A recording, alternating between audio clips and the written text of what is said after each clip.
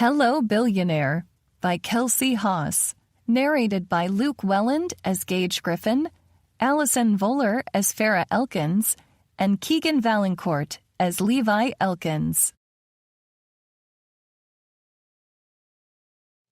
Chapter 1. Farah. I'm on my way to my 7th job interview this week, and I just realized there's a sucker stuck to my pencil skirt. Things were going great. And by that, I meant I needed to take 3 antacids just to keep my lunch down before I had a complete meltdown. Kind of like the tantrum my 5-year-old had this morning because I couldn't find her sparkle dress so she could wear it for the 15th day in a row. I pulled into the parking lot and killed the engine, then licked my thumb to try and get rid of the sugar spot on my black skirt. Now it was wet and shiny, but hopefully the interviewer wouldn't notice. Getting out my phone, I dialed my best friend Mia's number. After a couple of rings, she answered, and I could hear the echo of the bathroom she always answered my calls from during the workday. "This was a terrible idea," I said. "I appreciate you getting me the interview, but maybe I should back out. I don't want to embarrass you. I'm not even sure I'm qualified for this. I've had like 3 part-time interior design jobs in the last 10 years, and I'm not even sure—" "Farah," Mia whispered, cutting me off. "I wouldn't have recommended you to my boss if I didn't think you could do it. I love you, but I'd kind of like to keep my job." The sound that came past my lips was somewhere near an anxious laugh. "You did an amazing job on my parents' new house. It helped their downsizing so much. This is on a different scale, but I know you can do it. You just have to come in and be your fabulous self."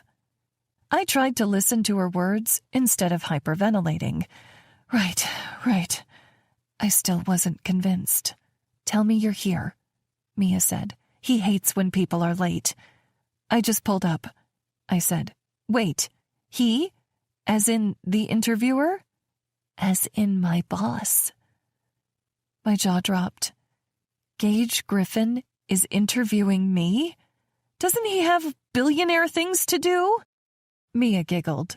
Technically, he's always doing billionaire things, and after the last 3 bad candidates HR sent through, he decided to handle the process himself. Gage Griffin, owner of Griffin Industries, the youngest billionaire in Texas, the only self-made billionaire in the country. Mia's demanding boss with expectations higher than the Rocky Mountains. "Okay, now I'm really panicking." "You'll be great," she said. "And your parents are watching the Munchkins, right? You can let go of your worries and just focus in on this." "Levi's watching them." I cringed. My oldest may have been 14, but sometimes I thought his 8-year-old brother was more mature. Dad had a doctor's appointment, and Mom had to cover at their coffee shop, so I was on my own today. But Levi can handle it, I hope. Mia was quiet for a moment, and we'd been friends long enough for me to know she was not saying what she was thinking. "Farah, I know you. You can figure out anything for your family," she finally said. "You can do this. Take a few deep breaths and come in. I gotta get back to the desk." She hung up, leaving me alone in my minivan. I glanced around the car, wishing I felt less like a soccer mom and more like a professional. It would help if the car didn't smell like Levi's sweaty gym bag. I took a few deep breaths anyway, like Mia suggested, and got out of the car, determined to make the most of this. Then I heard metal on metal. My heart sank, and I cringed, realizing I'd just door-dinged one of the fancy cars in the parking lot. A Tesla. Shit,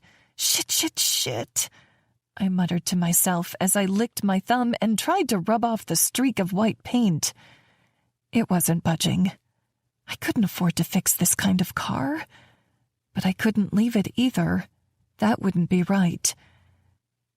I reached into my van, finding a scrap piece of paper from the sketchbook Andrew, my middle child, kept in the car, and scribbled down a quick apology with my phone number. Hopefully, the owner would just let it go, but judging by the swath of white paint on their otherwise flawless and perfectly clean black door, I highly doubted it. "Let it go," I sang to myself quietly, still unable to get that song out of my head. I needed to be my most poised and polished self for this meeting. Even if there was still a sucker stain on my skirt. My phone rang, and I pulled it out of my bag, seeing a number from the last company where I applied. Tires and More needed a receptionist, and even though it wasn't interior design work, it was a paycheck, something I was struggling to find, even after a month of job hunting. "Hi there," I answered with a smile. "This is Farah." "Farah," Mike said, the guy I'd interviewed with. "Thanks for coming in, but we decided to give the position to someone else."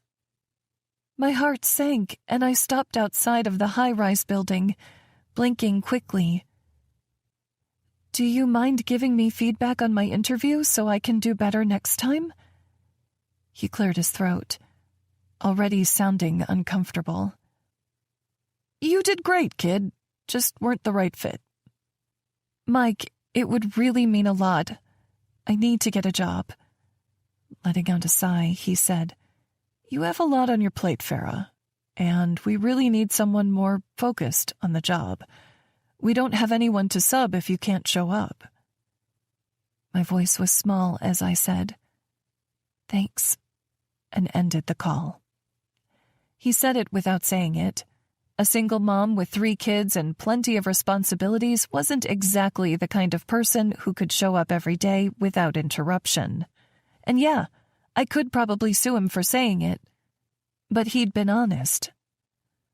I put my phone on Do Not Disturb and slipped it in my purse. The only call that would come through was Levi's number, and he knew not to reach out unless there was an emergency. The big building loomed in front of me, its mirrored doors seeming to mock the only new clothing I'd bought for myself in quite some time.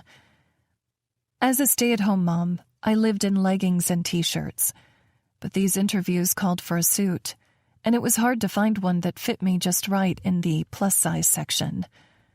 I ended up spending way too much on my credit card for this outfit, and I tried not to worry about the sucker spot. At least my dark curly hair was staying put in the low bun I'd wrestled it into. A receptionist at the building's front desk gave me a badge and told me to go up to the 34th floor. I rode the elevator up, looking through the glass wall at the city where I grew up. Part of me was happy to be closer to my parents now that I'd moved back with my kids. Austin had always felt just a little too far away. We were just a little too close, living with them until I could get a job and a place to live. People came on and off the elevator as I rode up, but eventually the doors opened to a fancy office space. In the back of my mind, I wondered who designed this space and why they weren't working on this new project. There was glittering white tile, walls of windows, stunning art, and a great desk up front where my best friend stood, looking super sophisticated in a tailored black dress. As I stepped out of the elevator, Mia looked my way, smiling wide. She was so beautiful with her bright smile framed by straight, sandy blonde hair that fell to her shoulders. "Miss Elkins?" she said, a coy smile on her lips. "Yes, Miss Baird?" She nodded from behind her desk as I approached, my sensible heels loud against the tile. "Would you like a water or a coffee?" I shook my head, doubting I could keep even a seltzer water down. "No, thank you." Giving me an encouraging smile, she said, "Mr. Griffin will be out to get you shortly. You can take a seat." "No need," a masculine voice said. I glanced in the direction the voice came from, and it took all my strength to keep standing straight. no amount of Googling could have prepared me for the man walking my way. Gage Griffin had short hair, somewhere between dark blonde and light brown. His jaw was strong, like Michelangelo himself carved Gage from stone. He had to be over 6 feet, but his perfectly fitted black suit made him seem that much more imposing, turning the expansive reception area into a small space that barely contained this giant man. His dark blue eyes were discerning, piercing, as they landed on me, and he extended his hand, all business. Gage Griffin, CEO. He didn't need to introduce himself, but I did. I felt like a nobody in his commanding presence. Farrah Elkins, hopeful interior designer, I replied with a nervous laugh. He didn't smile. My hand nearly disappeared in his as we shook. I kept my grip firm, like Dad taught me way back in high school, and made eye contact, even though those blue eyes were doing strange things to my heart rate. I should have asked Mia for an empty cup to throw up in. "Come with me," he said, turning in the direction he'd come from. I sent Mia an anxious glance over my shoulder, and she gave me a subtle thumbs up. I wish I believed in myself as much as she did, especially considering I was about to ditch the heels and run out of here. But then I remembered why I was doing this. I could do anything for my kids, even interview with the man who intimidated me with only 3 words. Gage led me into an office with floor-to-ceiling windows showing the most incredible view. A gorgeous, minimalistic desk faced away from the windows toward a wall of bookshelves packed with every title, leaving no room for decorations or pictures or trinkets. In fact, there were no photos on his desk, nothing on the walls to show he had a life outside of this office. Interesting. Off to the side was a glass table with modern black chairs. He gestured to one of the open chairs, and I took it, saying, "Thank you so much for having me in, Mr. Griffin." "You came highly recommended," he said, reaching for a manila envelope. "From Mia," I nodded. "We've known each other almost 15 years now." He shook his head as he flipped through the pages in the file. "From your advising professor at Upton University." I raised my eyebrows. I had been out of college for over 10 years, and even though I kept in touch with Professor Walsh online, or with the occasional text message, I hadn't listed her on my resume. He held the paper away so he could read the text. "In the past 3 decades of my career, both as an interior designer and as a professor working with some of the brightest scholars in academia, Farrah Elkins has been, by far, my most talented and hard-working student. She understands clients' needs in a way most people don't. She can turn a space from uninspired to beautiful and functional as quick as a whip." He glanced up from the paper. "Sound like you?" My mouth opened and closed, stunned at the praise, stunned by his direct question. "Absolutely," I said, nodding. Sweet Caroline began playing from my phone, and I closed my eyes. Please, please no, not right now." He raised his eyebrows. "I need to take this," I breathed. Gage nodded, not seeming fazed at all. If he wasn't clearly in real estate, I'd believe he'd earned his fortunes playing poker. I stepped away from the desk and held my phone to my ear, whispering, "Levi, what's wrong?" Screaming came through the line, his younger siblings clearly fighting with each other. Over the racket, Levi yelled, "There's only enough peanut butter left for 1 sandwich, and Cora and Drew are having a fit over it." "Did someone get stabbed with a butter knife?" I asked, trying not to turn into the monster I felt like becoming in front of my potential boss. "No," Levi mumbled. "Fridge didn't suddenly empty of all that food Grandma made?" No. Then handle it, I hissed, turning off my phone. Sorry about that. My babysitter. No need, Gage said, cutting me off. The response took me as much off guard as the man himself, but he waved at the chair as if I should return and begin speaking. The retreat has completed construction, but we lost our initial interior designer, and we've struggled to find a competent replacement who understands our needs. Your portfolio? I'd almost forgotten the leather binder in my bag, but I retrieved it and extended it to him.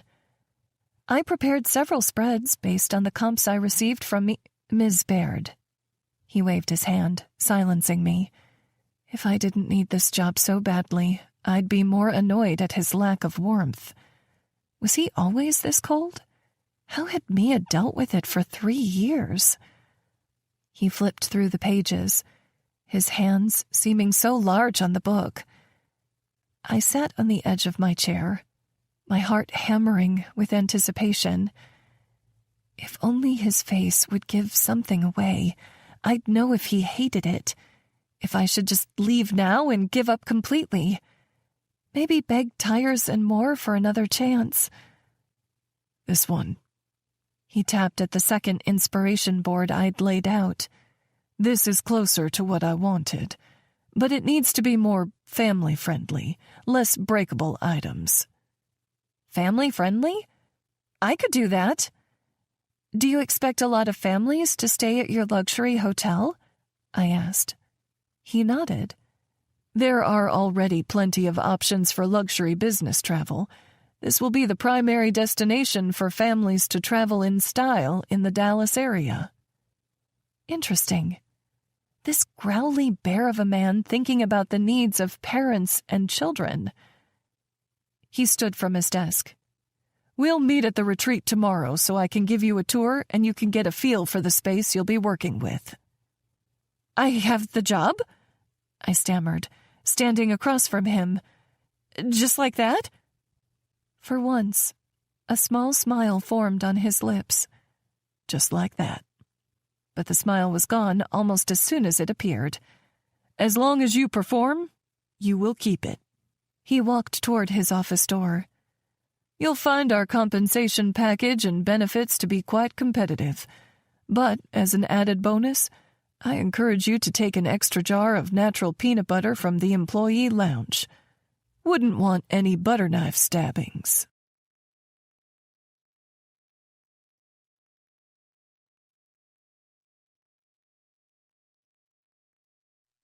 Chapter 2. Gage.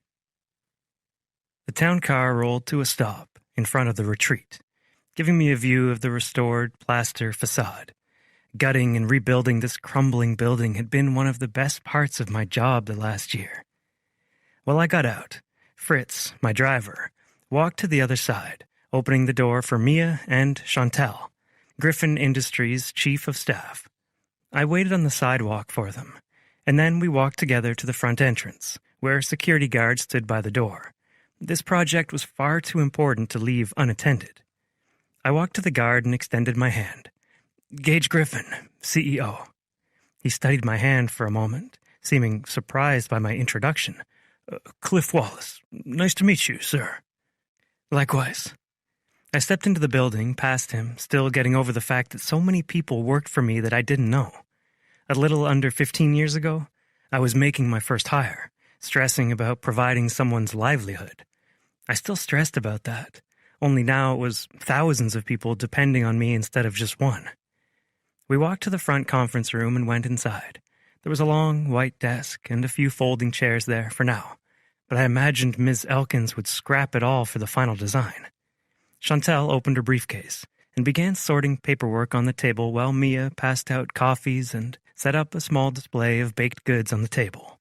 We were a few minutes early, so I reached into my pocket for the scrap of paper left under my windshield wiper the day before. I'd worked into the night and hadn't wanted to call the person at such a late hour. Since it was nearly 9 now, we should be fine. Smirking slightly at the cartoon drawing on the back of the sheet, I dialed the number and ringing came through the phone. At the same time, I heard a phone chiming out in the hallway. My eyebrows rose, and the chiming stopped. "Hi, this is Farah," came through the door and then echoed in my phone speaker. A chuckle nearly escaped my throat, and I could feel Mia and Chantel trying not to stare. "Farah, this is Gage Griffin." "I'm on my way right now. I should be a few minutes early." The door to the conference room opened, and Farah lowered her phone to her purse. "I'm sorry, is my watch off?" She tucked a loose strand of dark, curly hair behind her ear, her cheeks pink from the February chill. "You're right on time," I said, taking the paper from the table. "I believe you left this on my car?" I held up the paper, and her eyes glanced from the paper to my face, all the color draining from her cheeks. "So, she stammered. "I'll be going then. Sorry to have taken up your time." She turned toward the door and my eyebrows furrowed together. "Where are you going?" "I'm assuming I'm fired, right?" she said, completely dejected. Her face displayed her every emotion so clearly. "Your car must cost more than my yearly salary." "Irrelevant," I replied. Her full lips parted, sending a strange feeling straight to my gut. "What?" she breathed. "I was just calling to say no worries about the door ding. It's not really fair to have someone worry about it when I'm a billionaire," I didn't say. Why was I talking so much? Her nerves must have worn off on me, and I didn't like it one bit. I cleared my throat, nodding toward the table so we could get back to business. While Chantel led Farah through the onboarding paperwork, I sipped my coffee and responded to emails on my phone. When they reached the part explaining her compensation, I glanced up to see her reaction. As she read the number, she covered her mouth with her hand, but quickly removed it, a slight shake to her fingers. Good. She was impressed. I always paid my people well. It made them work harder, be more loyal to the company, and ultimately, I could. And if they ever chose to leave, they'd know they would never be able to do better anywhere else. A call came through my cell from my brother, Tyler, and I stepped out of the room to answer it. "Everything okay?" I asked. He and his new wife recently opened a boutique apartment building for seniors, and residents had just begun moving in. "We're great," Tyler said, excitement making him talk quickly. "Every room is rented as of this morning." "That's great," I said. "Can I take you and Henrietta out for drinks to celebrate?" "You have time in that busy billionaire schedule for weekday drinks?" "I never said when. I can have Mia pencil you in my schedule in 18 months? "Ha ha," Tyler replied. "We have a community get-to-know-you party tonight. But we can do Thursday. Want me to invite Rhett and Liv?" "As long as Rhett doesn't bring his woman of the week," I muttered. Our youngest brother always had a different girl on his arm, and they weren't all fun to talk to for an hour, possibly more. "Siblings only. Got it. I'll have Mia set it up," I said. "Talk to you then." We hung up, and I went back into the conference room in time to see Chantel packing up her bag and laughing. "What's so funny?" I asked, going back to my coffee. Chantel smiled, seeming happier than usual. "Farah has a good sense of humor. I like her." I nodded, not cracking a smile myself. The success of Griffin Industries had changed a lot of things. Once you have money, you never know who's being real with you and who's looking to get ahead. Now that I had so much to lose, I needed to be more careful with my words because anything I said could be twisted and put on the news the very next day. But if my employees got along, all the better. Chantel snapped the clasps on her briefcase and then picked up a croissant from the small pile Mia provided. Mia gave Farah a smile. "Want a pastry before Chantel and I get back to the office?" Reaching for one, Farah said, "It's better than the crusts of a Nutella strawberry sandwich." Chantel laughed again. "How old are your kids?" Love shined in Farah's eyes, and she said, 14, 8, and 5. 2 boys and a girl.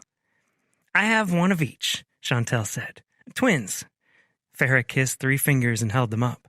I had no idea what strange ritual they were doing, but Chantel did it back, laughing. Farah already had Mia and Chantel wrapped around her finger. Much better than the last interior designer who had permanent stink eye. I had to let him go because everyone hated working with him, including the suppliers who were constantly pushing back delivery dates. He barely managed to complete the pool area in 6 months. Mia confirmed my appointments for me and then said goodbye, shooting Farah a thumbs up. She thought I didn't notice. I noticed everything, including the corner of a tag peeking from Farah's sleeve. With Chantal and Mia out of the room, it was just Farah and me, and the crisp sound of her pastry as she chewed it. "This hotel is fabulous, Mr. Griffin," she said, wiping a crumb from the corner of her full pink lips. "I can't wait to get started." "Great." I took a sip of my coffee and set it back on the table. "This will be our office for the next 3 months. Prepare a list of items you'll need to get started. Laptop, printer, etc. And send it to Mia. She'll handle the arrangements." "Wait, 3 months?" she stammered. "What's our timeline?" "We need to have the rooms designed and set up for the opening in a year, and I've been burned by enough designers to realize I need to take a more hands-on role, at least until you prove your competency." She coughed like she was choking on pastry and then gulped down her coffee. "Wait, the hotel's opening in a year?" I glanced at my watch. 11 months and 14 days, actually." Her eyes bugged out. "With all due respect, that's highly improbable. Most retailers of the caliber this hotel requests pre-orders of up to a year or more of lead time. And then there's moving all the items in, staging, working with contractors for paint, wallpaper, window treatments." I arched an eyebrow. "I hired you because I thought you could get this done. And with 3 children at home to provide for on your own, I assumed you would do whatever it took. Was I mistaken?" Her eyes searched me, shocked, nervous. We hadn't talked about her children in the interview with me, but I knew. I knew everything my private investigators could find before hiring anyone to the team. Farah Elkins, 34 years old, graduated from Upton University 4 years after having her first child, Levi Elkins. Left her husband after multiple counts of infidelity. The divorce was processed by the county a month ago. The courts awarded her full custody with guaranteed visits for the father every other weekend. Currently resides with her parents in a 3-bedroom, 2-bathroom home near Arlington, and has for the last month and a half. She was hungry for a change, and I could feel it in everything about her, from her carefully done curly hair to her returnable black-on-black outfit and sensible heels. "No, sir," she said, a determined look in her eyes. "You won't regret this." "I know." I slid from the table and said, "Let's get started."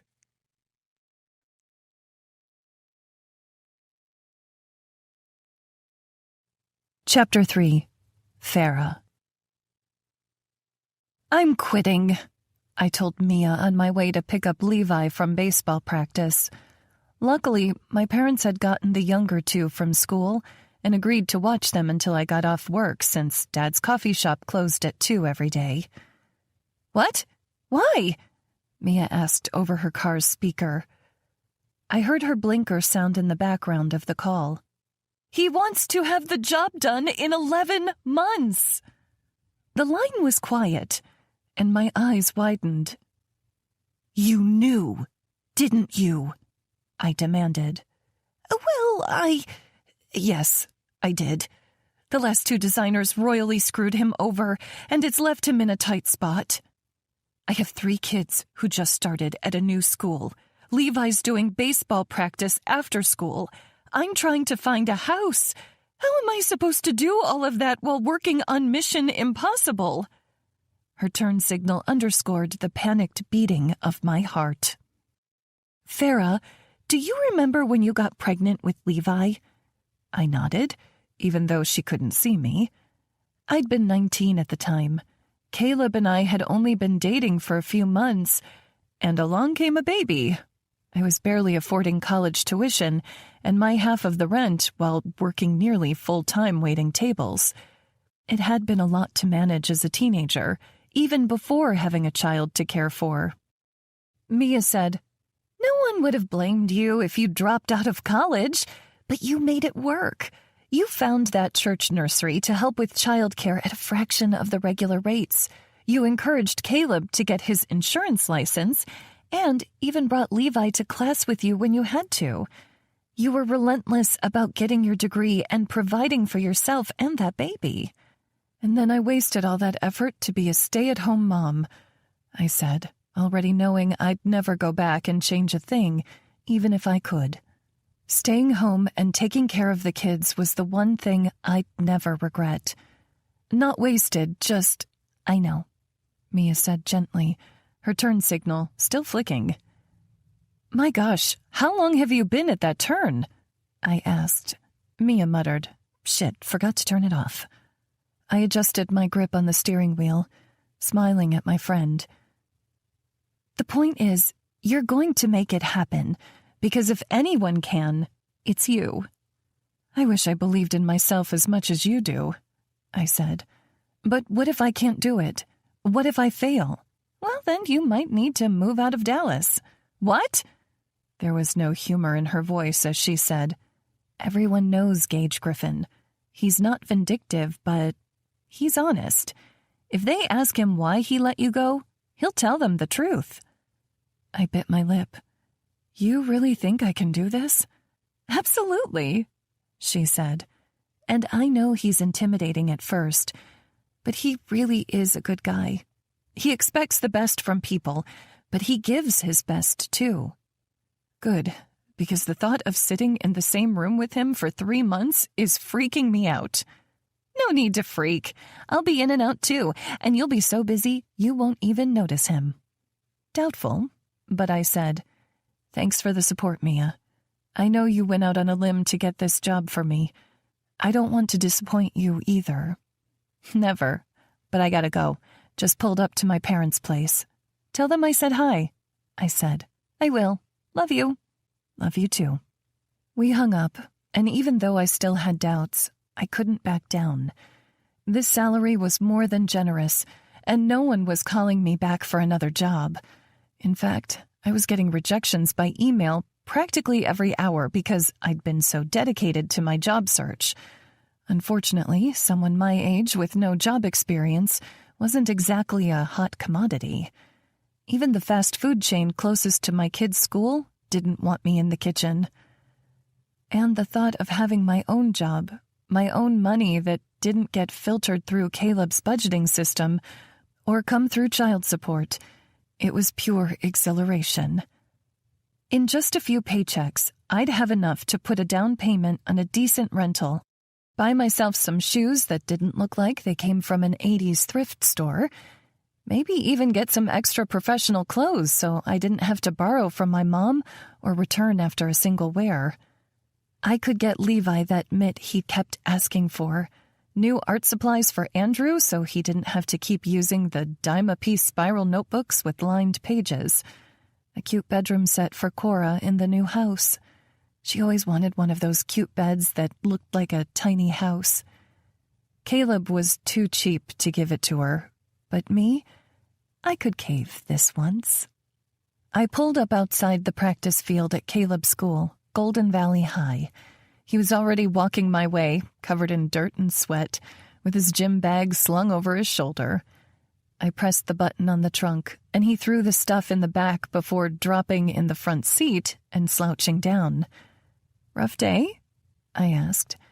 He'd been one of the best players on his club team in Austin, but the first few days of practice here had been hard on him, starting out as a freshman player on the bottom of the totem pole. Don't want to talk about it, he mumbled, pulling his cap farther over his forehead. Sometimes it was hard to believe this tall, solid, sullen teen was once my little baby, but I still wanted to kiss away the pain no matter how much he'd grown. You're just a freshman on the team. It'll take some time to get your bearings. He gave me a look. He really resembled his dad when he made that scowly face. Okay, I said, turning up the radio. On the way to my parents' house, I stopped and picked up a bottle of champagne at the liquor store and then 2 big pizzas at Slice, the local pizza shop. When I came back into the car with the boxes, Levi perked up. I swear the kid's always hungry. We're eating out? He asked. How much is that guy paying you? I grinned. When I'd seen that number on the page, I realized I was making more than Caleb for the first time in my life. Back when I told Caleb I was leaving because of his infidelity, he'd said all sorts of horrible things to get me to stay. He'd told me no one would be interested in a plus-size single mom of 3. He'd said I would never make enough money to support the kids, even with child support, and that I'd come crawling back. He'd even stooped so low as to say the kids would hate me for making them live in poverty when their dad had such a good job. He was wrong. "Enough," I said finally, putting the car in gear and driving the few blocks to my parents' house. "Does that mean I can get my new mitt?" "Pizza today? A mitt later," I replied with a smile as I parked in my parents' driveway. Levi carried his bag and the pizzas, while I brought my purse and the champagne inside. Dad sat in his recliner, watching the evening news, while Mom colored at the table with Cora and Andrew. "Mommy!" Cora said, dropping her crayons and coming to wrap her arms around me. I hoped she'd never grow out of being this happy to see me. "Hi, baby," I said. Andrew said from the table, "Gramps told me you're working for a zillionaire. Is that true?" I smiled at my dad, who winked at me. "Close. Who wants pizza?" Mom stood up, getting the boxes from Levi. "You didn't have to get pizza, Farah. I could have ordered it." I held up the champagne. I wanted to celebrate. The offer was incredible. Mom grinned, covering her mouth. "That good? Oh my gosh! But does that mean you're moving out? I'd miss my grandbabies if you did." I chuckled. "Not quite yet. Let me get a few paychecks under my belt first." I went back to the room Cora and I were sharing and changed into lounge clothes. This outfit was still clean enough that I could return it for another one. When I came back, the coloring books and crayons were already cleared off the table and the TV muted. We sat around the table, and Mom led us in a short prayer, all of us holding hands. When we were done, we dug in. Andrew picked the pepperonis off his pizza, giving them to Levi. Cora ate her pizza from the crust backward. It made me smile every time. What a goober. "How was your first day on the job, kiddo?" Dad asked, running a napkin over his thick gray mustache. Never mind the fact that I was 34, I'd always be kiddo to him. "It's going to be a lot of work, but I'm excited to get started. I might actually get a little head start after the kids are in bed." Dad nodded, looking impressed. "Great attitude. Get out there and take it by the horns." Mom's face was far too expressive, a lot like mine. "Yes, Mother?" I asked. She hated it when I called her that, and she gave me an annoyed swat. "Nothing. I just worry about you having so much on your plate." "Me too," I didn't say, but I put my arms around Cora's shoulders, squeezing her and dropping a kiss atop her head. I'll always have time for my babies. Levi gave me an annoyed look. And my teenagers. Andrew raised his arms in the air, pinning me with dark brown eyes that said, "What am I, chopped liver? And my big kids?" He nodded, seeming satisfied. But Cora said, "And princesses." I giggled. Always time for my princess. We finished the pizza, and I went about getting the kids ready for bed. It was nice having Mom around to help supervise the boys working on their homework while I made sure Cora brushed her teeth well and got her tucked into bed. She looked so sweet under the covers, even though she'd kick me throughout the night. Sometimes I thought about taking the couch so I'd get a good night's sleep, but Dad always woke up at 4 a.m. to go open the coffee shop, so that wasn't exactly a great option either. Andrew was next to go to bed. We read a chapter of his favorite book, Investigators, and then I kissed his forehead. He promptly wiped it off and said, "We talked to Dad earlier." I felt like I'd been hit with a bomb. "What?" I glanced at Levi coming into the room. He wouldn't have had time to call Caleb and let Andrew talk. "When?" Andrew said, "After school. Grandma called him for me." "She did," I said, trying not to feel betrayed. Andrew had every right to talk to his dad. "Did you have a good talk?" Andrew shrugged. "I told him about the art contest at school. Good, I replied. What did he say? He said he'd ask you to send him a picture of my painting. I nodded. Caleb hardly talked to me at all these days, and he definitely hadn't texted me today. I had this worried feeling in my gut, like he was going to let the kids down even more than he already had by breaking up our marriage. He'd already missed his first chance for a weekend visit with them. Andrew rolled over, tugging his weighted blanket up around his shoulders. Night, Mom. Good night, I said. I walked to Levi's side of the room, sitting on the corner of his bed while he got his backpack ready for the next day. Your phone's on the counter, right? Unfortunately, he muttered. Ignoring his grumpy teenage tone, I said, Love you. Good night. Night, he mumbled. I tried to ignore that upset feeling in my stomach as I walked to my room and brushed my teeth. Levi was mad. Mad about the divorce, mad about moving, about leaving his friends. I just wish he didn't have to throw up so many walls. I was alone too, away from all the mom friends I had in Austin, none of whom checked on me after the divorce. I didn't even have the comfortable house I'd poured all my heart into making a home. But I hoped he'd come around eventually. I wanted my son back. I finished washing my face and moisturizing and took my laptop to the table so I wouldn't wake up Cora. I opened it up, beginning to sketch out a general plan for the hotel. I would start with the bathrooms. Despite being framed and drywalled, they still needed fixtures, tile, and vanities, and that would take a while to work with the needed contractors. I was so focused on my work, I almost didn't notice Mom sitting across the table with 2 steaming mugs of tea. She passed one to me, then held the string extending from her own cup, dipping the tea bag in the water. The scent of cinnamon apple hit my nose. I talked to Caleb today, she said. Drew asked me to call him. I nodded. He told me. Mom didn't look up at me as she took a sip. Drew misses Caleb so much, and Levi seems so angry at you. I wish you'd tell them what Caleb did.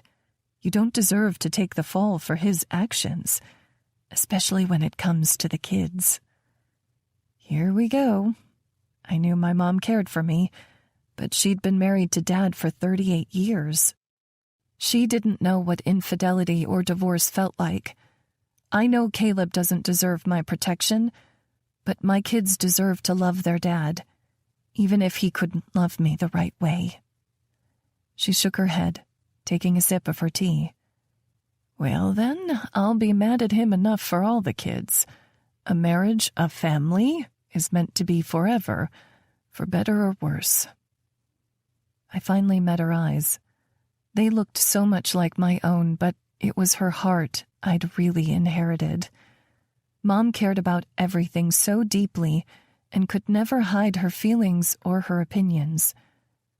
I love that you're on my side, Mom, but I'm tired of being mad, of being hurt. So can you just be happy for me? I got an amazing job. I'm making more than Caleb is. I finally don't have to lie down next to a man who's been with another woman. Life is... I couldn't say good. Not yet. But I could say this. It's better. Mom lifted a corner of her lips. I'm happy for you. Mommy? Came Andrew's wavering voice. His chin wobbled to match. I glanced at my clock. It was only 11, and the nightmares had already started.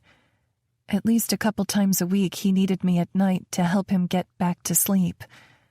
I squeezed my mom's arm and got up, following Drew to his bedroom for what was sure to be another long night.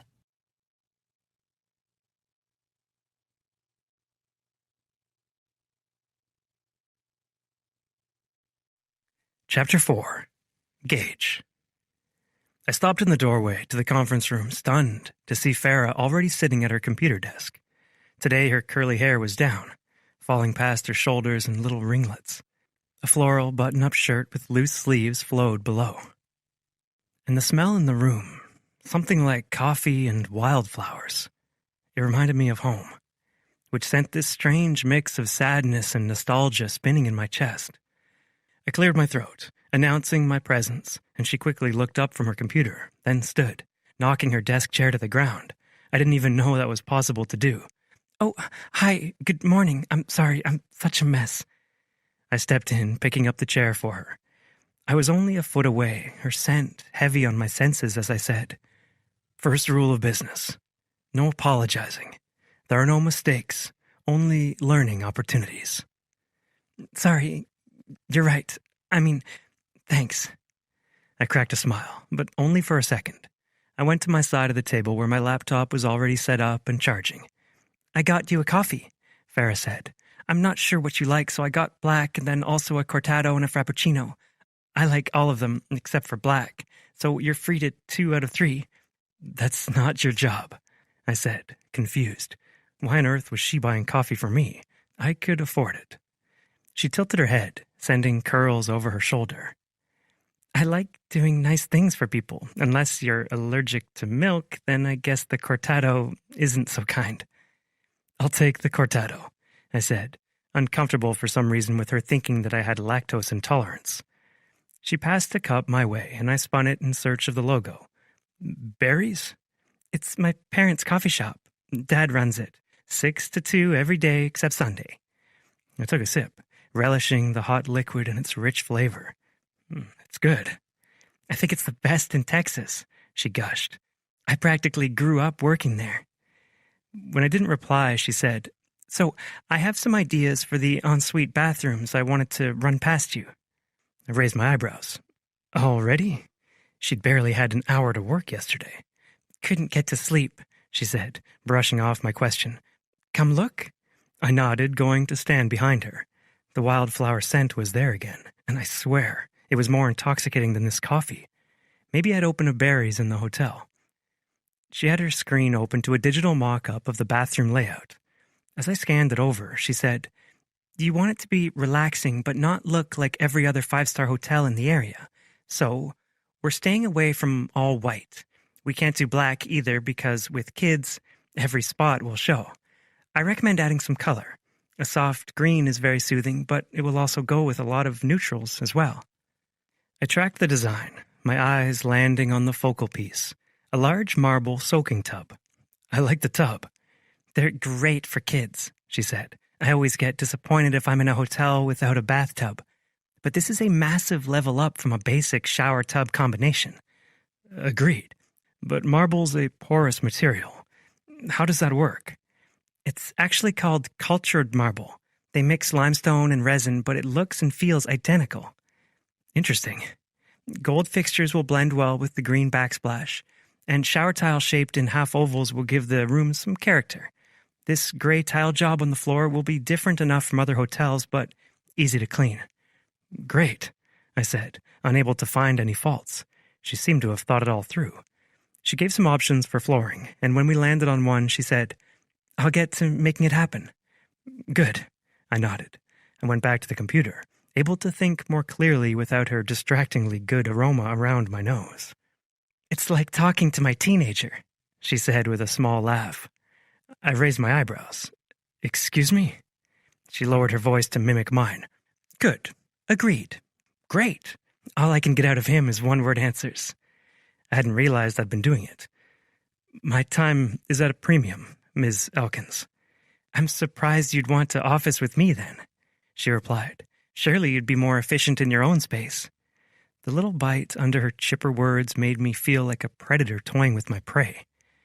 "I'm here because I can't afford for you to mess this up." "You know, that's really not the best way to motivate a person, right?" She leaned forward, and it took all I had to draw my eyes away from her ample cleavage. I had to be more professional than this. She was playing with fire, and so was I. My voice was delicate, dangerous. "Is that so?" With a confident nod, she said, "If I talked to my 5-year-old like that, she'd cry in a corner." "Good thing you're a 34-year-old woman instead of a 5-year-old child." I glanced down at my computer. Conversation over. She huffed out a little sigh, then got up from her desk. "Where are you going?" I demanded. I need to make a call and don't want to disturb you. I gestured at the desk. No need. I'd like to hear how you interact with professional contacts.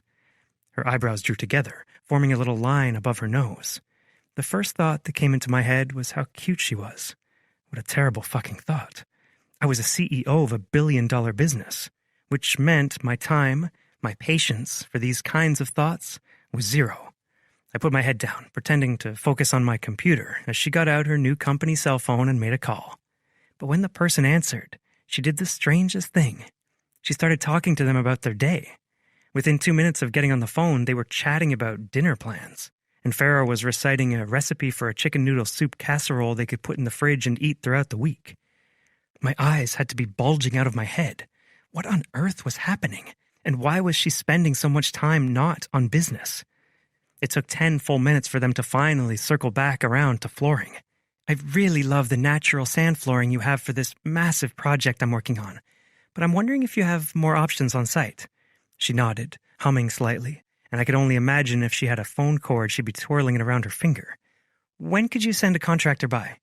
Her lips pursed, puckering in a way that sent a jolt straight to my stomach. What the fuck was wrong with me? And what the fuck was wrong with her? Couldn't they have been done with this conversation by now?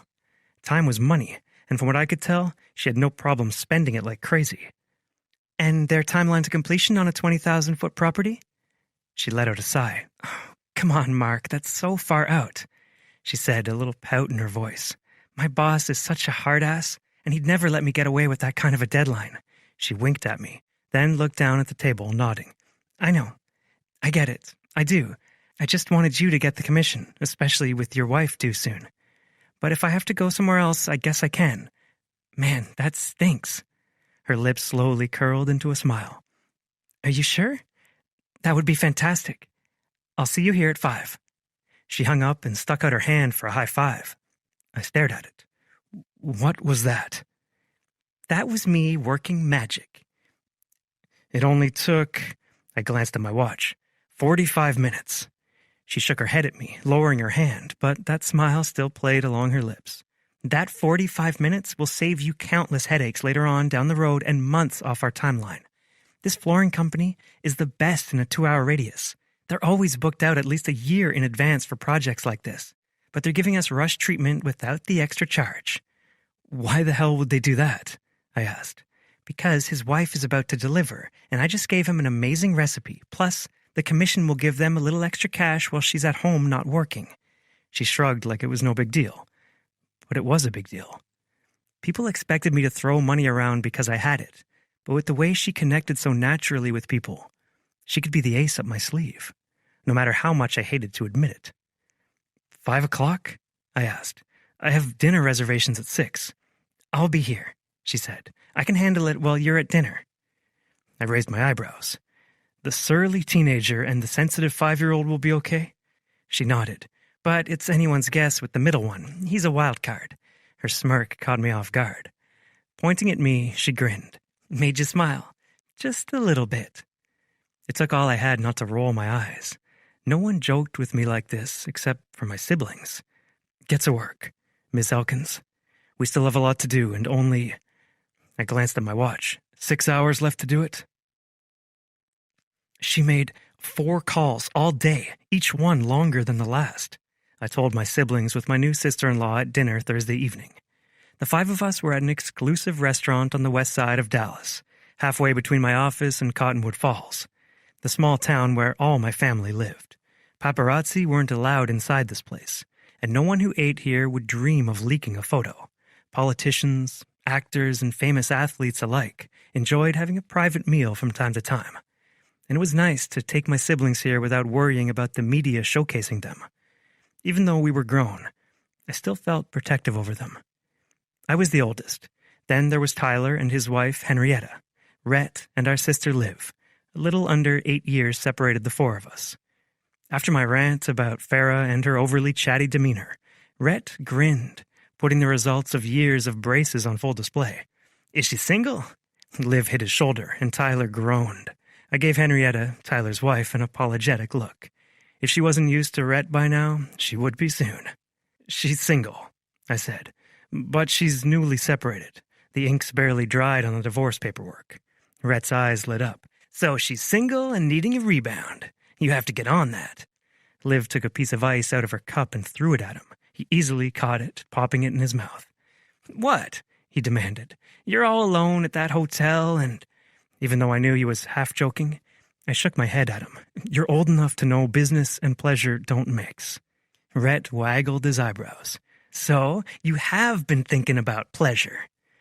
I think that's just you, I retorted before taking a sip from my scotch on the rocks. And besides, even if I liked her, and she liked me, I'd rather not be sued for sexual harassment. Tyler tapped his nose. He'd always been against dating people from work. It gets messy real fast. Ask Hen. She nodded, a slight smile on her lips. We're lucky it ended well for us as a couple, but I know it doesn't always. They'd both lost their jobs over their relationship with each other, and it had caused a huge rift between them before they were able to make things work. Liv said, Besides, the power differential is kind of gross. I mean, is she really able to consent if she's worried she'll lose her job if she says no? Bingo, I said. So, can we talk about something else? That woman had taken up far too many of my thoughts today, and I didn't need her consuming my evening as well. Mom and Dad's 40th anniversary is coming up this year, Liv said, the words like a punch to the gut. I thought maybe we could throw them a party and then send them out on that Alaskan cruise Dad's been wanting to go on. Tyler nodded. We can have the party at the hen house in the common area. Hen leaned her cheek against Tyler's shoulder. That would be a lot of fun. Mrs. Biker has said how she misses baking for family gatherings, and I bet she could help out with the food. Tyler kissed her temple. So thoughtful, babe. Her smile warmed the ice in my chest. At least a little. They were so happy together. My brother deserved a love like that. Rhett said, You know I can bring the beer. Of course you can. Liv rolled her eyes. As long as you don't break that cashier's heart at the liquor store in the next 6 months. Rhett winked at me. I don't mix business and pleasure. I shook my head at him and put a few $100 bills on the table. Dinner's on me. I'll cover the price of the cruise. Anonymously. Gage, you and Dad can't take this feud to the grave. I tapped the spot on my bicep, a reminder of what I'd lost and the promise we siblings had made to each other. He made it very clear he doesn't like me and what I stand for. If that's changed, we could ask to talk. Maybe he needs you to make the first step, Liv offered. I put my wallet back in my pocket. I don't play losing games.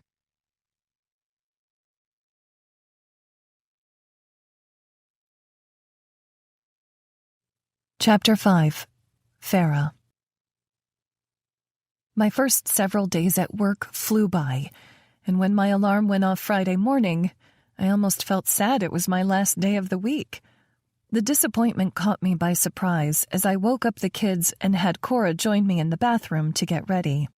It made sense that I'd enjoy work. After years of being a stay-at-home mom, it felt amazing to make my own money, to succeed at something outside of packing lunches and keeping house. Even though I missed being around my kids all day and picking up Cora and Andrew from school, I was glad to have this piece of myself back. The professional drive inside me always left me feeling a little unfulfilled in my role at home, no matter how much I loved my kids. I was halfway through my makeup routine when my phone rang on the bathroom counter. Cora looked up from her spot on the counter next to me, where she was brushing her hair, and said, "You gonna get that?" I gave her a look. Where did all that sass come from? She pointed at me and grinned evilly as I picked up the phone. "Hi, this is an automated message from Golden Valley Elementary. School has been canceled today due to unexpected power outages at the main building. Classes will resume Monday as usual." "Shit," I muttered. "Mommy!" Cora hissed, waving her brush at me like it was a big finger saying no, no, no. "Shoot, I meant shoot," I corrected. I bent down to kiss the top of her head full of dark curly hair like mine, and then went to find my mom. Dad had already been at Barry's for several hours by now. I found her in the kitchen with the boys, chastising Levi for being on the phone at the table. "Who could you possibly be texting this early?" she asked. "Dad," Levi deadpanned. Mom made an exasperated sound, and I said, "Hey, Mom, Andrew and Cora's school is closed for today." "It is?" Andrew was way too hopeful. "Oh, no," Mom said, already worrying her hands. "Fair, I'm sorry, but one of the baristas called in sick, so I need to go help your dad until the shop closes."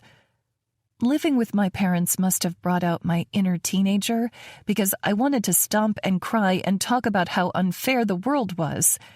I was thankful my parents helped out as much as they did, but working a full-time job with 3 kids in school, it was only a matter of time before something like this happened.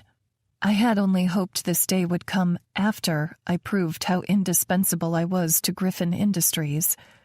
But from my online search of Gage Griffin, I knew he had 3 siblings. He had to understand unexpected things popped up when you had kids. I let out a breath. We'd just have to make it work. "Finish eating and grab your art kit," I told Andrew. "You and Cora are coming to work with me." On the way to the hotel, I called Mia between bouts of trying not to completely panic. The second she answered, I cried, "Help! What's going on?" Mia asked. Then Cora said, "Do we get to see you today, Auntie Mia?" Andrew said, "I can draw you something, anything you want." The line was silent for a long moment. "Are you running behind?" "I wish," I said. "The kids' school is closed for the day, so I have to bring them with me. I have way too much work to call in sick, and I don't think Mr. Grumpy Pants would want me taking a 3-day weekend my first week on the job." "Can't your mom watch?" "No, and I already called 2 of her friends to beg for help. Everyone's busy." "Shit," Mia said. "Auntie Mia," Cora scolded. Sorry, Mia said quickly. "Farah, this is not good." I bit my lip, glancing over my shoulder at the kids in the back seat. Andrew was coloring a knight in his sketchbook, but Cora's eyes were on me. "Doesn't Chantel have kids?" "She also has a live-in nanny and a stay-at-home husband. I've never seen anyone bring children into the office, and Gage isn't exactly the warm, fatherly kind. I mean, there's a reason we don't have a daycare in the building." I bit my lip, worry clenching my stomach. Drew and Cora can be quiet, especially with their tablets going. He'll hardly know they're there. "I hope so," Mia said, sounding unconvinced. "Hey, Drew, I know what you can draw for me. How about a woman walking off the gangplank into shark-infested waters?" "Goodbye, Mia," I said. "Godspeed." My palms were sweating more than a glass of sweet tea on a hot summer day as we walked into the hotel. Cora pulled her hand from mine and wiped it on her pink sparkly dress, the one I had to wash every night with my dress clothes so she could wear it over and over and over again.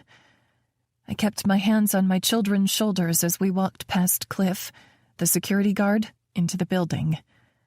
Once we reached the makeshift office, Gage Griffin glanced up from his computer. Icy blue eyes darting from me to my 2 children. His shoulders stiffened, and I knew the worst was coming. I just hoped he would send my kids into the echoing, empty lobby before he fired me so they didn't have to see me cry.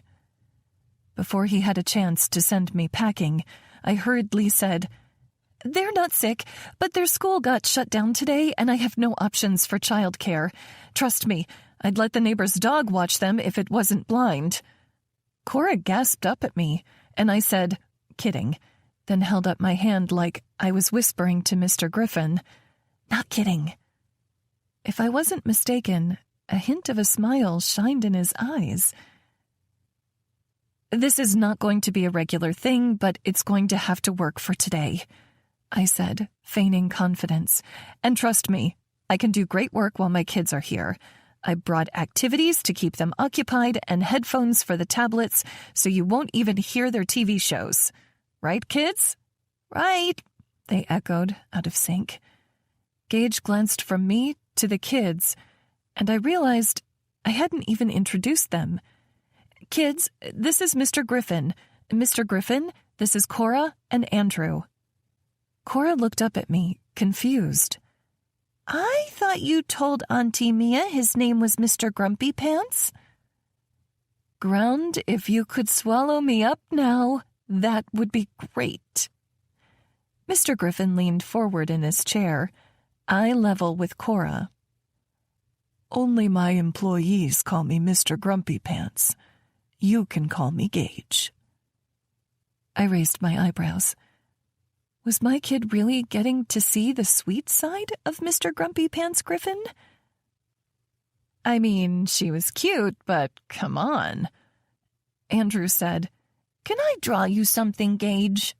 Gage tapped his smooth chin. "Do you know what a windmill looks like?" Andrew nodded. "And cows?" Again, Andrew nodded. He always drew what he saw on our trips between Austin and Dallas, and that, of course, included plenty of farmland. "Can you draw me a pasture with a windmill and cows around it?" Gage asked. "That would make my day." Make my day? Who was this man, and what had he done with Mr. Grumpy Pants? Andrew smiled. "Okay." He looked around at the table. "Is there another chair for me?" And you know what this man did? He got up from his chair and said, "Take mine." "You don't have to do that," I said. "We brought a blanket in the bag so they can hang on the floor."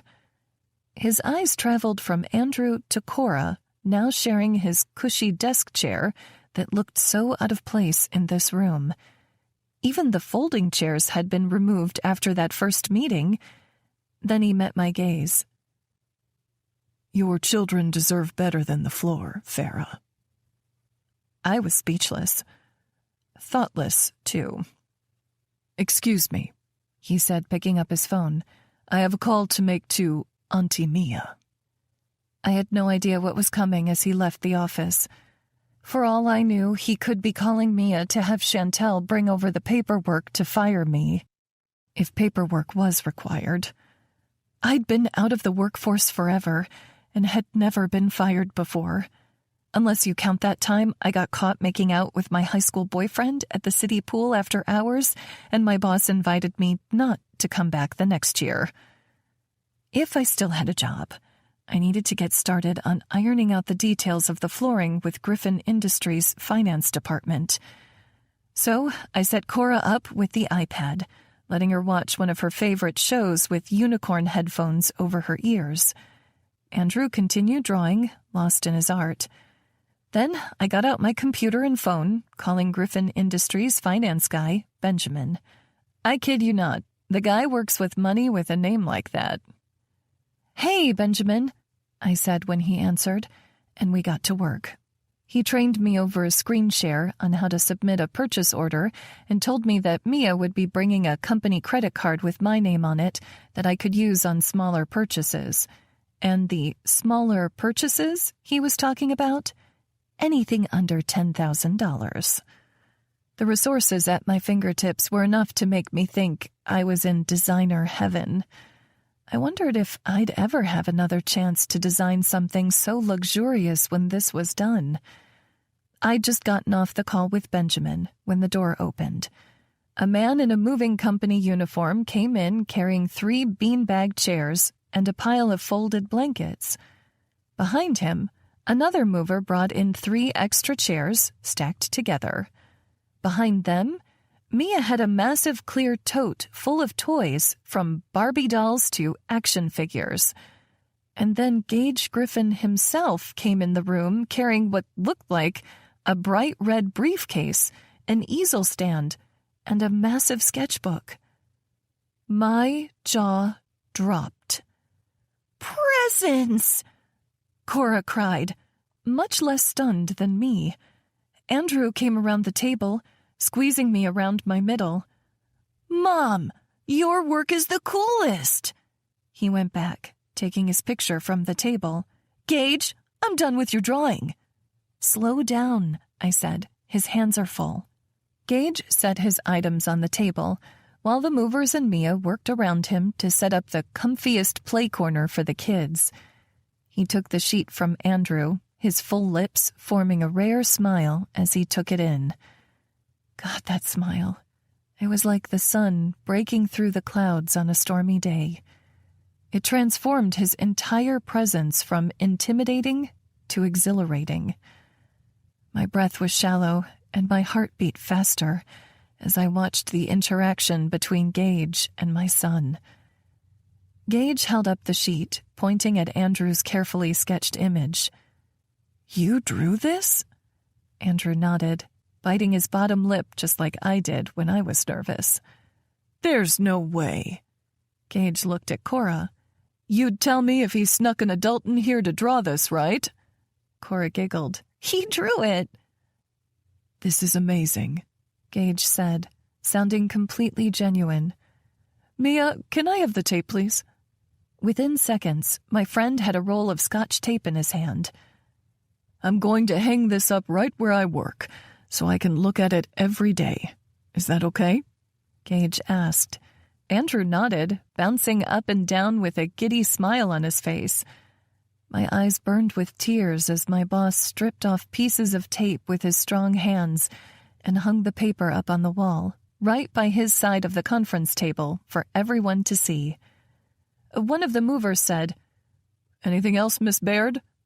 Mia scanned the room, already perfectly set up for the kids to be comfortable here. "It looks great, guys. Thanks for your help." The movers left, and Mia looked briefly at me before facing Mr. Griffin again. "Lunch is set to arrive at 11:30, and the children's art instructor will be here at 1. "Great work, Mia," Mr. Griffin said. "Be sure our coffee bar is stocked for my meeting with Jason Romero." She nodded. "And then you have a press interview at 4. "Thank you." Mia sent me a brief, confused smile and then left the room, her straight blonde hair swinging behind her. "Mr. Griffin," I said over the emotion in my throat as my children played with their new toys, "can I speak with you for a moment? Privately?" He nodded curtly, his intense mask back in place as if his heart hadn't just grown 3 sizes. I walked out of the office and checked once more on the kids before closing the door behind us. The sound of the door closing echoed over the cement floors, and I looked up at Mr. Griffin, trying to understand what had just happened. "Art instructor?" I asked. He nodded. "I thought it would be fun for Andrew to have some focused drawing time, and Cora too." "Fun?" I asked incredulously. "I didn't even know that word was in your vocabulary." God, why was I being such a bitch? I'm sorry. I'm just a little surprised, is all. That was really kind of you, but you really didn't have to do all that for the kids. A distant look seemed to cloud his eyes, making them a foggy day instead of crystal skies. "Yes, I did." "And why is that?" I asked, my voice almost a whisper. His throat moved with his swallow. "Because, Farah, you and your children are a package deal."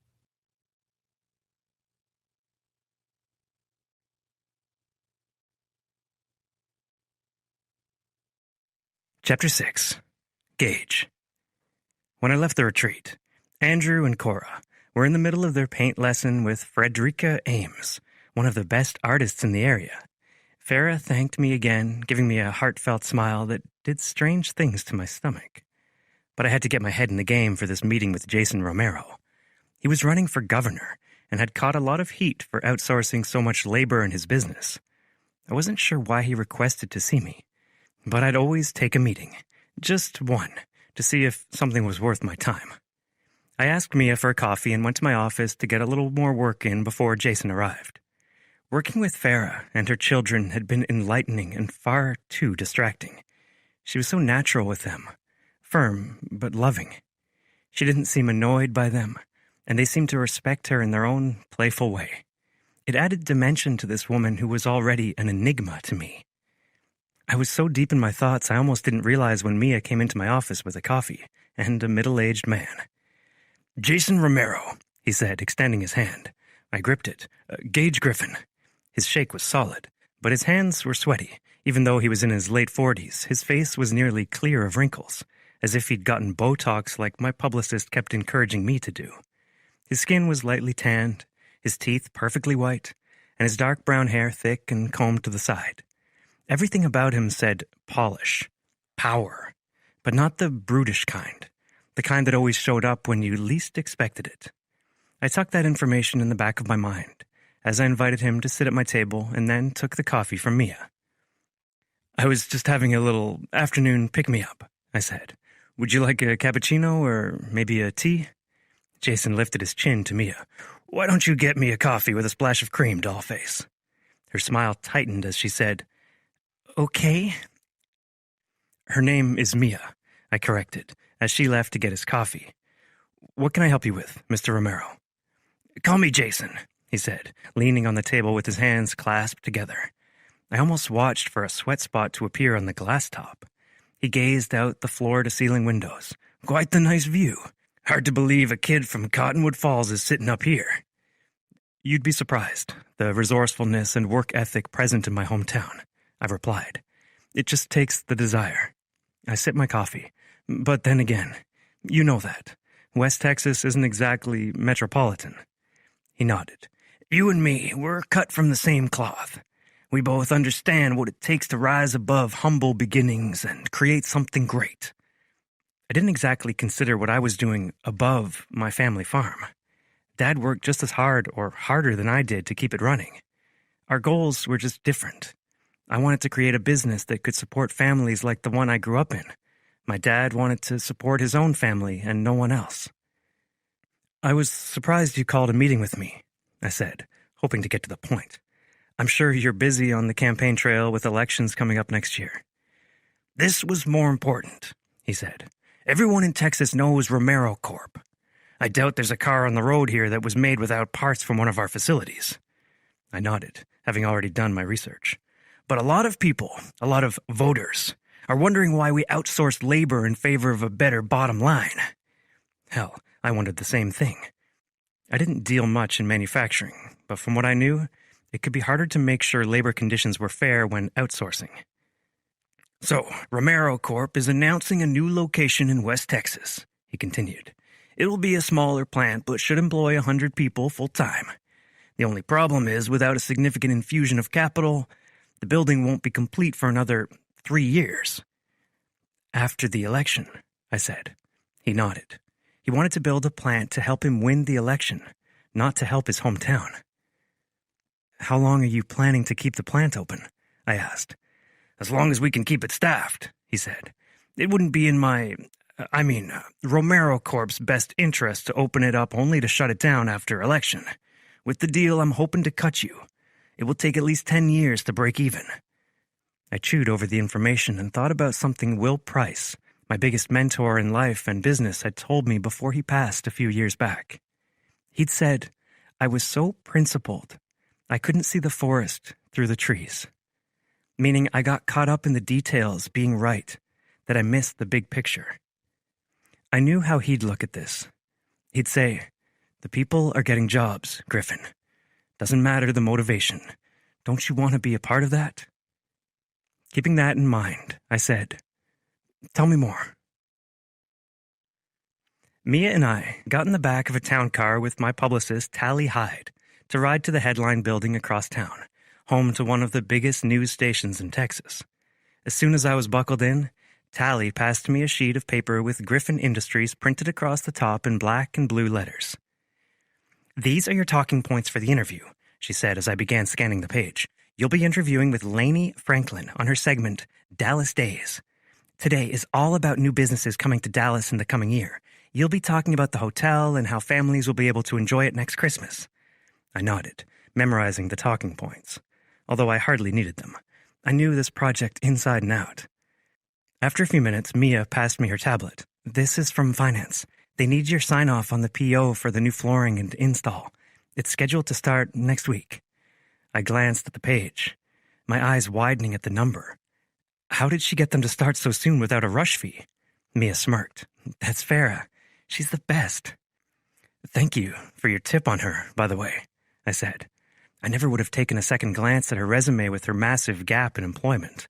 But Mia's glowing review had changed my mind enough to call her in for an interview. When I spoke with her professor, saw her inspiration boards, the desire for the job in her eyes, I knew she would do whatever it took to get this done, and do it well. Of course. Mia's phone pinged and she looked down at it, typing back a text. I'd had assistants before, but Mia was by far the best. She and I didn't talk much about our personal lives, but she knew more about me and this company than anyone else. She knew I didn't take calls from my parents, my mother, really, because Dad would never call. She knew I had a professional hairstylist come to the office twice a month, a doctor twice a year because I'd rather do blood work here than sit in a waiting room. She knew I preferred beef to chicken, that eggs were never to be served cold, and that, unlike my brother, Tyler, I took my coffee with plenty of cream. She knew I stayed in the office until 9 most nights, and that I had no time for a life outside of this business. And sometimes I worried that she knew too much, especially earlier today when she gave me a knowing smile as she and the movers carried in things for Andrew and Cora. But that didn't stop me from opening my mouth, because she always had knowledge in spades about this woman who intrigued me. "So, Auntie Mia," I said. A small smile grew on Mia's lips, and she glanced at me over her clear-framed glasses. "Yes, Mr. Grumpy Pants? I guess I didn't realize you and Ms. Elkins were quite so close." "We're more than friends. We're like sisters," Mia admitted. "In fact, I'm going to watch her oldest's ball game on Saturday." "What kind of ball?" I asked, actually intrigued. I kept season tickets to all the professional teams nearby. When I was younger, I played every sport Cottonwood Falls High School had to offer, which admittedly wasn't that many. "Baseball?" She said it like she wasn't quite sure. "I was told there would be a concession stand." "Ballpark popcorn is the best. Enjoy," I said as we pulled up to the headline building. The car stopped out front, and the driver let Mia out. Before getting out, I sent a text to my siblings' group chat. "Gage, want to hit some balls at Cottonwood Field this weekend?" Rhett was the first to reply. Rhett, "Only if they're yours." The sun was still coming up when I reached the city limits of Cottonwood Falls, having left Dallas at 4 the next morning to make it here on time. The high school game started at noon, so my siblings and I would get an early start and have some lunch before I headed back home. I took a sip of coffee as they drove past my old high school. Back then, I'd been a headstrong kid, bent on making the family ranch work for all of us. Now, the closest I got to a cow was if my nutritionist and personal chef included filet mignon on my plate. My chest tightened like it always did when I got closer to the place I used to call home. But I gritted my teeth and barreled through the feeling. The past needed to stay in the past. We all had different lives now. The new baseball field appeared in my windshield, just a couple blocks from the high school. I pulled into the gravel lot, seeing Rhett's truck there, dust thicker toward the bottom of the exterior and thinning as it went up. Exhaust billowed up from his tailpipe, and the taillights shined red through a sheen of dust. I pulled up next to him and cut my engine. Getting out of the car at the same time Rhett exited his truck. Instead of his usual jeans and boots combo, he wore gray sweatpants and a thick black hoodie. In one hand he held his own travel mug of coffee, his other tucked into his sweatshirt pocket. "Hey, man," he said, giving me a half hug and patting my back as he grinned. "Glad you had this idea. I haven't played ball in forever." "It's been too long," I agreed. But that was the cost of running the business I did. I might be the boss, but the company was the one making demands on my time. There wasn't room for much else. The sound of an engine approached, and we looked over to see Henrietta's red SUV driving our way, Tyler in the driver's seat. She smiled at us and waved through the windshield, her grin contagious. Just a minute later, Liv pulled up in her truck, dust billowing behind her. She was always running late, especially when she had an early morning wake-up. I remembered working cattle with her when we were younger, and our parents having to take the blankets off her bed so she'd get up. After greeting everyone, I got the bag of baseballs, extra mitts, and bats out of my trunk, and we were on the field. Liv insisted we warm up, so she, Rhett, and I formed a triangle to throw the ball around while Tyler and Hen passed back and forth with each other. Rhett called to me, "You sure you're ready for this whooping, old man?" Liv passed the ball to him. He just looks old because you've been hanging out with 20-year-olds. Rhett threw me the ball. Do you see the issue, Gage? Ignoring him, I rolled the leather sphere in my hands, running my fingers over the seams. I didn't realize how old I was until my employee brought her kids to the office, 8 and 5. I felt like a grandpa crouching down to them and hanging their drawings on the wall. Liv said, Grandpa or Daddy, because you're about that age to be thinking about kids. Rhett folded his arms, putting his glove to his chin like he was deep in thought. I've been called Daddy before. Liv took off her glove and threw it at him. Why are you like this? Tyler jogged our way, grinning. I think that's our cue to get started. As we made a loose formation around the field, I tried not to think too much about what Liv said, mostly because she was right. I was closer to 40 than 30, and although my life wasn't over by any means, I didn't know how I'd ever have time for a relationship, for children, or if I'd even be any good at it. My business had forced me to make sacrifices, and most of the time, I was content with my decisions. I had to find a way to be satisfied with this one, too. The 5 of us split the field, Liv at left field, Tyler at right field, Rhett pitching, Henrietta batting, and me at center field. I knew Hen grew up with brothers, but when Rhett sent her a pitch and the bat cracked on the ball, sending it flying over my head, a grin split my face. Where the hell had that come from? That's my wife, Tyler yelled. Batty, Liv called. I'm backing up next time, I called as I jogged after the ball that had rolled to a stop right before the fence. Rhett sent her a few more pitches, most of which she hit to the outfield. It felt good to follow the ball with my eyes, snag it with my glove, and throw it in, getting away from thoughts of a potential partnership with Jason Romero and Farah's wildflower smell. But mostly it was nice to know I had a family still, even if I couldn't go home. For the next couple hours, we rotated around the field, taking turns in each position. I laughed harder than I had in months when Rhett hit a home run and insisted on sprinting around the bases, only for Tyler to tackle him before he could reach home plate. We dusted ourselves off, then got in our cars and drove to the main diner in town, Woody's. Just stepping into this place took me back to high school, coming in with my girlfriend, Nicole, on my arm after a big win. Feeling like a god with my friends around, drinking milkshakes and shoveling down fries like our metabolisms would never slow down. I barely talked to any of those people I used to call best friends.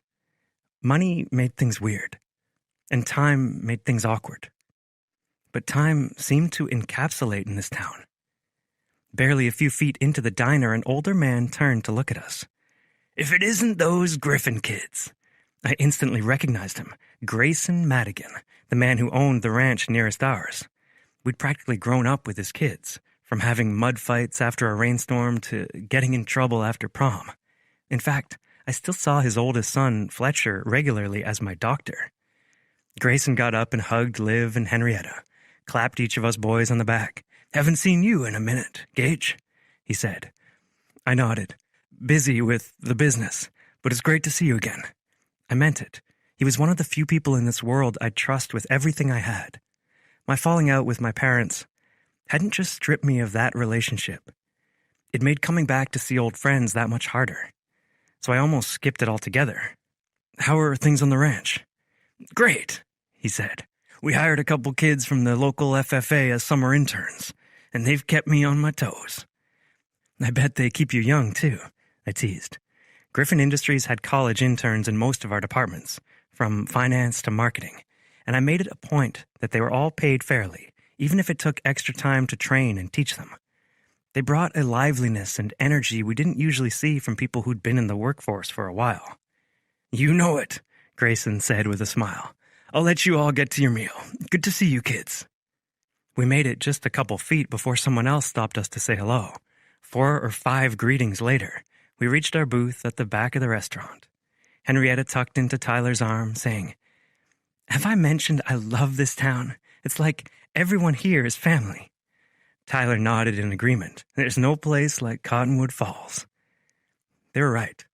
I just wish I didn't have this ache in the pit of my gut reminding me that living here with a family of my own had once been my dream too.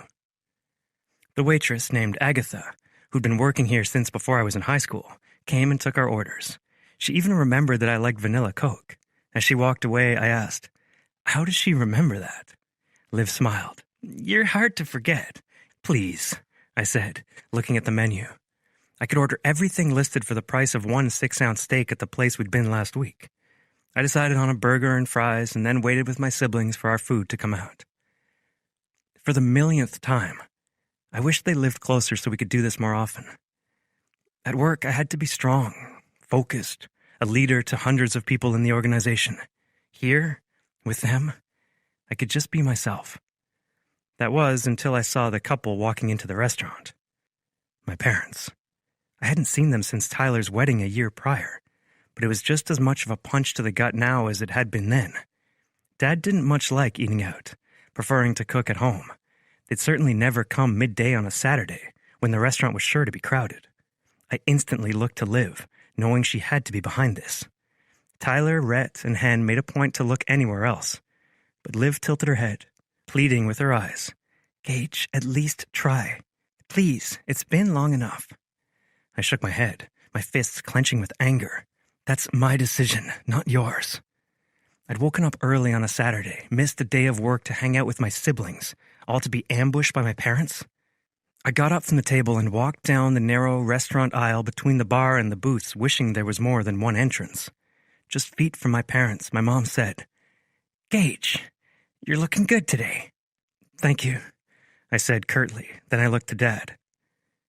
I wished we didn't look so much alike, but there we were, mirror images, both 6 feet 3 inches tall, both with dark blonde hair, except where Dad's was mostly gray.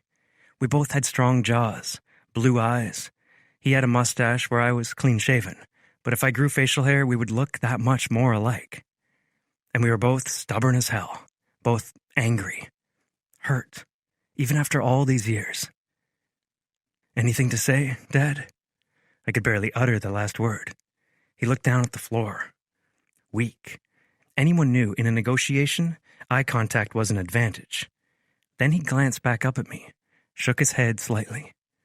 It was just as forceful, just as painful as a punch to the face. "That's what I thought," I said. And then I left the restaurant, my parents, and Cottonwood Falls behind.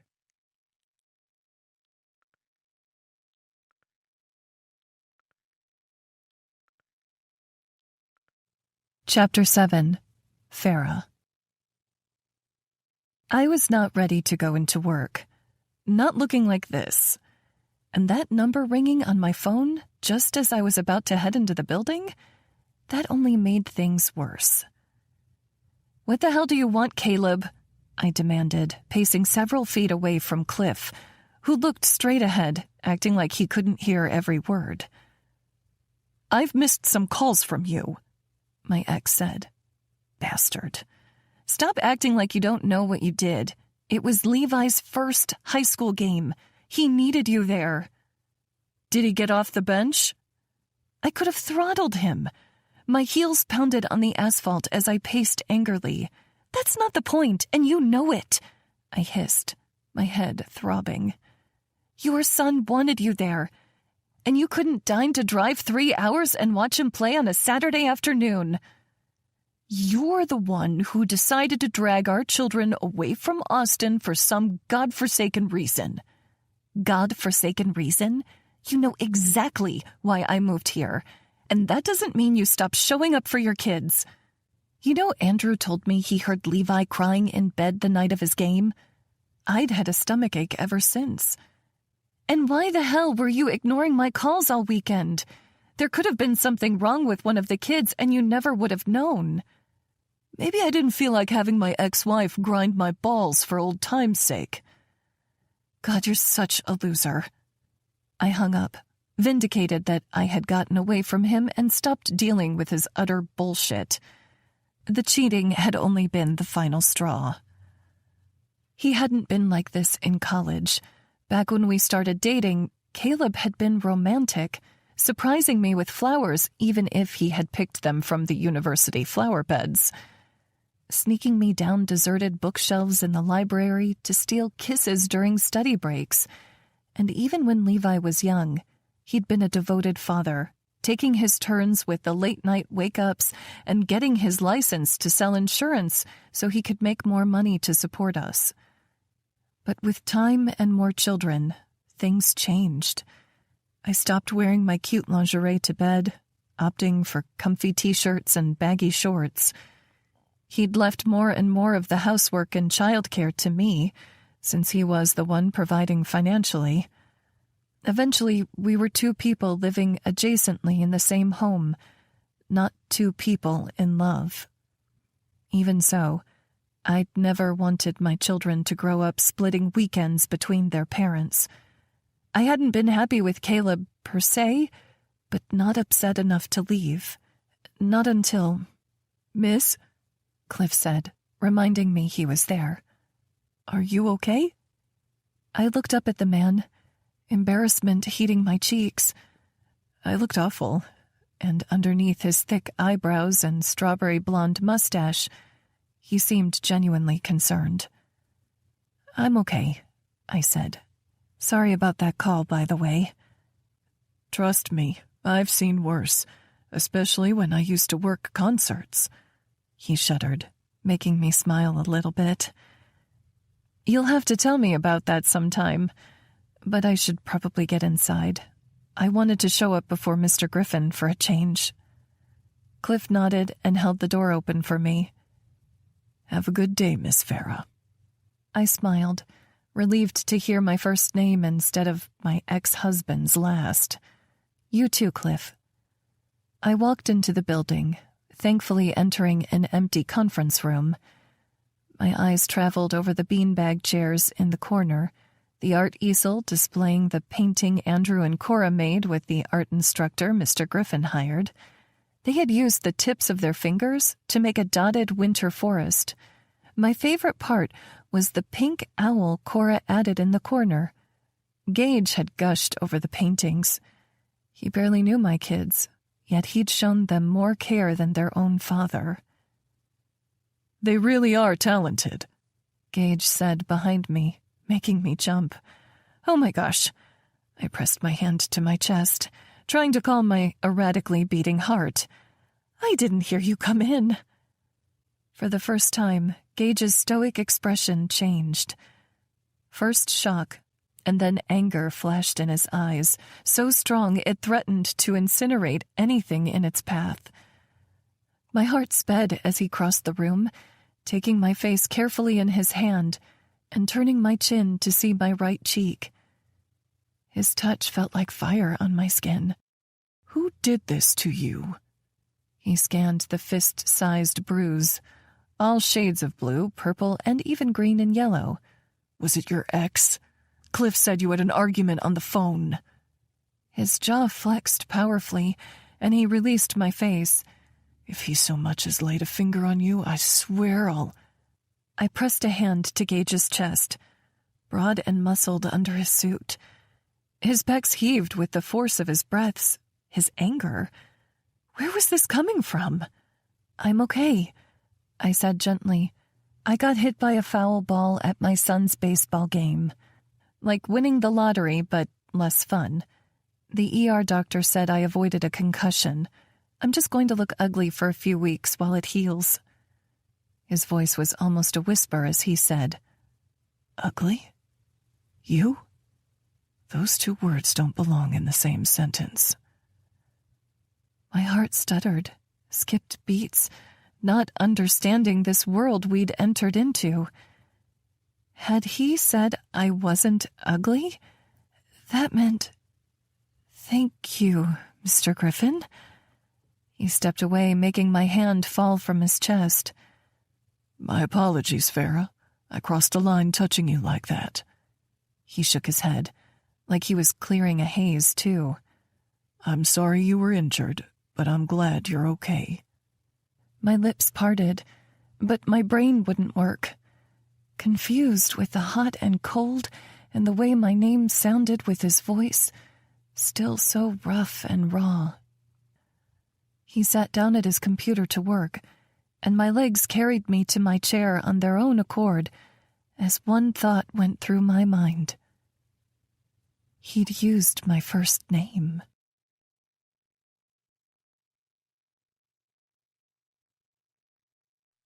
Chapter 8. Gage. I fucked up. I fucked up big time. When Cliff told me Farah had a heated exchange on the phone, my chest got this tight, protective feeling I didn't quite understand. I'd planned to come into the office and ask if she was okay, if she needed me to hire extra security for her off hours. But when I saw that bruise on her face, the size and shape of a fist, I'd lost my fucking mind. It was like that time this piece of shit assaulted Liv in the parking lot of a restaurant where I was meeting her. This guy had her pressed up against the building, and when I saw them, my mind had gone blank. I'd beat the guy so badly he'd needed a hospital visit. I'd broken ribs. But I still didn't feel guilty. No one lays a hand on a woman, especially not ones I cared about. Shit. Even in my head, I was fucking things up. I reminded myself I didn't care about Farah. No more than a boss cares about an employee. I tried to tell myself I'd have the same reaction if Mia came to work with a bruised face. But the truth was, I'd never once crossed a line like that with my assistant. Not in the last 3 years of working together 60 hours a week and sometimes more. But just a week in with Farah, and here I was. An hour passed. 2. With Farah and me not exchanging a word. But I listened to her on the phone with different suppliers, smiling to myself as she spoke with them about installing lighting, bathroom fixtures, delivering massive soaker tubs made of waterproof material that looked exactly like Calcutta marble. For the rest of the week, I kept my distance, only speaking to her when absolutely necessary and trying not to stare at her bruise as it faded from deep purple to sickly greens and yellows. I could see the hurt in her eyes when she brought coffee Wednesday morning and I didn't drink it, telling her I already had some. Heard the resignation in her tone when she offered me a stick of gum Thursday that I turned down. But when she asked if I wanted to get lunch Friday and I declined, her face fell. Gage, she began. I shook my head. It's Mr. Griffin. Her eyebrows rose and a small smile played along her lips. This woman was so confusing. Why are you smiling at me? I just rebuked her for crying out loud. You just reminded me of Andrew. Earlier this week, he decided he would only be referred to as Flame. A snort escaped me too soon to repress. Flame? Any particular reason? She lowered her voice, scrunching up the right side of her face. Because it's like way cooler, bruh. She shook her head. No one ever warns you that when you have boys, you'll go from mama to mommy to mom to bruh. I chuckled, despite myself. The way she spoke about her children was so infused with love and humor. It was hard not to get reeled into her world. Unfortunately, Mr. Griffin is a little less cool than Flame, but it is more professional. Sometimes I struggled to be when Farah was around. She pouted. But that means... She sighed and shook her head, making her curls bounce around her chest in the most distracting way. Never mind. What is it? She closed her computer and pushed it away, frowning. It sounds childish. I raised an eyebrow, keeping eye contact. Now I have to know. She practically squirmed in her seat. It's just... She let out an annoyed sigh, sounding frustrated with herself. When you call me Ms. Elkins, all I hear is my ex-husband's name. I know this is a place of work and you're trying to run a tight ship here, but it's like the knife in my back twists every time I remember all I gave up to be Mrs. Farah Elkins. That emphatic feeling returned, hitting me straight in the gut. Emotions didn't have a place in business, but with Farah, it was hard to keep the two separate. Everything she did involved emotions, whether she was talking with the flooring guys or bringing Cliff an extra cup of coffee every morning. And now, when she looked at me with pain and hope and embarrassment, all blending in her deep brown eyes, I couldn't remember how to separate what I felt from what I knew. My voice was rough as I asked, Would you prefer Flame? She giggled. Farah will do. I let out a sigh, knowing I'd regret this later, but I said, I am hungry, if the offer still stands. She nodded, reaching for her purse. My treat. The fact that this woman thought she was paying was ridiculous, but I liked her all the more for it. How giving she must be to know I could buy anything I desired but still demand to treat me, and better yet, not take advantage of me. We walked outside, both clicking our keys at the same time. You can't possibly think you're driving, I said. She raised her eyebrows. What? Is a minivan not good enough for a billionaire? I laughed. I spent half my childhood in a minivan, with all the driving we did to sports games and appointments. Sometimes when Tyler had therapy, I would have to ride along and sit in the car with Liv and Rhett for an hour while he and Mom had sessions. A 10-year-old Dodge Caravan with light gray fabric interior, to be specific, I said, showed all the stains. She laughed, walking to the driver's side door. Well, this should be a treat. Leather seats, it even has a built-in vacuum. We got in the car and she said, Mia told me about this lunch spot I want to try out.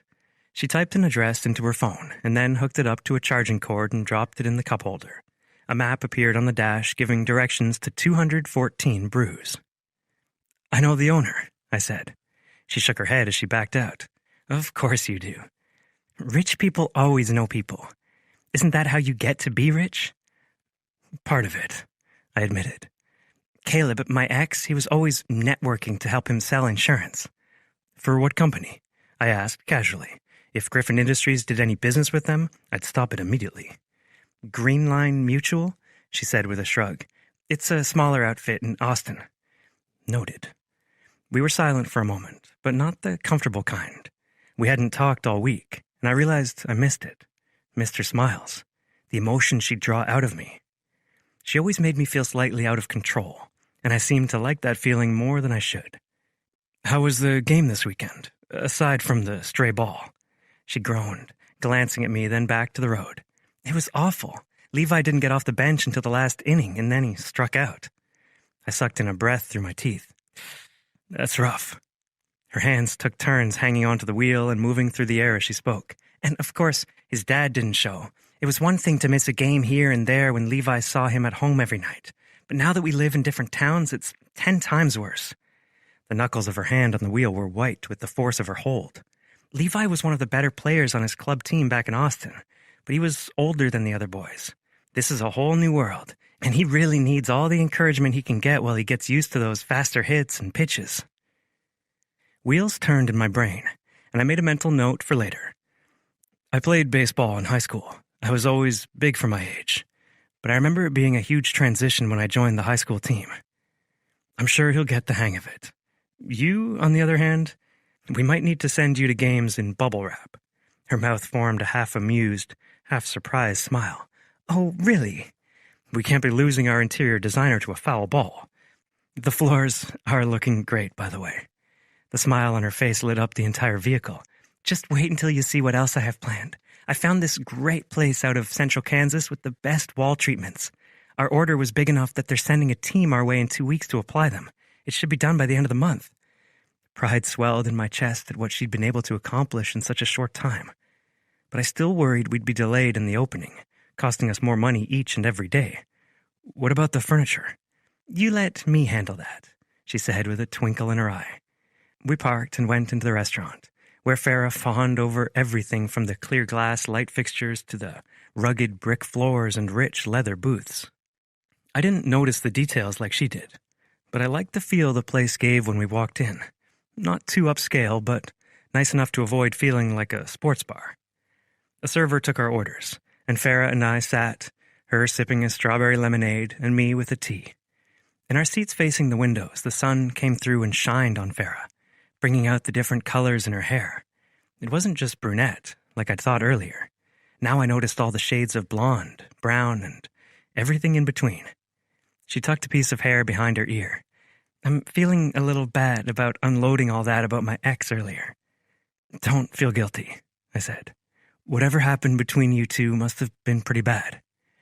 I'd say so, Farah replied, looking down at her glass. It's hard, because I don't want to talk bad about him to the kids, but they look up to him like he's such a saint, and it hurts every time. I just didn't understand. In the time I'd known Farah, she'd only been kind, hardworking, endearing to everyone she met. How could he have let you go? The words were out of my mouth before I could control them, but I couldn't find it in me to regret them. Solving puzzles, finding solutions was what I did best, and some depraved part of me that didn't know how to hold a boundary with this woman hoped maybe this was the key to staying away from her. Maybe this information would give me some kind of red flag to make me stay away. because the obvious fact that she was my employee, newly divorced with 3 children, just wasn't doing it. Farah drew her straw in a slow circle around her glass, making the ice tinkle. When you have kids, they become your sole focus. 23 hours a day you think about them, worry about them, clean, cook, and care for them. And then the other hour you're probably asleep or putting off something you should be doing just to take a shower and comb your hair. She let out a small sigh. Maybe if I had focused more on our marriage, it would have made a difference. But I didn't even know there was a relationship-ending issue between us until I went in for my yearly exam. My heart squeezed in my chest, terrified she'd tell me she had some incurable disease, something that would take her from me, from her kids, and that he'd left her for it. But instead, she said, "My gyno said she does an STD test as a precaution for every married woman, and mine came back positive for HPV. I thought it had to be a mix-up with the tests, but when I confronted him about it, he told me everything. The cheating had been happening for years. He'd picked up moms at school events, sleep with women on business trips. He even slept with his secretary. We had that woman over at our house for dinner multiple times, and I never knew." She shook her head, blinking quickly. "I couldn't stay with him after that, not when the man I thought I knew had been lying to me for years, taking time away from his family to sleep with other women without ever batting an eye." My grip on the cup was so tight I thought it might shatter. But the way Farah talked about herself, the fact that she thought it could have been her fault for not putting in enough effort, it made me just as angry as that jackass who let her go. This woman was fucking gorgeous. Curves for days. A chest that would overflow even in my large hands. A smile that melted someone as frigid as me. This guy was a loser. A fucking joke to think he could do better than the woman in front of me. Better than his children waiting for him to just show up. "Look at me, Farah," I said, my voice as intense as my grip on the drink. Her brown eyes collided with mine, delicate as the petals of a bluebonnet, raw as the edges of a glacier. "Don't you ever let a man tell you that you don't deserve his full attention, his loyalty, and his love. Because you do, Farah. There's not a part of you that deserved what he did."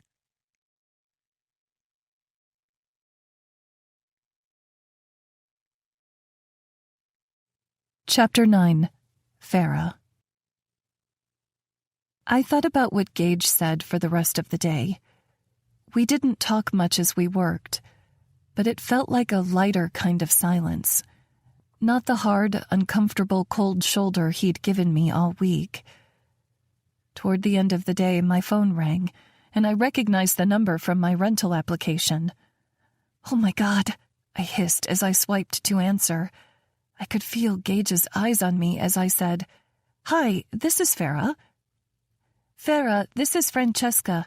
I saw your application for the house on Pine Street and loved the note you included. Any chance you're free to tour the place this evening?" "Absolutely," I said, doing a happy dance in my chair. Gage had an amused spark in his eyes. "How does 6:30 sound?" "Sounds perfect. See you then." When I hung up, Gage said, "I didn't know your voice went that high." I rolled my eyes at him, standing to get my purse. "I'm calling Chantel so we can get something about eavesdropping added to the company handbook." He lifted his hand in a wave. "Good luck, she reports to a hard ass." "I don't think he's so bad," I said with a smile and walked out of the hotel floating on cloud 9. I grabbed Levi from baseball practice, then picked up the younger 2 kids up from my parents' house to go tour a rental home I hoped would be perfect for us. My stomach was still in knots from all that Gage had said earlier, and for the life of me, I couldn't get his blue eyes and his words out of my mind. Maybe he was just being nice, but it meant a lot to have a man like him say such complimentary words about me. He was good-looking, tall, fit, financially set, and clearly kind enough to lift up a plus-size mom of 3. Add the twisty feeling to my stomach to the tingle of nerves about this rental, and I could barely keep down my lunch. "Mom," Cora said from the back seat, "is this house close to a park?" "There's a park just a couple blocks away. We could walk there, or you could ride your scooter. Andrew said, "Could I walk backward?" In the front seat, Levi scoffed. "If you wanted to walk backward into the road, I guess." I reached over and gave Levi a gentle pinch on the arm. The boys were always getting on each other's case. Levi brushed my hand away. "I'm fine, as long as I get the big room." "It has 4 bedrooms," I said.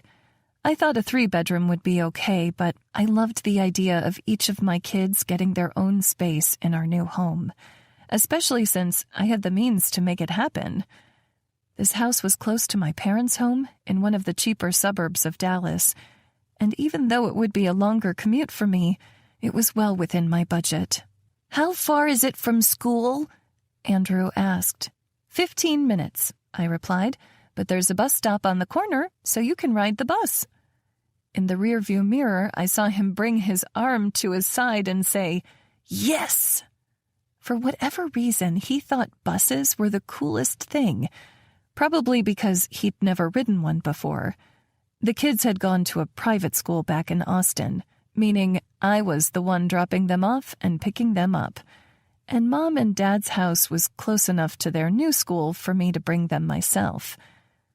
The map on my dash had me turn off the highway, and as we got closer to the neighborhood, I scanned all the houses, the streets.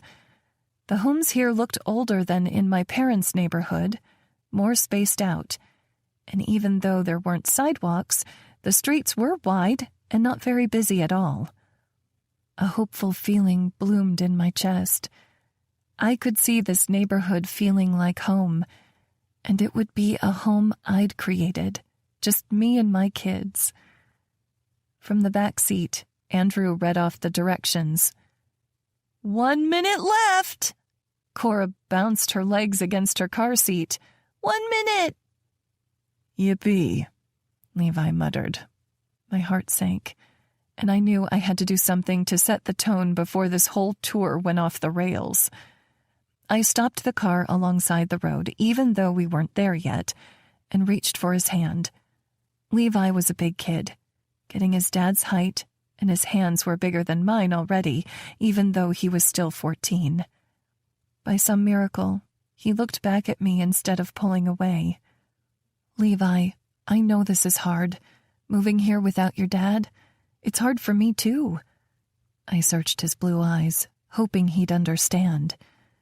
"Can you please keep an open mind?" "Yeah," Andrew piped up from the back seat. "Give it a chance." I gave Drew a warning glance over my shoulder before looking back to Levi. He tilted his gaze down and nodded slightly. "Thank you," I said, squeezing his hand and then letting go. We drove the rest of the way to the house with a "for rent" sign out front, and my jaw dropped. The front stood out with light brick and a bright yellow front door that made the whole house look like it was smiling at us. There was some landscaping to care for up front, but nothing that we couldn't manage on our own. We all got out of the car, and pretty soon another car pulled up. An older woman got out, and I said, "Hi, I'm Farah. You must be Francesca?" She smiled at me and my kids. "Yes, we talked on the phone earlier. Can't wait for you to see this place." "Me neither," I replied, scanning the exterior and the short brown grass up front. I could only imagine what it would look like with a blanket of freshly mown lawn. "It looks lovely. Oh, it is," she said, walking alongside us up to the front door. Cora balanced along landscape stones, her arms straight out and her sequined skirt shimmering in the day's last rays of sunshine. Andrew and Levi followed dutifully behind us. When Francesca opened the door, she said, "Why don't you all take a look around and I'll wait out here?" "Sounds great," I said. The younger 2 kids led the way into the house, and Andrew said, "This is nice, Mom." I nodded, unable to speak.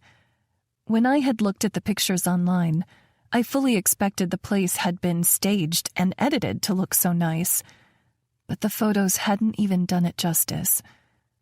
The front room had dark vinyl flooring and a grand fireplace with ceilings that stretched at least 12 feet high. As we walked farther inside, there was a dining room and then a kitchen with granite countertops and natural wood cabinets. I half expected Francesca to come inside and tell me I'd been punked. This place was so much nicer than what I anticipated, and somehow in my price range. When Caleb and I broke up, I had accepted that I would have to lower my standard of living by quite a bit to make things work. But this didn't feel like a massive step backward. In fact, this was exactly the kind of home I would be proud to live in. It wasn't as new as the home we had built in Austin, and wouldn't be furnished as nicely. But I could picture picking out a comfy couch for us to sit while we watched movies on Friday nights, and I could see us all gathering around a table to have dinners together after work and school. And as we walked back to the bedrooms, I could envision setting them up to each of my children's tastes and styles. I wouldn't be able to fully furnish it at first, but maybe the fact that this house could always change was part of the allure. It would always be somewhat of a blank canvas. From one of the bedrooms, Cora yelled, "This is my room!" Andrew said, "Hey, I wanted this room." Because I could hear where their voices were coming from, I laughed. "That's my walk-in closet." I walked around the corner to see him and Cora cozied up in opposite corners of the closet. Andrew snuggled up on the tan carpet. "It's so cozy," I laughed, looking from the closet and around the main bedroom. There would be room for a king-sized bed in this space, so Andrew and Cora could sleep with me if they ever got scared at night, without kicking the crap out of my back. And I would have my own bathroom, one that I wouldn't have to share with Cora or the boys. All of the kids could share the bathroom in the hallway that had double vanities. Perfect for decreasing the amount of fights over sink space in the morning. "Would this be mine?" Levi called from another room. I left the main room, joining him in the second biggest room, one with a view of the treed backyard. There was a thoughtful look on his face. "What do you think?" I asked, leaning in against the doorframe. He hooked his thumbs in his pockets, shrugging. His lips spread into a smile despite himself. "I'm thinking it's going to be quiet without Drew snoring all night." I laughed as Andrew yelled, "I heard that!" We finished walking around the house, and then I had the kids load up in the van while I talked with Francesca. She leaned back against the hood of the car as I approached. "What did you think, hun?" she asked. It was amazing. "Which kid do I have to give you to move in?" She tossed her head back, laughing. "I like you, but no kid required. Just a deposit with first month and last month's rent." My stomach sank as I did the mental math. That would be literally all the money I had after my paycheck came through tomorrow. Is there any chance we could start the lease at the end of the month? The lines around her mouth creased. "I'm sorry, hun, but there's a lot of interest in this place. Actually," she glanced at the oversized smartwatch on her wrist.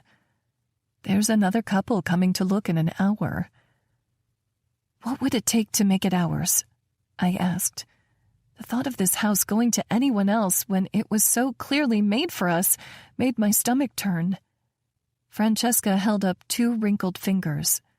"A signed lease and a check for the deposit with first and last month's rent.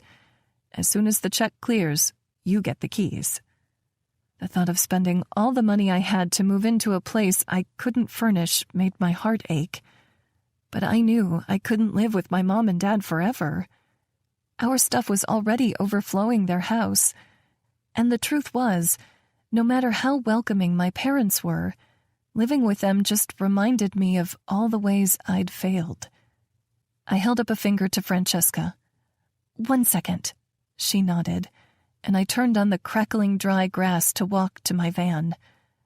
Inside, Levi had the music playing from his phone, a rap song with the words moving so fast I couldn't understand. "Pause it," I said over the beat. He turned it off, and suddenly the van went quiet. "Guys, I need to know what you think about this place. Is it the one? If it isn't perfect, we can keep looking." Levi looked at me, then turned back to look at his siblings. Cora nodded quickly. "I love it, Mom." "Me too," Andrew said. I looked at Levi, the last holdout. He twisted his lips to the side. "It's not getting better than this, Mom." And I knew he was right. So I wrote Francesca a check and begged her not to cash it till the next day. With a smile, she agreed. When we got home, the kids immediately told my parents all about the house. Dad gave me a hug and said, "I'm proud of you, kid." But I noticed there was something else on my mom's mind. I could tell by the way her smile didn't quite reach her eyes. When all the kids were sat down watching a movie, and Mom was washing the dishes, I went to join her. Even though the dishwasher worked, she insisted on hand washing and then using the dishwasher as a drying rack, saying that the machine didn't clean as well as she could. I stood beside her, rinsing plates after she suds them up and putting them in the dishwasher racks. After a few dishes, I asked, "Is everything okay? You seemed upset earlier when we told you about the rental." She pursed her lips together, the day's lipstick almost gone. "I'm not upset, just surprised." She met my eyes for a moment before refocusing on the washing. "I guess I hadn't expected you to find a new place so quickly." I tilted my head, confused. "What do you mean? We've been here almost 2 months already." "Well..." She set down her dish and dried her hands with a rag before facing me, resting her hip on the counter and folding her arms over her chest. "It's been nice having you here." I raised my eyebrows. "You have to be kidding. I would have been annoyed with us 6 weeks ago." She chuckled, then shook her head. "When you lived in Austin, it felt like we hardly ever got to see you because the kids had all those activities on the weekends, and then Dad had to run the shop on Saturdays. Having you all here is the first time since the kids were little that I feel like I've really gotten to know them." She wiped at her eyes. A lump formed in my throat. "We'll only be 15 minutes away," I said, reaching for her hand. "And trust me, I'm going to take advantage of you for free babysitting." She laughed. "I'm going to hold you to that." "I hope you will, because Caleb hasn't been showing up lately, and the more people the kids have to love them, the better." Mom nodded and put her arms around me, squeezing me like only a mother could. "Have I mentioned that I'm proud of you?" I let out a little breath, like my lungs couldn't hold all the emotion I felt. "No, but it means a lot." I pulled back, wiping at the corners of my eyes. From here, I could see the kids sitting in the living room with Dad, focused on the movie and their snacks. Sometimes I feel like all I'm doing is failing them, but I couldn't stay with Caleb. Mom reached up, helping me wipe my tears with the pads of her thumbs. We all make a lot of mistakes as a parent, but there's one thing you can't mess up. Kids need you to show up for them. You've been there for those 3 every day of their lives. You're an amazing mom, Farah. I put my arms around her and held her tight, only because I learned from the best.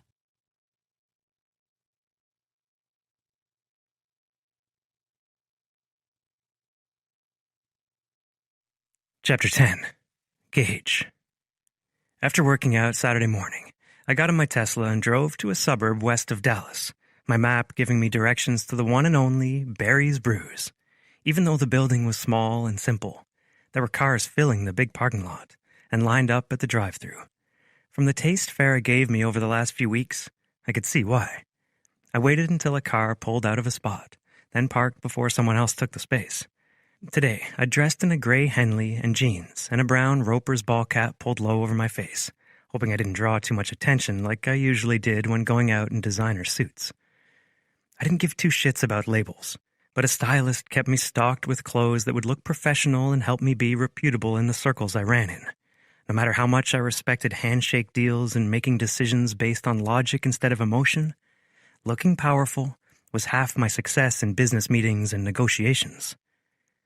When I walked through the crowded coffee shop door, a blast of warm air greeted me. That and the buzzing of conversation inside so contrasted the cold February day. There were a mishmash of chairs around the interior, from worn leather to vintage orange tweed and plastic seats, around a motley collection of wooden and metal tables. Students gathered with their computers and notes spread out. Couples shared drinks around the small electric stove in the corner, and what looked like a Bible study group sat around one of the larger tables, notebooks in front of them as they covered the material. Before I even tried another drink, I knew half the magic of this place was the feeling you got when you walked in the building. "Excuse me, young man," said an older lady with a silk scarf wrapped around her silver hair. "Are you in line?" Go ahead," I replied, giving her a smile.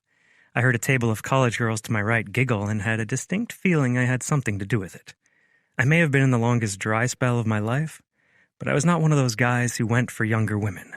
The ones I kept company with had their lives in order and were beyond petty drama. But most importantly, they didn't expect anything long-term from me. When I reached the counter, a barista with a handwritten name tag greeted me. Jenny, with a heart over the eye, had to be a teenager still. "Hi there, what can I get you?" I glanced over the menu. "I'll have an espresso, a latte, and your house drip coffee." "Absolutely." She typed on the tablet they used for handling transactions and then turned it to me to pay.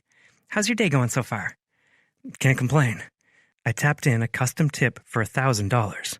"Is it always this busy?" She glanced around the seating area. "It's a little slow right now, actually. It'll probably pick up in an hour or two." I raised my eyebrows.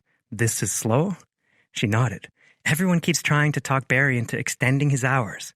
But he says he'd give up $1 billion and his right ass cheek to have more time with his family."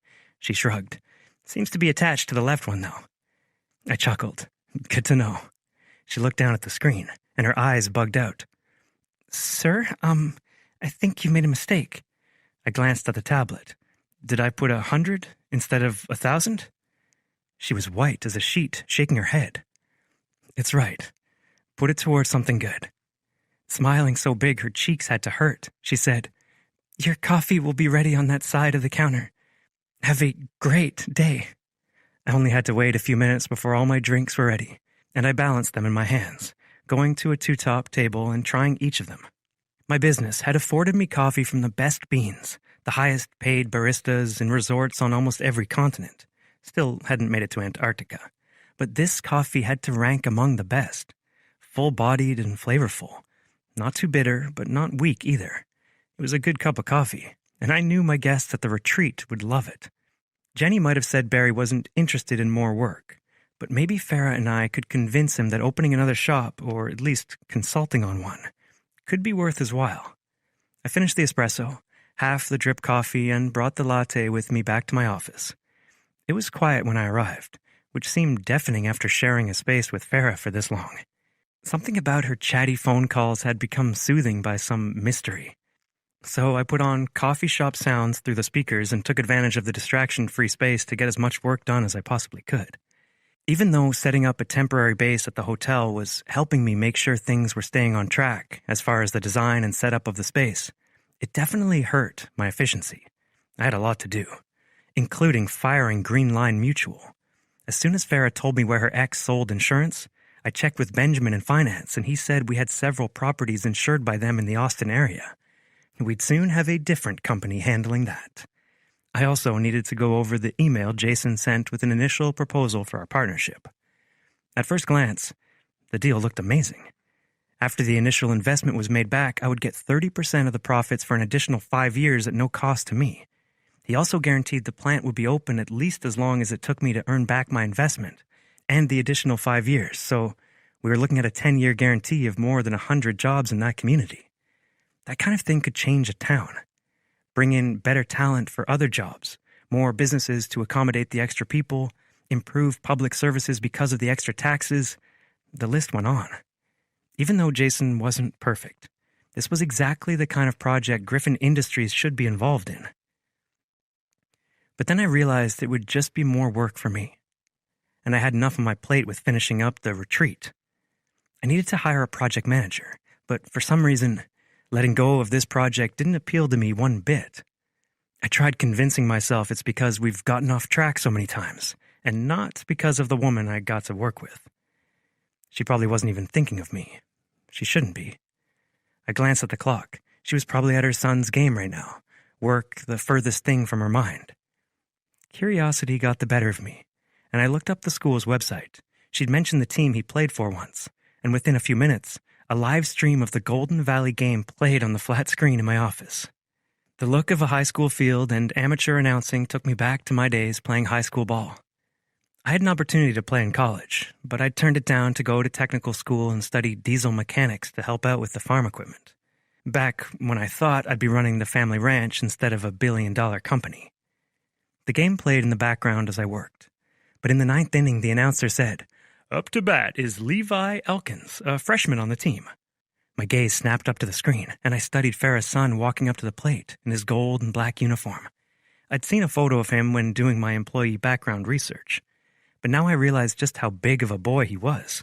Strong, but still lanky and growing into his size. He stepped up to the plate, cheering sounding in the background. I tried to pick out Farrah's cheers. Andrew and Cora's too. I wondered if Farrah's ex had shown up for her son. I really hoped he had. "Strike one," the announcer said.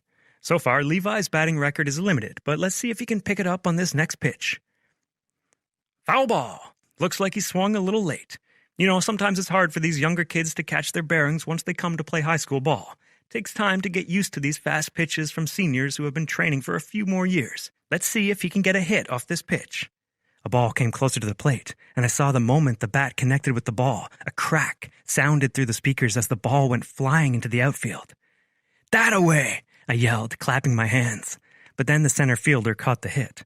Levi hadn't even made it to first base.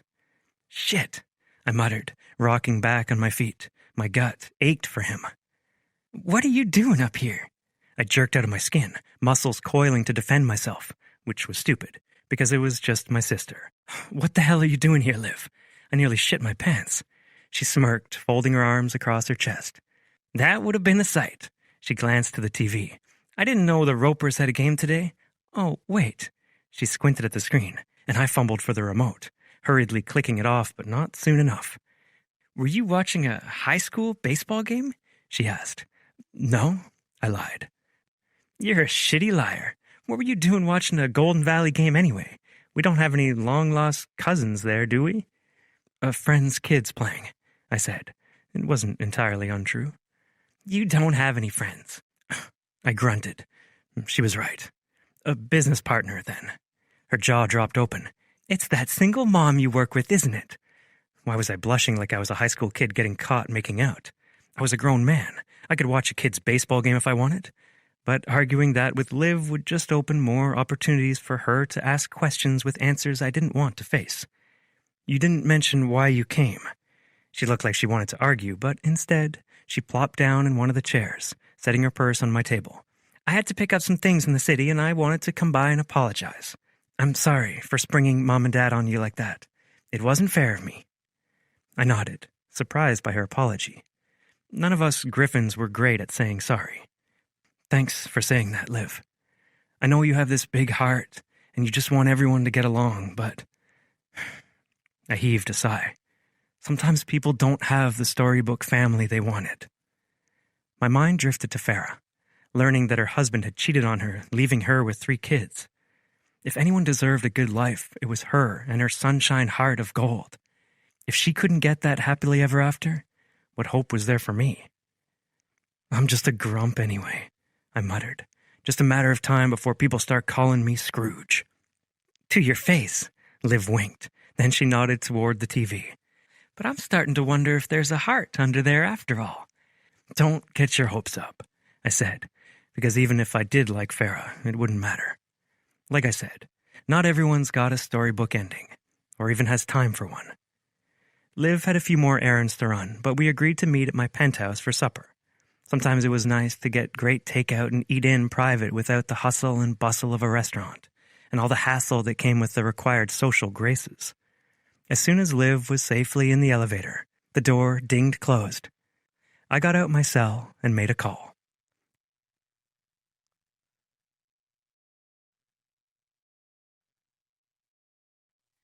Chapter 12. Gage.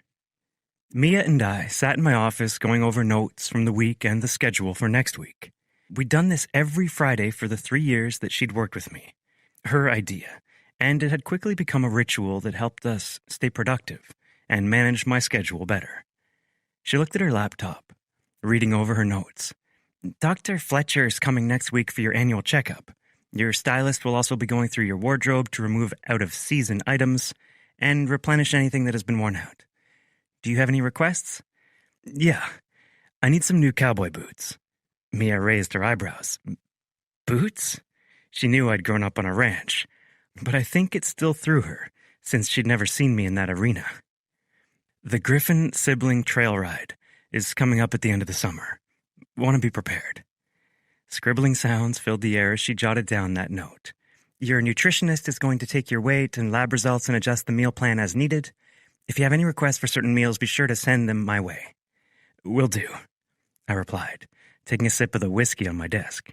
Usually I didn't work and drink, but Friday afternoons called for it, especially since it had taken all my self-control to stay strictly professional with Farah when my mind and other body parts were begging me to take things further. You have a press conference next week to announce your partnership with Jason Romero on the West Texas factory build. I poured myself another glass and topped off Mia's. I hated talking to the press, but it was necessary evil. Our C-suite meeting is next week as well, and looking ahead, the quarterly board meeting is next month. The liquid burned on the way down, and I nodded. Got it. She took a sip of her drink and said, Anything else for me? Can you share your calendar with me again? It's harder to coordinate while we're in different locations, and I don't want to interrupt you while you're busy, if I can help it. Very thoughtful, she replied, tapping on her trackpad. Shared. An email pinged on my open laptop, and I clicked through to make sure I had access. The screen appeared, her calendar mostly mirroring mine with a few differences. My eyes immediately flicked to the line showing the current time. You need to get ready for drinks and dancing with Farah, I said, my throat closing on her name. Can't wear a pantsuit to the bar, she grinned, lifting her glass. Thanks for pre-gaming with me, boss man. I rolled my eyes at her. Don't call me that. Standing, she said, Okay, Mr. Grumpy Pants. I'll see you bright and early Monday morning. See you then, I replied, settling in to play a little catch-up while the office was quiet. But my mind kept drifting back to Mia's calendar. The location for her meetup with Farah was a bar I used to go to downtown when I was in college. It was rowdy, with a massive dance floor and a reputation for being a place to meet casual hookups. I fucking hated the idea of Farah going there and the guys that were sure to have their eyes and maybe even their hands all over her. But that was none of my business. I was her boss, and what she did outside of business hours was none of my concern. Except I couldn't convince my racing thoughts of that. So I picked up my phone and called the only single guy I knew who'd be up for a dumbass idea like the one going through my mind. What's up? He answered. Hey, do you want to go out tonight? I could hear Rhett's smile in his voice. Thought you'd never ask. I knew I'd made a mistake as soon as we got off the phone, and the feeling didn't go away. Not when I finished up my work at the office. Not when I drove back to my place to get dressed. And certainly not when Rhett showed up at my condo, the belt buckle from his last bull riding win glinting at his waist. But I still couldn't talk myself out of going to the bar. He came inside, rubbing his hands together. Should we head out? Or do you have some of that fancy liquor here so we can pregame? I walked to my kitchen with a view of downtown Dallas. I could almost see into my office from here. Unlike at my office, I allowed myself a minute to enjoy the view I worked so hard for. It was no country meadow with black cattle dotting the hillside, but it was mine. I opened a modern cabinet door, revealing my collection of high-end scotch, whiskey, tequila, and rum. Pick your poison. You know I like whiskey, he said, leaning up against the bar-height counter. the pearl snaps of his shirt glinting against the spotless countertop. I pulled out the whiskey decanter and poured a couple of shots in glass tumblers for each of us. Rhett and I both took a sip, and as the liquid heated my throat, I said, "You know, I haven't been out to a dance hall and..." I shook my head. I couldn't remember. Since Tyler got the job with Crenshaw, we hadn't even gone out drinking for his bachelor party. 10 years and counting. Rhett took another sip, then swirled the amber liquid around his glass. "We can go out to eat if you're too afraid." I put the bottle back and pinned him with a look. "I'm not afraid." Another drink. Could have fooled me. Shaking my head, I said, "Maybe I'm realizing it's just really fucking stupid to chase down an employee at a bar." Rhett's eyebrows flew up his forehead. "Wait, what? I'm not here for a guy's night out?" I glared at him. "Don't be a smartass." He was definitely smirking like one. "So, it's the mom, right? Liv told me she caught you watching her son's game on TV. I have to say, the whole digital creeping thing, not your best look." Yeah, I was definitely regretting this, and we hadn't even left the house. "Creeping on her at a bar would be worse," I said. "Talk me out of it." Rhett drained the rest of his glass. "She doesn't own the bar. Who's to say you didn't just decide to go out like the single 36-year-old man you are? Hell, maybe I begged you to go out with me. You know I don't do well alone." He put his hands on my shoulders, steering me toward the private elevator door. "And of course I would want to go out with you in your fancy car service to drive me home. They don't have Uber out in the sticks. You're keeping me safe, after all." We stepped onto the elevator and I shook my head, wishing I'd had a lot more whiskey. I'm gonna regret this, aren't I? The parts you can remember.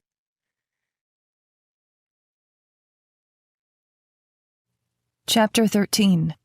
Farah. I crossed the parking lot in the only outfit I had that was remotely appropriate for drinks and dancing, but I still felt more like a dumpy mom of 3 than a woman about to hit the town with friends.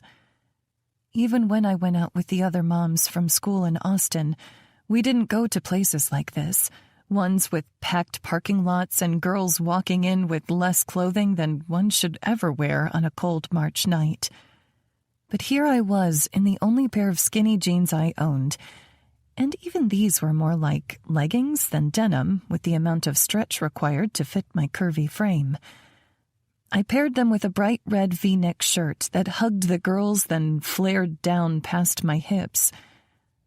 The black booties I wore were old but trusty, and my hair was doing whatever it pleased with my curls down and free. A few spritzes of perfume made me feel more human. One of the first things I'd spent money on after the divorce was a new perfume just for me. Caleb always bought me the same kind year after year, and I realized it hadn't been because he liked the scent. It was because he could buy multiple, and if he came home smelling like another woman's perfume, it would match my own. It was an act of rebellion to get something solely for myself.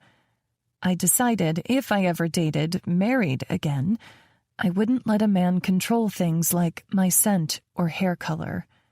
He would have to like me for me and let me make my own decisions, whether it be about my appearance or my bank account. At the front door, the bouncer didn't even bother checking my ID. That felt great. I couldn't believe there was a time in my 20s I was annoyed by suspicious servers or liquor store clerks. Inside the bar, music echoed off the walls and pounded in my ears, drowning out some of my doubtful thoughts as I looked around for Mia. There was a massive wooden dance floor where couples twirled and spun to country music. Around the edges of the room, people mingled and drank, and then farther back, there was an area with pool tables and booths. That's where I found Mia, sipping a screwdriver, her drink of choice for whatever reason. Orange juice just gave me heartburn ever since I had kids. But across from her, I spotted a sweating glass with what looked like my favorite, a margarita on the rocks, salt on the rim. "Hey, girl," I said, relieved to see someone familiar. She got up from the booth, giving me a hug. Hot, hot, hot, Farah! You look amazing, too. I gushed, loving the way she filled out her jeans, tucked into pointed-toe cowboy boots with worn light brown leather. She had on an off-the-shoulder black top that contrasted her light skin and blonde hair perfectly. How have you kept the men away? Just told them I was waiting on a sexy mama. She winked at me, then sat, angling her mouth over her straw for a sip. Gosh, it's so good to be out with you again. I nodded, like I agreed. Mostly, I felt awkward, even though I loved hanging out with Mia. Everyone here looks younger than me, I muttered. You're 34, not 50, she said. Besides, if you're old, I'm old, and I'm not old. I shook my head at her. Having kids makes you old. I feel like these bags under my eyes have been here for years. You know, you could try Botox, she said. I have a great girl who could fit you in. Shaking my head, I replied, something about putting poison under my skin doesn't feel right. Besides, I have you to help me feel young. She grinned as she tucked straight blonde hair behind her ear. So, how are you liking working with Gage? I feel like we've been so busy we've hardly talked. I bit my lip, worried whatever I said would give away just how much I liked working with him. He's intense. Mia nodded. But fair. She nodded again. I know I've heard you tell me about him, but I just didn't realize how much it all was until I met him myself. He's like that, but he really is the best boss I've ever had. He's even let me take on more and more. It's like I'm not just an assistant. I'm learning to grow in the company when the time comes. That's amazing. I always knew you'd be running the world someday. Looking down at my drink and trying to act casual, I said, Has there ever been anything more between you two? Mia laughed like I'd told her the best joke of the century. A good one. My eyebrows drew together. She had to know this man was sex on a stick. Why is that so funny? She adjusted her bra strap before replying. Okay, I'll admit I had a little work crush on him at first, but Gage is very professional. He didn't even let me call him by his first name until I'd been working there for a year. And you know how I'm putting in 50, 60-hour weeks? He's always working after I leave, working when I arrive. Business is his life, and even though his discipline is admirable, a guy being chained to his desk is not sexy. I'd never want to be that woman he showers with gifts and never sees. A painful, embarrassing twinge hit my heart. Mia was on point with all her logic. And shouldn't I know better? I just divorced a cheater who couldn't be dragged away from his work. Why was I fantasizing about someone who would never have time for me, much less my children? And why was I getting so far ahead of myself as to include my children in my romantic daydreams? Plus, Mia said, the whole boss-secretary thing, so cliché. That's for losers like Caleb, not me and Gage. I laughed, trying to get this heavy feeling out of my chest. I hated focusing on the hard things. I just wanted to smile and appreciate the good parts about life. Speaking of cliché, I'm a single mom of 3 who hasn't had a night out in forever. Thank you for inviting me. Of course, she grinned. I thought it would be good for you to dance. Maybe get your flirt on with someone who sees you for what you are. And what is that? I asked, because looking around this club, I hardly expected any man to notice me at all. Most of the women were at least 10 years younger than me, and way cuter. Trust me, men love a mature woman with curves. We know what we want out of life. We're experienced in bed, and we have plenty to keep their hands full. She winked to my blush. We're the total package. And besides, do you really want Caleb to be the last man who made you come? Damn it, she was right. I needed to get out there, to erase Caleb from my body if nothing else. I downed the rest of my margarita, the sour, sweet liquid tingling on my tongue, and then followed Mia out of the booth toward the dance floor. Caleb and I went dancing once or twice in college, but it had never been our thing, or rather, his thing.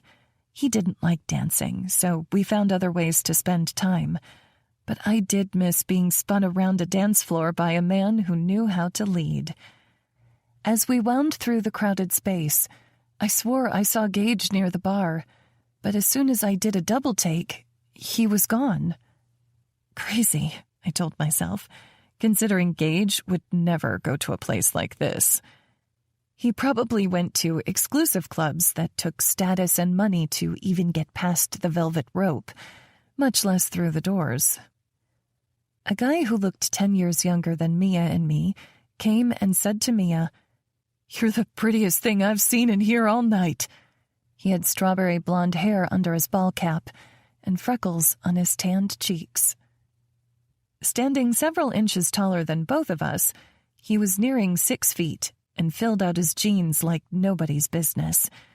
I just couldn't help but think he could only be 10 years older than Levi, if that. Mia got a flirty smile on her face, the kind guys always went gaga for, even back in college. "Me?" She put her hand over her chest, his eyes following. He nodded, holding out his hand. "I'd like to show you off on the dance floor, make all my friends jealous." Mia glanced to me, a pout on her lips. "I'd love to, but I'm here with my friend, and I don't want to leave her all alone over here. Maybe if one of your friends—" She barely had the words out of her mouth before the kid had one of his friends coming over. This guy was stockier and a little shorter, but he had a nice enough smile. I absent-mindedly wondered how much his parents had spent on braces. "Can I have this dance?" he asked me. At least his voice wasn't cracking with puberty. Even though everything in me was thinking how weird this was, I nodded, because Mia was right. I needed to get back out there, stop acting like a woman in mourning. Caleb had moved on before our marriage was even over. The guy in front of me took my hand, his just slightly larger than mine, and led me to the dance floor. He draped one arm over my shoulder and took my other hand. "Dance often?" he asked. "Not at all. In fact, it's a good thing you're wearing boots." With a chuckle, he said, "That's okay, as long as you know how to follow directions." There was heat to his words, and all I could do was laugh awkwardly. He mistook my laughter for encouragement and pressed his body a little closer to mine, moved his hand a little lower down my hip. Man, I did not envy single girls these days. And then I remembered I was one of them. Single, at 34 years old with 3 kids. Some of my friends from high school had just started having babies. "What's your name, darlin'?" he asked, eyes traveling from mine to my lips. "I'm Farah, and I have 3 kids," I blurted. He froze, and I nearly toppled over. But then he stepped back and raised his hands. "I'm not looking for anything complicated, lady." He turned and walked away, leaving me in the middle of the dance floor, couples spinning around me. My cheeks quickly heated as shame filled my gut. I knew I was awkward, but I wasn't even worth sticking it out for one dance. Then I remembered I wasn't worth staying faithful to. Not to Caleb. Not to this kid who, according to Mia, should think I'm the full package. Tears pricked at my eyes, and I willed my feet to move, to get me out of there and take me home. Then I heard a familiar voice say, "May I have this dance?"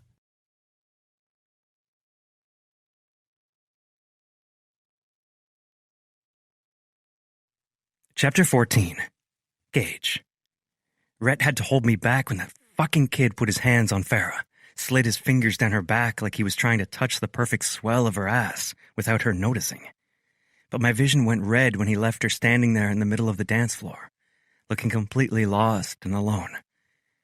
I had half a mind to teach that loser a painful lesson on how to treat a woman, especially one as golden as Farah. Instead, my feet carried me to her, knowing I would do whatever it took to take the devastated look off her face. "May I have this dance?" I asked, praying to God she said yes. Her blue eyes widened, and her perfect lips parted, covered in this shade of plum lipstick that made me think thoughts I should not be having about an employee. "Mr. Griffin?" she asked, her voice barely audible over the twangy music playing through the speakers. "Tonight, you can call me Gage," I said, taking her hand and spinning her to the music. Her brunette curls flew around her face, catching all the colors from the DJ's lights, and when she fell into my arms, her eyes were bright and her cheeks flushed. The song changed, and while the dancers around us shuffled to find new partners, I led her in a two-step. I was a little rusty, but my muscle memory took over well enough. Her soft body molded against mine, making it hard to keep my mind on the steps, on her eyes looking up at me.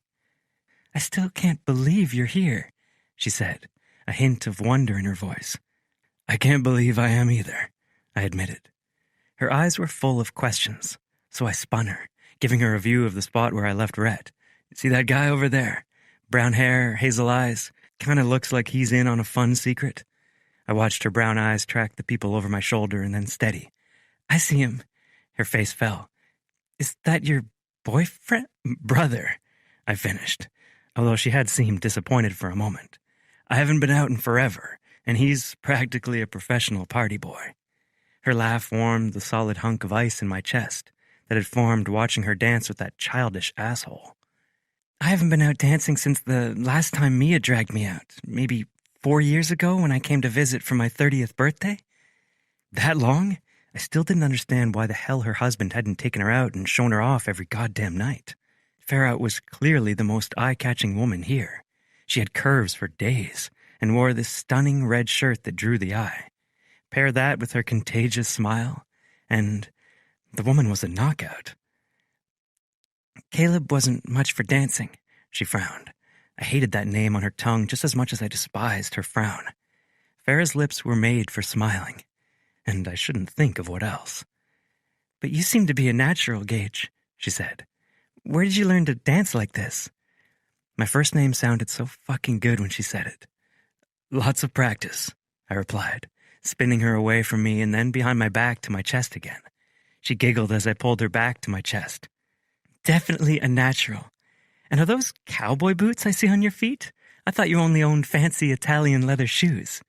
"There's a lot I don't show you in the office," I admitted, like how much I want to test the softness of your pillowy lips. Or that I wonder how much of your breasts would spill over my hands. I knew the whiskey and the dance floor had helped my thoughts to go astray. But I've been so fucking careful in the office, it was like all these thoughts were a raging river against the crumbling dam of my self-control. "Thank you, by the way," she said, smiling up at me. And I worried she was about to think I was only dancing for her to make her feel better.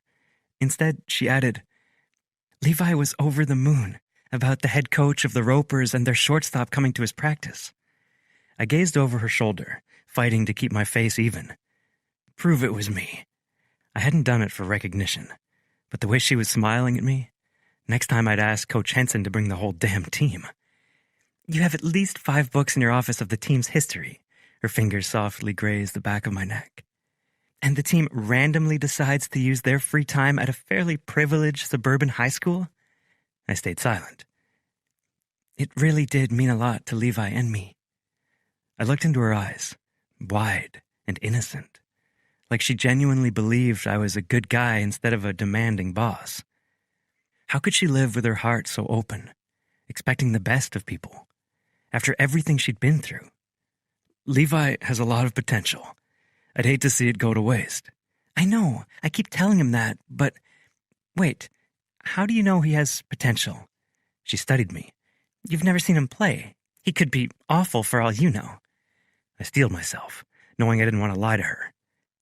"I got curious and watched the live stream of the game Saturday. Coach is a dumbass to keep him on the bench so much. Exactly, Farah agreed emphatically. How's he supposed to get better in the games without practice? It's not the same as after-school drills. I nodded. I could... I shook my head. It wasn't my place. What? She asked. I let out a breath, knowing I was dancing on the line I should be avoiding. I could practice with him on a weekend, if your ex isn't helping him out. She blinked quickly as the music slowed to a close. Wow, Gage, that's... Mia came up to us, her blonde hair looking windswept, despite being indoors. Gage, I didn't expect to see you here. Did I forget something at work? There was something behind her tone, maybe skepticism, which was warranted because her calendar was the only reason I was here. But then I remembered who came with me and said, My brother wanted to go out. Can we get you two a drink? Farah and Mia exchanged glances before Mia got a salty grin. Okay, but you're buying, boss man. I snorted, as if I'd considered letting them pay. Come, sit. Within 15 minutes, Rhett and Mia had the four of us doing a round of tequila shots, and then they were on the dance floor, leaving Farah and me at the table, buzzing and completely alone. This was a recipe for disaster, a mess even Chantel's expertise in human resources couldn't clean up. Farah looked up at me, her cheeks flushed from the alcohol, the heat. I don't drink that often, and, I think I'm drunk. I laughed, the expression coming so easily with her. You've had a margarita and 2 tequila shots, and you're drunk? Hey, Her lips parted, and then she sent me a steely smile. You've been watching me, haven't you? Me? She put her arm on my arm, sending heat jolting all over my skin. Don't lie to me. That's what my ex always did, and I know you're better than that. Her words, blurred and made more honest by the liquor, did strange things to my chest, my stomach. So instead of lying, I stayed silent, telling the truth by omission. She sat back, distractingly folding her arms over her chest. You're hard to work with. You know that? I know. I require a lot from my people. She shook her head slightly, reaching for her purse. That's not why. She slipped the strap over her shoulder and then tilted her head with a small smile. I'll see you Monday, Mr. Griffin.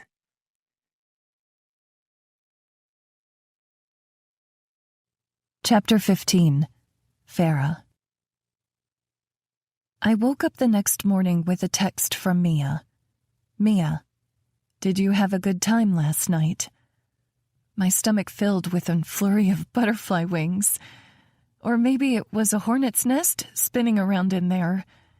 Because dancing with Gage had made ignoring my crush that much more difficult, even with the excellent points Mia brought up against being attracted to him. Farah, I did. It was weird seeing Gage there, right? Mia, I know. I thought that man lived at the office. Farah, LOL, me too. Mia, he's a good dancer. I'll have to make him spin me around at the next charity gala we go to for work. Farah, definitely. What's on deck this weekend? Mia, taking Mom and Dad grocery shopping and then meal prepping with them for the week. You? Farah, Levi's game, moving to the new place. It'll be busy. Mia, are you sure I can't help? Farah, I think it would get too crowded with my parents being there. Come by when we're all set up, though, okay? Mia, I'll bring the wine. Farah, one of the many reasons we're friends. I put my phone aside, closing my eyes and going over the night before. I could have sworn there was more to Gage's stare than that of a boss and employee. But maybe I was so desperate from being abandoned in the middle of the dance floor that I'd imagined it. Either way, we could not pursue a relationship. Not with him as my boss, and me as his newly divorced employee with 3 children to think of. So, I threw myself into the busyness of the weekend to distract myself from the yearning building in the pit of my stomach. I took Levi to his game, dealt with Caleb not showing up, again, and then prepared us to move out of my parents' house. The for rent sign had been removed from our new home, and a stack of boxes sat on the front porch. Deliveries from online stores, bringing new furniture, beds in a box, sheets, curtains, all the fixings of a home, thanks to the generosity of one Gage Griffin. But these people in the van with me? They would make this home complete, regardless of the furnishings inside. For how difficult the divorce and moving had been, starting a new life, a new job as a single mom, I couldn't imagine doing it without these precious humans at my side. My parents parked beside me in the driveway, and we all got out, checking out the place.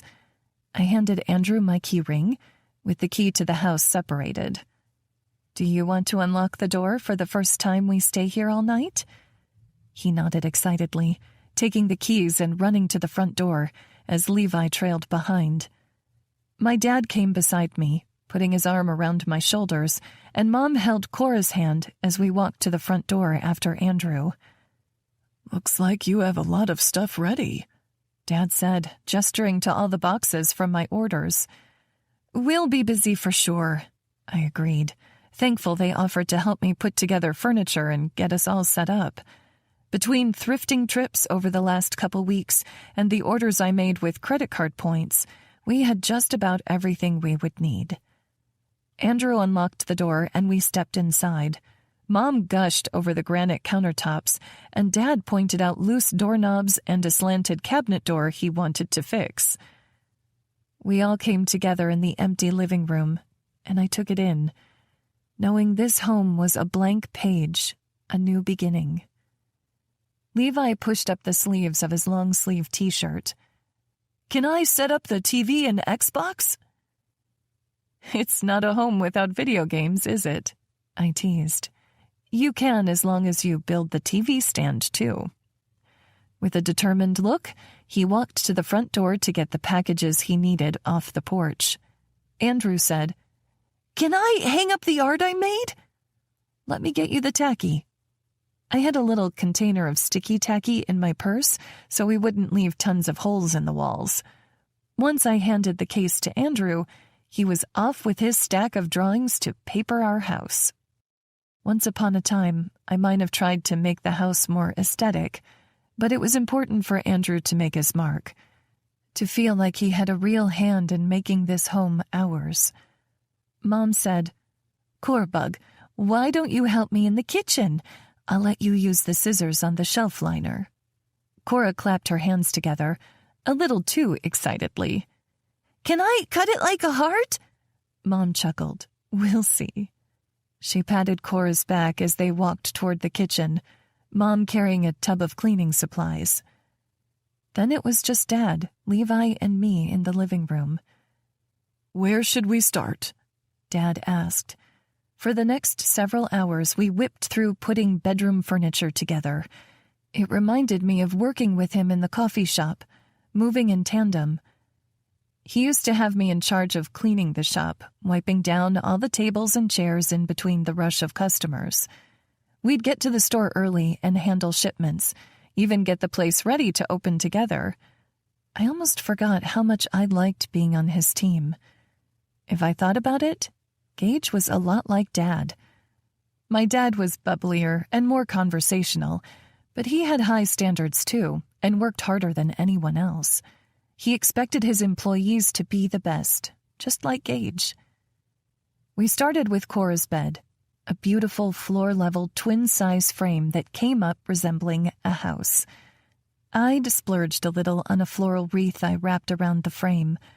Mom had washed the sheets for me the day before, so we started airing out the mattress, leaving the pink folded sheets and blankets on top. Dad pointed at Andrew's art on the wall. "Kid's got some talent." I stared at the drawing, my eyes stinging. He'd colored in her favorite colors, pink and purple. Princess Cora's room, with a crown atop her name. He's so thoughtful. Dad put his arm around me and tilted his head against mine. "I know it's been a rough few months, but I'm so proud of you, kid. Look what you've done with your back against the wall." I wiped at my eyes. My back's never against the wall with you and Mom on my side. He smiled, wiping at his eyes too. Let's get your bed set up. You'll need somewhere to sleep tonight, too. My body ached when I went into work on Monday from the strain of the weekend, but the nerves flitting around my stomach were so much more distracting than sore muscles. Seeing Gage at the bar, hearing the truths he admitted to me, I shut down that train of thought. Even if he wasn't my boss, even if I wasn't newly divorced, Gage would still be a busy billionaire CEO, and I'd been burned by love before. I wouldn't settle, not again, especially not when I knew I could make it on my own.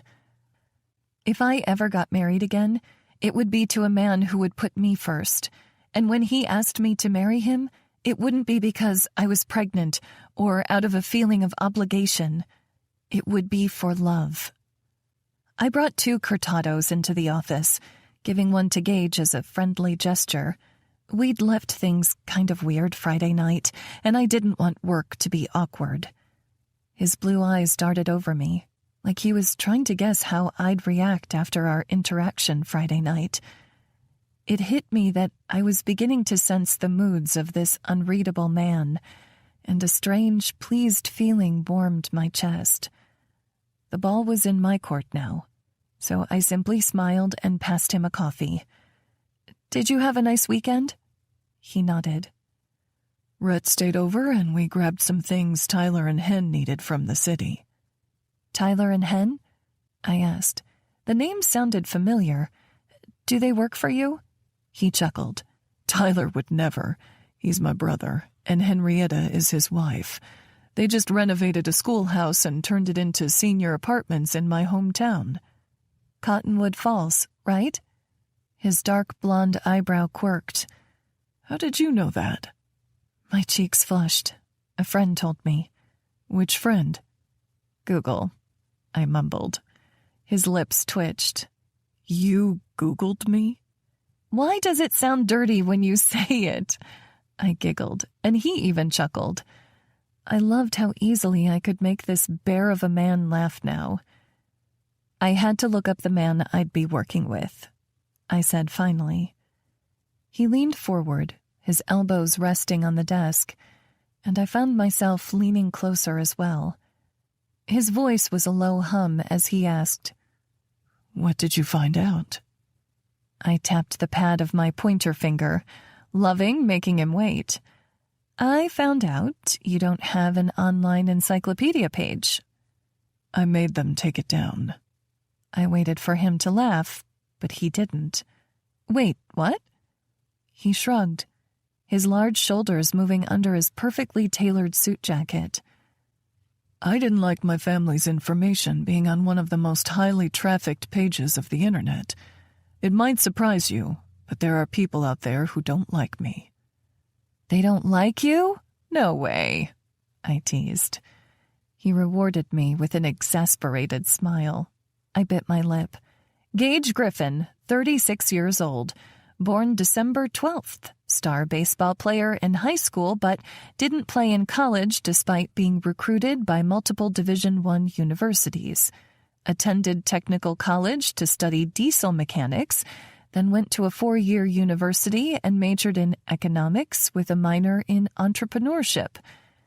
Interned with a Big Four accounting firm, then worked with a well-known realtor in the Dallas area before getting his own real estate license and growing his own business from nothing like no one has ever seen before.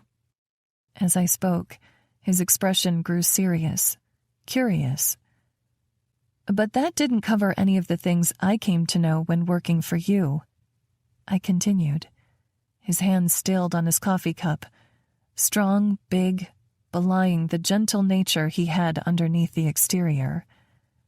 I learned you're fair, kind, generous, thoughtful, principled. As if the spell had broken, he pulled back, sitting up straight. I believe you have a meeting. The whiplash of his change in mood left me confused. What?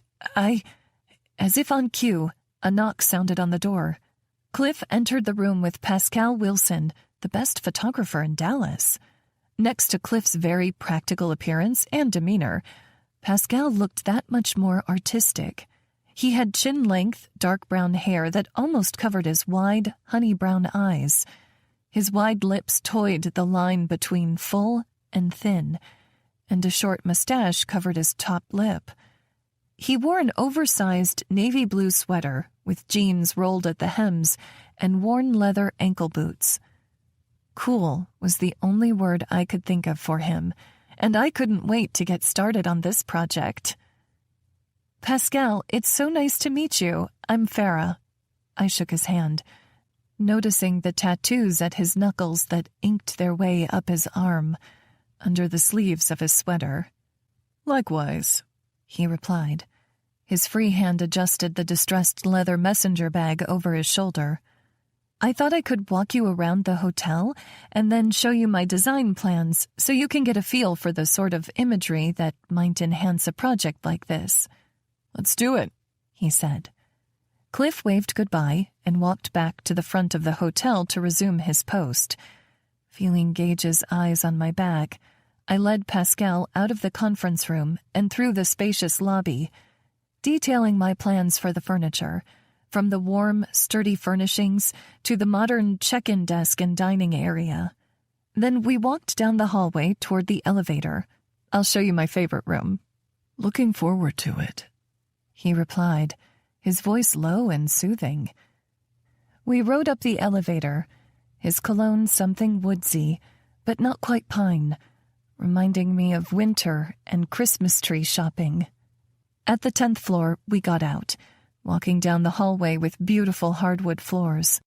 We'd paid extra for underlayment that would muffle all noise underfoot so we wouldn't have to install carpet, and aesthetically, it was more than worth it. We're adding textured art pieces on the walls to absorb some sound, I said. But other than that, your photos will be the star of the show. We reached the end of the hallway with a window overlooking the pool below and then the city sprawling around us. Since the room key system hadn't been activated yet, I opened the door and stepped into the suite. With the floors and trim installed, the space was full of promise. I walked to the bedroom, separated by a sliding door. There will be a king bed against this wall with a textured, taupe-colored wall treatment. I'm thinking we could do an abstract painting over the bed, then photos on each side as well as on this wall.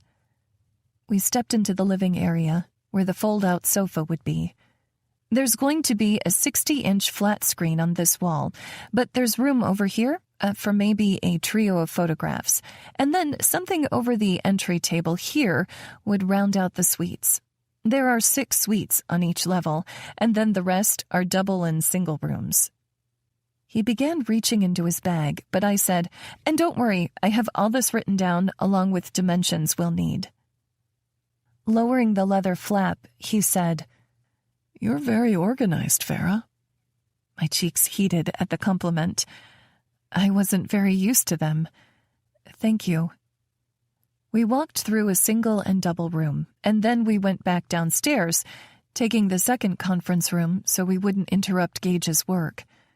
My computer was already there waiting for me, and I offered Pascal a chair while I opened my laptop to my design software and walked him through the pieces that would be coming in. His eyes were alight with a million thoughts, and he said, You have incredible taste. I honestly thought this hotel might be stuffy. I laughed. I will take that as a huge compliment. Your work is so cool. I'm curious what type of looks you think might go with a place like this. I'd like for it to have meaning without being the cheesy pictures of Dallas type photos. He leaned his elbows on the table, his chin in his hands. Is there a feel you're hoping the guests will experience? Savor, I said instantly. Vacations with family can be so rare, and you're usually rushing around, making sure everyone's okay, knowing you've forgotten something, but you're not sure what. I'm hoping everything about this space will encourage people to savor their moments. Because as a mom of 3, I know they're gone all too soon. Your husband and children are so lucky to have you, he said, making my cheeks heat. My ex-husband and teenager might disagree with you, but there's still hope for the younger two, I joked. So what do you think? Is that concept doable with the photos, or is it too abstract? He scrubbed his hand over his chin. This might seem a little crazy, but I have an idea.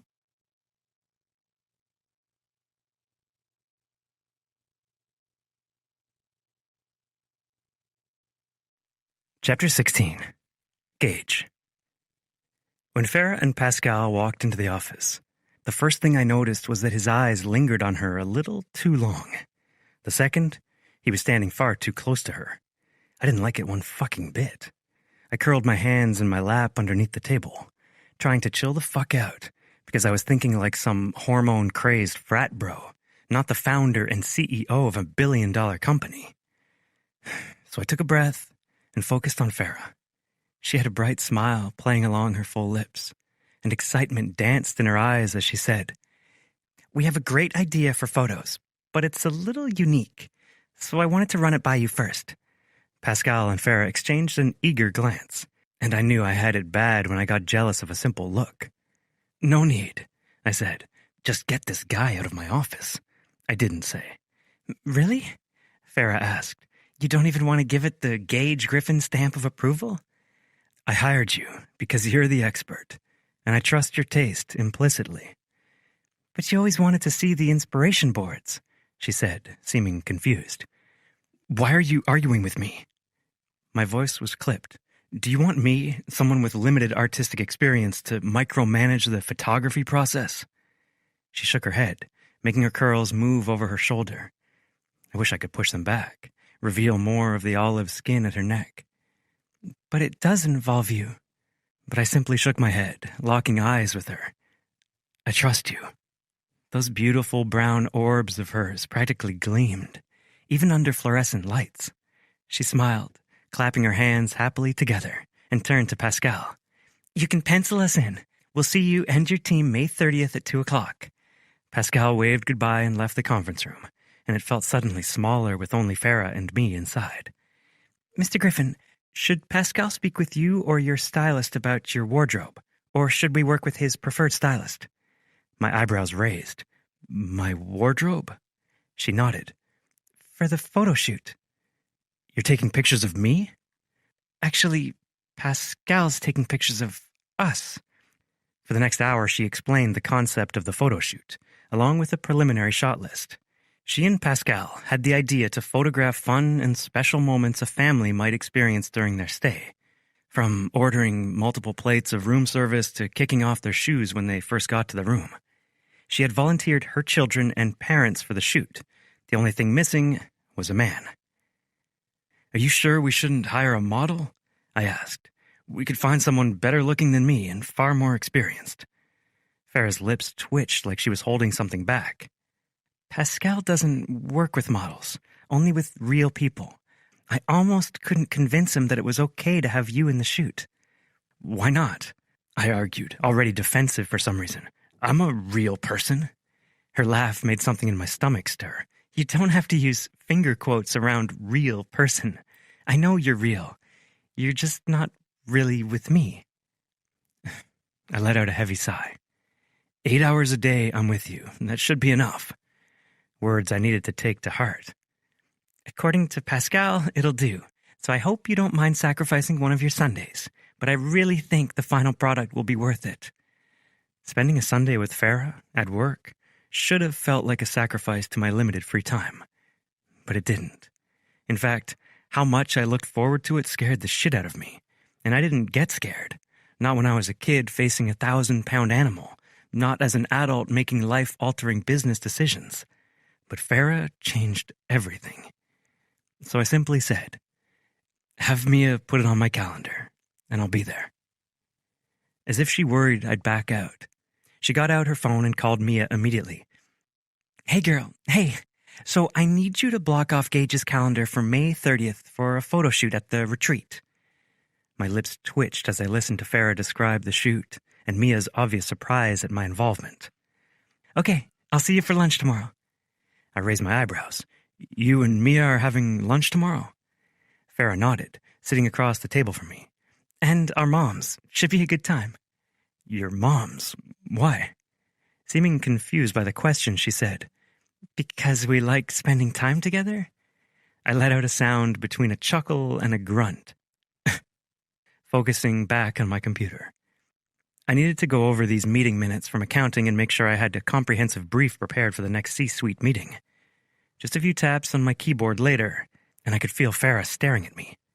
I glanced up, looking into her half-suspicious, half-incredulous gaze. Yes? What was that sound for? She asked, arms folded over her voluptuous chest. Don't be a pervert. Nothing, I replied lightly. She waited for my answer, and I let out a sigh. I just find people who get along with their parents an anomaly, on par with Sasquatch, kids who aren't sticky, a holiday party without discussion of politics. Her eyes widened. So basically, you're telling me, a mom of 3, that all of my children will hate me one day, so I should just give up now? Don't be absurd. You have 3. Odds are one will need money from time to time. I got the distinct feeling I was lucky to be sitting across the table because she would have whacked me by now. But believing in that is like hoping for Sasquatch, right? She said. I tapped my nose, looking back down at my screen. But then my computer shut, and I glared back up at the curly-haired culprit. What was that for? Don't take your mommy issues out on me, Griffin. I smirked at her annoyed look, which only made her more annoyed. She shook her head. You were with your brother Friday. Do neither of you talk to your parents? Rhett does. I prefer to keep my distance. There was a dull ache in my chest, and one that had been there since I was 20 years old, and hearing my dad say the harshest words he'd ever used on me. Why's that? She asked. I glanced up into her questioning brown eyes, and even though I thought she was genuinely curious and wouldn't use it against me, I kept it vague. My parents and I didn't see eye to eye. What do you mean? She asked. I feel like you're speaking in riddles. I let out a breath, wishing I had some bourbon to ease the knot forming in the back of my neck. I rubbed it out, saying, My parents have a small ranch outside of Cottonwood Falls, but it wasn't big enough to support multiple families, even though all of us kids would have loved to work on it when we grew up. When I went to college, I worked for a property manager who gave me lots of ideas on how to grow a business. But my dad didn't like them. He thought I was money hungry and heading down the wrong path. So I told him he was playing small and hurting his family. There may have been a few more words exchanged. We haven't talked since then, except for Tyler's wedding. Farah's lips parted, about to speak, but I held up my hand. Before you tell me it's a petty argument, that's not even what I'm upset about anymore. Oh, she said gently. Really? It actually felt good to get it off my chest to someone outside of my family. It's the fact that the man who raised me, my hero, the one I always looked up to, he was supposed to see the best in me, but thought so poorly of me to say those things, and even still, he loves his pride more than he loves me. More than a decade with no apology, because I wanted our ranch to be a true family operation. I felt exposed, laying it all out there for Farah to see.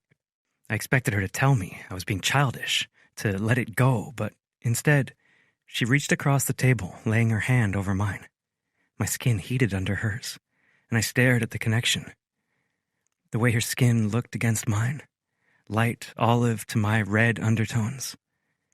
When I met her eyes, she tilted her head. He should have reached out, Gage. She bit her lip. The thought of spending a week without my kids during their summer break is killing me. I can't imagine a decade of no contact. I turned my head, holding hers in my palm.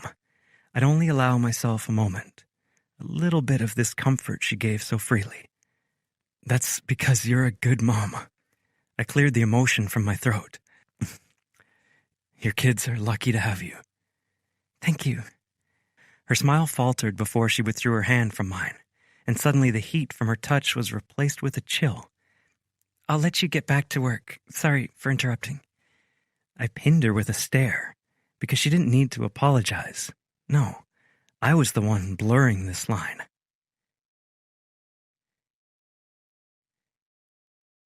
Chapter 17. Farah. Meeting up with Mia, her mom Joanne, and my mom felt like going back to my happy place. Even though Mia and I both grew up in Dallas, we only met our freshman year of college, and over the years, we'd all become family. Mom and Joanne even met up sometimes without us, even though Joanne was quite a bit older. After catching up, it only took a few minutes for Mia to tell them about my disastrous night. My cheeks quickly flushed as Mom and Joanne gave me sympathetic looks.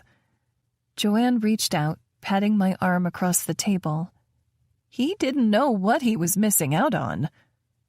I'm pretty sure he did, which is why he chose to miss out, I muttered, shaking my head. I feel like I should walk around with a big sign on my forehead that says, "Divorced single mom, not looking for anything serious." Joanne chuckled, but Mia said, "You know, you can do that on most dating apps now. They let you spell out if you have kids, if you want more, even if you're looking for a casual hookup or something more serious. Could be worth trying out." Mom nodded excitedly.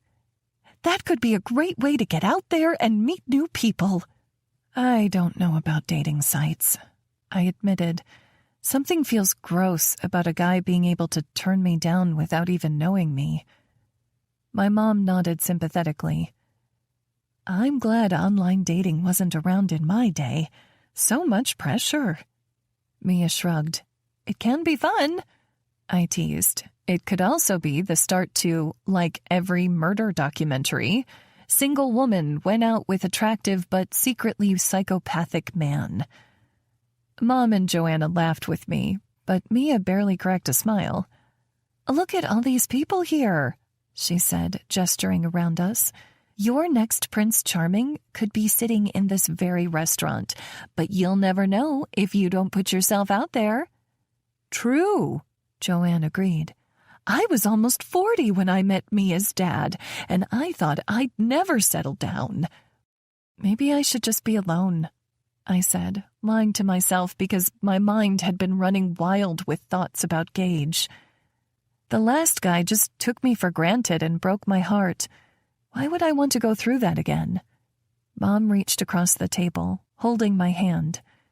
You're so young still, Farah. You got pregnant young, got married young, and you and I both knew Caleb wasn't the one. If Levi never would have come along, I shook my head because I couldn't let myself go there. I never want to blame my children for being in a bad marriage.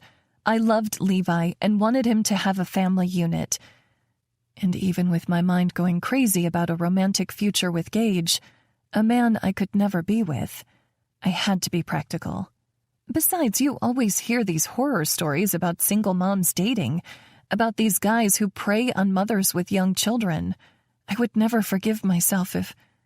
Joanne frowned at me, her wrinkles deepening, even though she was 80 and Mia was almost 36. They looked so much alike, with that frown and their pale-colored hair. You'd never let that happen, Farah. My mom and Mia nodded in agreement. And these other moms did? I asked. And how can you start a relationship with a man when you're seeing him as a potential threat? Mom set her drink down, tucking a stray curl behind her ear. Don't you do the same with babysitters, though? You get them background checked, you interview them, you check their references, you spend time with them and your child to make sure you don't sense any red flags. Seems like you could do the same with a man. Mia got a wicked grin. I would happily call references for you. I rolled my eyes at both of them. Why are you so desperate to get me dating again anyway? Can't we enjoy the single girl life together? I asked Mia. She tossed her blonde hair over her shoulder. Of course we can. As long as you're actually enjoying it. Do you really want your whole life to be work and kids? Mom nodded. You've only had us watch the kids overnight one time since you've been back. You need to take more time to yourself. Let Dad and me help with the kids. Hear, hear, Mia agreed. I bit my lip. I don't want them to feel like I'm pawning them off. Caleb just started watching Levi's games online, not even in person, and I'm terrified he'll back out of the Cabo trip. Mom said, Caleb took so much of your past. Don't let him take your future, too. I'll think about it, I finally said so we could change subjects. Mia, Joanne, and Mom started talking about a speaker Mia had organized to come to her parents' senior center over the weekend, and my focus drifted to dating, or rather, the act that accompanied dating, and the man I'd like to do it with. Hey, a girl could dream. For the next few weeks, I was so focused on work and kids that there wasn't time for much else. I had to finish lining up details for the rooms to be ready, and in the meantime, I had to fully furnish 2 suites and part of the lobby for the photo shoot. Since everything was coming in on different timelines, it meant I had to search for some of the items individually. I spent lots of my workdays scouring estate sales, auctions, and thrift or antique stores for decorative items. It would be a big part of marketing for the hotel as well, telling people that many of the items were sourced secondhand to reduce waste. I missed seeing Gage sit across from me as often when I was out shopping. Missed watching the expressions he made when a vendor call went over 10 minutes. But being away from him made me enjoy the time I did get with him that much more. I swore his jawline got more chiseled every day. His cologne smelled better each time I set foot in the room, and that smile he reserved just for me, it turned me to putty every time. The space from him was good too, because I needed to remember all the reasons I couldn't be with my boss. He was a billionaire bachelor with all the resources and women in the world available to him. A plus-sized single mom of 3 wasn't exactly the best offer out there. Best not to get my hopes up for something he wouldn't be interested in. Besides, he would never fit into my world. He worked a lot, and he didn't speak with his parents. I couldn't imagine being with another man who didn't value family the same way I did. So, I worked myself to the bone and had the bedrooms ready just in time for the photo shoot. With the bed beautifully made with white sheets and the room lit with found lamps, I sent Gage a text. Farah, come to room 1212. I bit my lip, glancing around the room and imagining what Gage would think when he first saw it. My favorite part had to be the bathroom. The French company had already sent 3 bathtubs, and this one was the first to be installed. The tub looked like it had been carved from Calcutta marble and rested on sleek gray tile. Matched with the modern vanities, gold fixtures, and green tiles for the backsplash and shower, it was pure perfection. I could picture myself in here, soaking in the tub, drinking a glass of wine, and reading a book while letting all the stress of the day just roll away. The opening door sounded, and I turned away from the bathroom to see Gage coming into the room. He had his blazer off, the sleeves of his white shirt rolled to reveal a smattering of light brown hair on his strong forearms. I had an urge to put my finger above his tie knot and pull down, unbutton the top few buttons of his shirt to show his tanned chest. Maybe I should start an online dating profile just to get this man off my mind. Remind myself what dating at my age would realistically look like, because this man, he was a fantasy. Gage's eyebrows lifted as he examined the room, taking in every detail from the 4-person table set with placemat silverware and ceramic plates to the lounge area with a stylish fold-out couch and a coffee table stacked with large, hardcover photo books about Texas. I bit my lip, my breath stalling until I heard his thoughts. Farah, He scrubbed his hand over the light stubble on his cheek. It's everything I hoped it would be. He crossed the room, taking in the bathroom with an incredulous smile. My heart skipped happily, my lips tugging into a smile I'd never be able to wipe off my face. This is incredible, he said, And you had these rooms ready in just a few months? How? I grinned back at him. My boss is a hard ass, but he also believed in me. His smile lit the entire room. You deserve to celebrate. He glanced at his watch. If you have a sitter tonight, you should go out. I do have a sitter, luckily. I'm going to stay and put some finishing touches on the other suite, and then we'll be ready for our photo shoot. It's still a month away, he said. I nodded, running my hand over the warm wood of the television stand. I wanted to have it ready early in case he requested changes. His finger brushed the underside of my chin, tipping my gaze up to meet his. Don't change a thing. I swallowed, his touch short-circuiting my brain. I won't. He stepped back as if composing himself and shook his head. You're incredible, Farah.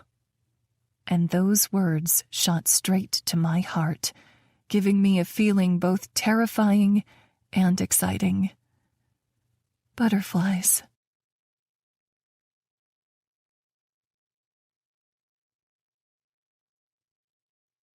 Chapter 18. Farah. I was on such a high that the second he left the room, I did a happy dance, falling back onto the king-sized bed with a smile on my face. I'd worked myself crazy trying to make this place everything Gage hoped it would be, and even though the rooms weren't all completed, I felt a sense of satisfaction, a sense of purpose, like this was all possible because I'd made it possible. I'd done it! I left a cheating husband, provided for 3 children, found us a home that we enjoyed immensely, and now I needed to celebrate, like Gage said, and I knew just the way. I kicked off my heels and walked to the bathroom, turning on the bathtub spigot. I slid my fingertips under the stream, feeling the water change temperature. When it heated, I plugged the tub and watched the water pool in the bottom for a moment before going to the minibar stand. For aesthetic purposes, I'd gotten an expensive bottle of champagne and put it in the ice canister. It wasn't cold, but that didn't matter. I unwrapped the gold foil over the cork and then pushed with my thumbs until a loud pop sounded and vapor fizzed from the top. Taking one of the champagne flutes, I poured myself a tall glass and took a sip, the sweet, bubbly liquid sliding over my tongue. Damn, did it feel good to know I'd be taking a bath in a nice bathroom that didn't have any children's toys or dirty underwear littering the floor, drinking a glass of wine completely undisturbed without the risk of anyone walking in on me or asking me a favor. Walking back to the bathroom, I used one hand to unzip the side of my black pencil skirt, and I shimmied out of it. I set my glass down on the vanity countertop, then took off my silk shirt, the beige camisole I wore underneath, and the heavy-duty bra I'd had since Andrew was a baby. Then I hooked a thumb through my cotton thong and pulled it down too, doing a spin. God, it was incredible just to have a moment naked. Until I caught a glance of myself in the mirror. My breasts and stomach kept moving even after I stopped spinning, jiggling to a halt. The mirror lighting was meant to cast a flattering glow, but the mom bod wasn't the most attractive thing in the world, at least by traditional beauty standards. Caleb's voice echoed in my mind the night I told him I was leaving. Good luck finding a guy who wants a fat single mom with 3 kids. I hoped like hell the kids hadn't heard him say that. He hadn't said anything untrue. I was fat. I knew it, and I wasn't ashamed of it, most of the time. My body brought life into the world. It housed my brain, my heart. It hugged my children and carried me throughout the day and was a sign of life.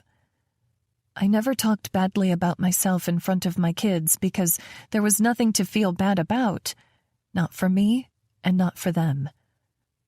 But looking at myself in the mirror, silvery stretch marks running up the loose skin of my stomach, dimpled thighs pressing together, arms the furthest thing from toned. It was hard not to feel self-conscious, especially because Caleb cheated on me with thin women. And even though I couldn't find anything online about Gage's love life, I assumed he had model types throwing themselves at him daily. So, I would stick to my fantasies, and I had plenty to go off of. The way Gage's finger had seared my skin with a simple brush under my chin. I could only imagine what those capable hands would do to me in the bedroom. The way he would handle me. I wanted to see his blue eyes heat the way they had in the club, just for a moment. And I wanted his straight white teeth to graze my nipples, his breath to land hot on my chest, his tongue to... I crossed my legs, stunned at how easily the thought of Gage Griffin aroused me. I should not be feeling this way about my boss. But it was only a fantasy. So I retrieved my small bullet vibrator from my purse.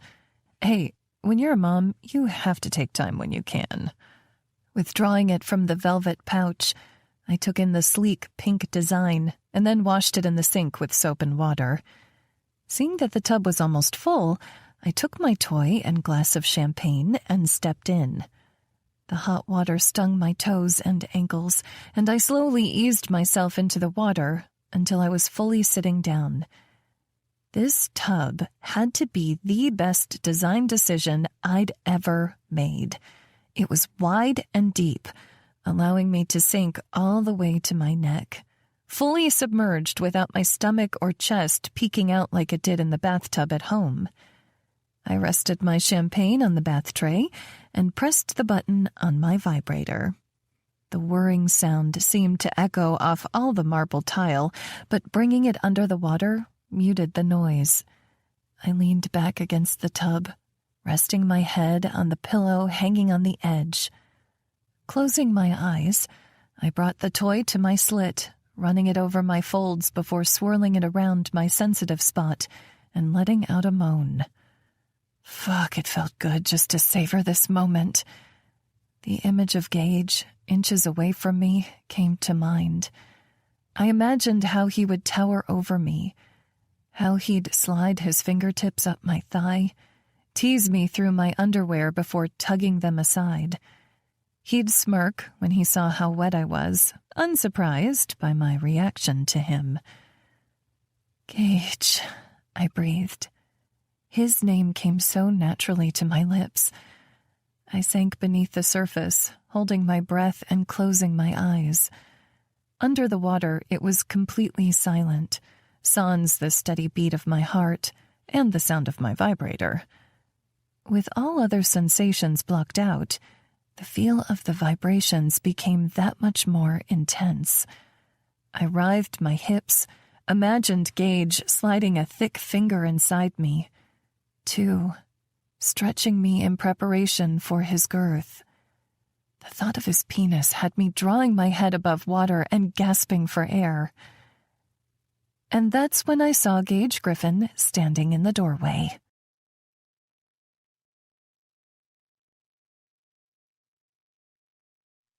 Chapter 19. Gage. I came back to the room to look at it again, revel in the work Farah had done. But I found something else entirely.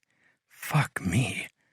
Farah was a goddamn vision in the water, her cheeks pink, nipples hard and full of color. I imagined what those hard buds would taste like in my mouth. She had a smattering of hair over her pussy, and her brown curly hair flared around her in the tub. This is how she's meant to be, natural and sexy as fuck. She writhed under the water, and my jaw went slack. As good as she was making herself feel right now, I wanted to make her feel even better. But I couldn't lay a hand on her, not until we came to an agreement about what it would mean, or rather, wouldn't mean. The water broke as she came up, water pouring down her face and chest in rivulets, and she gasped my name, moaning. She was touching herself, thinking about me. My cock went from hard to stony, straining against my slacks, and it was all I could do not to get it out and fuck her like I've been dreaming about ever since she walked into my office for that interview. Instead, I gripped the door frame, knowing if I didn't hold myself back, I'd do exactly that. Her eyes widened, full of shock. She scrambled, looking for a towel, but it was all the way on the rack, and I wasn't moving. "Keep going," I ordered, holding onto the door frame for dear life. But... I shook my head, my gaze narrowing in on her. Those lips. Make yourself feel good. You've earned it. Her eyes were wide and nervous, shy, darting from me to the towel. But then she slid her hand back down, moving her toy to her sensitive spot. Her gaze drifted away from mine, but I said, "Look at me, Farah." Her lips parted and her hips jerked, making water splash against the sides of the tub. "That's right," I said, my erection clearly visible, but I didn't move to relieve myself, not with her just starting. "Touch your tits." She reached up, tweaking a full nipple. Her moan had her eyes rolling back. "Eyes on me," I ordered. I knew I'd be playing this moment over in my head every night, and I wanted to know I turned her on as much as I could, without even lifting a finger. Her blue eyes collided with mine. Her jaw clenched as she spun faster circles around her clit, and then rhythmically pinched her other nipple. "You're so fucking hot," I breathed, clenching the trim harder than ever. "Those full tits. Your curves. The way your eyes lock on me as you touch yourself." She whimpered at my words. "You've wanted this for a long time," I said. It wasn't a question, because I knew how fucking bad I've wanted her, and judging by the way she'd said my name earlier, the feeling was mutual. It took everything in me not to pull her from the water and bring her to the bed, wrap my fist around her wet curls and fuck her from behind until she was screaming my name. "I have," she moaned, her voice guttural. "You know how badly I've wanted to bury my cock in your tits?" I asked, my voice silky in contrast to the rippling water. "Fuck you until my cum glistens all over your chest, and then have you walk around the office without cleaning it off so everyone knows you're mine." She moaned, then cried out, her hips bucking so hard water splashed over the tall sides of the bathtub. The vibrating sound underwater stopped, but her breathing took longer to slow. "That was... what?" I bit my lip, allowing myself one last look. "I'll be in the hallway when you're ready to talk." Using every bit of self-control I had left, I exited the suite, going into the empty hallway. When I was by myself, I reached into my pants, angling my dick down to get it more comfortable, because this erection wasn't going away, not until I took care of it. But now that I was out of the room, away from her intoxicating body, I dropped my head against the cool white wall. What a fucking idiot I was. I'd come upstairs to look at the room, and I should have left the second I realized it was occupied. But seeing her like that in the tub had sent my mind haywire. I deserved a medal for keeping my hands off her. But if I had my way, I wouldn't be holding back for long. I'd been trying to quell my thirst for her, like it was even possible. But the only way to truly rid myself of this need was to sate it. And I knew how. I just hoped she'd agree. I got out my phone, pulling up the document I needed, and then waited for her. A few minutes later, when Farah came out of the room, her cheeks were still pink, her wild curls pulled into a wet twist atop her head. She wore her clothes from earlier, but their messy, wet appearance just turned me on more. "Gage, I'm so sorry," she began, but I pressed a finger to her full lips, and she shuddered, closing her eyes. The feel of her under my finger sent a jolt of desire straight to my dick, so hard it hurt. "Shh, don't apologize," I said, dropping my hand. "In fact, I should be the one apologizing. The second I saw you, I should have stepped away." She didn't argue. "But I couldn't," I breathed. "If I'm being honest, I've been attracted to you since you walked in for that interview, and holding myself back has been torture." She folded her arms across her chest, drawing my attention to her beautiful breasts. I wished yet again they were uncovered, that I could feel them, taste them. "So what do we do?" she asked, her voice breathy. "Because I've had some not-so-holy thoughts about you, but I can't afford to lose this job." My jaw clenched. I knew what I was about to ask was crazy, and a woman like Farah would never agree. But I had to try, because missing a chance to make her feel as good as I wanted her to, I'd regret it my whole damn life. "We can walk away and pretend this never happened," I said. "I'll resume officing at my main office, giving you the space you need, and we won't have any meetings unless Mia is present." Her face wore every one of her emotions. She was upset, angry, maybe even a little confused. Or you agree to a non-disclosure agreement explicitly stating that this will not affect your work and that we'll keep our arrangement private, and I'll pleasure you exactly the way you deserve. She caught her bottom lip between her teeth, looking into my eyes. "The choice is yours," I said, but I couldn't help myself from trying to persuade her. "Look, I'm too busy to give you the kind of relationship you deserve. But you just got divorced, and I'm guessing you haven't found a way to get back out there." She looked away, confirming my suspicions, my hopes. Because if I knew of another man touching her, I'd want to throttle him, even though I didn't have the right. "It's not exclusive, and it's not a relationship," I said. "But it's a way to get what we need, without making things complicated, in our personal lives or at work." A resolute expression crossed her face, and for a second I deeply feared that I was going to lose my interior designer and get slapped with a lawsuit, or at least get slapped across the face like I deserved. Maybe both.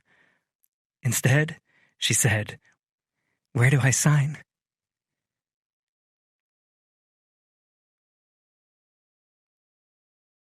Chapter 20. Farah. I had completely lost my mind. I knew I had. But I slid my fingertip across his phone anyway, giving full consent to sexual activities between the two of us, agreeing to this relationship between us, to myself. The consent to have sex could be revoked at any time, but my silence, that was under Gage's control. And the freedom of knowing that whatever happened between us was only between us. It was heady and made me want to do things I'd never done before. With Caleb, I initiated in the bedroom sometimes, and so did he, but over time, sex became more and more infrequent. Even if I dressed up or waxed, it seemed like it was just a method for him to come, not a chance to pleasure me. But the way Gage looked at me in the bathtub, the way he spoke to me, I knew he was doing exactly what he wanted. And out of all the women he could have, he wanted me. Whether it was for a night or a year, it didn't matter, because he was right. A relationship wouldn't work between us. But that didn't stop the desire coursing through my body every time he got near. So I watched him sign the document himself, and then he said, "There's a copy in your personal email inbox." We stared at each other for a moment. The realization of what we'd just done, what we were about to do, dawning over us. "How long do you have your sitter?" he asked. I glanced at the watch on my wrist. 1 second. Tapping at the screen, I called my mom's phone number. After a few rings, she answered, her voice filling the hallway. "Hi, honey, how's work going?" Glancing up into Gage's eyes, I said, "Something came up, and I'm going to have to work later tonight than I thought. Do you mind keeping the kids overnight?" "Of course, honey, I'll pack a bag for them and keep them at my house if that's okay." "That's totally fine," I said. "I'll pick Levi up at 10 to bring him to his game." "Perfect. I'll let the kids say goodnight while I have you on the line," Mom said. My cheeks heated for some reason. The woman Gage saw in the bathtub and the woman saying goodnight to her children felt like two different people. But then my sweet kids came on the line. "Mommy, are you working late like Daddy always did?" Cora asked. In fact, I was working late exactly like Daddy did, but I wasn't abandoning my family. No, I was no longer abandoning myself and my own desires. So I said, "I hope you have a great night with Grammy, and I'll see you in the morning. Okay, sweetie?" "Okay, but can I bring my hot cocoa bomb with me to Grammy's?" "Sure thing. Make sure to bring one for the boys, too." "I will," Cora said. Gage slid his hands over my hips, pulling me closer to him. His hard erection pressed against my front, making it hard to breathe. "Mommy?" Andrew said. "Yeah?" I breathed, fighting to keep my voice normal. "Can I bring my light bright?" "If Grammy says it's okay." "Yes!" Andrew said, his voice already growing distant from the phone. I heard Mom ask Levi if he wanted to say goodnight, but he turned her down. "Well, Levi is being a teenage boy. I'll see you in the morning. Have fun and work hard." "I will," I promised. And as soon as the call ended, Gage's mouth covered mine. His lips dominated my own, and his tongue demanded my attention, warring desperately with mine, like we were putting months of sexual tension into this one embrace. He pressed me up against the wall, our bodies close together, and I pulled at the hem of his shirt, taking it out of his pants and running my hands over the hard planes of his stomach. He moaned and pressed his lips against my cheek, turning my head to get access to my neck, my shoulder, my collarbone. It all felt so good. My core was already clenching, begging for more than what a pocket-sized vibrator could offer me. "I want to be closer to you," I said, and he reached over to yank the door open, bringing me inside and kissing me as we walked. As we did a dance between shucking clothes and moving to the bedroom, he kissed me more, lighting my body on fire with every brush of his lips. I was so caught up in the moment, I didn't realize I was down to my bra and underwear until we stood in front of the bed. And I nearly panicked. All the self-doubt from the affair came flooding back. Questions flew through my mind. Was I not good enough in bed? Was I not attractive enough? Each one hurt more than the last, but I shook it off. Gage couldn't fake the way he looked at me in the bathtub, nor the fire in his eyes now. This man was turned on by me. The thick erection straining against his underwear was confirmation enough. I reached for his underwear, beginning to tug them down, but he stepped back. "You first, Farah." The authority in his voice told me it would be useless to argue. So I reached behind my back, unsnapping my bra and freeing my tender breasts. They hung heavy on my chest, and he stepped closer, lifting and kneading them in his large hands before sucking a nipple into his mouth. That alone had me moaning. But then his tongue flicked vigorously over the nub, leaving me whimpering, practically begging for more. He led me back toward the bed until my legs hit the edge, and he lowered me onto the plush surface, kissing down my stomach, nipping my extra flesh along the way, and then he dragged my panties down my legs, leaving me exposed before him. "You're so fucking beautiful, Farah," he said. It was like he hadn't said my name enough, and I loved the way it sounded on his tongue. I sat up in the bed, reaching for his underwear.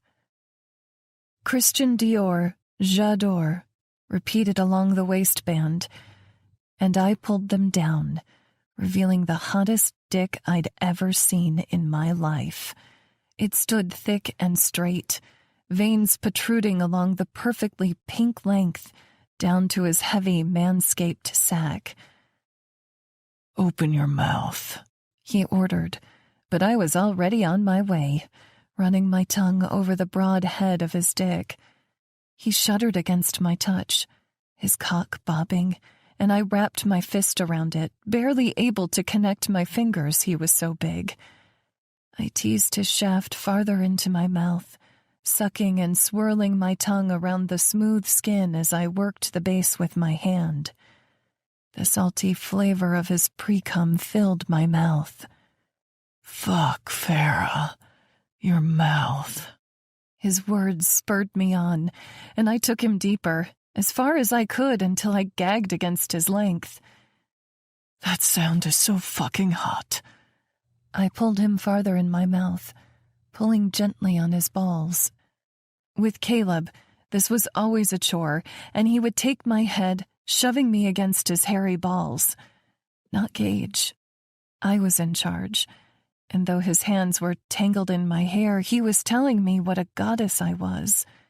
You're such a good fucking girl, taking my cock like you were made for it. I moaned against his dick, and he said, You like being told you're a good girl? Then be good for me. He pulled his cock out of my mouth and ordered, Hands and knees on the bed. It took me less than 2 seconds to get where he wanted me. You're fast, but I'm not in a rush. He drew his hand underneath me and easily found my clit, rubbing it first with his palm and then with his 2 fingers. With his other hand, he drew his fingers along my slit, then plunged in 2 digits, just like my fantasy. Gage, I moaned, and he twisted his hand, curling his fingers into my G-spot. Fuck, I let out. He danced his fingers inside me in tandem, with the pressure on my clit, pushing me closer and closer to the edge. My hips bucked, trying to catch more friction, and he said, That's it, baby. Come for me. As if his voice were magic, I tipped over the edge into pure fucking bliss, my orgasm shaking my entire body as I cried out his name.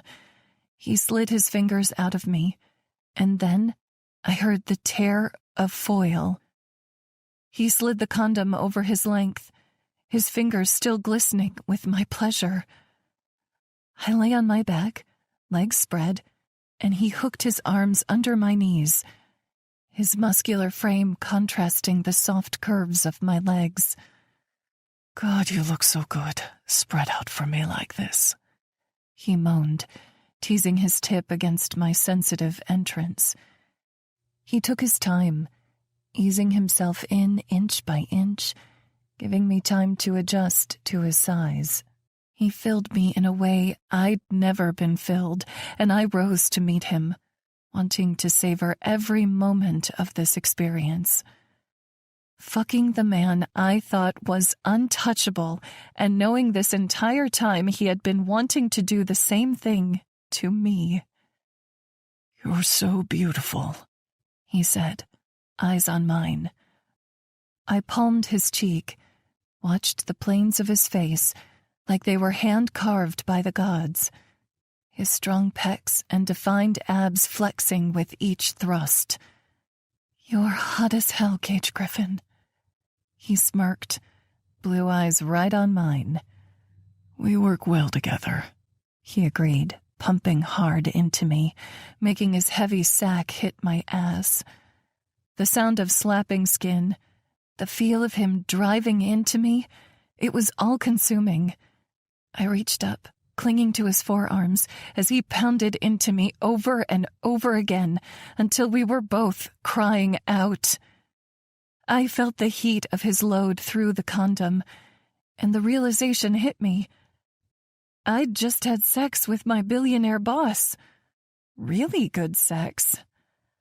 Fuck, I breathed, rolling over into the comfy pillows and soft bedding. I feel like I need a cigarette after that. I didn't know you smoked, he replied, throwing his condom in the trash and lying next to me. I don't. I laughed.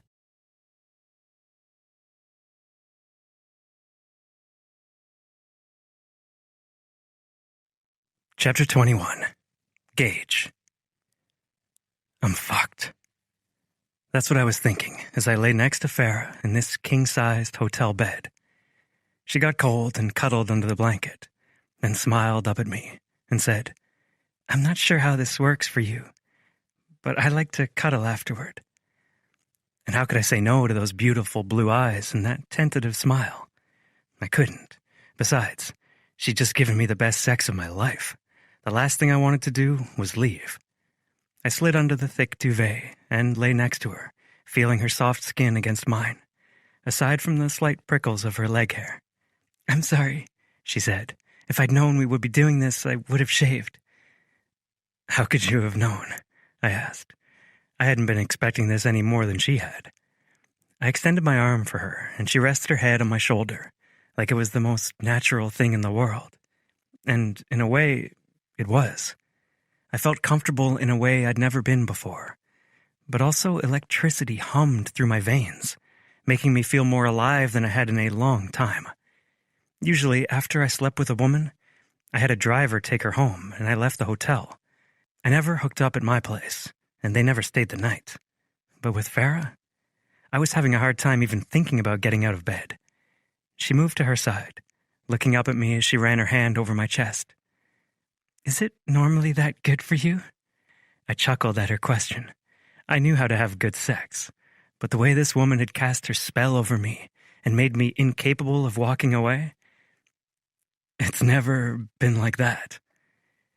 "Me neither," she whispered. We were silent for a moment, and I scanned her face for a hint of regret. It would have killed me to see it, but I would have known this was a one-time thing. I'd change office spaces immediately, just to make her more comfortable. But instead, there was only curiosity in her eyes. "I feel like there's so much I don't know about you." "We haven't worked together that long, and I'm not open like you." "Is that a slut joke?" I snorted, a mix of confusion and laughter in an unattractive sound that would probably have her running for the hills. "No, sunshine. It's not a slut joke. Just checking." I brushed her slightly damp hair back and kissed her temple. "You make it seem so easy. You have people laughing and loving you within minutes of meeting you. I have to be more professional. You never know who you can trust when you get to my level. Most people only want what they can get from me." "Most?" I nodded. "My siblings, I can trust them. I know because they know all my secrets and they haven't buried me yet." She giggled. "I'd pay good money to hear those secrets." "You wouldn't have to pay me. 2 minutes with your mouth on my cock, and you'd hear them all." She smiled, lowering herself under the blanket. Laughing, I hauled her back up to my chest where she was lying earlier. "Tell me about your siblings," she said. "I was an only child, and I always wished I'd had a little brother or sister." "They're a pain, but I wouldn't trade them for anything." I looked down at her, trying to see what angle she was coming from, why she wanted to get to know me when most women slept with me for the pride of knowing they bagged a billionaire. But her brown eyes were so wide and trusting, I knew I could trust her too. "I have 2 brothers and a sister. First Tyler, then Rhett, then Liv. Olivia, really, but no one ever calls her that.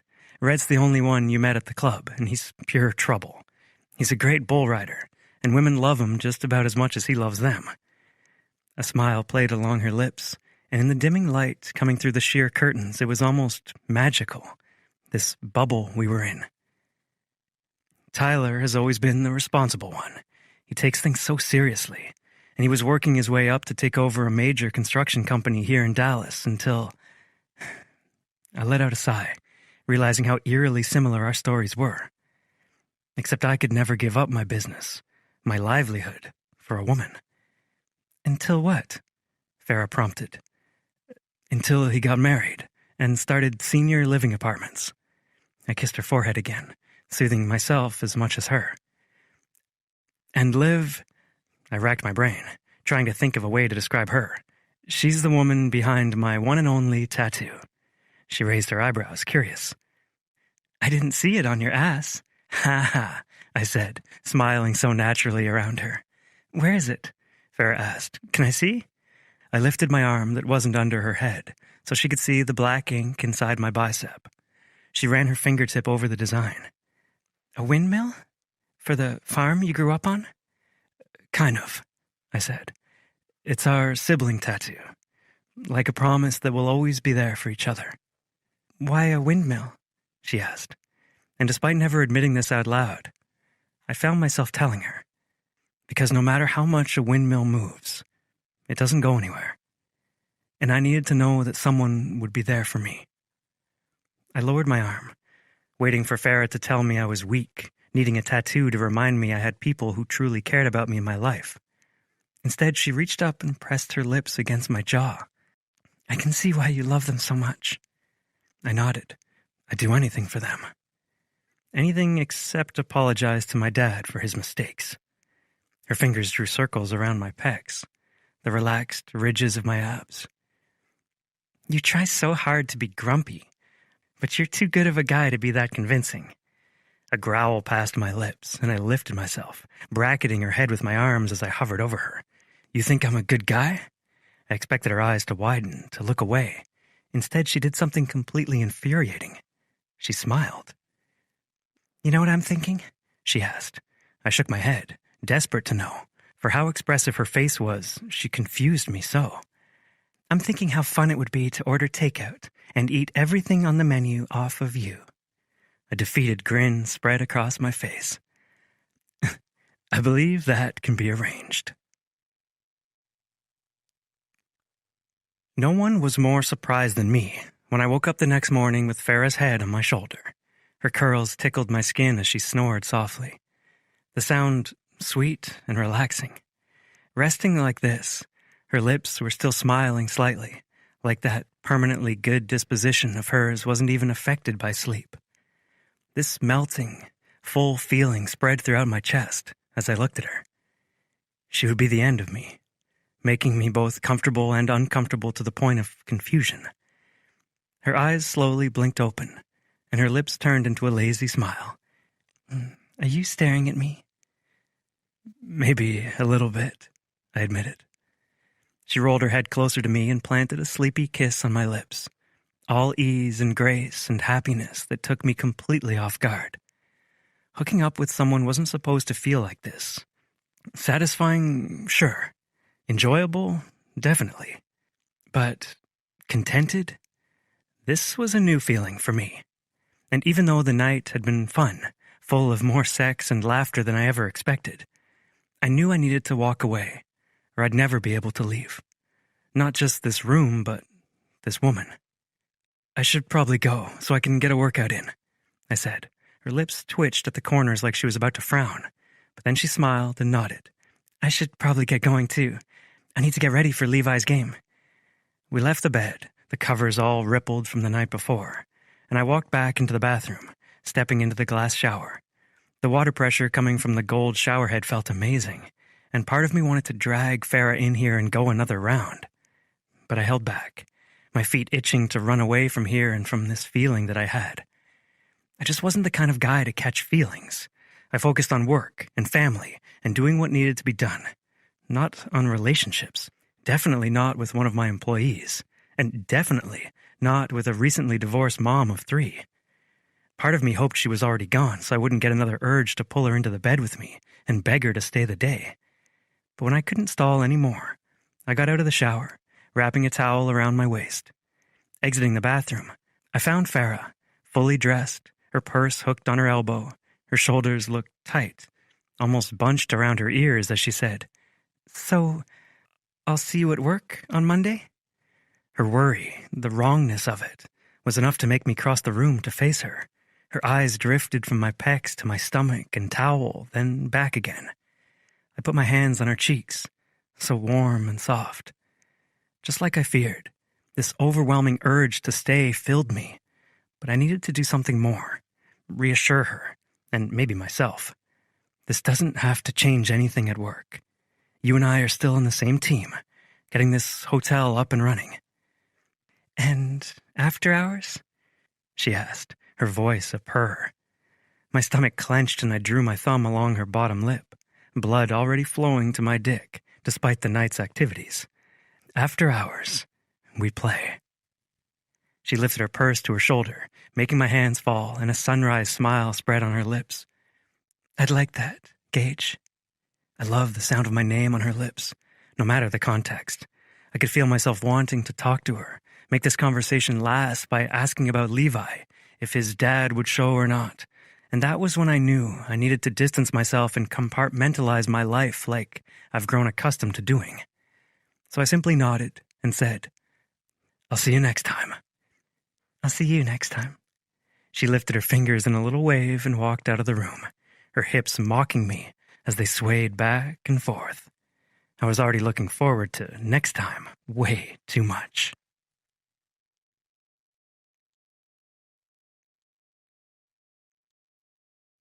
Chapter 22. Farah. As I walked out of the hotel in the morning, I realized Cliff stood guard by the hotel entrance. Our eyes connected, and as he looked at me and then to the parking lot where my van and Gage's Tesla were parked, understanding dawned. My cheeks were hot, and all I could think to say was, I didn't know you worked Saturdays. Filling in for the weekend crew, he said gruffly. This was just as awkward for him as it was for me. Oh, well, I'll see you Monday. He nodded, looking down. What he must have thought of me. I was so not prepared to be doing the walk of shame today, at my age, at my place of work. All I wanted to do now was get into my minivan and drive away as I called Mia to tell her everything that had happened. But then the NDA came to mind, and I realized I couldn't. The biggest, riskiest, most exciting and dangerous thing that I'd ever done, and I couldn't tell a single soul. In some ways, it made hooking up with Gage more exciting, like this little tryst between us was something only we shared. But also, it would be nice to tell Mia and maybe even my mom so they would stop encouraging me to get back out there. Left to process the experience on my own, every detail played over again in my mind while I drove back to my house. How had my evening gone from taking a simple bath to an entire night of mind-blowingly hot sex with my billionaire boss? I'd learned so much in the last 12 hours. Like, his confidence was definitely merited, that he was a very generous lover, but also that he had been attracted to me from the moment we met. A little bout of butterflies danced in my stomach. Caleb had been wrong about no man wanting me. In my first interview with Gage, I had shared everything about me that Caleb thought other men would be repulsed by. My curves had been on full display. My children called, and I yelled at them. Hell, I even joked awkwardly, and I'm pretty sure my hands had been sweaty. But he still found me attractive.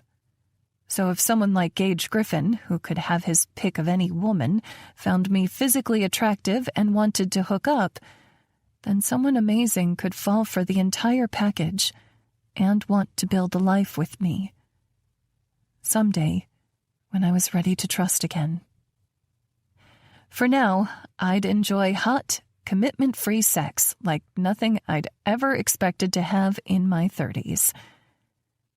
After taking a quick shower and grabbing Levi's gym bag for his game, I got back in the car and went to my parents' house to pick everyone up.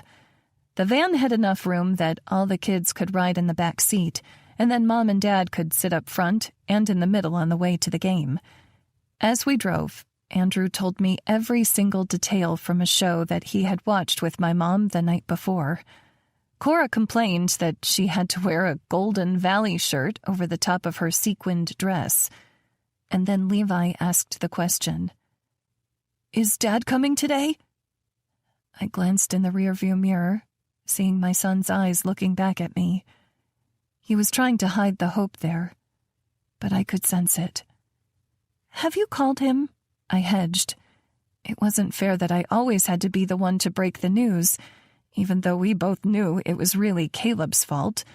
I was there to handle all the emotions Levi didn't want to admit. Levi shook his head.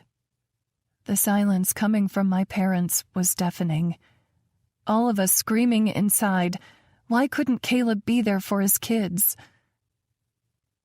If he doesn't come, I'm sure he has a good reason, I said, even though we both knew it was a bald-faced lie. There was no reason good enough to miss this many of your son's games, even if you were watching some online. March and April had gone by without him showing up once in person. We pulled up to the baseball field, the parking lot still pretty sparse, since we had to get there a bit early for Levi to warm up. Andrew and Cora went to play on the small playground by the fields, and my parents and I went to the bleachers. Mom mumbled, "I have half a mind to drive to Austin and drag him up here myself, preferably by the ear." Me too, I agreed. Dad shook his head, half disappointed, half confused. He didn't seem to be this absent back in Austin. He wasn't, I agreed, but that was when it took 10 minutes to drive to the ball field instead of 3 hours. Caleb would usually do what I asked of him as long as he didn't have to work, but during business hours or times he was working late, he was nowhere to be found. Just like right now. I clenched my jaw and angrily typed out a text to him. "Farah, I hope you're getting here soon. Your son really wants you at his game." I looked at my phone for a little bit, and he didn't reply, of course. Mom said, "Levi told me last night that he's starting at shortstop today." My eyebrows rose. "No way! He didn't say anything like that to me. Are you serious?" She nodded. "He said the coach has been trying out some new things in practice, and with the ropers helping Levi, he's improved a lot. He even talked about doing some weights at the high school over the summer so he can get in better shape for next season." My eyes prickled with emotion. At the beginning of the year, it felt like Levi had lost hope. But here he was, having goals, making plans, and a big part of that was thanks to Gage. I made a mental note to have Levi write a thank you note to him after the game tonight. The younger 2 kids played while Levi and his team warmed up, and when the team jogged out to the field, I saw that my mom was right. Levi was there with the rest of the starters, full of pride and happiness. I jumped to my feet, cheering for my son. On my right, my dad whistled and Mom clapped her hands together enthusiastically. "Go, Levi!" I yelled. On my left, I heard a voice echo mine. "Go, Levi!" I looked over, and for the first time in months, I saw my ex. Caleb looked exactly like I remembered. Tall, thick dark hair, perfectly parted and styled. He wore a green t-shirt and dark-washed jeans, probably a pair I'd bought him, seeing as he could never shop for himself. His green eyes bored into me, and I fought the urge to punch him in the face. "What are you doing here?" I asked at the same time Cora yelled, "Daddy!" She ran up 2 rows of bleacher seats and jumped into his arms. He chuckled, hugging her back. "It's so good to see you, honey." As if he couldn't have seen her this whole damn time. Andrew raced up the bleachers behind her, hugging Caleb too, and Caleb made room for both of them, holding them tight. Andrew said, "I didn't know you were coming, Dad." Of course you didn't know. I barely kept from saying out loud. He never freaking showed. I knew I should have been happy he came, but I was irate.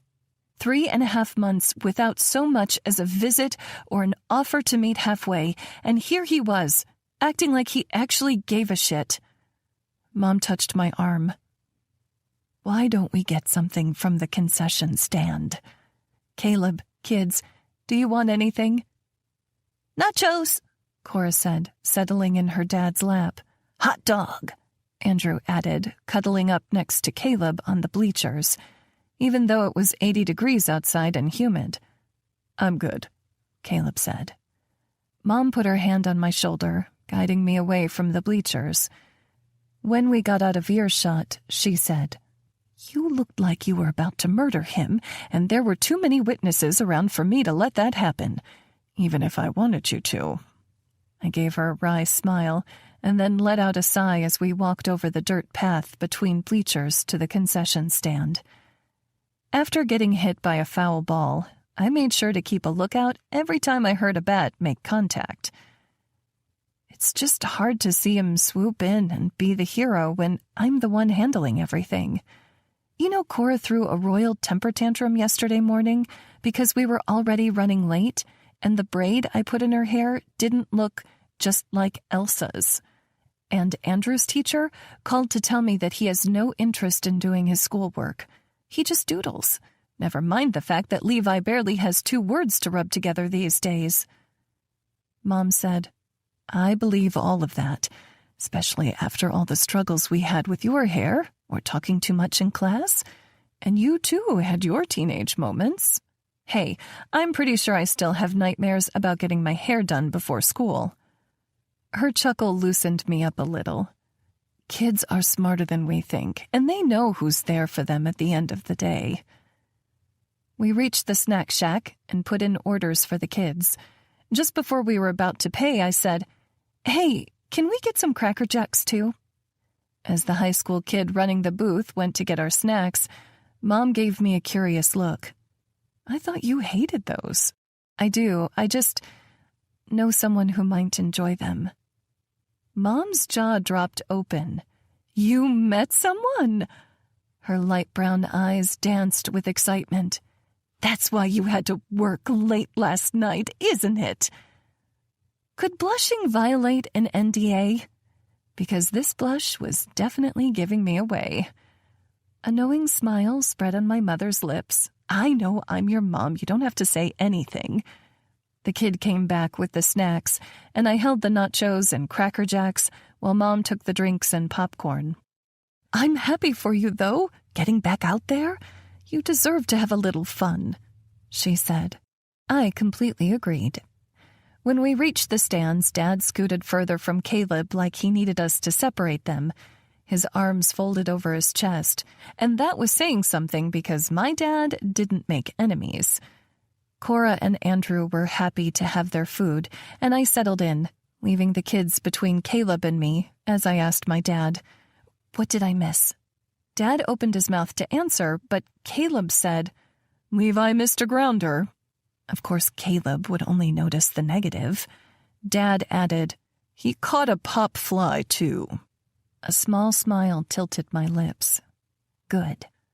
We cheered for Levi through the first inning, and when he got up to bat, Caleb yelled loudly from the stands, "Go, Levi!" Levi glanced our way on his walk to home plate, and when he saw Caleb there, his jaw fell open. He hid a smile as he walked to the plate, trying to act cool while adjusting his batting glove, and then hitting his bat on the ground. As he squared up for the pitch, I crossed my fingers in my lap. "Please hit it, Levi. Please hit it." "You don't need to be superstitious," Caleb said at the same time the ball flew over the plate. Strike. "You got it, Levi!" I yelled, clapping my hands together. "You can do this!"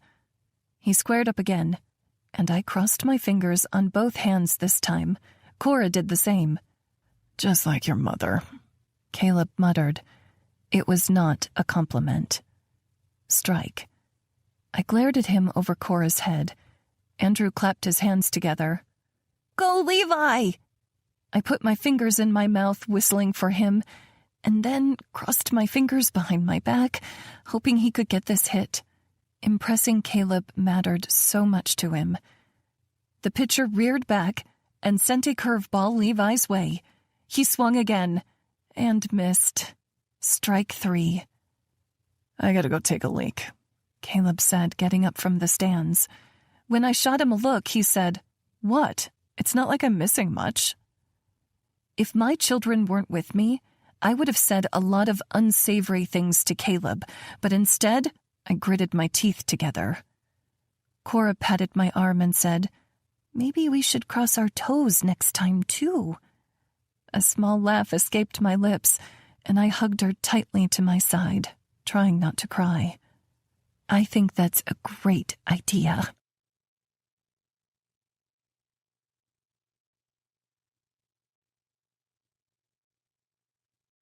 Chapter 23. Farah. We waited by the stands while Levi went to the locker room to shower and change. Cora and Andrew took turns hanging onto Caleb's hands and flipping backward, giggling as they did. People were arriving for the game after Levi's, but Levi's coach, Mr. Reynolds, approached us and said, "Hey, are you Levi's cheering section?" Caleb nearly dropped Andrew in his haste to shake this man's hand. "Caleb Elkins, Levi's father." Coach shook his hand, saying, "Haven't seen you at the games yet. Glad you could make it to this one." I was way too pleased at that comment, no matter how nicely it was delivered. I'm Farah, his mom, and these are my parents, Barry and Jenna. Coach Reynolds pointed at Dad. "I knew you looked familiar. You run that coffee shop over on Maple." Dad nodded, a shy smile on his face. "That's me." Despite creating a local family-run coffee shop that consistently outsold the major chains, he managed to be one of the humblest people I knew. "Love your coffee," Coach said. "Thanks." Tucking his clipboard under his arm, Coach said, "I just wanted to tell you how great it is to have Levi on the team. I know he's new to town and only a freshman, but he's a real hard worker. I know he gets down on himself when he doesn't perform the way he'd like, but just you tell him to be patient. Keep working at it because I see a lot of potential in him, especially after the Ropers guys started working with him." "Ropers?" Caleb asked. "Like the professional team?" Coach Reynolds nodded, seeming confused. Caleb's cluelessness was a surprise to me, too, since I knew Levi and Caleb talked on the phone at least once a week. "They've been helping out with practices this season," Coach explained. Caleb said, "Oh, right, I guess I get confused talking about Ropers in Texas." He forced a laugh. The coach chuckled and said he'd see us at the next game, and Caleb agreed amicably, but the second coach walked away, he turned on me. "Why don't you tell me about the kids, huh?" Sensing the change in mood, my mom said, "Cora, Andrew, why don't we go play at the park while we wait for Levi?" They easily followed her, but my dad lingered, like he was holding something back. I gave Dad a slight shake of my head, and he blew out a sigh before following Mom and the kids. "Why didn't I hear about a professional baseball team helping at my kids' practice?" Caleb repeated. "Maybe if you would call the kids more than once a week and actually act like you care, Levi would have told you." "Are you kidding me? A text was all it would have taken." Of course, he was trying to pin this on me, just like always. It's not my fault that you're not participating in their lives. You hardly ever answer my calls, and I leave the door open for you to visit every weekend. "And do what?" he asked. "Stay at a hotel? I can't afford them, especially with the child support I'm sending your way." "We both know the child support is far less than the judge would have given," I said. "It just barely covers groceries for them with the way Levi eats. Besides, you always told me that I spent too much money. I'm surprised you're not rolling in cash now that I'm not there." His jaw clenched, and he looked away from me. "You're the one who took my kids away. You're the one who treated our family like it was nothing." "Not our family," he said. "Just you." He didn't have to say. I could feel angry tears building, and I was about to snap back. But then I heard Levi say, "Dad, you came!" He was still several feet away from us, not close enough to hear our conversation. I looked away, blinking quickly as he gave Caleb a hug. "Great job, buddy," Caleb said. "Could use a little work on your batting and grounders, but sounds like the Ropers will help you with that." Levi's smile fell, and he rubbed the back of his neck. Yeah, they've been working with me a lot lately. Hope it pays off. Well, I want you to tell me all about it, Caleb said, reaching for Levi's gym bag. I'm going to take you and your siblings out for something to eat, and then we'll hang out at a park or catch a movie or something. Levi looked overjoyed and surprised at the same time. Are you for real? Caleb glanced at his watch and cringed. I mean, it will have to be a quick dinner so I'm not driving back too late. Half an hour should be long enough for dinner, right? Levi looked at me, frowning. Can't Dad stay with us? I winced at the thought. If I had any money left after renting the house, setting up utilities and furnishing it, I'd pay for a hotel stay myself. Come on, Mom, Levi said. You and Dad lived together for 15 years. You can't manage one night? There it was, the mom guilt. I promised I'd never be that parent making my kids worry about me and their father being in the same room together. And that started now. He can sleep on the couch, I said, forcing a smile. Levi said, I can sleep on the couch. You can take my bed, Dad. It's really nice. Levi hadn't spoken this many words in the last month, and even though I hated to have Caleb stay in my home, it felt good to have my son back. But Caleb raised his eyebrows because he knew his child support wasn't enough to pay for a really nice bed. He'd meant to starve me out. Better than the one at home? Caleb finally asked. This is home, I said. Then I called Andrew and Cora over because I really just couldn't handle this conversation anymore. Maybe it would be easier one day to be around Caleb and not be so frustrated all the time. But right now, I hated seeing the way he treated the kids like they were his last priority. It was like assaulting an open wound. And I didn't know if I just never realized how terribly he treated me, or if it had gotten worse since the divorce, or if I had put up with it for so long that it was normal. But right now, I was over his behavior. Another ballgame was starting up as the kids and my parents came over, and I moved Cora's car seat over to Caleb's truck so that they could go out. I loaded them in and told them I loved them, and then I stood by my parents and watched them drive away, my heart aching because this man, who could barely manage to call, much less show up in person the last several months, was taking the biggest parts of my heart with him. Mom put her arm around me, rubbing my shoulder. Do you want to come over and watch a movie or something? Could be good to take your mind off things. It was a tempting offer, but I shook my head. No, I have to do some chores around the house, especially before Caleb shows up and starts judging me. Dad said, You could stay at our place if you don't want to be around him. Hell, I'll pay for a hotel myself. You've done more than enough, Dad, and the kids would never forgive me, I said, especially not now that they knew he was staying over. He nodded. Call us if you need anything. Anytime. I will. I love you, Dad. I gave him and Mom a hug and waved goodbye before getting in my car. I drove back to the house, and for the rest of the afternoon, I cleaned up all the messes that had piled up over the week.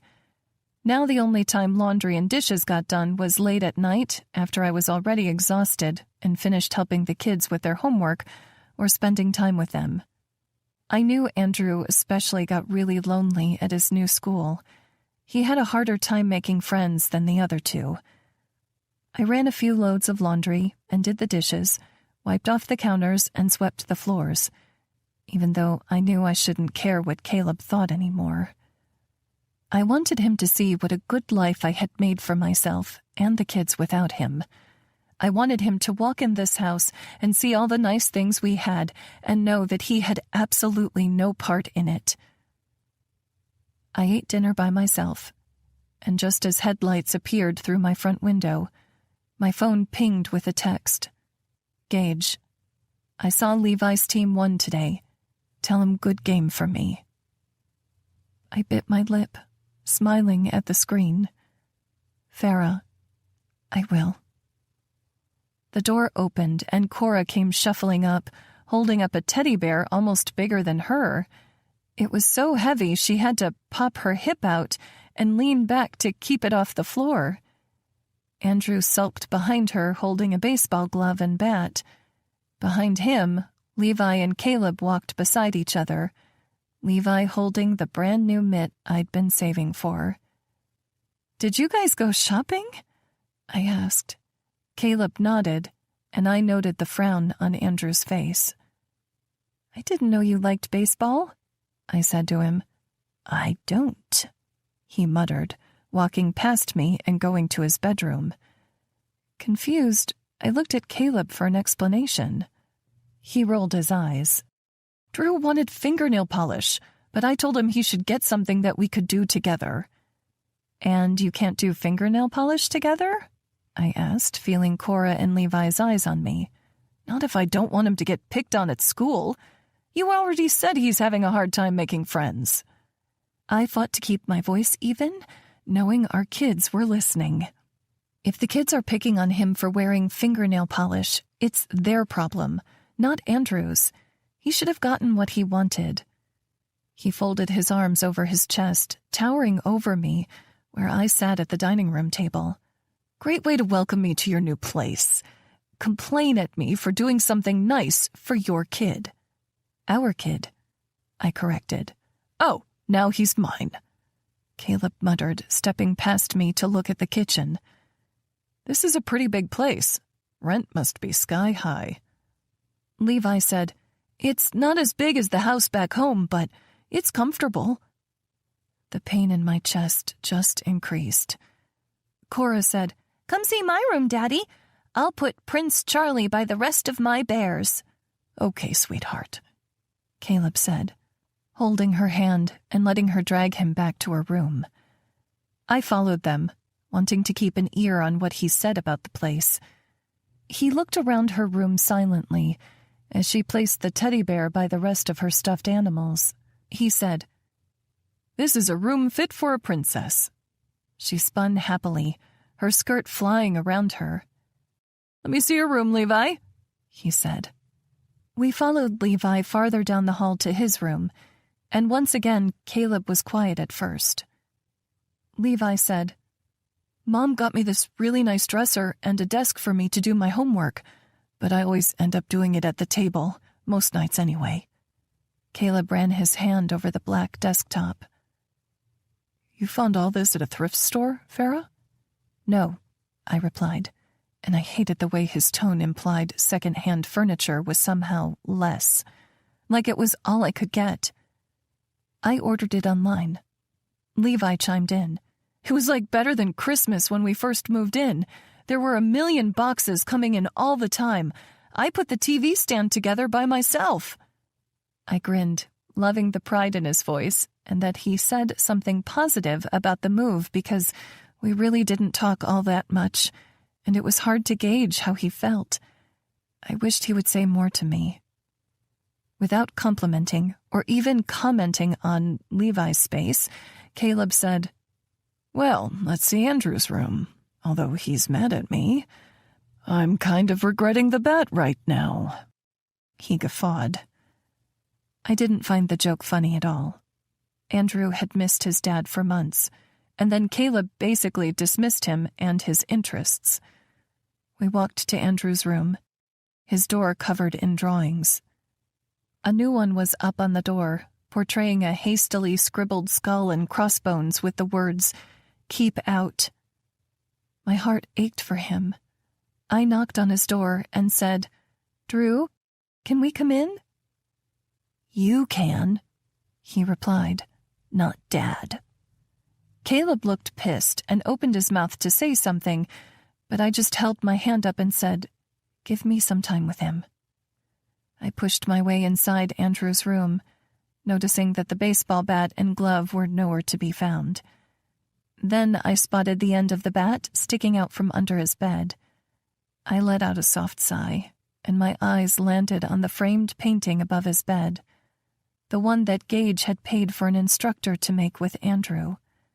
It hurt my heart that someone who'd known Drew for 30 minutes was more considerate of his interests than the man who gave him life. "Hey," I said gently, "I'm sorry about the fingernail polish."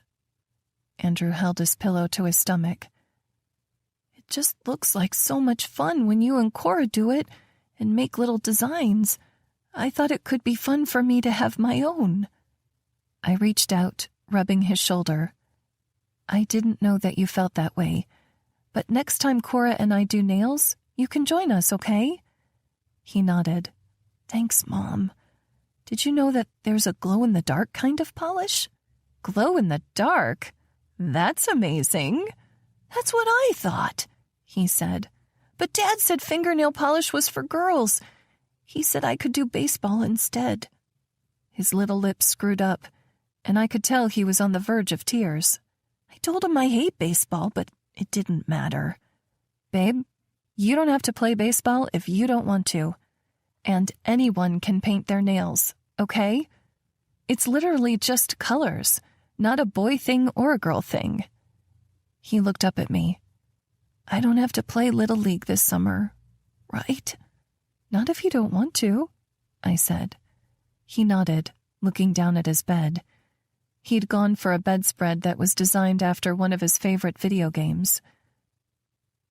"Drew, Dad isn't perfect, and neither am I, but he's here now, and I know you've missed him." Andrew nodded, wiping at his eyes. "Dad said he's sleeping on the couch. Does that mean that we can play video games until he goes to sleep?"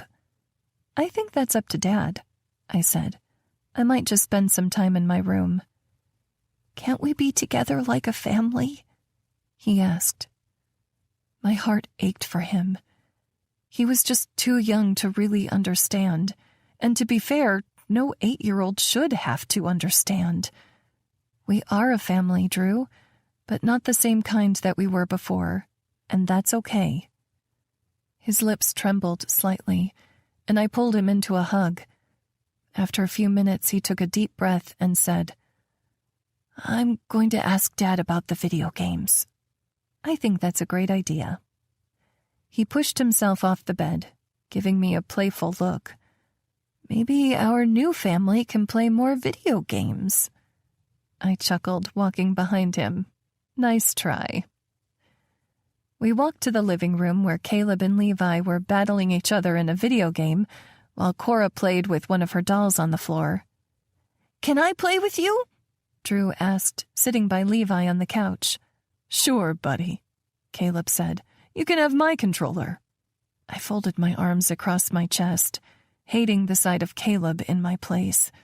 It felt so wrong for him to be here, taking up space in my fresh start. But I knew it was best for the kids if he had time with them. "I'm going to go to my room," I said, putting my thumb over my shoulder. "I figured you could put the kids to bed tonight, and I will see you all in the morning." I was about to walk away when he said, "Wait up, I want to talk to you about something." "What's up?" "Privately." He stood from the couch.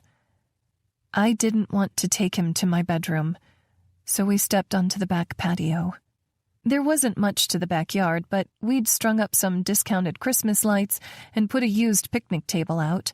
The setup made it look so magical and happy back here. "What did you need to talk about?" I asked.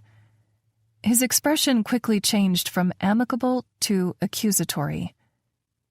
"Griffin Industries canceled all their accounts with Greenline." I raised my eyebrows. "Okay."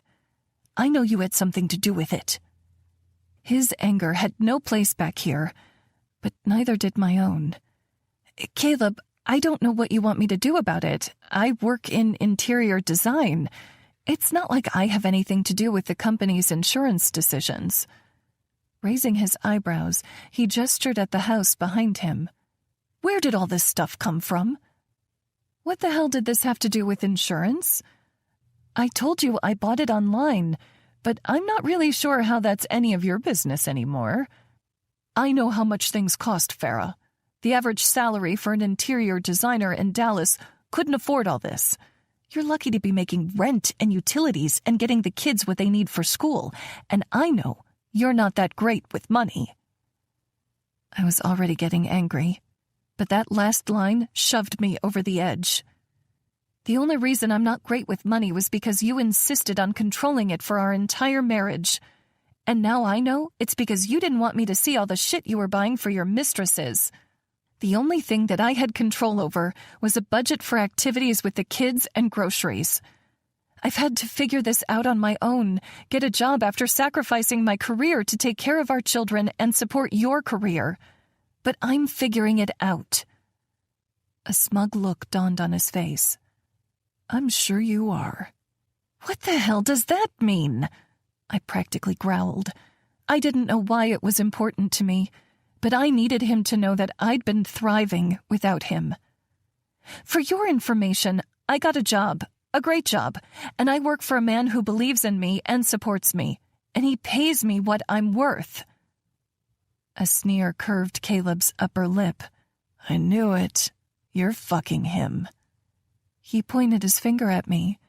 "That's why they fired Greenline, and that's how you have all this shit." White flashed over my eyes. "Get out of my house," I said through clenched teeth.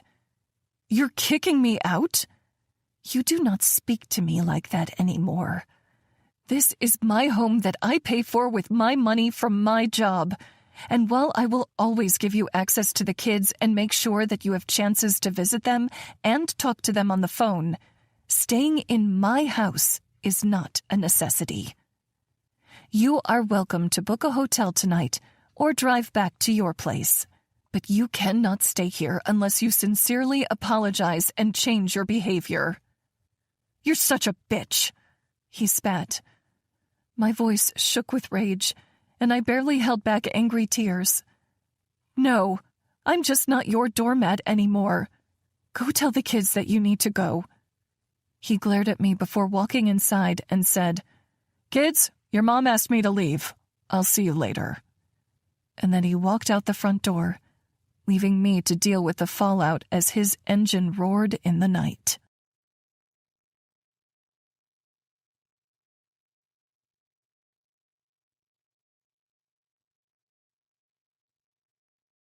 Chapter 24.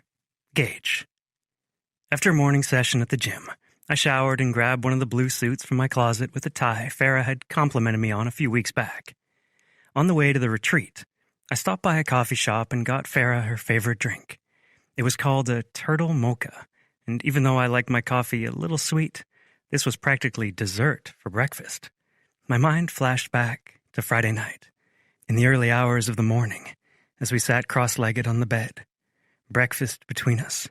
She'd looked so damn cute with one of the hotel robes wrapped around her, a smile on her lips only for me, as she fed me a piece of a chocolate chip pancake. I hoped we could do that again, and soon. Parking my car in the lot, I grabbed the coffee before heading to the front door. Cliff lifted his chin in a nod as I walked inside, not quite meeting my eyes. Luckily, I'd had the foresight to make security sign an NDA, requiring them not to share private details about me. But Cliff was a good guy. I trusted him anyway. When I got to the conference room, I set the coffee in front of Farah's chair. The place felt so empty and cold without her here, making me wonder how it would feel when I moved back to my regular office. Working alongside her was some of the best fun that I'd had in years. I liked accomplishing tasks and reaching new goals, but hearing the way she spoke to vendors and listening to her funny stories about her kids, it added a light to my day I wasn't used to. On top of the incredible sex, I was screwed. Because we both knew this relationship couldn't go anywhere. Honestly, I'd hoped banging one out with her would help me get her out of my system, but it was like the more I had of her, the more I wanted. I thought of her all weekend, both in good and pleasurable ways. But now, sitting in this office waiting for her to come in, I felt like a kid waiting for Santa on Christmas morning, excited, and as a 36-year-old man, a little bit pathetic. Her entrance to the room didn't disappoint. She'd worn a short-sleeve navy blue dress that hugged her curves and showed her cleavage. As she drew closer, I noticed little white flowers on the dress, and they reminded me of the perfume she wore. When she saw me, her face broke into a smile that brightened the entire room, and I realized I'd been right to anticipate this. "I got you dessert." Her eyes lit up. "A turtle mocha? I so needed this." She sat down, taking the cup in both her hands and drinking deeply. "Rough night?" I asked. "More like rough weekend," she replied. "Everything okay?" I asked, searching for another bruise. "You didn't get hit by another ball, did you?" She chuckled, then she sighed, shaking her head. It took another sip of the turtle mocha to steel herself before she could tell the story. Caleb decided to show up for one of Levi's games, which was great, until he decided to suggest that the only reason I have nice furniture in my house is because I'm having sex with my boss. I cringed, sucking in a breath through my teeth. "What the hell is wrong with that guy?" "He's jealous," she said, shaking her head and swirling her drink around in her cup. "He told me when I left that I'd never be able to make it on my own, and that I'd come crawling back. And maybe that's why he hasn't seen the kids, because he thought we'd be back any day. But I think seeing me in my house and doing so well solidified for him that it's really over." "So what did you do?" I asked.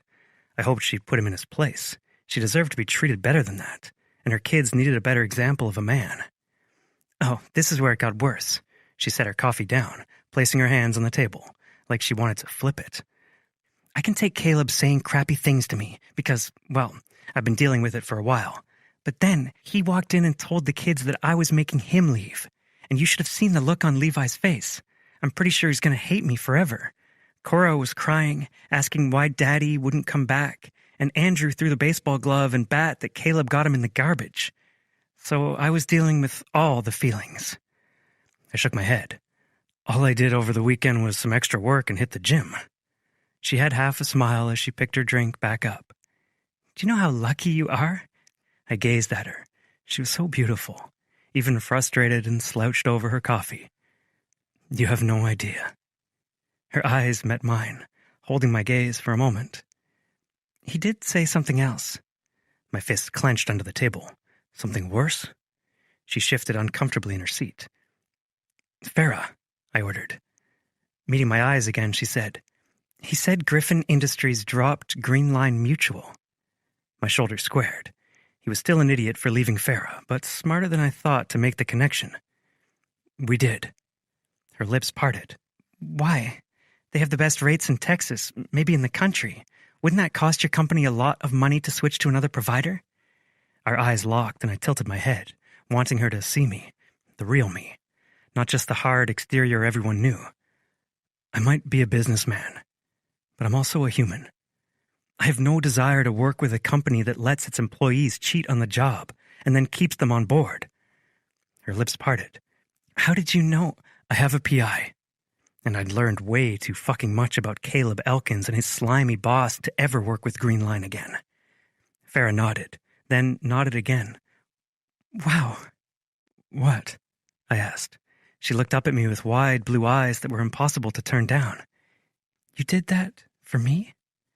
For a woman who was so easy to read, she was gauging me just right, seeing too much. Deny, deny, deny. "It wasn't for you. It was for the company." I lied. "My conscience, if you can believe I have one." She smirked. "Gage Griffin did something nice for me? I knew it." She pointed at me. I reached across the table, gripping her hand, and suddenly her perfect lips parted, and it felt like all the air had left the room, replaced by a charged tension. Her throat moved deliciously as she swallowed. "I can do something else for you, too," I said, my voice low. "What would make you feel better?" She nodded toward her coffee on the table, keeping her hand in mine. "This is a good start." "A start?" I asked. Her full lips curled into a smirk. "I'm not sure I'm allowed to do all the other things that would make me feel better." "Says who?" I asked. "My boss. He's a real hard-ass sometimes. I think, under extenuating circumstances, he might understand." "Well, in that case," she said. I let go of her hand and walked around the table until I was facing her. When I put my hands on her shoulders, sitting her in the chair, she inhaled a quick breath and held it as I pushed the rolling chair until its back stopped against the wall. I lowered myself to my knees before her, ready to worship her like the queen she was. Her brown eyes were wide in surprise, making me grin up at her. When I was done with her, that asshole's name would be the last thing on her mind. "You wore a dress for this, didn't you?" I asked, before kissing her thigh. She shifted her hips, her voice breathy as she said, "You like dresses?"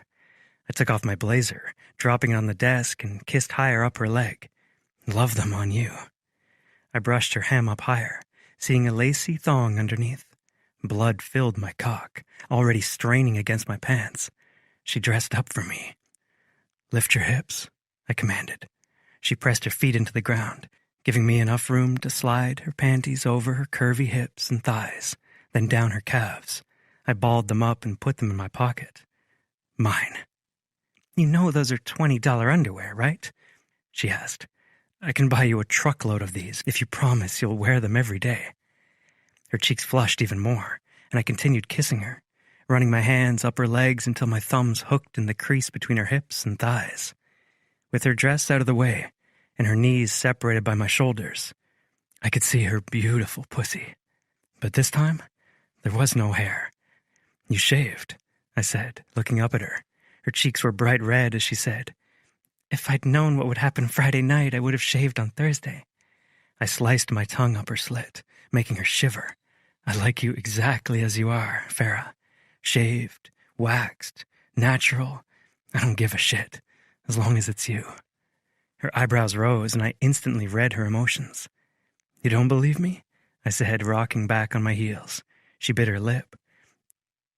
"It's just, I know you're probably used to better than..."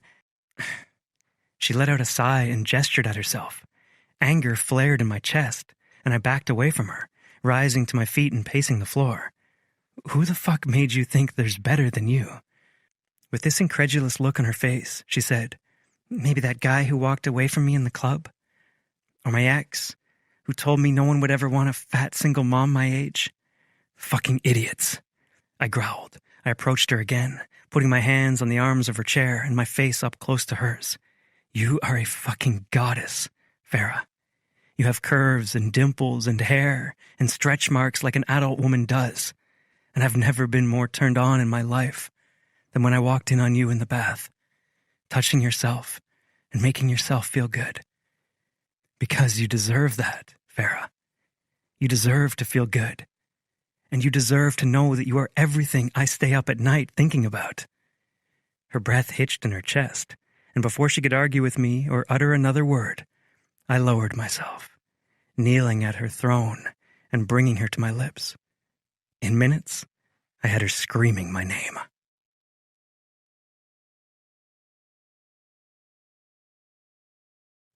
Chapter 25. Farah. Even though it had been 2 days since our morning tryst in the office, I still could hardly be around Mia without blushing. She knew me better than anyone else, and she knew Gage just as well. Which was unfortunate because I was terrible at lying, and Gage had a last-minute lunch meeting come up with Jason Romero when we were supposed to meet Pascal to go over the shot list. Mia was the only person Gage trusted enough to decide what he would and wouldn't do in a shoot, which made me a little jealous, but I needed to focus on my job. The shoot was under a month away, and Pascal said he needed our feedback before securing additional props and wardrobe. Gage might be able to play it cool in front of Mia, but me? Not a chance. I wore all my emotions like a brightly colored hat, whether I wanted to or not. A knock sounded on the open door to the conference room Gage and I had been using, and Mia came in, giving me a big hug. "I know we technically work together, but I still feel like I never see you," she said. "I know," I replied. "I was so excited to work with you, but I feel like I spend more time with Gage than anyone else." I instantly fought a smile because I didn't mind the time I spent with him so much anymore. "Now you know what it feels like to be me," she said. God, I hope not. I chuckled awkwardly, but then I had to wonder, had he made her sign an NDA too? No, I decided. I knew Mia too well for her to be able to lie to me. When I'd asked her directly about a potential crush on Gage, She had been genuinely against the idea. If she asked me outright, I'd have no choice but to fold. She'd know instantly. "How's work been going?" I asked, hoping to change the subject. "I just realized that I don't really know a lot of what you do every day." She laughed. "Pretty much anything Gage asks me to do, I guess. Like I had to schedule a last-minute dinner, make reservations for him and Jason, Dollface Romero. I made travel plans for him last spring when he had to speak at a congressional hearing on real estate monopolization. I'm working with the event planner to prepare for the annual 4th of July picnic for the company. Lately, I've been taking on a little more, helping him prepare reports for C-suite meetings and learning more of his role." My eyebrows lifted. "My God, Mia, that sounds like 3 jobs instead of 1.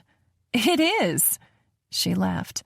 "I pretty much handle everything from having his car buffed out after someone door dings it," she winked at me, "to making his doctor appointments. You know he has someone come to his apartment for that." "You're kidding. That's something that rich people do." "That sounds amazing." I shuddered. "Last time Cora got an ear infection, I had to sit at urgent care for 3 hours." Mia nodded. "You can have anything if you're willing to pay the price." I chuckled. "I'd have to be doing a lot more than interior design to afford that. Maybe I should be a stripper. There are people into the whole mom stretch mark thing, right?" The words were out of my mouth before I realized our boss was into that. I blushed hard, then choked on my own saliva, going into a major coughing fit. Mia said, "You're so off. I haven't seen you blushing like this since you started dating Caleb. Maybe when we went to that Magic Mike movie, you talked about Channing Tatum for weeks after." Her jaw dropped, and her eyes lit with excitement. "Oh my gosh, you have a crush!" My cheeks flamed bright red. "I do not." "Who is it?" Mia asked excitedly. "How did you even meet him? Did you try online dating finally?" The sound of voices came through the open door. Another knock sounded, and I looked away from Mia to see Cliff standing next to Pascal. "Have a good day," Cliff said to Pascal, then left the 3 of us alone. Mia immediately kicked me under the table, and my cheeks got even hotter. "Pascal," she crooned. "I'm Mia, Mr. Griffin's assistant. Farah has told me all about you." I didn't think I could get more embarrassed, but I was blushing even harder than before, and a spark of a grin hid in Pascal's dark eyes as he looked between Mia and me. "I'm flattered." "Pascal, it's great to see you," I said, extending my sweaty hand. "Likewise." He held on to my hand a second longer than necessary, and I could feel Mia's silent squeal rightly along with the squish of moisture between our palms. This was not the message I wanted to send her, although it would be nice to distract her from Gage and me. I gestured at an open chair for Pascal, across the table from Mia and me, and sat down. "So, Mia," he said, getting his iPad from his bag, "you're the one who runs the company." Mia chuckled. "Pretty much. He may be the head, but I happen to turn the neck." I laughed. "I always thought Mia would run the world someday." She smiled at Pascal, saying, "I can't wait to see what you came up with for the photo shoot." He nodded, swiveling the iPad so we could see it. Then he tapped on the screen with his tattooed fingers, pulling up a presentation that said, "The Retreat." Pascal took a few minutes explaining the concept of the photo shoot to us, a refresher for me, but a crash course for Mia. When he was done, I saw the smile on her face. "I love it," she said. "It's going to be perfect for this place." Pascal asked her, "You know Gage really well. Do you think he'll do okay with this kind of thing?" "Oh, he's great in front of a camera," she said. "I think the attention makes him uncomfortable, but he's really photogenic." Pascal asked, "What about portraying emotions? Do you think he'll be able to do that even if he and Farah aren't in a relationship?" I wanted to look authentic in front of the camera. Mia smirked. This might be TMI, but he just asked me to buy women's lingerie for a woman he's seeing. I'm sure he can pretend Farah is whoever this mystery woman is. I choked again, coughing loudly as the liquid stung my windpipe. Mia patted my back, laughing. Farah's a little shy. Thank God that's what she assumed, because I felt like I was seconds away from getting busted. How many plus-size women could Gage be sleeping with? Because if Mia knew about the lingerie order, she knew what size he requested. Weren't executives and billionaires supposed to be into women with toned bodies and personal trainers who only drank green juice? Whatever the hell that was. I finally recovered and croaked out, Pascal, I'd love to see the photos. With a slight chuckle, he nodded and said, Let's get started. He swiped his finger over the screen, showing one photo after another. Pictures of toes dangling out of the bathtub or room service trays covering a bed. And I already knew, without a doubt, that this was exactly the feel Gage wanted. And to be honest, I was so excited that I would get free family pictures while I was at it. Caleb always thought that group photography was stupid and that the pictures I took on my phone were good enough. But the problem was that I was hardly ever in them. The fact that Pascal would be capturing my children and me in happy moments, even if they were posed, was something I really looked forward to. This is incredible, Mia said. I'm not sure how Gage will feel about putting a towel on his head, but other than that, it's great. He can inconvenience himself for a couple of hours for great art that will last years. Smiling, Pascal nodded.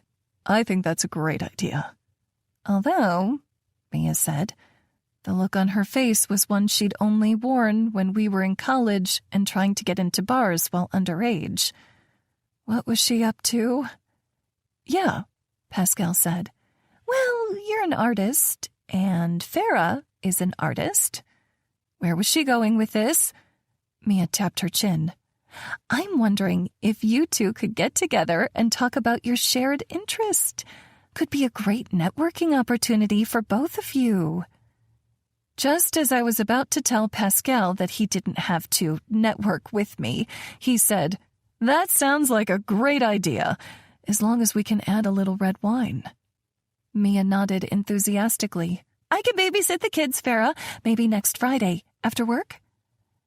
I'm actually free that day at 7, and my friend recently opened a wine bar, Pascal said. They both looked at me expectantly, and I hoped the smile on my face didn't look too forced. I couldn't turn down this date when it was such a good distraction away from Gage and me. Sounds great. Pascal scribbled his personal number on the back of his business card and passed it to me with a wink. See you soon. As soon as he left, I turned on Mia. What the hell was that? She grinned smugly. Only the world's finest wingwoman at work. I told you and our moms that I was okay being single. But you were so cute when he was on his way, all blushes and giggles, and it's not technically a date, it's a networking opportunity that could lead to something more, romantically or professionally. Are you calling me a hooker? I groused. No, she laughed. This is exactly how Gage does it. He gets contacts, meets with new people. You never know when someone you meet could be your next business partner or connect you with someone really important. And Pascal is going to do that? I asked, still not convinced. I already have a job. If you stay at Griffin Industries after this project, you might be able to pass some more work his way. Or, if you are on the hunt for another position, you'll have his contact. He's worked with tons of business people who might need an interior designer. My stomach nosedived with the realization that I hadn't asked Gage what my career would look like after this project. Would I not have a job anymore? I had just assumed that he would find another place to use me, but Mia was right. I needed a plan for the future. Fine, I'll go. but only for work purposes, nothing more. Mia smirked. Whatever you say.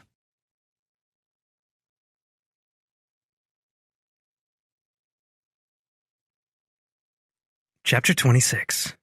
Gage. Around 7 on Thursday night, my phone pinged with a text message from Farah. I looked away from my office computer to my phone resting face up on the desk. Farah, I just got a very large, very embarrassing delivery. My lips spread into a grin. Gage, is that so? Farah, when you said you could order me a truckload of new underwear, I didn't think you meant a literal truckload. My smile grew even wider. Thinking of Farah walking out her front door to find the pop-up lingerie store I'd ordered for her.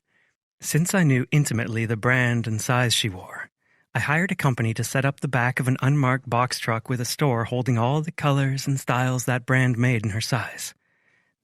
They were to drive to her house, knock on the door, and let her know they'd wait until she had some time to make her selections. Gage, did you see anything you liked? Farah, just about everything. And the purse to carry everything in was a nice touch. Until Andrew snuck into my room and came out with a thong looped over his shoulders like some kind of inappropriate Nacho Libre. I snickered at the mental image. Gage, you made me laugh. Farah, I'm glad one of us is laughing. Gage, it's a total boy thing to do. Rhett and Tyler used to put on Mom's water bras and walk around squeezing each other. Actually, now that I think about it, that explains a lot about Rhett's personality. Farah, as long as Drew doesn't put this in his memoir, I think we'll be okay. Gage, but if he does write it, he has to title the chapter Commando. Farah, so not funny. Gage, you're smiling. Farah, maybe a little bit.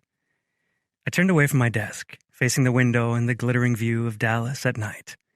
Gage, I'm sorry I was so busy this week. I miss touching you, tasting you.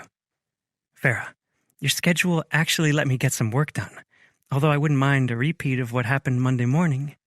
Gage, what about tomorrow night? Can you get a sitter last minute? Farah, I promised the kids we'd watch Inside Out. Gage, Saturday? Farah, Caleb's coming to watch Levi's game and he promised to be on his best behavior.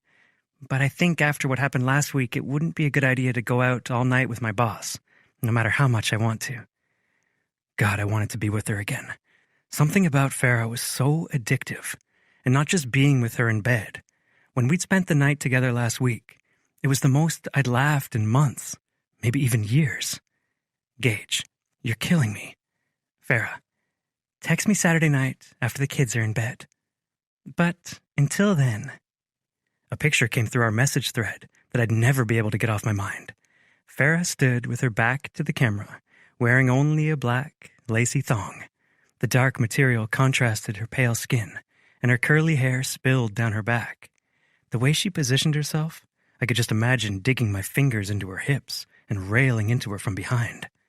Gage, have I mentioned how much you turn me on?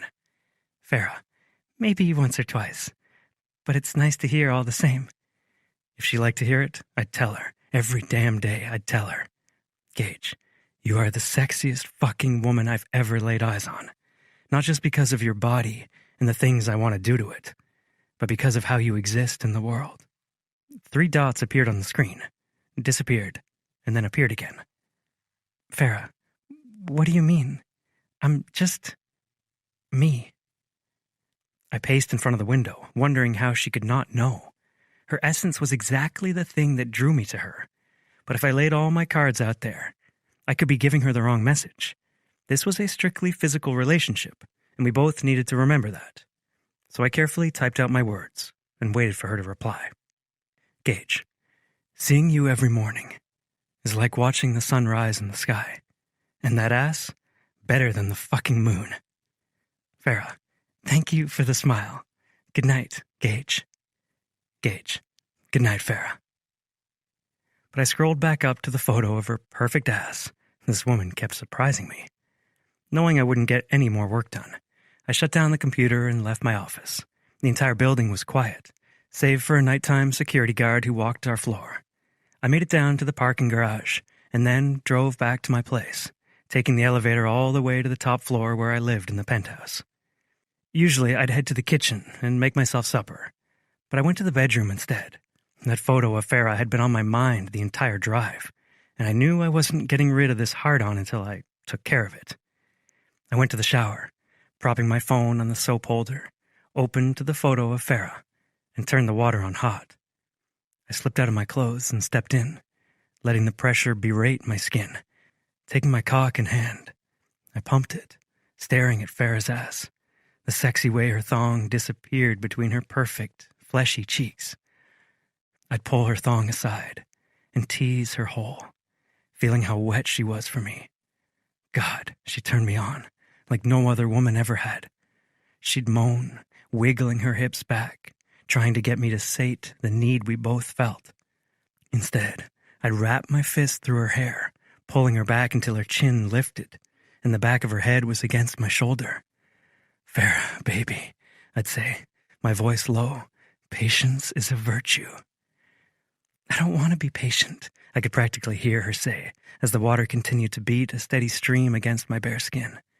I pumped faster, my balls tightening, cock growing even harder, as water flowed down my arm and flew from the motion.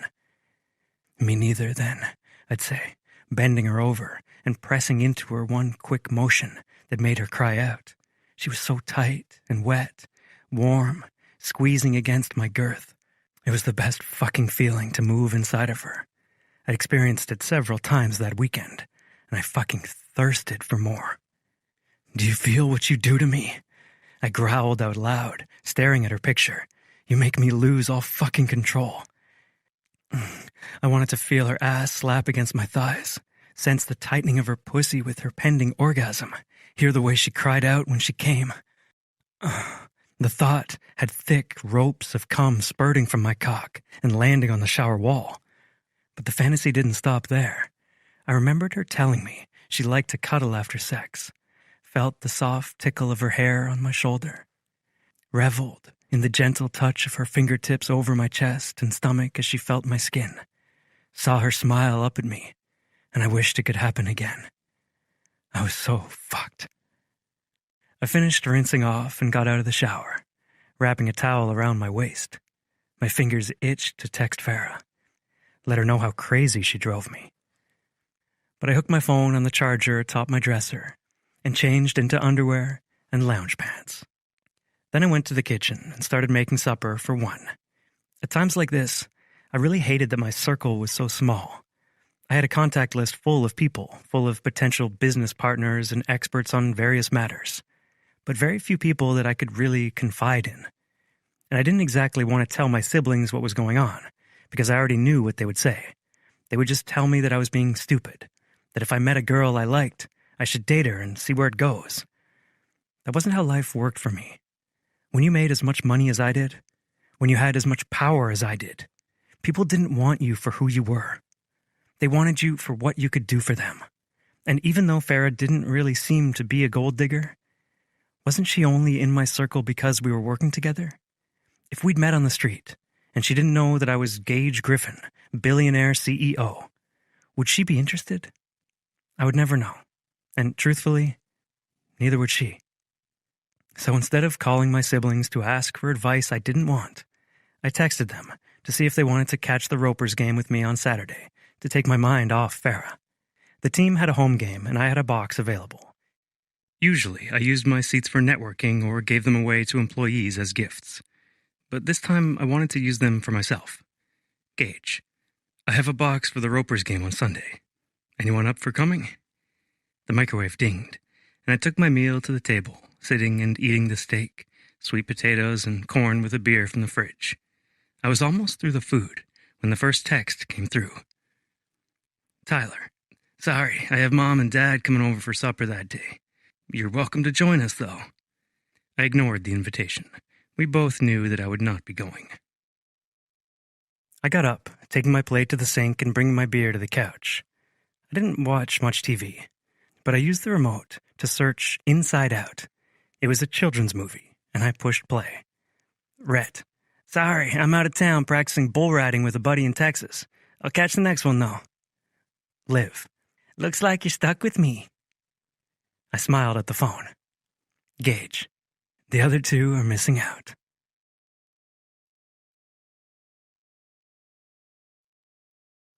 Chapter 27. Farah. I'd never sent a photo like that in my life, but something about Gage encouraged me to explore new, exciting places. He made me feel sexy and free, especially with all my beautiful new underwear now nestled safely in my top drawer. For a split second, I'd worried he wouldn't like it, but his text response made me feel better. Except I'd underestimated what it would be like to face him, knowing he had a photo of me like that on his phone. I thought my face would melt from embarrassment when I went into the office Friday morning. Before reaching the conference room door, I squared my shoulders and took a deep breath. We were both adults. Surely he'd gotten a nude before. But when I walked inside, he took the 2 coffees from my hands and set them on the table before backing me up against the wall. His chest was pressed against mine, his nose against my cheek, as he roughly whispered, "Do you know what you did to me last night?" My voice came out breathy. "What's that?" "I fucked my fist in the shower to that picture, wishing you were there." My stomach swooped with desire. I'm here now. Somewhere in the back of my mind, I knew this was unprofessional to the nth degree. I knew we should be focusing on work, that Cliff could bring a contractor back at any moment. But Gage's presence was so overpowering, overwhelming. Everything from his hard body up against mine to the delicate scrape of his chin against my cheek and the subtle scent of his masculine cologne had me forgetting what I should be doing and chasing after what I wanted. "Let me show you what I imagined," he said. My eyes rolled back for a moment, but soon he had me spinning against the table, my long hair wrapped around his fist. He pulled until my neck arched back and the top of my head rested against his shoulder. "You drive me crazy, Farah," he said against my temple. A whimper passed my lips. "What do you think you do to me?" He answered by pressing me forward, so I was bent over the table. Jerking roughly, he pulled my skirt over my hips, baring my ass and my new thong to him. "Fuck," he moaned, lowering down, sliding his hands over my hips before jerking my thong to the side. Then his face pressed against my backside, his tongue drawing up my slit. I shuddered against him, barely holding myself up on the table as he began his assault on my clit. He nipped, sucked, blew puffs of tantalizing air, making it hard not to scream. And just when I thought I was going to come, he pulled away from me, leaving me limp, desperate. "Gage," I begged, my forehead rolling against the table. "Now you know how I felt last night, so fucking lonely without you," he said, and the sound of a ripping condom wrapper filled the room. "Hang on to that coffee." I looked up, barely taking hold of the coffee cups before he pressed inside me, stretching and filling me to the hilt. "Gage," I whined. "Take it like the good girl you are," he commanded, and he thrust into me over and over again until I was mere pieces shuddering around him, until I finally fell completely apart, crying out his name as I came. He finished inside me, clinging to my hips and pulsing deliciously against my tender parts. Before pulling out, he brushed my hair aside and kissed where my neck met my shoulder. "That's what I imagined," he muttered. "But this was so much fucking better." He pulled out and moved my underwear back in place before sliding my skirt down over my hips. I released my grip on the coffee, realizing only a little bit had spilled, and stood up, smelling us in the air. He tossed the condom and wrapper in the trash can, then turned to me, taking my face in his hands and kissing me so deeply, feelings stirred in my chest. Could he really kiss me like this and feel nothing more than a physical connection? Because my heart was getting all kinds of confused. If I was being honest, the fact that he had texted me after Levi's game meant a lot. It was like I wasn't just an employee or a random hookup to him.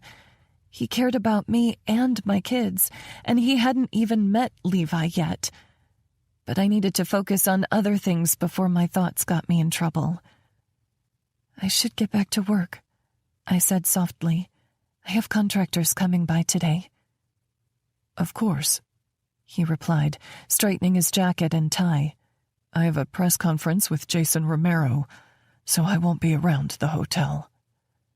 My heart sank. I missed spending time with him, but maybe it was good to get some space. I'll text you tomorrow night. His lips curled into a delicious grin. Looking forward to it. For the next few hours, I busied myself helping the people coming to install the rest of the lighting fixtures. But at a certain point, there was only so much I could do. So I went back down to the empty office to check my email, when a news notification came through my phone. Live, gubernatorial hopeful partners with Texas billionaire on massive factory build. I tapped through the notification and was taken to a news page with live footage of Gage sitting next to a man I'd gotten countless political postcards from already. Jason Romero. Jason looked like he belonged in a wax museum, so flawless it was almost unsettling. He spoke smoothly into the microphone, saying, Gage is a true Texan, having grown up in a small town and headquartering Griffin Industries here in this great state. I'm excited at this budding partnership with someone who represents Romeo Corp's values. He's hardworking, smart, offers jobs to countless Texans, and is always pushing for progress while maintaining traditional ideals. Clapping sounded in the background, making it seem like they were at a political rally instead of a press conference. Gage spoke next, saying, My goal in building Griffin Industries has always been to support families here in Texas. Opening a Romero Corp plant in West Texas lines up perfectly with that vision. I'm excited to see what this partnership brings. A reporter came over the recording asking, Do you have a date for the groundbreaking? Jason Romero shook his head. We are very much in the planning stages of this process, but you can visit my webpage and join my email list for regular updates. They cut to a reporter from the news station, the thin, dark-haired woman saying, Since announcing the partnership with Griffin Industries and this new project, Romero has gone up 15 points in the polls, placing him narrowly ahead of the other candidate. For the first time since meeting him, I felt a little sad for Gage. His world was all a chess match, moving pieces for gain. I hoped he knew I wasn't like that. The only thing I wanted from him was himself. But in some ways, I knew even that was too much to ask.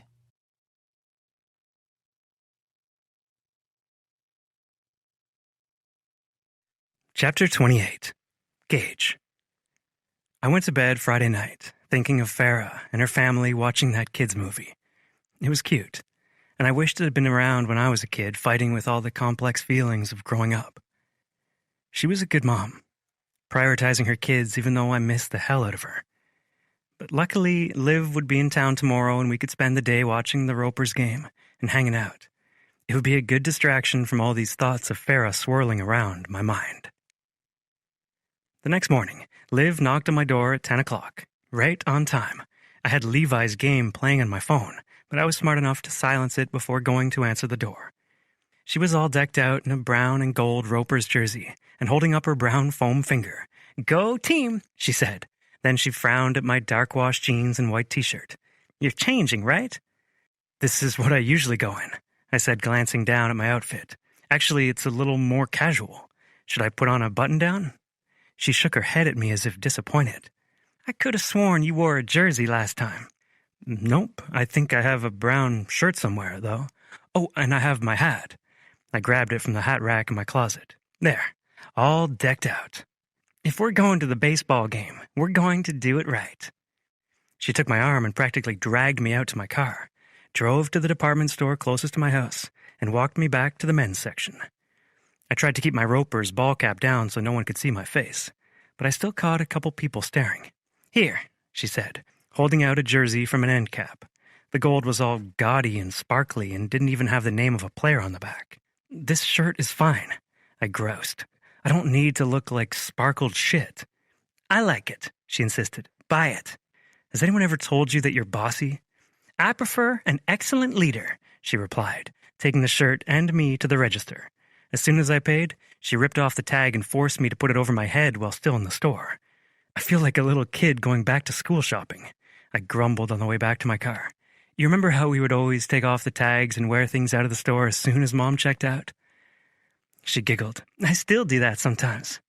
Well, we can't all grow up, I replied with a smirk. She hit my arm, and I pretended to be wounded as we got back in the car.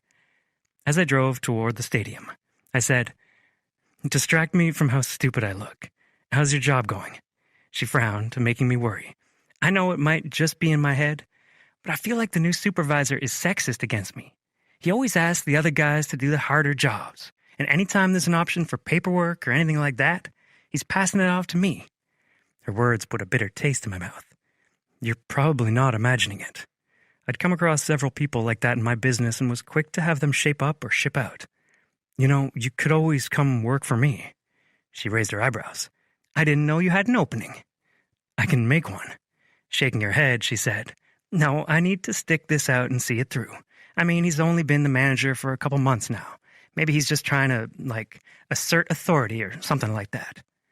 Maybe, I replied, focusing on the road and fighting the twinge of pain in my gut. My whole life, I dreamed of having a family business. And when my dad shoved me out of the ranch, I'd kind of hoped that Griffin Industries would eventually be it.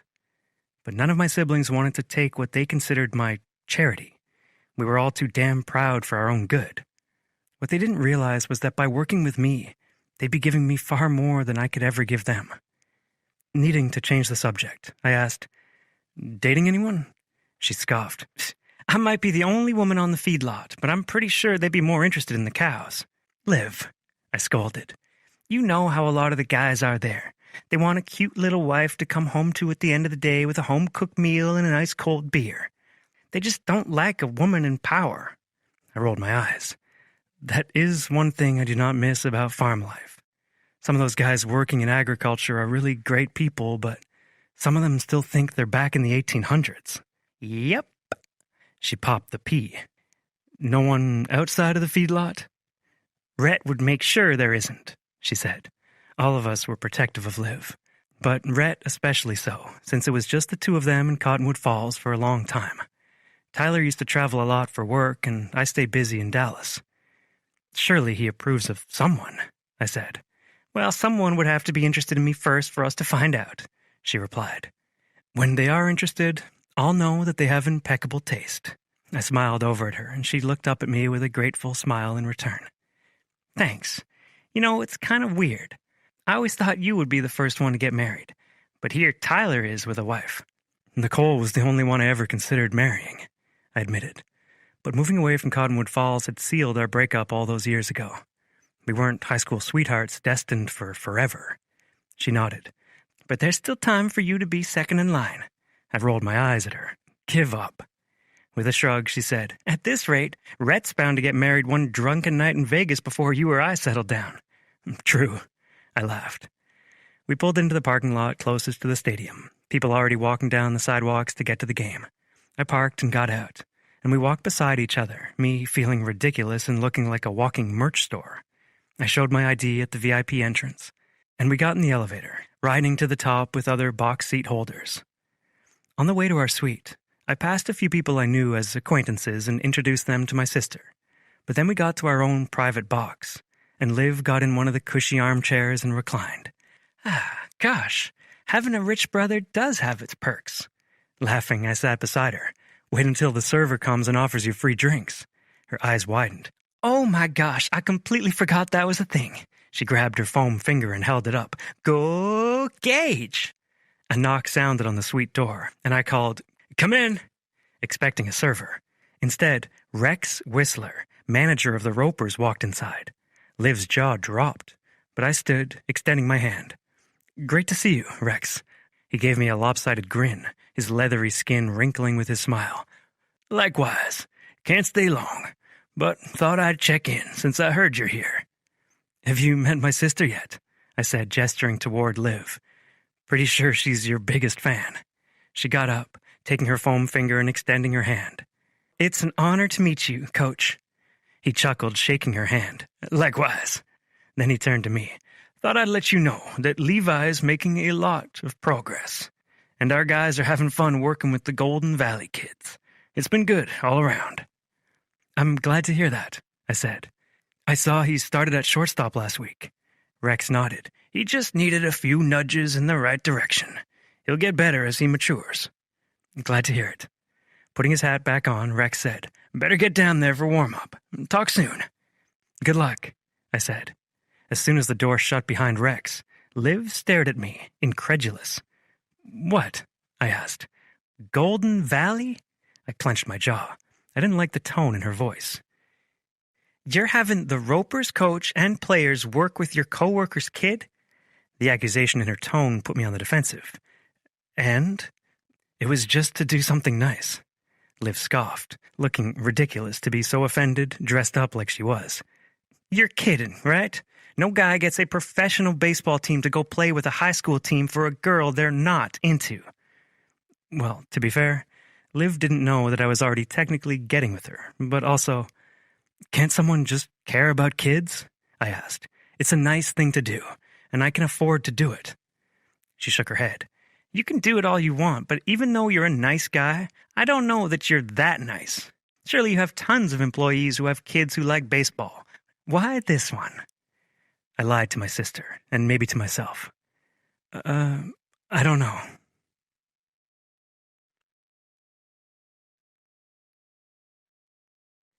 Chapter 29.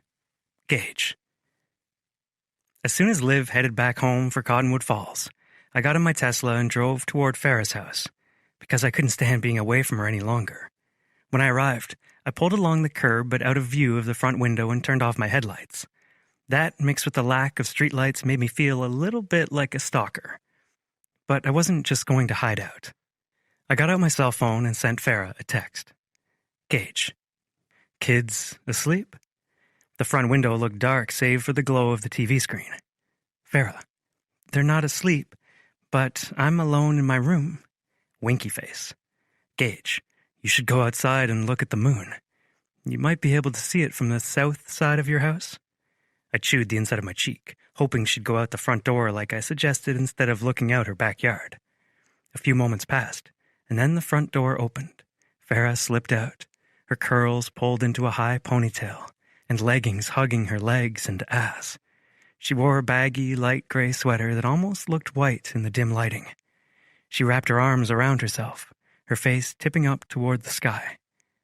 My heart jolted with Liv's words.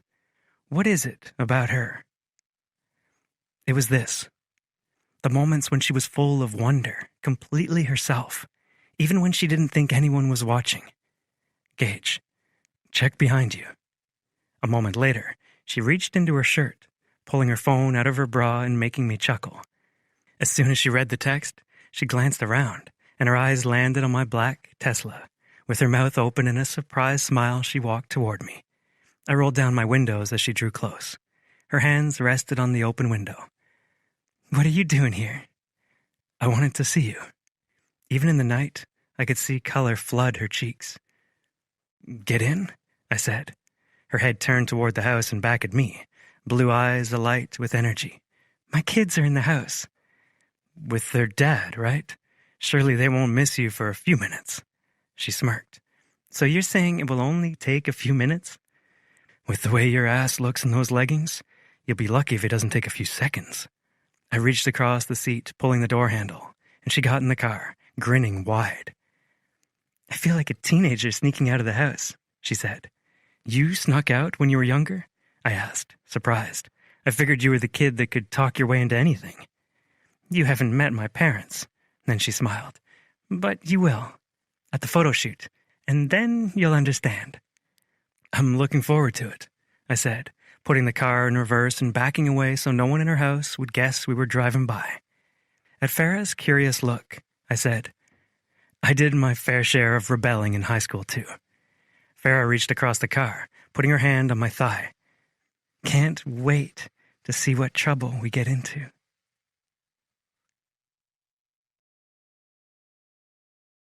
Chapter 30. Farah.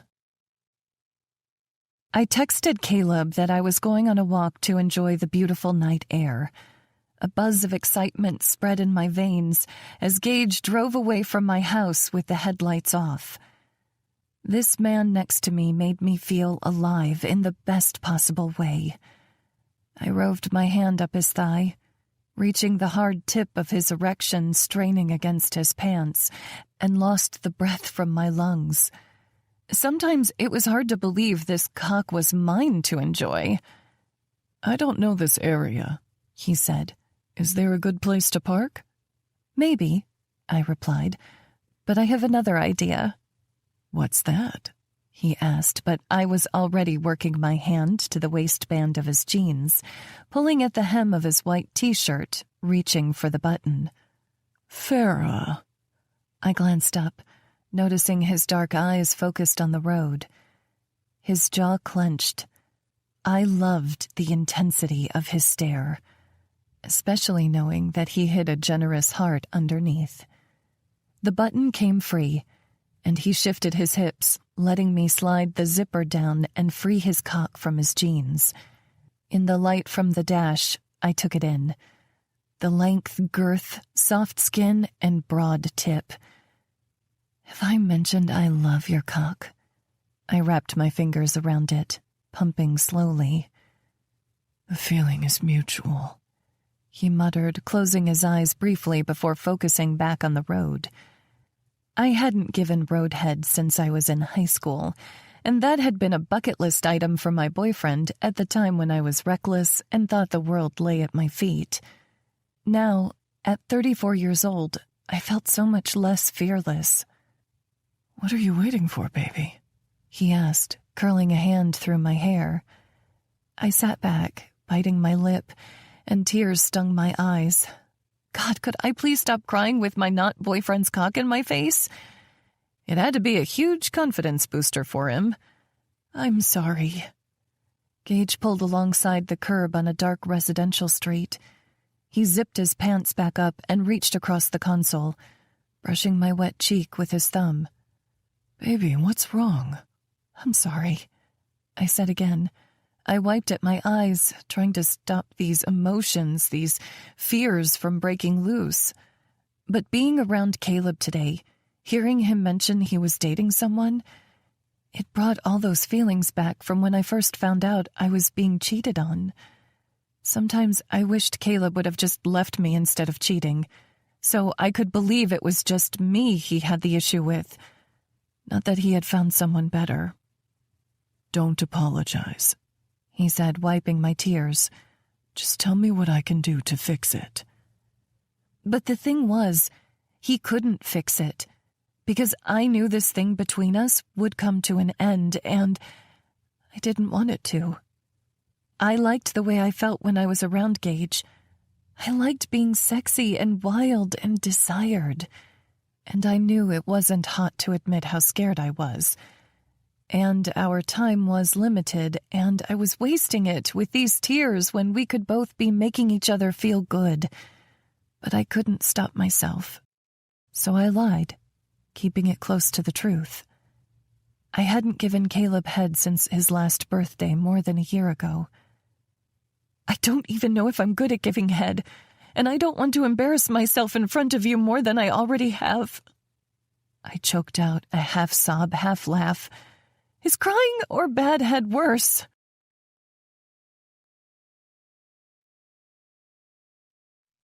Chapter 31. Gage. How was she making me smile, even with these tears running down her cheeks? Instead of thinking about it, thinking how much I would miss her when she found a man who could give her more than stolen kisses, I reached across the console, placing my lips against hers, feeling her wet skin against my face. She whimpered softly, leaning into my kiss, and I put my hand at her neck, twining my fingers through the loose curls in her ponytail. Her mouth moved against mine, searching, and I met each curve of her lips with a push of my own. Our tongues slowly mingled, feeling out this moment and pushing away the tears, the insecurities, until it was just her and me. As she broke apart, her breathing ragged, I said, "You are enough, Farah. Exactly as you are." A tear slipped down my cheek. "You can't say things like that." "Why not?" I asked, my blue eyes gray in the darkness. "Because you'll make me fall for you." And because it was already too late for me, I kissed her again, hungrily. All the reasons I'd been holding back fell away as I pulled her onto my lap, and we kissed more passionately, slowly losing the layers between us, until I put on a condom and sank my cock into her, moving my hips underneath her weight and spinning my fingers over her clit until she clenched around me, and I poured all of myself into her.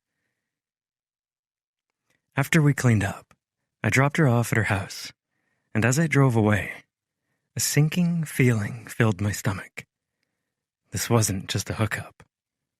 Not anymore. I was going to tell her how I felt, and not in a car on the side of a road. No, I'd do it the way she deserved, and I hoped like hell she wouldn't turn me away.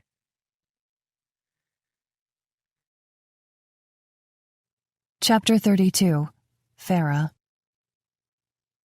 I played my good mood playlist on the way to drop the kids off at school, singing along to every song.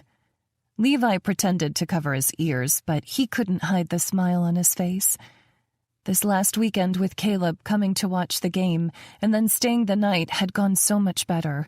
He kept his mouth shut about my personal life, actually bought a rock painting kit for Andrew, complimented Levi on his game, and played well with Cora. And that late-night tryst with Gage? Well, that made things all the better. I couldn't wait to see him today. I was already hoping for another car ride with him, so I could have a second chance at giving him roadhead, without the tears this time.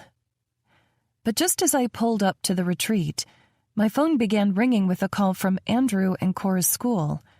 I pushed the button on the dash, answering, "This is Farah Elkins." "Ms. Elkins, this is Nurse Palmer at Golden Valley Elementary. Andrew had a serious accident on the playground this morning, and we're bringing him to the emergency room to have him checked." If I'd have been holding my phone, I would have dropped it. "Oh my gosh, what happened? Which ER?" "Golden Valley Memorial," she answered, and I immediately whipped out of the parking lot, driving toward the big hospital closest to my house. He was playing on the jungle gym and fell, knocking his chin on the bar. He bit through his bottom lip, and we suspect he has a concussion.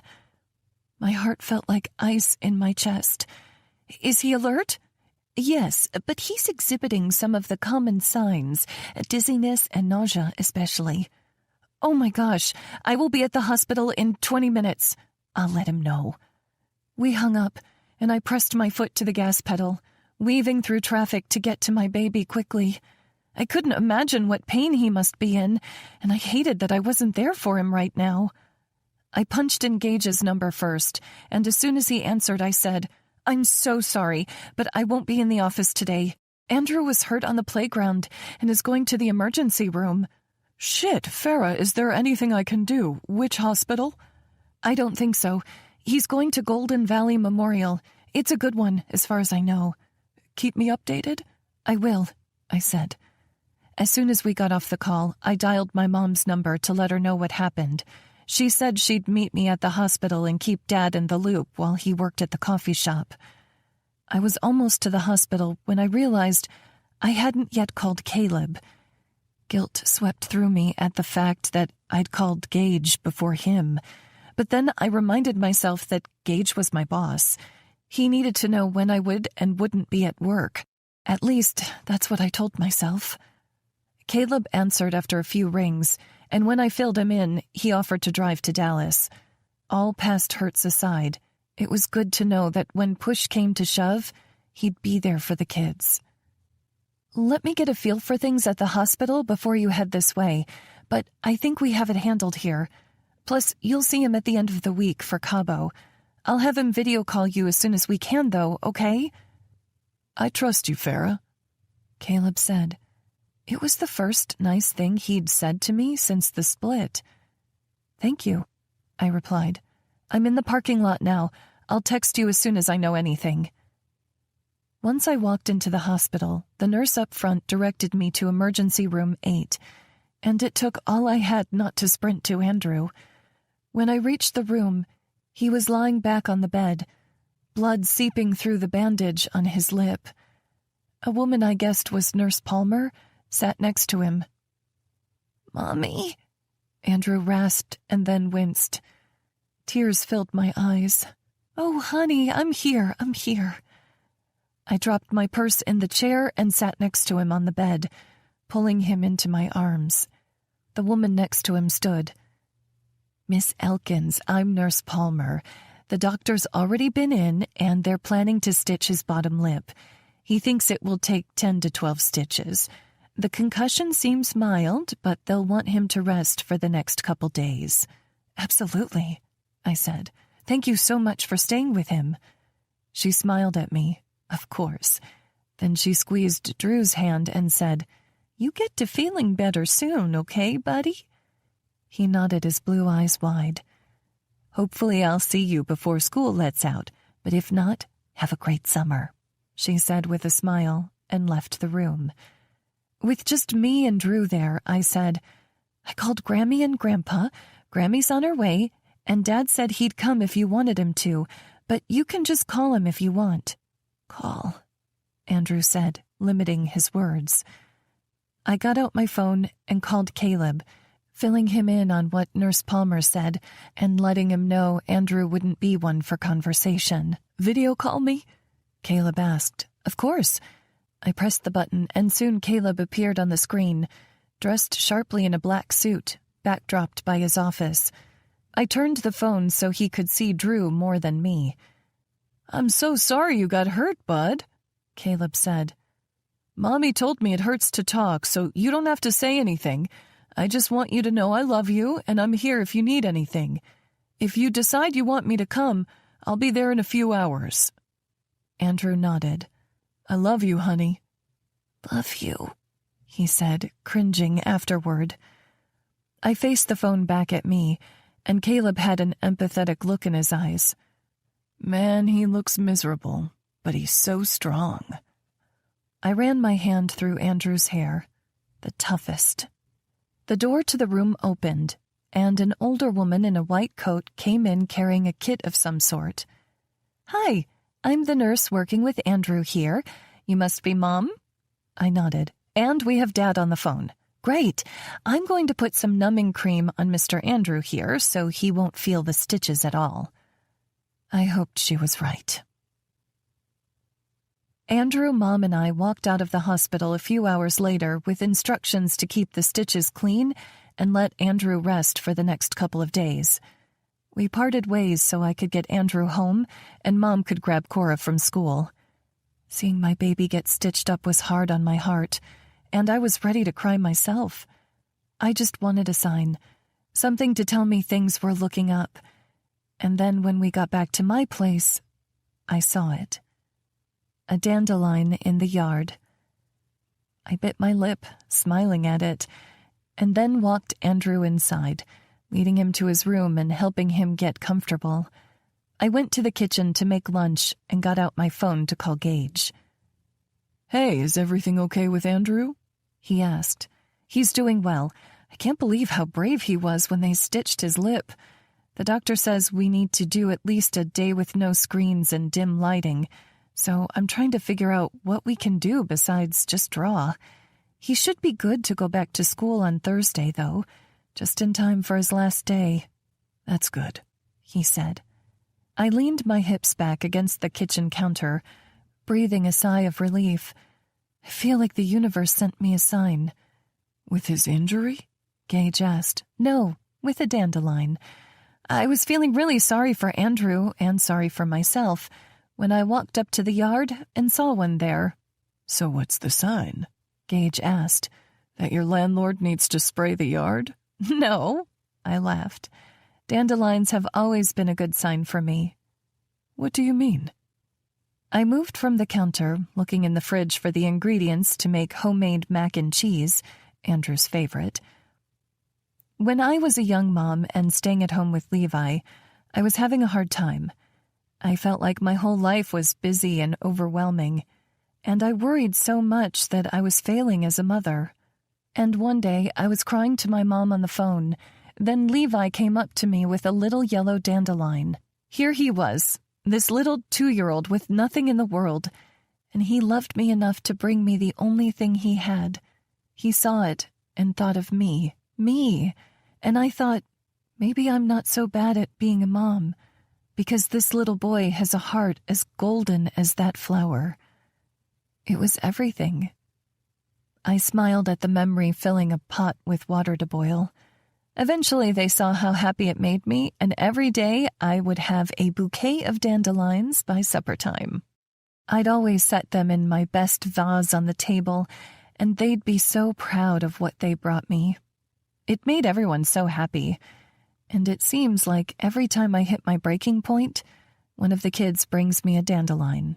So, to me, dandelions aren't a weed. They're a sign of love, that everything is going to be okay. I shifted my phone to my other ear. I know that probably sounds silly. It's not silly at all, Gage said. It's you.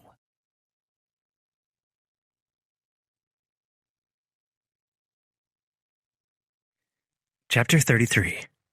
Gage.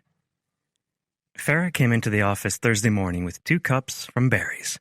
"Cortado for you," she said, handing me one drink and then a folded piece of paper. "And a thank you card from Andrew. The 3D printing pen was an amazing gift for him. It helped so much since we had to limit screen time." I rubbed the back of my neck. It was nothing, really. "How's he holding up?" She sank into her chair across from me, rubbing her temples. "He's back at school today, with strict instructions to stay off that jungle gym. Let's hope he can stay uninjured the last 2 days of school." I chuckled. "You're handling it well." "It's been a hell of a week. All the kids are going on a trip to Cabo with their dad next week, so I had to buy all the kids swimsuits, not to mention do laundry." "Wait, your kids are going to be out of town next week?" She smirked. "That's all you heard out of that, huh?" "I heard I'm getting you all to myself." My cock was already getting ideas. Part of me wanted to put off telling her how I felt so that I could have the week with her. If things went bad when I confessed my feelings, I knew we wouldn't go back to having this casual relationship anymore. But I also knew if I didn't tell her, I'd end up blurting it out at the worst possible time. And Farah didn't deserve that. She deserved romance, candles, flowers, the whole 9 yards. "When can I see you outside of work?" I asked. "Friday night?" Her features fell with disappointment. "I have a thing Friday night, and I have to bring the kids to Austin on Saturday. I can come over when I get back that night?" I didn't want to wait, but I nodded. "And pack a bag, because there's no way I'm letting you leave." Her eyes flamed with a mix of excitement and desire, and it took all I had not to bend her over this desk and give her a preview of what was coming. "You know," she said, "I've never been to your place before. What if it's just a smelly bachelor pad?" She teased. "Maybe you should stay with me." I snorted. "Your house is great, but mine is the furthest thing from a bachelor pad. You'll see." She chewed her lip, worry in her eyes. She wore all of her emotions like the pages of a book. "What are you worried about?" I asked, reaching across the table for her hand. She ran her thumb over mine. "I just don't want to be another girl you hide at your place. My heart stuttered in my chest. Did that mean she was starting to feel the same way about me? The hope I felt was dangerous. I've never brought a woman over. Her eyes widened. You're kidding. No. Lying? Not a chance. Celibate? She had a playful smile on her lips. But I wasn't joking. I leaned forward, making sure she had a clear view of my face, of just how serious I was. I don't bring women to my home. Ever. We stay at a hotel or at her place. You are the first, Farah. The only. The last. I was too close to giving it all away, so I straightened. I have a lunch meeting I need to prepare for, but I'll certainly be looking forward to Saturday. She smiled, tentatively. Same here. By some miracle, I made it through the week without blurting out the way I felt. So when Mia and I met at 4 on Friday, I poured us both a glass of scotch and passed one to her, lifting my glass. She eyed me skeptically before clinking her glass to mine. We haven't toasted since you partnered with Peterson's on the condo building in Port Aransas. First order of business, I said. I need you to have a florist deliver 24 bouquets of yellow dandelions to my place, Saturday morning. Dandelions, like the weed? Mia seemed unconvinced. I thought Farah was the only one who liked those. If I'd been mid-sip, I would have spat it out. Stealing myself, I said, out of 7 billion people, there's sure to be more than one, right? Mia arched her eyebrow. A truckload of lingerie, and now you're buying weeds in bulk? You must be serious about this, girl. I couldn't help the smile that formed on my lips. I felt young, light, for the first time in a long time. Possibly. I think you'll like her. Mia's eyes practically bugged out of her head. I've been working with you for 3 years and you've never once been this smitten.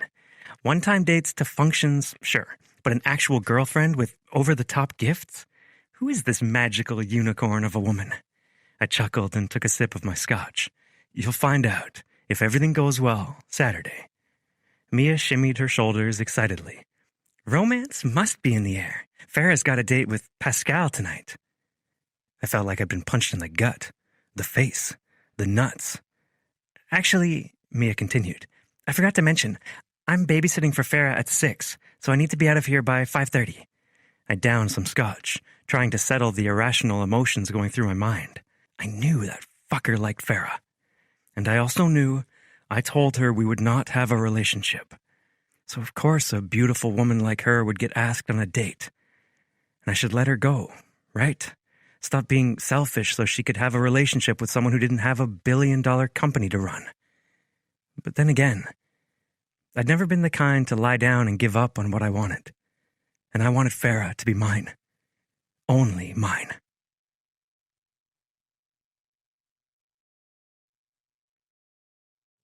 Chapter 34. Farah. I finished changing out of my work clothes into a comfortable black cotton dress, adding a necklace and earrings to match. Cora watched me from the stool in the bathroom. Can I put lipstick on you? I chuckled. Only if I can put some on you. She smiled big. Deal. I reached into my makeup bag, pulling out my favorite shade of plum, and passed it to her. Be careful, though. It can stain. I held my breath as she brought the lipstick to my mouth, tracing the pattern of my lips.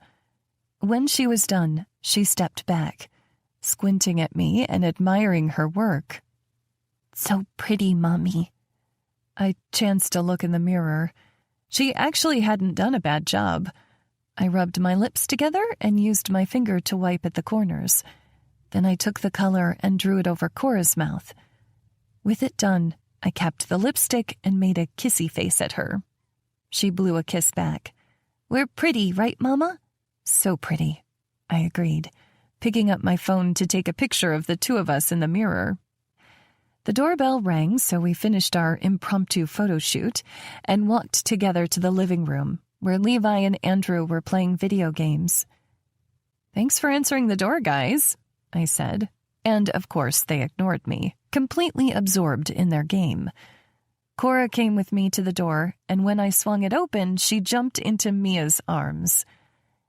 "Auntie Mia!" she cried. Mia picked her up, spinning her around. "Cora, show me the new digs!" Cora led Mia on a tour of the house, and then Mia asked Cora to go pick out her favorite stuffed animals for a tea party. As Cora ran off, Mia said, "Are you excited for the date?" I glanced to the boys, glad they hadn't heard, and back to Mia. It's a networking event. I still hadn't talked to the kids about me dating someday, although my feelings for Gage made me think I might be ready sooner rather than later. The kids didn't know that their dad cheated on me, so in their eyes, this divorce was confusing. Me dating another man? I worried it would just upset them more. Right? Mia winked. Cora came out of the bedroom, carrying a teddy bear so big she had to lean back to balance its weight. Mia giggled, taking the bear from her. "You go have fun, Far, and we'll see you when you get home. No curfews." "I'll be home by 10 at the latest," I said. "Midnight," Mia replied. I laughed. "You're the best bad influencer ever. You can order food. I'll Venmo you for whatever it is, and make sure the boys both get showers in tonight." "Aye, aye," Mia said, saluting me and making Cora giggle. "Bye, boys. Love you," I said. Their eyes stayed glued on the screen.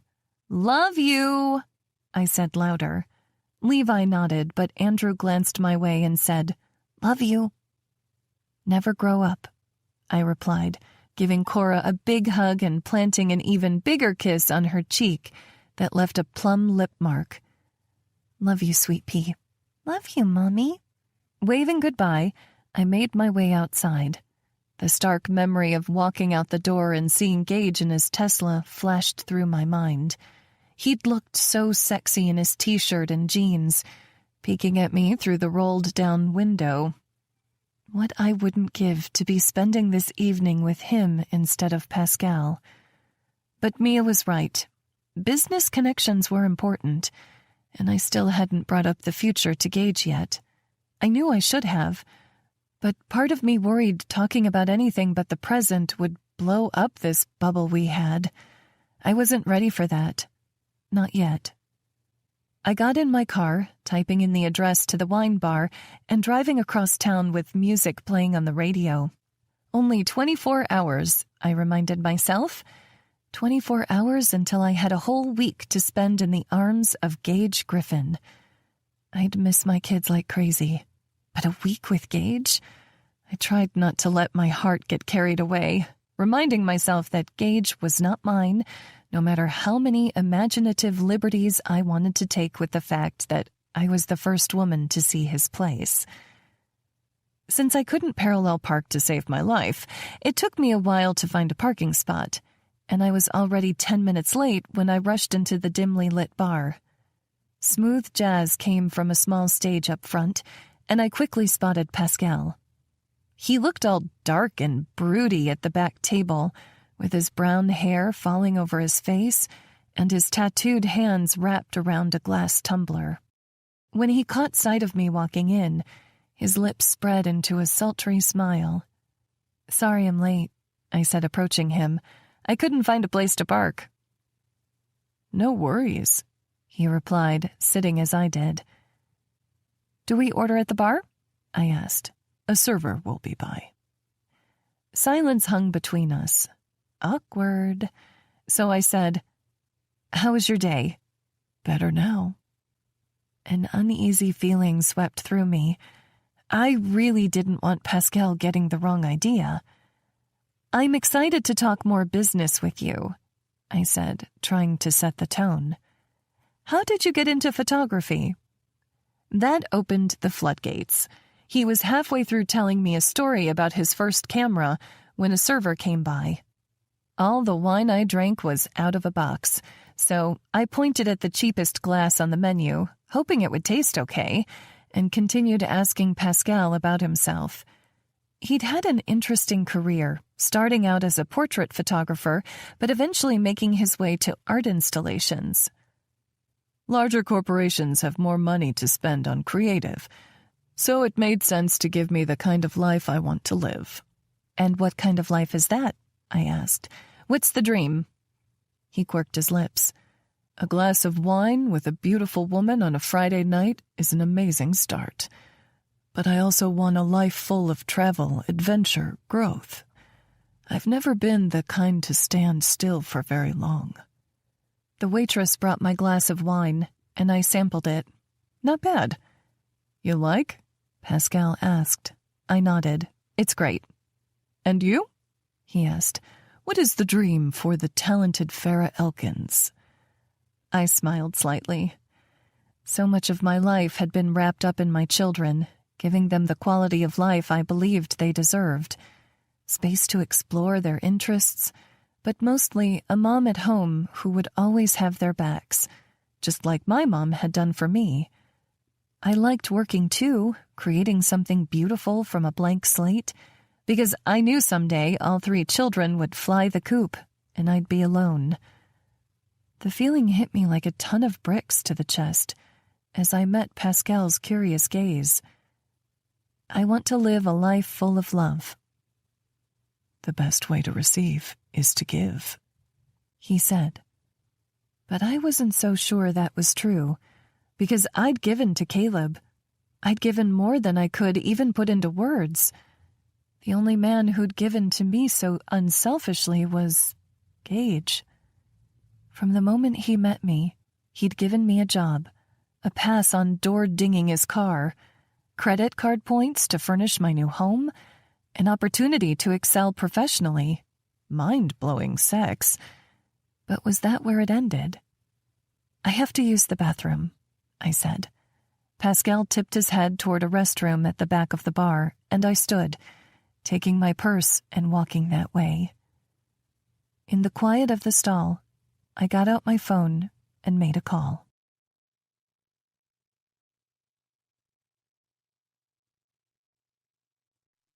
Chapter 35. Gage. My ringtone played through my AirPods, and I put down the weight bar, glancing at my phone. Farah's name was on the screen. It was only 7:15, and I was an hour into my workout, trying to forget the fact that she was on a date with another man, ignoring the reality that she could decide to be with someone other than me. I sat up on the bench and caught my breath before answering the call. "Farah?" "Hey," she said, gently. Her voice was like the first morning sun on a cold day. "What's up?" I asked. "Everything okay?" "I was just working on an idea for the front entrance, and I wanted to get your take on it." A smile formed on my lips. She was calling me on her date. Me. "Let's hear it," I said. She paused. "A coat tree." "A coat tree?" "Yeah," she said. "They hold coats." My smile grew only wider. "Wouldn't our guests want to bring their coats up to their rooms?" "Good point," she said. "I knew I needed to run it by you." The sound of a toilet flushing came through the phone, and I said, "Are you working in your bathroom?" "Needed some privacy from the kids, you know?" "Sure," I replied. "Thanks for talking that over with me," she said. "Of course. If you have any more ideas, I'm here." She was quiet for a long moment before she said, "I'll see you tomorrow?" "See you tomorrow." Chapter 36. Farah. Mia was disappointed when I came home at 9 with only a business card to show for my date. But I wasn't. Pascal and I had decent conversation, and he told me he'd connect me to anyone he knew who needed an interior designer. The evening was exactly what it needed to be. And hearing Gage's voice on the other end of the phone, it was a balm to my soul that I didn't know I needed. And that scared me, because he'd been very clear about what he wanted from me. What if I told him how I felt, and he ended things? What if he didn't end our casual fling, but couldn't commit to the kind of relationship I wanted? Would it be too painful for me to continue? All the worries and fears swirled through the back of my mind that night and the next morning as I helped the kids get ready for the drive to Austin. We packed all of their things into the minivan, and on the way I tried not to cry at how much I'd missed them while they were gone. I realized that in the last several months we'd made a home here in Dallas. We had a rhythm, a routine that worked for us. And being away from them, it would feel like missing a limb. Cora, Andrew, and I played I Spy and road sign ABC most of the way, while Levi sat up front, managing the playlist and texting on his phone. "Who are you talking to?" I asked, trying to make conversation between games. "Alyssa," he said, not looking at me. "A girl? Be cool, Farah." "Oh, is she a friend from school? I think that was okay." "Yeah." Gosh, I wished I could get more than one-word answers out of him. "How did you meet her?" "Chemistry." I let out a small laugh at the irony. "What's funny?" Levi asked. There was 2 words, one more than usual. "Your father and I met in a chemistry lab second semester of freshman year at Upton." He accidentally poured acid on my lab coat, and we had to use the emergency shower in the classroom to make sure I wouldn't get a chemical burn. "Gross," Levi said. "You had to shower in front of everyone?" I laughed. I was fully clothed, and it turned out fine. We ended up with you. The tips of his ears turned pink. From the back seat, Andrew asked, "Was it love at first sight?" I smiled slightly, realizing that thinking of the past with Caleb already didn't hurt like it used to. Not quite. I was still mad at your dad for the whole acid thing. Levi chuckled, and I held on to the moment. "Maybe Alyssa can come by for movie night when you guys get back," I suggested. He shook his head. "I don't want to embarrass her, but if I can take her out to the movie theater—" "That sounds fun," I said. He smiled, typing on his phone again. It struck me that the world was wide open for Levi. His own love stories, heartbreaks, and comebacks were all ahead of him still. And even though I had so much life behind me, I realized I still had a lot ahead, too. We reached the Austin city limits, and Cora said, "I remember this place." I laughed. "You should remember it. We lived here almost your whole life." "It's been a while," she said. True. Memories hit me, one after another, as we got closer to the house. Moving into our first home, Caleb getting promoted, working more hours away, building a bigger, better house, finding receipts for 6 bottles of my perfume, 2 for 1, in his pocket, rationalizing that he was stocking up for birthdays and anniversaries, weekend trips with limited phone calls to me or the kids, telling myself it was because he was a dedicated provider, feeling like we were roommates instead of husband and wife. And then the proof, a positive HPV test. Searching through his phone, finding a text from his receptionist asking when he was leaving me, and his reply, "Soon," before finally he admitted the truth. I parked in the driveway behind a car I didn't recognize and got out of the van. The kids piled out as well, and I went to the trunk, unloading their suitcases as they ran to the front door. Caleb came outside, followed by... My jaw went slack. "Kids, do you remember Melinda and Adabel?" He asked them. I walked toward the spectacle, drawn to it like a bug to a zapper. Caleb had his arm around the waist of a thin blonde, and a little girl held onto her hand. I knew he'd been dating someone, but this was the last person I expected. Melinda was a single mom from the kids' old school, and Adabel had been Cora's best friend. Now I knew why she hadn't called me after the split. Cora ran to Adabel, squealing and wrapping her in a hug. "I missed you!" Melinda smiled at Andrew and Levi, not making eye contact with me at all. Levi's shoulders were stiff, his jaw tight. Levi, you've grown a foot, Melinda said. And Andrew, you look like you're 16 already. Andrew groused. I'm only 8.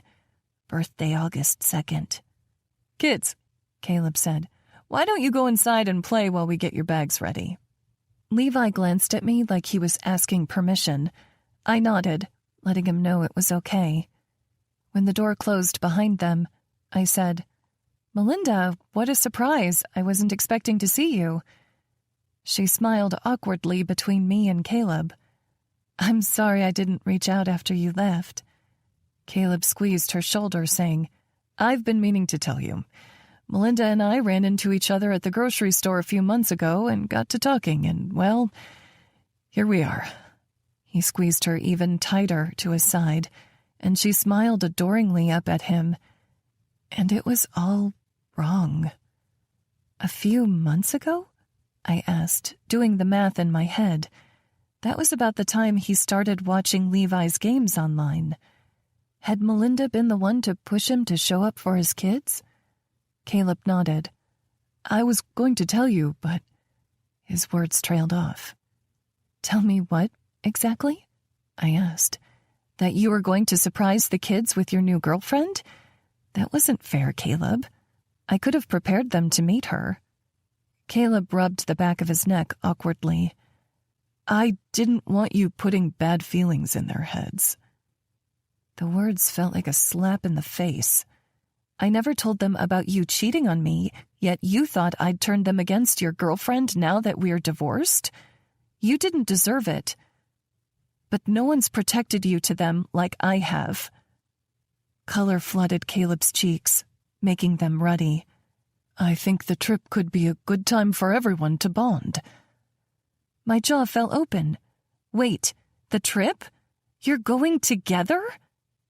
Melinda's eyes were wide and scared. She whispered, I told you we should have let her know, Caleb.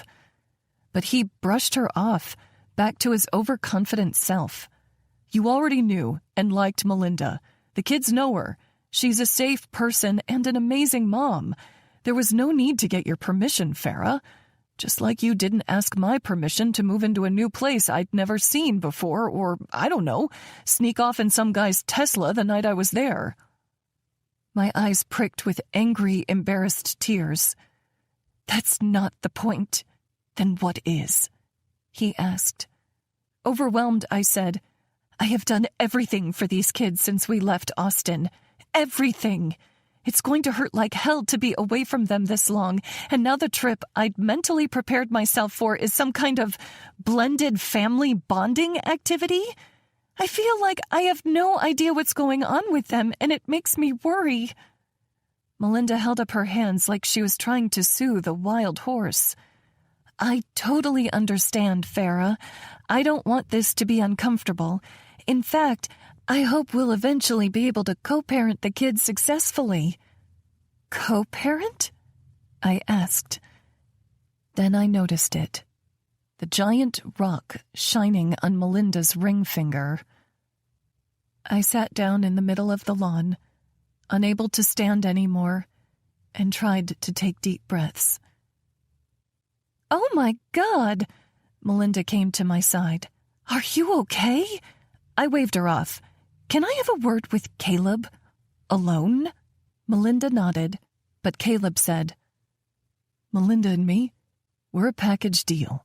And I'm their parent too, damn it. I have partial custody, and I know I was in a bad way after the divorce. But I've stepped up, haven't I? I've started showing up to games, and I've made child support payments on time every time. You have, but that's not all there is to being a parent. You don't get to check out and in when you feel like it because you sign a check. I know, Caleb said. I pushed myself up from the ground, standing on shaky legs. Those kids are my world, Caleb. And from now on, you need to tell me when things are changing in their lives here. Both of you. I pinned Melinda with a stare. Do you understand? Caleb nodded. So did she. I don't like it, I said. I know, Caleb replied. You don't have to. I walked past him and Melinda into the home Caleb and I used to share. But most of the decorations I'd slaved over were gone, replaced with Melinda's touch. Even the accent walls I'd painted were now covered with a bland grayish. It was like he'd completely erased me, erased my voice. I'd expected to be hurt, but instead I felt a sense of relief, exhaustion, because Caleb and I were over in every single way that mattered. But these kids, they would always tie us together. They would always be ours, not just mine. All the kids were in the living room, and when I reached them, I said, "Adabelle, can you go get your mommy?" She nodded, running toward the front door. "Kids, follow me." We walked to the back room. It used to be a playroom, but now it looked more like a home office. I closed the door behind us and faced all of them. "Look, I didn't know your dad was seeing anyone, and I know it's probably strange to see one of your parents dating, but he decided to invite Melinda on this trip without telling me so I could warn you." I took a deep breath. This week was supposed to be their week with their dad, my week with Gage, but I would give it up, give anything up for these kids. If you're uncomfortable in any way and decide you don't want to go, you can come home with me. It's your choice. Cora said, "I want to go. I can't believe Ada and I are going to be sisters." I fought to make my smile seem genuine. "Great, honey." I turned to Andrew and Levi. Levi's jaw worked angrily, but Andrew faced the ground. His little voice wobbled as he said, "I wanted to go boogie boarding." "You can still go," I said, rubbing his shoulder. "It won't hurt my feelings at all. I want you to have a fun week, however you decide to have it." Andrew nodded. "I want to go, if Levi wants to go." All of us looked at Levi, and he said in a rough voice, "Can we talk alone?" I nodded and said, "You two can wait outside." Both Andrew and Cora hesitated. 3, 2, Cora groaned and Andrew pouted, but they both walked to the door. When they left, I looked at Levi and said, "I'm here, babe. What's up?" Levi said, "What the fuck?" "Language," I said, but honestly, I was thinking the same thing. "Seriously," he jerked his arm toward the door. "You're here making it work as a single mom, taking care of us, and he's shacking up with some hoe from the PTA?" It was the most words I'd heard from him in months, and it made my heart ache. "She's not a hoe." He shook his head. "I know he was cheating on you." My eyes widened. I'd worked so hard to keep it from the kids, not wanting them to see their dad as a villain. "How did you find out?" "I heard Dad on the phone with his secretary one night. He tried to pretend it was a work call, and I believed him, but now—" His voice broke. "How could he do that to you?" Suddenly, Levi wasn't a teen on the verge of becoming a man. He was my little boy again who thought a plastic sword could protect us from the world's evils. He hadn't known that the people who hurt you most are rarely faceless strangers, but the ones you trust with all your heart. I pulled him into my arms just like I had when he'd scraped his knee. "People make mistakes," was all I could say. "And we have to decide what we'll tolerate. Cheating was one mistake I couldn't deal with." He nodded, sniffing as he pulled back. "I'm so mad at him." "It's okay to be angry," I said. He nodded, looking toward the ground. "And I mean it. You don't have to go if you don't want to. It can be a Mom and Levi week if you want." Levi shook his head. "Andrew said he won't go if I don't go, and he's going to be torn up if he can't do that sand art he saw on YouTube." "It's nice of you to think of him, but I'm sure we can find a lake with a sandy shore near home." Levi let out a mix between a growl and a groan. "I don't want to miss Cabo because Dad's an idiot." I snorted out a laugh. That beach is just calling your name, huh? He gave me a sheepish smile that quickly fell. It's just weird. Like, how could he move on so fast? And why does he want us to act like we're some big happy family with Melinda and Adabel when our family went to Cabo last year? I know it's hard to understand, but our marriage was over for a long time before the divorce. That's not the greatest love story, Levi said. It's not. I held him close, wishing he wasn't too tall for me to kiss the top of his head. The greatest love story of my life will always be you and your siblings. He looked at me a moment, tears in his eyes before saying, I love you, Mom. My heart melted, and I hugged him tight before letting him go. You know I like this, Levi. The one who says more than a syllable at a time. Don't get used to it, he said, but he was smiling slightly as he did. Saying goodbye to the kids, knowing Melinda was going on the trip with them instead of me, made me want to pull my hair out. And of the 3-hour drive back to Dallas, I spent the first hour crying. Not because Caleb had moved on, but because the reality of divorce settled in even deeper. This was the kids' week with their dad. He was in charge. And even if I gave my opinion, I wasn't really in control. He could bring whoever he wanted on the trip, and I had no say. The second hour I called my mom and cried some more, and the third hour I tried to calm down enough to see Gage. I just wanted to get this horrible morning off my mind and distract myself with amazing sex with my boss. In the parking garage of his apartment building, I freshened up my makeup, unable to completely hide how hard this day had been. Then I got out of the car, holding my travel bag, and walked to the elevator. I pressed the call button, ringing PH. Hello? Gage's smooth voice came over the speaker. It was a balm to my aching heart. It's Farah. Come up, he replied, and the elevator doors dinged open. This had to be the fanciest elevator I'd ever set foot in, and that was saying something because the retreat had some swanky elevators. But when the numbers climbed all the way to the top and the door slid open, my jaw dropped. Gage's condo was impressive, but even more stunning, it was filled with bouquets of bright yellow dandelions. A sign that everything was going to be okay.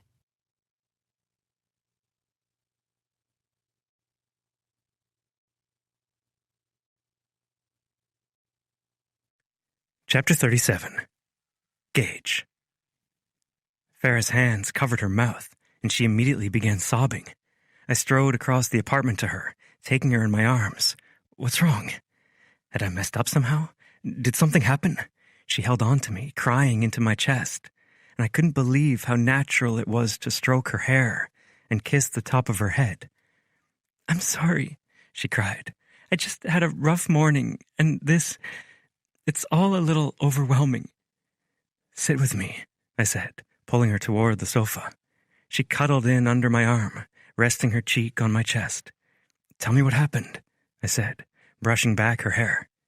She used the heels of her hands to wipe at her eyes, leaving black mascara streaks behind. It was hard enough dropping the kids off and knowing I'd be without them for a week. But when we got there, her voice broke.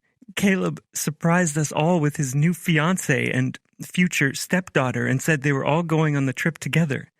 It's not that I'm jealous, it's that I had no idea he was even seeing anyone. I didn't even have a chance to warn the kids. What the fuck? I uttered, speaking the first thing that came to mind.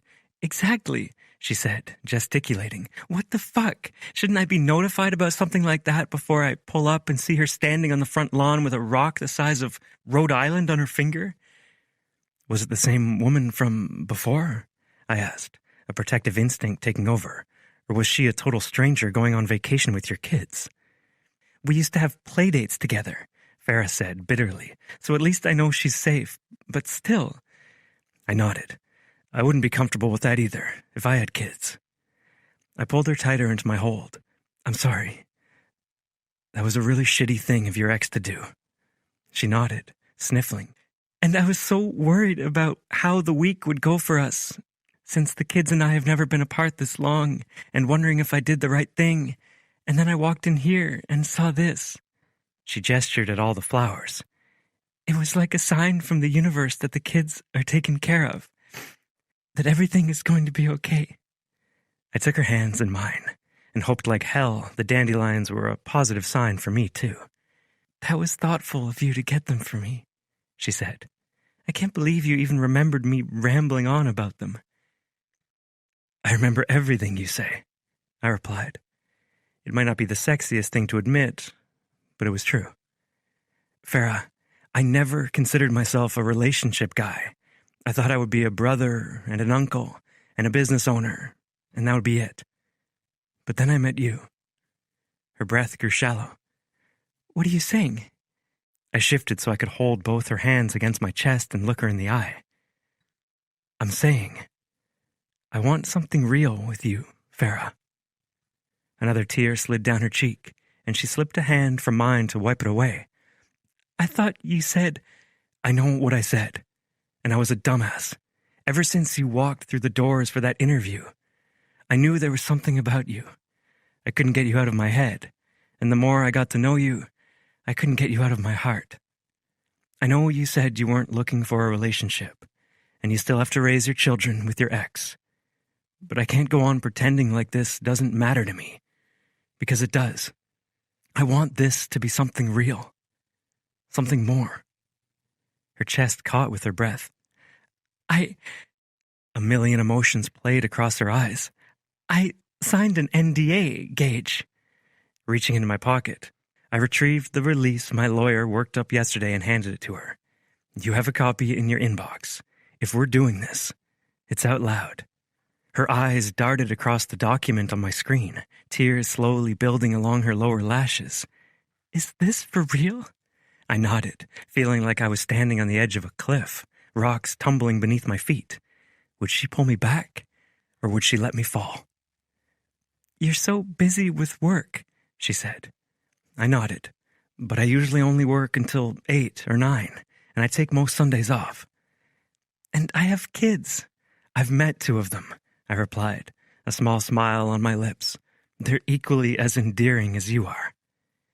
She stood up, pacing across my living room, looking beautiful and troubled amongst all the yellow flowers. And I'm crying half the time we're supposed to be hooking up. I chuckled. I think I'm getting used to it. Fighting a smile, she shook her head at me. I'm a mom, Gage. We've established that. But I need you to understand it means my kids are my life. They come first, and I'm not going to start a relationship, a serious relationship, with someone who isn't all in, who doesn't understand that my kids and me are a package deal.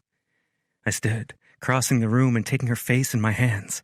Farah, I'm all in, with you and your children.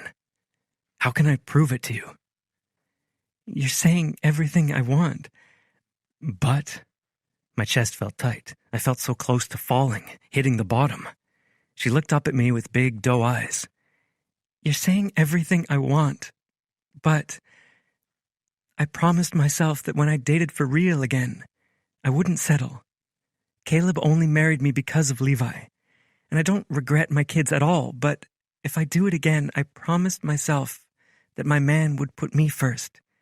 He'd spend evenings with me, weekends. He'd encourage me in reaching my goals, support and love my children as if they were his own. He'd have a family that loved me and my kids equally, didn't look down on me for my previous marriage. And if we ever got married, it wouldn't be out of obligation, but because I was the one he wanted by his side forever. She barely paused long enough to take a breath. And I know it's a lot to think about before we've even gone on a real date, but it's what I need, Gage. And if you can't give that to me long term, just tell me now before I get more invested than I already am. Her words did strange things to my heart. You're invested? She let out a mix between a laugh and a cry. Of course I am. How could someone not fall for you, Gage?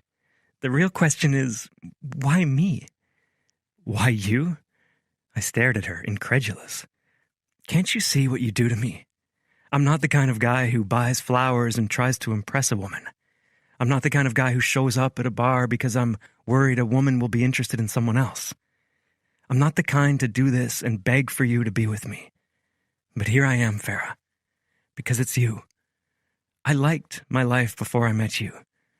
I never dreamed of having a relationship. But you marched in with your coffee and your laughter and your sunshine, and you showed me the darkness I was living. And now the thought of living without you is eating me alive. Her lips parted, and I knew I had to talk fast before she came up with any more doubts about me. And you want a family behind you? Ever since you've started working with me, my siblings have been begging me to ask you out. If this turns into something real, you have nothing to worry about, because they're already your biggest fans. Really? I nodded, and I promise, I'm better with kids than you'd think. She chuckled, coming closer to me and putting her hand on my chest. I know you have a good heart, but it would have to be serious, really serious, before we integrated our lives that way. My eyebrows drew together, and I covered her hand with my own. Look at me, Farah. I'm as serious about you as I can get without dropping to my knee and putting a ring on your finger.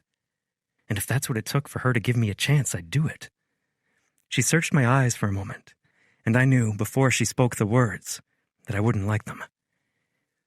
If you want to take this to the next level with me, involve my children, you need to make amends with your parents.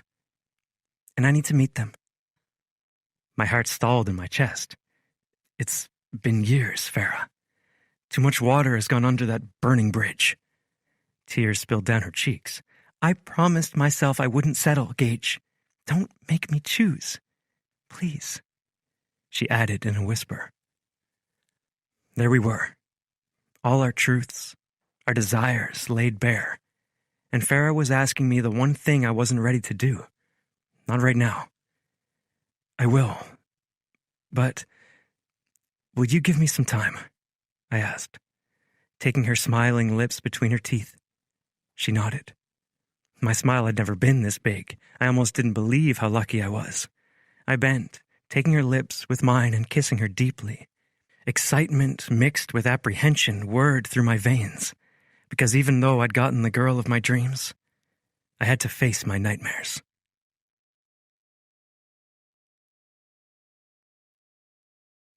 Chapter 38. Farah. Even if nothing came of our relationship, this would stand up as one of the best weekends of my life. Gage and I spent all of Saturday in bed, kissing, hugging, making each other feel good, talking about our families, our lives, getting to know each other, every piece of information an exciting discovery. But on Sunday morning, I learned one of my favorite parts of Gage's apartment. His shower. There was so much room in here. The water pressure was incredible, and you could even make water and steam come from different directions aside from the rainfall shower head. Plus, he had fresh eucalyptus hanging from a hook, making the whole place smell like a spa.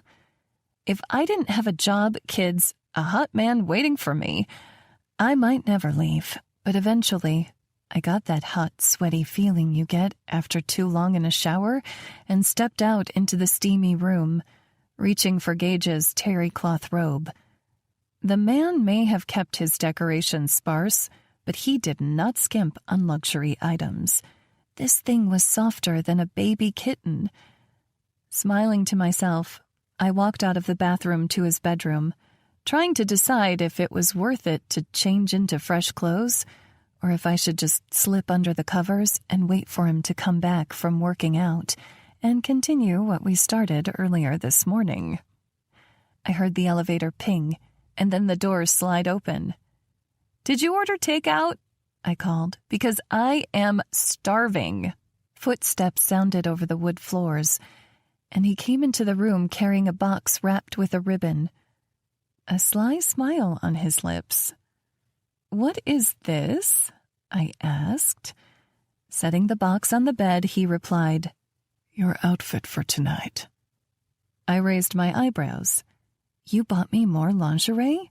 Okay, now I know I've died and gone to heaven." With a shake of his head, he said, "We're eating dinner at the Skylight Lounge, and my siblings are coming to meet you." My jaw dropped, and I wrapped the robe more tightly around me. "I'm meeting your siblings already?" He reached out, cupping my face with his hand. When he did that, I felt so loved, protected.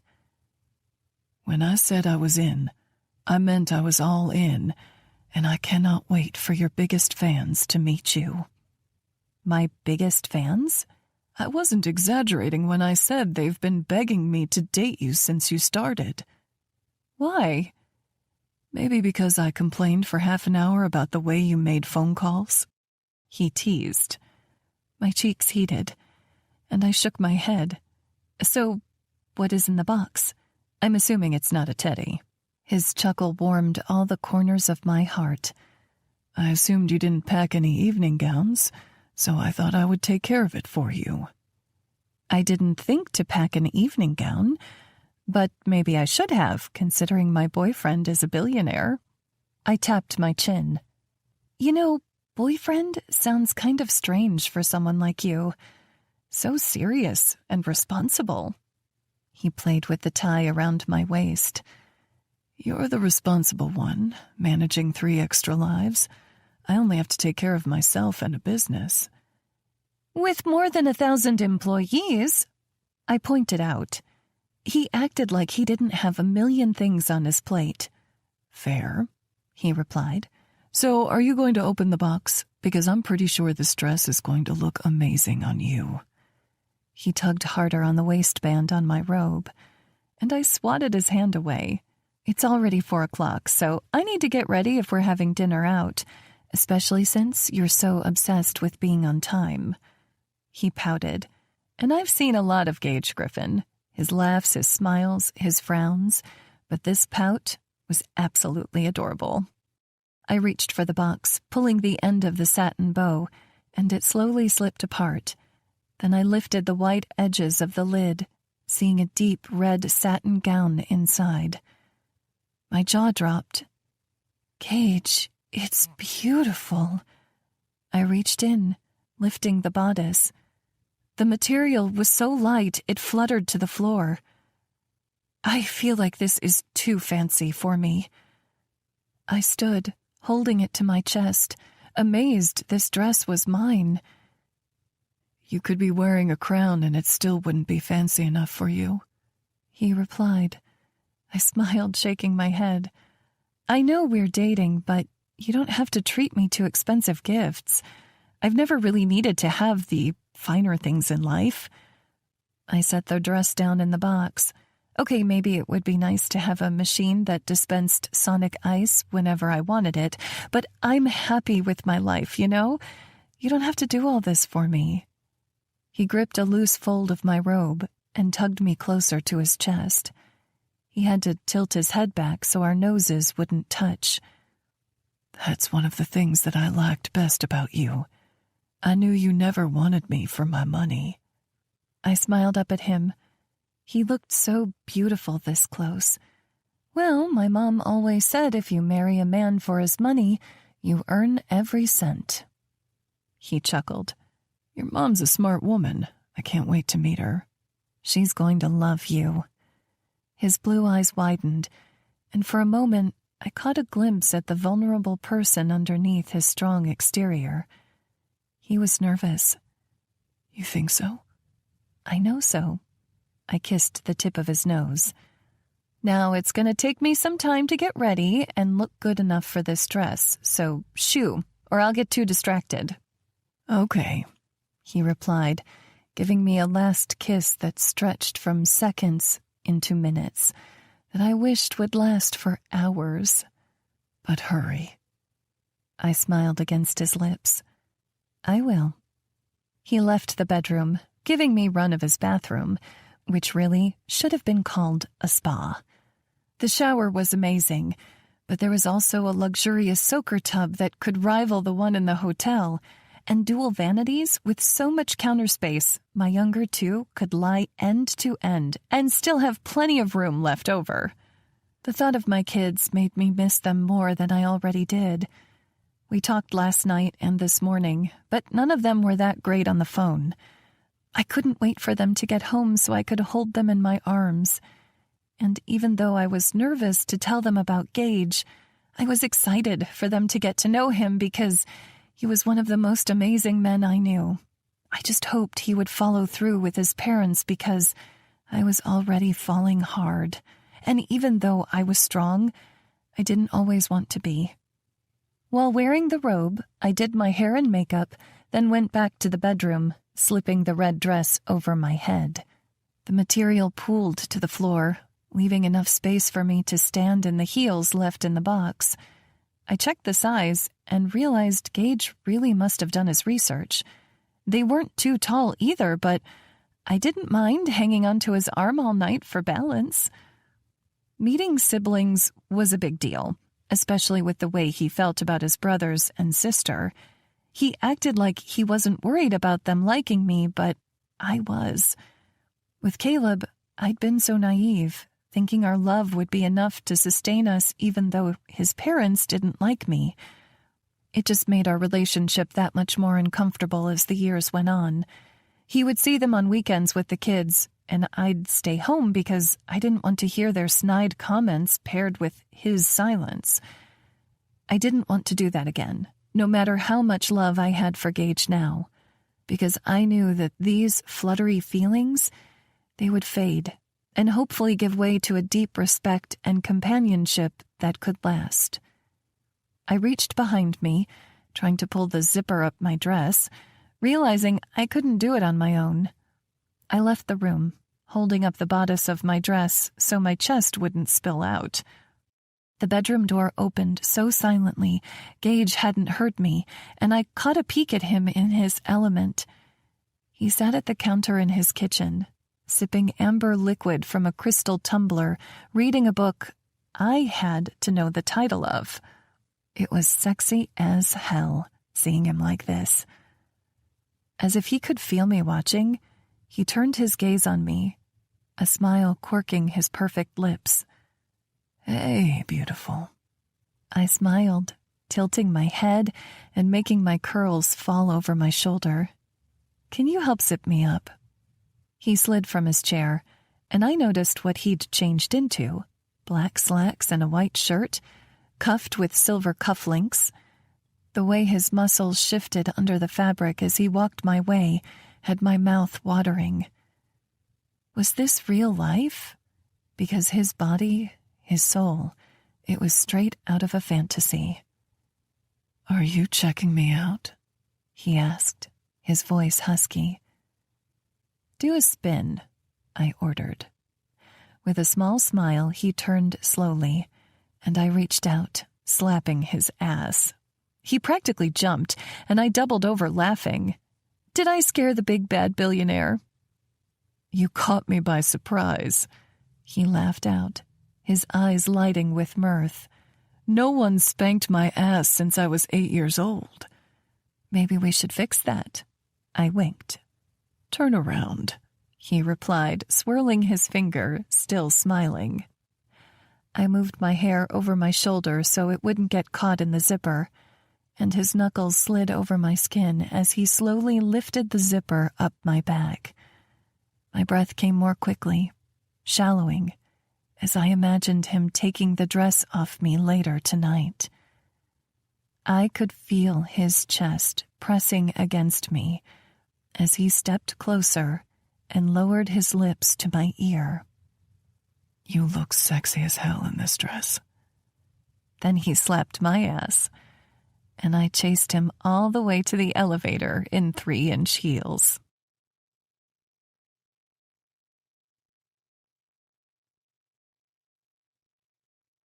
Chapter 39. Gage. I was never riding in anything but a limo with Farah ever again. Her eyes lit up the instant she saw it waiting for us in the parking garage, and she thanked the driver profusely for opening her door.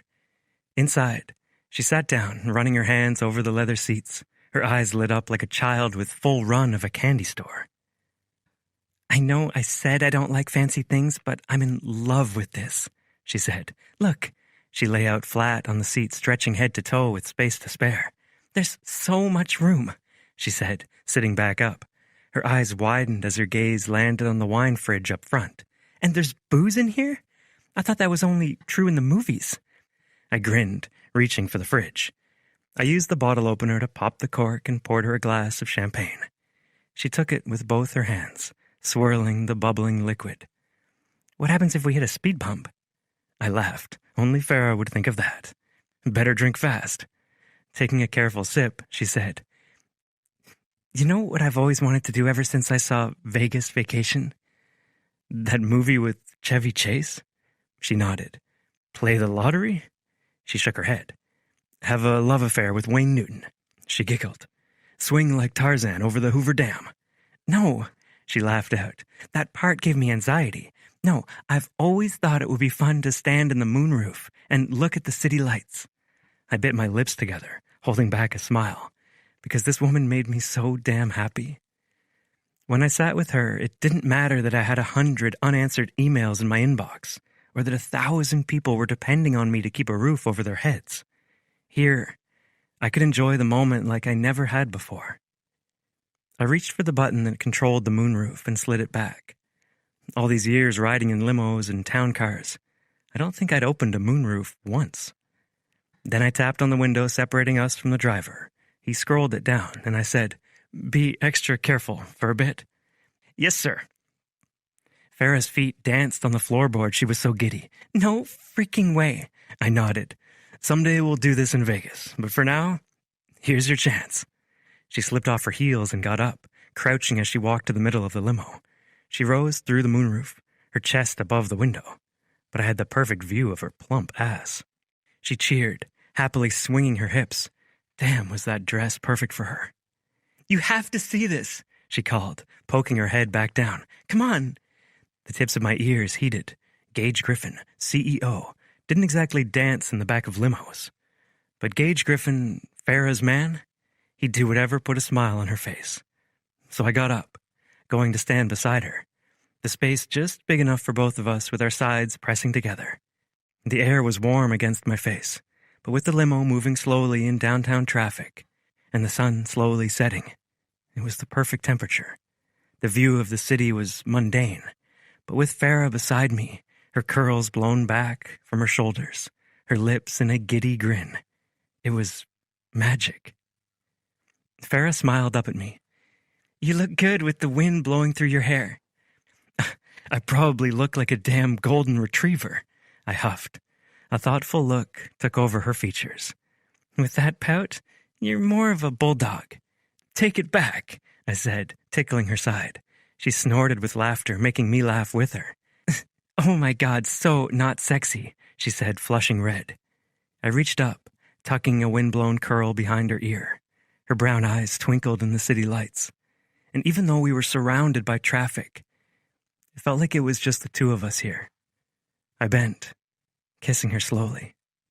Cars began honking around us, and she smiled up at me. "Sounds like they approve." I smiled.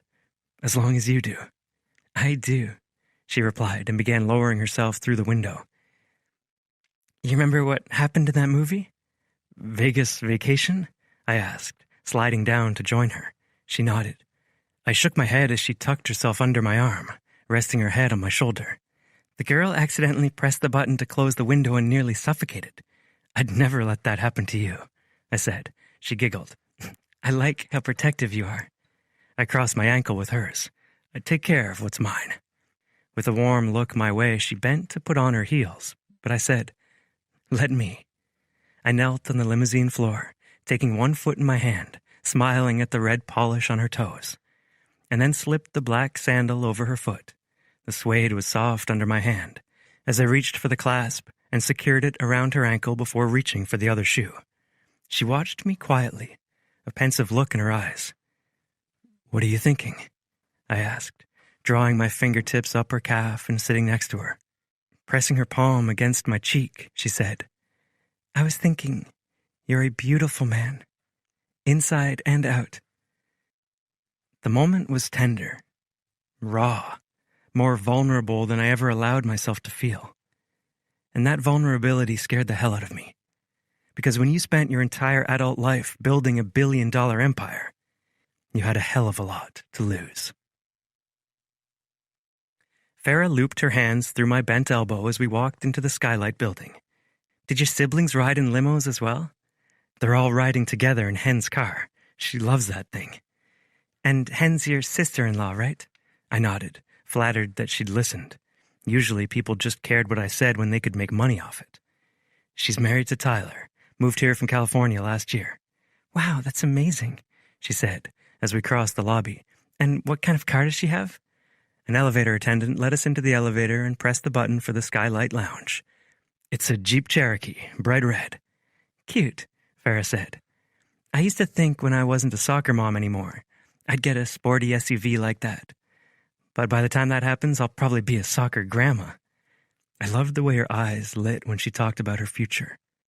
"I added it up," she continued, "and by the time Cora graduates high school, Levi will be 27. I'm sure I'll be a grandma before I hit 50. "Don't count your chickens," I replied. My mom thought the same thing, and none of us kids have children yet. Although, I suppose... I let my words drift off. I wasn't used to dating, but I still knew better than to scare her off. "What?" she asked, looking up at me. The elevator climbed several floors as I decided what to say. "When I make amends with my parents, they'll have 3 grandchildren in a matter of moments." Moisture shined in her eyes. "Gage." The elevator dinged as we reached our floor, and Farah's jaw fell open. "No freaking way." She let go of me, stepping into the glass enclosure that had several seats and a massive bar.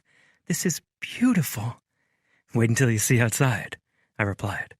A host greeted us, and when I said the name on our reservation, he led us through the glass enclosure to a rooftop restaurant, decked out with candlelit tables covered in white tablecloths and rimmed with twinkle lights. From here, we could see all of Dallas and its suburbs. Farah covered her mouth with her hands. "I want to remember this forever." Looking at her, I knew I would. "Here you are," the host said. "A server will be with you shortly." "Thank you," Farah said, smiling. "Is it okay if we walk around to see the view?" The host smiled back at her. "Of course." She walked to the railing, still several feet back from the edge of the roof, and looked out over the city. The breeze blew her curls back over her bare shoulders, giving me the best view in the house. I never took photos, ever, but I got out my phone and opened the camera. Just as she glanced back at me, I captured the moment, forever. "I thought paparazzi weren't allowed," she teased. I turned the camera toward her. "Look how beautiful you are." I couldn't let it pass. Farah opened her mouth to reply, and then her eyes darted over my shoulder. A voice sounded behind me. "Well, I'll be damned if it isn't the woman who's got my brother whipped." I turned on Rhett, just in time to see him mimic the whip movement with his hand and make the sound of a cracking whip. Whoop. Tyler, Henrietta, and Liv walked behind him, eagerly taking in Farah. I hope she didn't feel like an animal in the zoo, even though she'd be in good company with my wild family. "Farah, these are my siblings." I wrapped my arm around her waist. "This is her."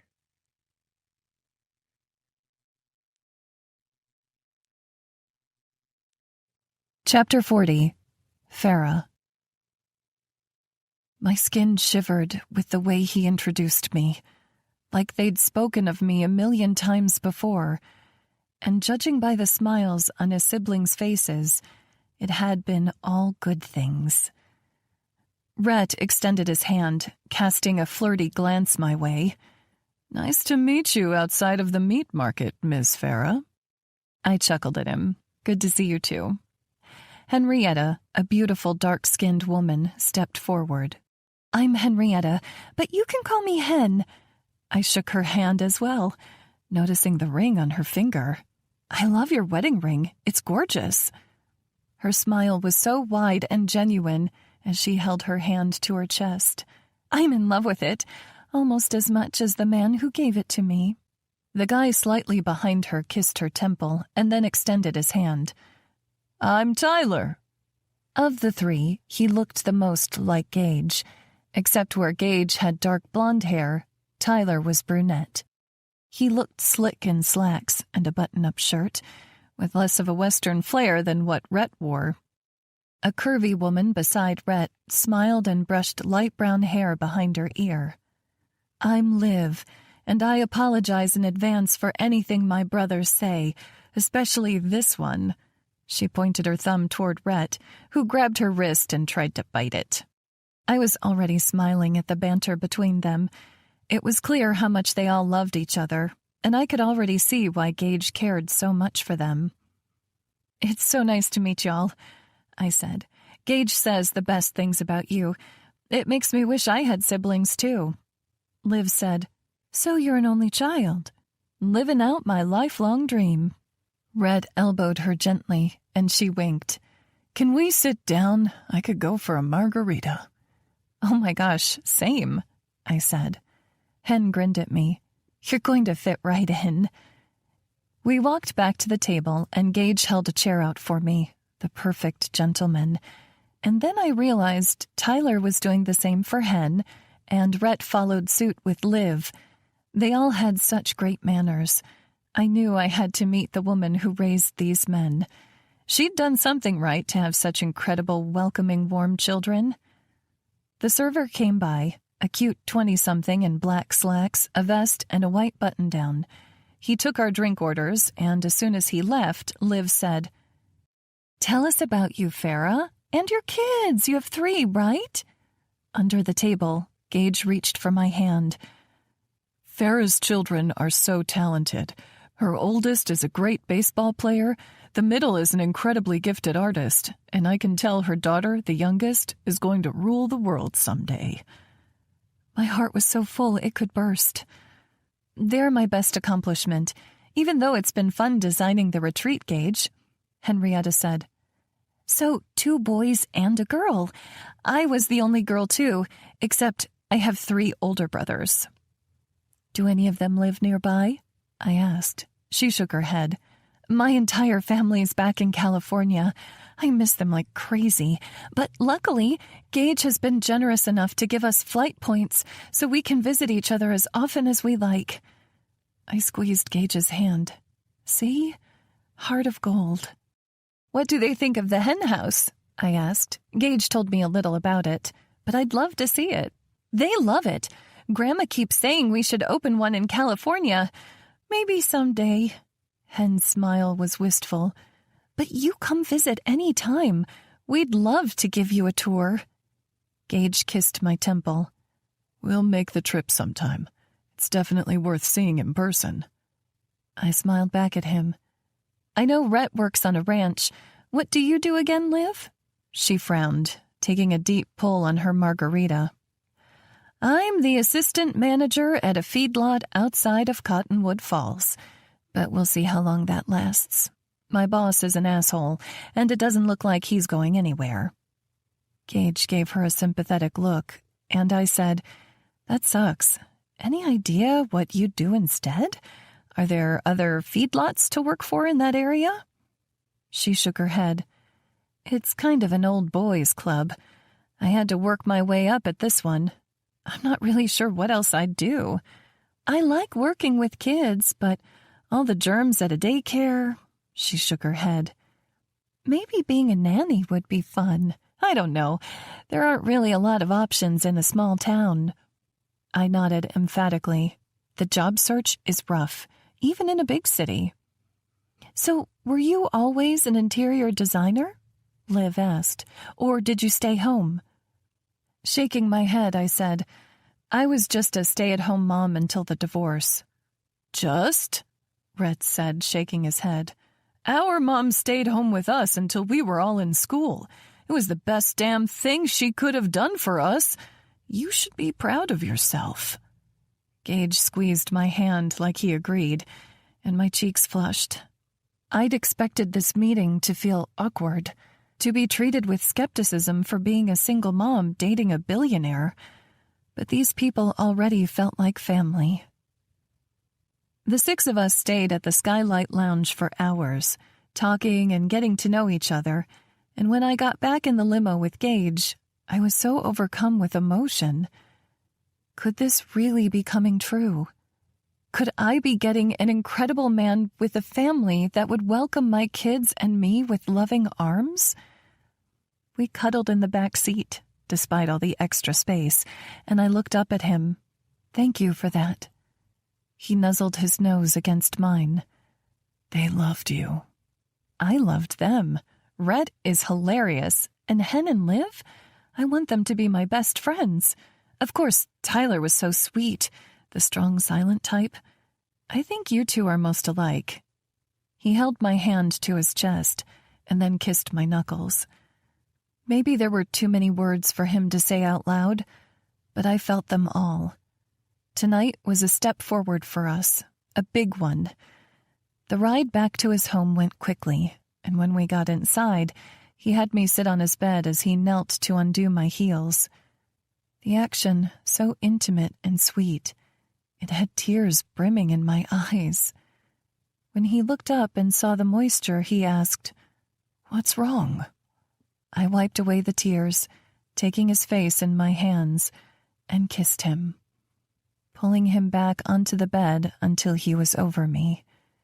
He kissed me back, slowly gliding his tongue along my lips and deepening our embrace. When we pulled apart, he looked at me, a question in his dark blue eyes. "I'm in love with you," I said. "I know it's too soon and I should be practical, but tonight, it was perfect. You are perfect.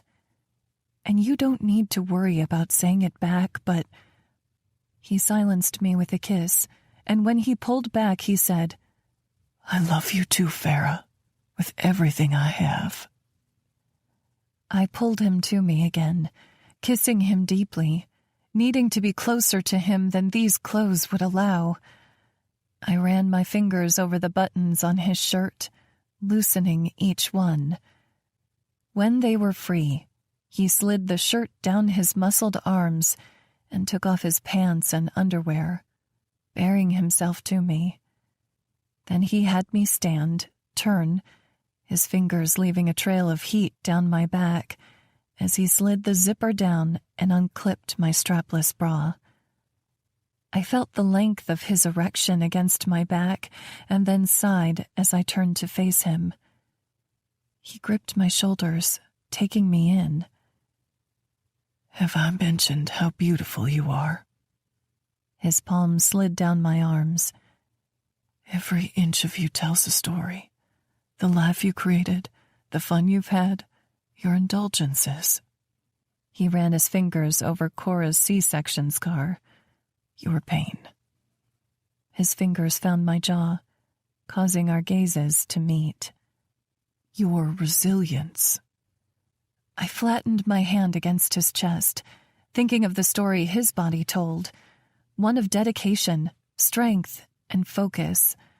But I couldn't help thinking, for him, the best story was his heart that lay under the surface. As if he could sense my thoughts, he covered my hand with his own and kissed me. This kiss felt different than all the ones before. Instead of hungry or desperate or savory, this kiss was full of love. He walked me back to the bed, laying me down on his luxurious linens, my head sinking into the surface. My fingers flowed through the short hair at the back of his head as I held him and kissed him with everything I had. His erection pressed into my hip, and the brimming feeling overflowed my heart, spreading through my body. "Gage, I need you closer." He reached toward the nightstand for a condom. "I'm on the pill," I said, not wanting to wait another moment. "Are you sure?" he asked, his gaze serious. I kissed him in confirmation, pulling him closer. He angled his tip at my entrance and rolled his hips over me, filling me to the hilt. I closed my eyes and held onto his shoulders, needing all he had to give. "Eyes on me," he said, pausing inside me. I opened my eyes, meeting his blue gaze. What I saw there amazed me. There was reverence, adoration, vulnerability, love. We're making love. For minutes or hours, it didn't matter. Time existed outside of us, and this world of possibilities Gage opened up to me. My past may have hurt, but this man was giving me a future beyond anything I ever imagined. The realization sent me over the edge. "I'm coming," I gasped, clenching around him. He rode all my waves and spilled himself inside me as he said my name.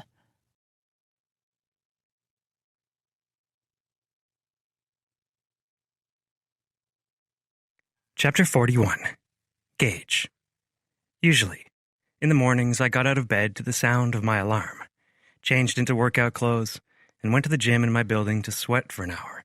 But today, Farah's soft body molded against my back. Her arm curled around my middle, and her soft breaths landed against my bare shoulder blades. She was spooning me, and it was the best thing I'd experienced in my life. This entire weekend had been filled with firsts. Bests. The first time I told a woman I loved her since my high school sweetheart. The first time I introduced a girlfriend to my siblings in just as long. The first time I'd ever made love with my entire heart on the line. I closed my eyes, savoring her warmth, her touch, the way she made me feel so comfortable even in her sleep. It was perfect. Almost perfect, aside from the fear pitting itself in my stomach. Most of what Farah asked of me was simple enough. I could find a way to be needed less at work, promote someone or three to help with my work. Hell, I could go public, sell a majority of my shares, and be set for life. It would be hard to let it go, but I could do it. Making amends with my parents, on the other hand, more than a decade had passed since we'd had a real conversation. Seeing them at Tyler's wedding had felt like a punch to the gut. My dad's hair was nearly all gray. My mom had wrinkles on her face. I'd never seen them before. They were getting older, and all that time between the fight and now, it was gone forever. How much time was too much time to lay down our differences? And did I want to? What did Dad think of me now, the owner of a billion-dollar company, when he'd called me selfish just for my desire to expand the ranch enough to support a few families? If he'd thought I was greedy then, he must think me the devil incarnate now. And facing that, getting confirmation of the thing I feared the most, it scared me more than I like to admit. I tried to run my business in an ethical way, to give my time and money when I could. But he didn't see that. He probably wouldn't care to understand. And my mom, the woman who raised me and loved me, she chose him, listened to him speak those words about me, and said nothing. Farah shifted behind me, and I rolled over, looking into her sleepy eyes, the touch of a smile on her lips. "Good morning, handsome," she mumbled. I kissed the tip of her nose. "How did you sleep?" "So well. You'll be lucky to get me out of your bed in time for work." She closed her eyes, snuggling into my chest. "I could stay in this bed all day, but we have a meeting with HR at 7. Her eyes flew open, searching mine. "What? Am I fired?" I chuckled. "No, we just need to come clean about our relationship before it hits newsstands at 8. Give PR a chance to handle it." She nodded, then she sat up. "Oh my God, I need to tell Mia." "Mia?" I asked. Then I remembered they were friends before all this. Farah treated everyone like her best friend. "You can call her while I take a shower?" She nodded, sitting up with her back against the cushioned headboard. I leaned in and pressed a kiss to her lips. "It's going to be okay." With a slight smile, she said, "I can handle a meeting with HR and Mia and the whole world, as long as my kids are okay with you." "Same here," I replied. I took my phone off the nightstand and walked to the bathroom. With the door closed, I sent Liv a text. "Gage, when should I talk to Mom and Dad?" She didn't reply right away, so I got in the shower, barely hearing Farah's murmurs over the water pressure. When I finished washing up and got out, there was a message from Liv. Liv, shocked emoji. Liv, is this Farah? Liv, is this a prank? Gage, no. It's time. Liv, it was time 10 years ago. What changed? Gage, Farah. Liv, I like her. Gage, me too. I set my phone down and brushed my teeth, then walked out of the bathroom, a towel wrapped around my waist. Farah looked up at me, fire in her eyes. Oh my God, I didn't realize I had that fantasy, but damn, that was hot. I looked around, confused. What are you talking about? You, in that towel, she grinned. Do a spin. Laughing, I turned away from her, undoing the towel in front and holding it out to hide my private parts. When I spun to face her, I moved the towel again to keep me modest. Damn, Griffin, if you weren't already insanely rich, I'd say you could make a good living giving stripteases. Channing Tatum, look out, I said, dropping the towel on the floor and going to my walk-in closet for clothes. How did it go with Mia? She didn't believe me, Farah said, frowning. That was about the last thing I'd expected. What do you mean? She thought I messed up April Fool's Day again. Wait, what? I asked, peeking my head out of the closet to see her still on the bed. How can you mess up April Fool's Day? It's always the 1st of April. It's not important. The point is, she was very surprised and a little doubtful, but said she's happy for us. Farah shrugged. And she's pissed you NDA'd me. You might get an earful about that later. I chuckled, going back into the closet. Fair enough. As I got dressed, I heard her answer another call and start talking to Cora, Andrew, and Levi on the phone. She was so sweet as she asked them about their plans for the day. Made sure Andrew was actually changing his underwear instead of just turning them inside out.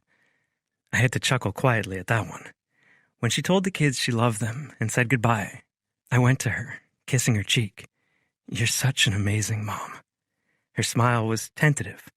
Sometimes I worry that I'm going to end up in their memoir, and not in a good way.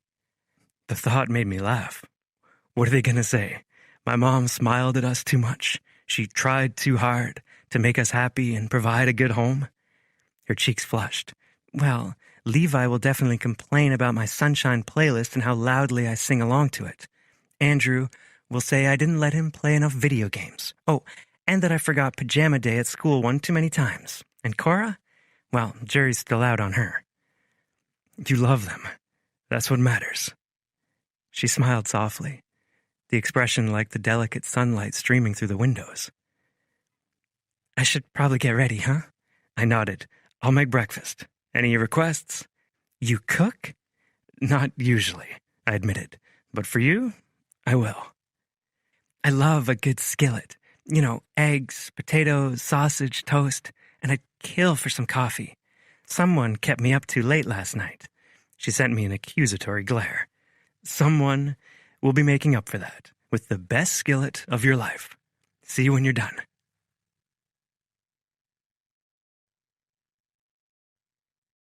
Chapter 42. Farah.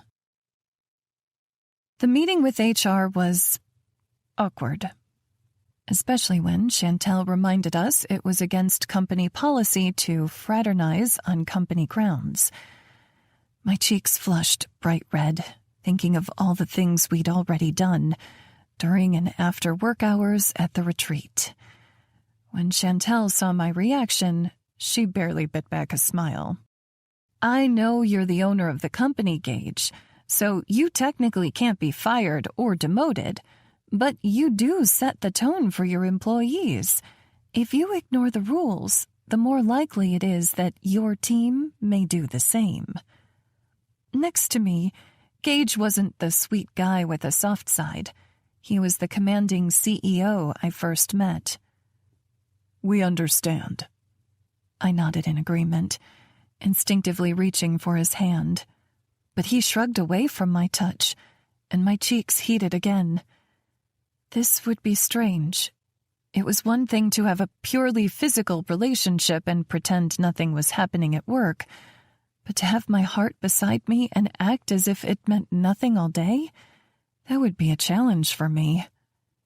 In fact, Chantel said, now that we know about your relationship, Company policy advises against you two working alone together. Any meeting you have should be attended by a third party or take place with the doors open. And Gage, it's high time you moved back into your office. Farah is clearly doing a great job at the retreat, and we have security present, so it isn't unsafe for her to work there on her own. My stomach sank. Working at the retreat by myself? Unable to see Gage every day? I thought this meeting was about coming clean, but it felt like it was designed to break us apart. A strong pang filled my chest as I realized how little time we'd get together once he moved back to this building. I had 3 kids to care for as a full-time mom. I couldn't shuck my responsibilities at home to get extra time with him outside of work. Of course, I'd sound pathetic to say any of this out loud, especially with Chantel here. Since we didn't have any more questions, she called in Griffin Industries' head of public relations, explaining that we needed training on how to interact with the media. She introduced herself as Tally, giving me a firm handshake. From her charcoal pantsuit to her slicked-back red ponytail, I could tell she meant business. After brief introductions, she gave me a laminated sheet with talking points saying, "Please go over these as quickly as possible. Paparazzi got shots of you two eating dinner with Gage's family last night, and it's very clear you're romantically involved. With Gage's celebrity status, it's likely you'll be confronted by reporters sooner rather than later. Remember, you can always say, 'no comment.'" I looked over the list, reading the lines she wanted me to have ready. Gage and I met during work and quickly realized we admired each other. Our relationship is completely separate from the business, and business always comes first. "I can't say this," I said, gesturing to the list. "What would my children think if they heard me saying we come second to his job?" Tally tapped her chin. "We should probably bring your kids in for a press briefing as well." "We won't be bringing my children in for anything," I nearly growled. "They're not a part of this." "They absolutely are," she said. "It won't be long before reporters have pictures of your entire family on social media or interview your ex about you. Have you checked your social media yet today? You've gained 50,000 followers in the last half hour." She looked at Gage. "You really should have consulted me before starting a relationship. Jason Romero's approval rating is already down 14 points, and he has been blowing up Mia's phone line demanding a meeting with you." My eyes widened. "It's hurting his campaign for governor? Why?" "According to social media sentiment, it's because they don't trust that your intentions are pure. Divorce is a big no-no for a large number of his supporters.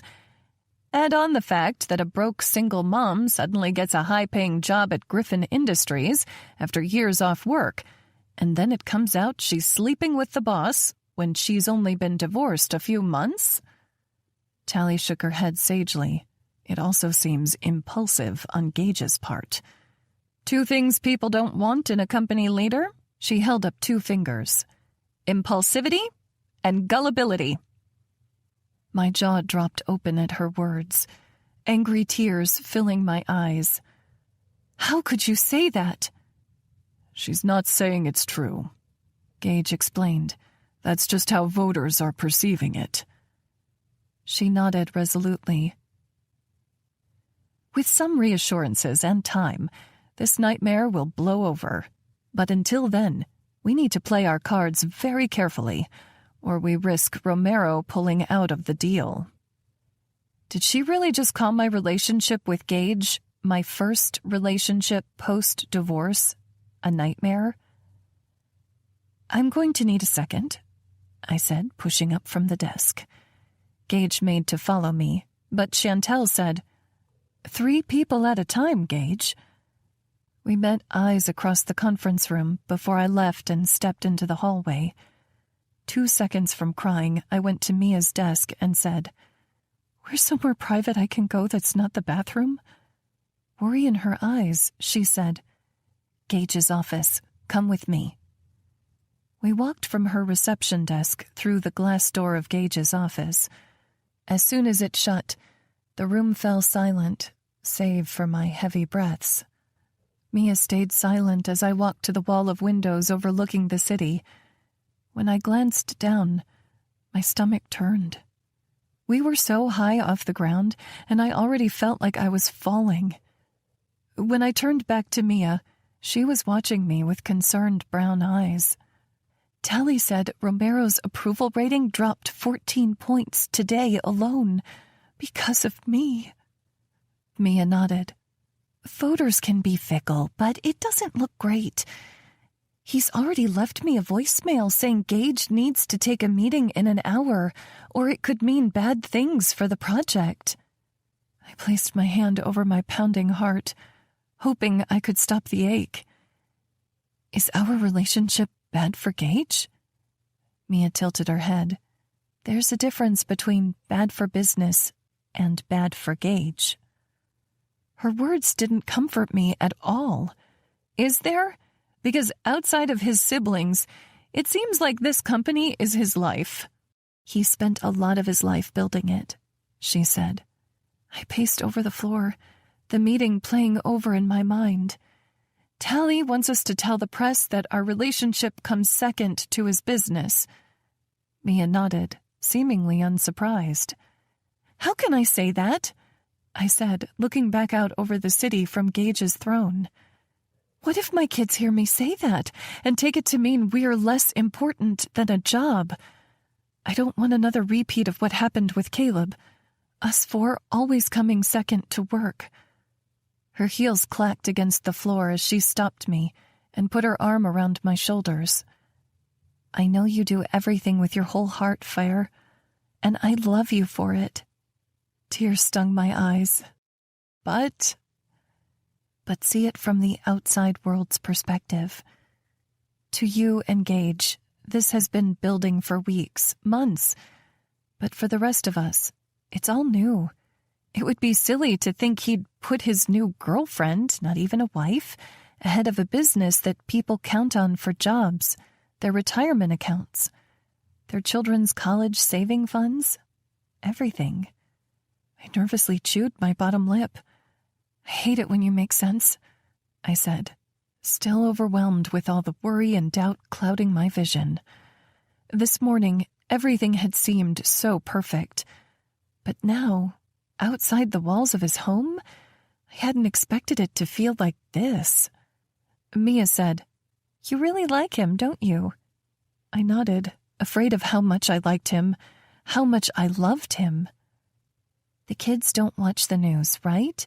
I mean, Levi came across something on social media, but you can explain the situation to him. I dropped into Gage's desk chair, feeling defeated. I wasn't going to tell the kids until I was ready for them to meet Gage as my boyfriend. And how far out is that? Mia asked. Because you have a photo shoot with all of them Sunday after next. I covered my face with my hands. God, this was such a mess. Would that even be soon enough for Gage to talk to his parents? Would I be going back on my word? A knock sounded on the office door, and we looked up to see Gage standing on the other side of the glass.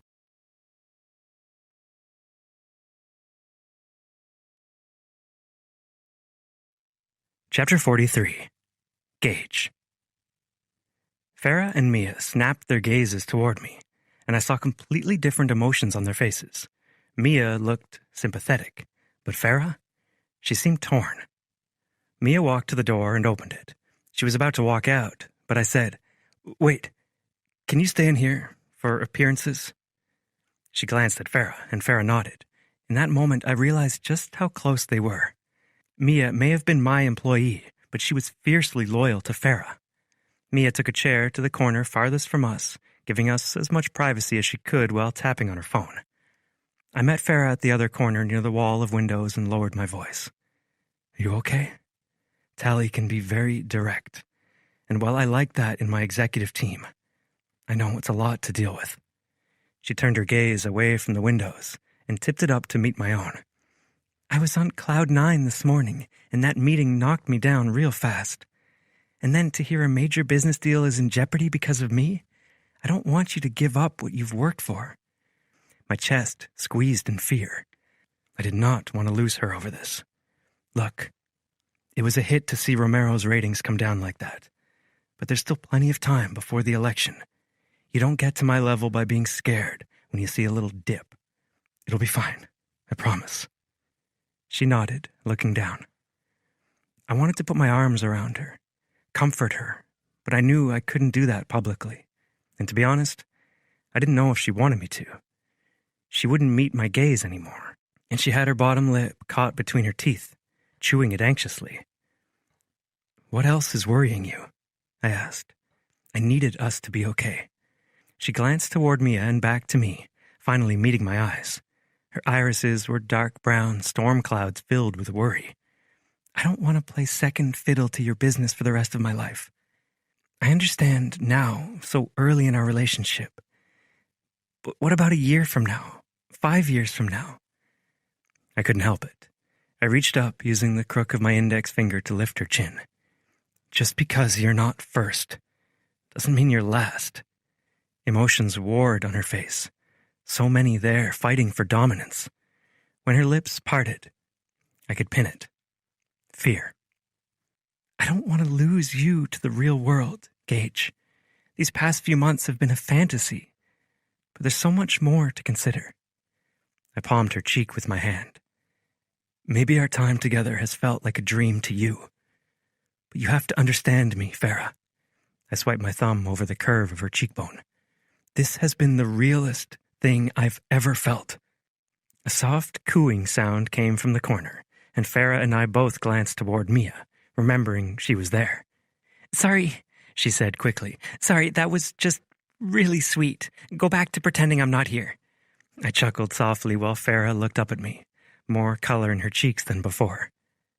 Are you sure you can do this? She asked. Make my kids and me a priority and take care of your business? Believe it or not, I'm more worried about talking to my parents. She cracked a smile. Thank you for doing that for me. For us.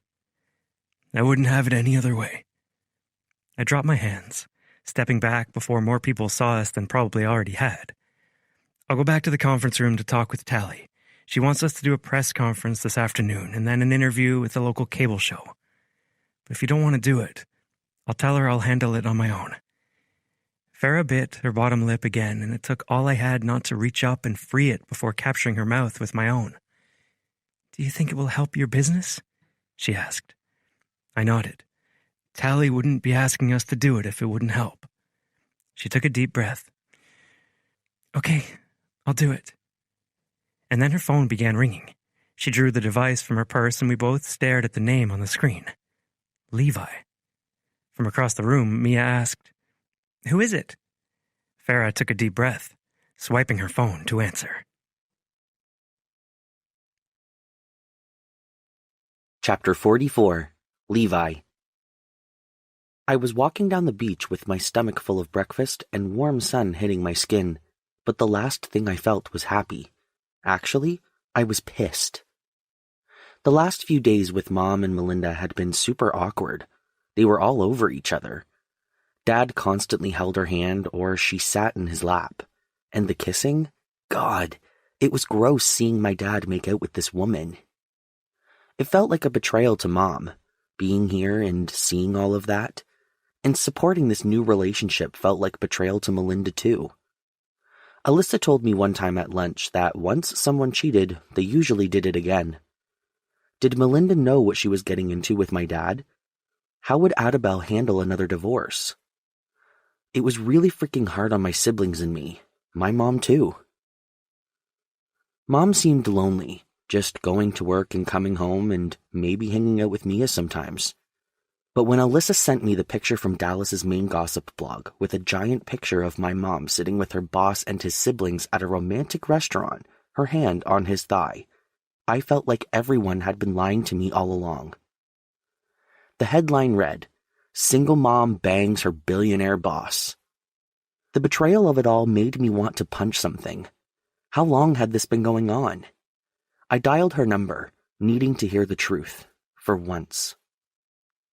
"Hey, Levi, how's the beach life?" she asked. She sounded happy. Was it because of him? "Mom, are you dating your boss?" The line went silent for a moment, leaving me alone with the sound of the beach and all the happy people around me. I checked the phone to make sure she hadn't hung up, but seconds just kept ticking past. Finally, she said, "Yes, I'm dating him. His name is Gage Griffin." I froze where I stood. The packed beach sand suddenly felt like sinking sand instead. "When were you going to tell us? When you got engaged and he moved in? Oh, wait, he's rich, so you'll probably lug us all to his mega mansion, huh?" Anger kept spiraling in my chest, flaring out like a wounded animal. I'd been so furious on her behalf that Dad moved on, and here she was dating some rich guy. "Honey, I hear you're upset and probably even feeling a little betrayed, but I need you to take a deep breath." Tears pricked at my eyes, but I ran my forearm over them and took a breath. "Now what? Another lie?" "The truth," she said. "I am dating Gage, and yes, I have real feelings for him, but I didn't want to introduce you to him until I was sure he was someone who would stick around." My fists balled at my sides. "So, 2 surprise engagements in a year from my divorced parents. Great." "There is no engagement," she said. "We are dating, like 2 single adults are allowed to do, and you will meet him soon, but only as my boyfriend, nothing else. He won't be moving in with us, we won't be moving out, but he may come over for dinner from time to time or come cheer you on with me at a summer game." My legs felt shaky as the anger faded into another feeling I didn't want to deal with. Fear. My dad had already left us, clearly cared for Melinda and Annabelle more than us. Who would we have left if Mom got all wrapped up in this new guy? I took a few steps away from the packed wet sand and sat on the softer beach, drawing my legs in. Resting my elbows on my knees, I held the phone to my ear. "So you're dating," I said, hiding the shake I felt in my chest. "I am," she replied. "But Levi, you have to know that you and your siblings will always come first. Remember what I said to you at your dad's house?" My throat got tight. "You and your siblings are the loves of my life," she repeated. I wiped at my eyes again, trying to rid myself of salt water that belonged in the sea. "This family vacation is totally fucked." "Language," she said with a half-hearted chuckle. "But I know. I didn't want you to find out about Gage this way." "Were you going to tell me at all?" "I was, when I knew he was someone worth bringing around." I blew a soft laugh through my nose. "You sound like a hard-ass. But when it comes to my kids, I'm as protective as a mama bear. And speaking of my cubs, are you okay? I know it's a lot of information all at once." A small grumble filled my throat. "Can you just promise me you won't be making out all the time in front of me? Dad and Melinda are worse than kids my age." "Ew." "I know," I replied. "Gage and I will keep it PG. I promise," she said. I nodded, feeling wrung out and hung to dry. "How did you find out about Gage?" she asked. I shook my head, thinking of the text. Seeing them together had felt like a slap to the face. "Alyssa sent me an article she saw on Dallas Deets." Mom let out a sigh, and she sounded so much like herself it hurt. I missed her. But I was 14. I wasn't supposed to miss my parents, or admit it at least. "You promised you'll always be there for us?" I gritted out. "You won't ship us off to Dad's when you move in with Gage?" "I promise. 1,000,000 times, I promise." "Good."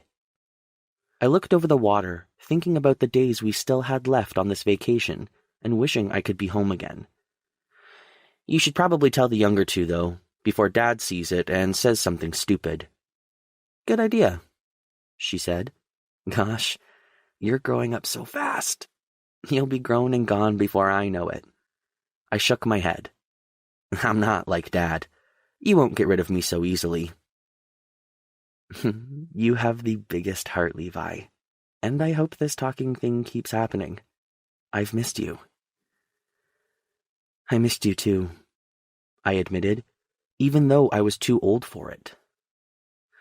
I'll call you when I'm back at the hotel so you can talk to the younger two. I went for a walk, so it won't be right away.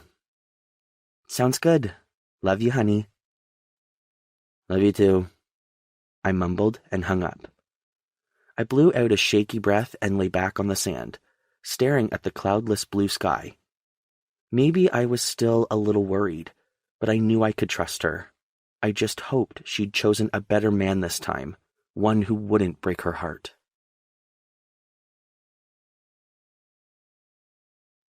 Chapter 45. Gage. I felt like Farah and I were on better footing when she left to the retreat for her workday. But I still couldn't get her worry and disappointment out of my mind. I didn't want us going public to be the thing that tore us apart, especially since living in the public eye was such a big part of my life, whether I like to admit it or not. It came with the territory. A knock sounded on my glass door, and I glanced up to see Mia standing beside Jason Romero.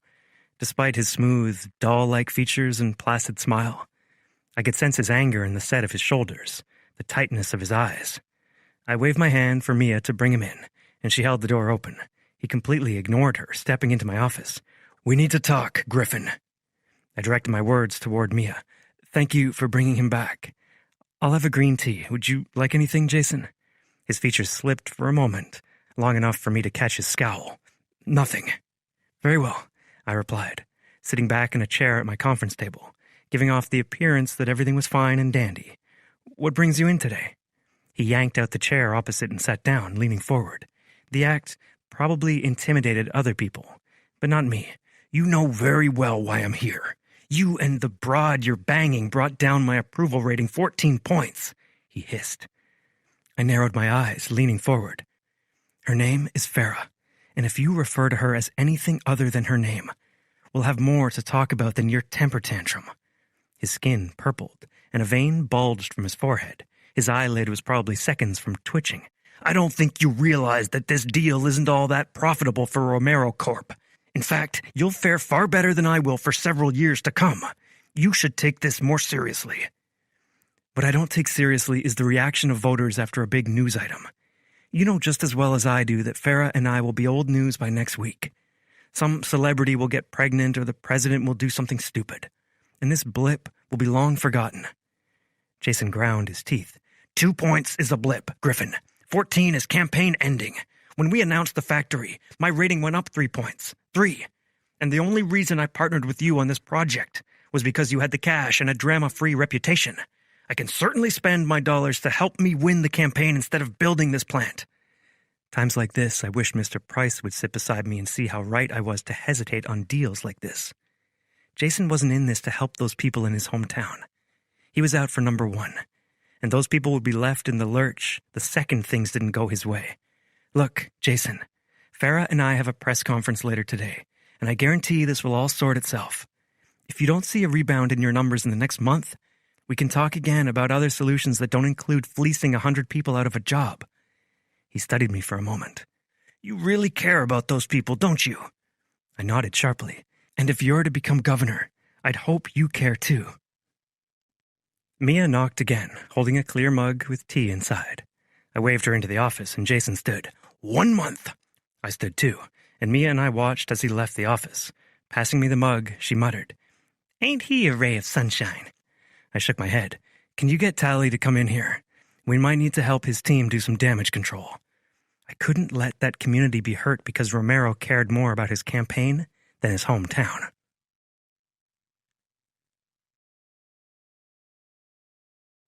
Chapter 46. Farah. Gage and I sat at a table in front of a small crowd of reporters. At least a dozen microphones were propped up in front of us, and the flash of cameras was dizzying. but I still knew this was likely to be one of my easier conversations today. I'd spent the better part of an hour on the phone with my kids this morning, letting them know that I was seeing Gage more seriously and that they would get to know him when I felt like it was time. I wished I could have had that conversation face to face, but I was starting to realize that dating Gage meant the whole world was in on our relationship. Or at least parts of it. They all seemed to take it okay. Cora asked if he had any kids she could play with. Andrew wanted more art stuff. But the conversation I had with Levi earlier was the hardest. When the kids got back to Dallas, I wanted to make sure to take him out, just the two of us. I couldn't imagine what it would have been like for both of my parents to split up and then start dating again, all in my freshman year of high school. Tally gave Gage the signal to start from where she sat up front, sandwiched between reporters. Nerves swirled in my stomach, thinking about how many people would be watching this on TV. I wished Gage could hold my hand, but here in front of a crowd, he was the intense, intimidating man I'd met on the first day of my job. As soon as he began speaking, the room quieted. With the word spreading about mine and Farah's relationship, we wanted to clear the air and set the record straight. I kept my gaze on him, because if I stared at the audience too long, I'd puke. Before the questions begin, I'll share the major details. Farah began working for me 5 months ago. A few months in, it became clear to me that this woman was one I couldn't ignore. A slight smile touched my lips to match the audience's chuckle. We began seeing each other privately, and when we decided it was something to pursue, I introduced her to my family. We planned to continue our relationship publicly while working together, being sure to follow the professional guidance laid out by Griffin Industries' Chief of Staff, Chantel Williams. He turned to me. Anything else? I shook my head slightly. I think that covers it. Nervously, I tucked my curls behind my ear and faced the reporters, trying to remember to breathe. A reporter with long hair pulled in a ponytail raised his hand, and Gage nodded at him. "How long have you been divorced, Miss Elkins?" "That's public record, and you know it, Liam," Gage said. "Maybe do a little better research next time, or ask the question you actually want to know." Liam's cheeks went pink. "Did the relationship begin before or after the divorce?" he asked. "After," we said at the same time. An older woman raised her hand next. "What are you doing to protect your assets in case Miss Elkins has ulterior motives for your relationship?" "First of all, we're not married, only dating," Gage said. Then he sent me a smile that turned my insides all warm and gooey, like a brownie fresh from the oven. "And Miss Elkins is the most unassuming woman I've ever kept company with. She prefers dandelions to roses, chooses quality time over gifts. And after she accidentally door-dinged my car, she even offered to pay to fix it." He chuckled, and so did the reporters, eating out of the palm of his hand, just like me. "I trust her implicitly." Under the table, he reached for my hand. Relieved, I squeezed back. Another man stood up, looking at us through thick glasses. "What do you say to constituents who are concerned Jason Romero's judgment in partnering with you?" "I may have founded Griffin Industries, but my team has helped make this company what it is. The success of this company does not lie fully in my hands, but in the hands of people who come to work every day at every level." Admiration swelled in my chest, not only at his command of the room, but also at his view of the company.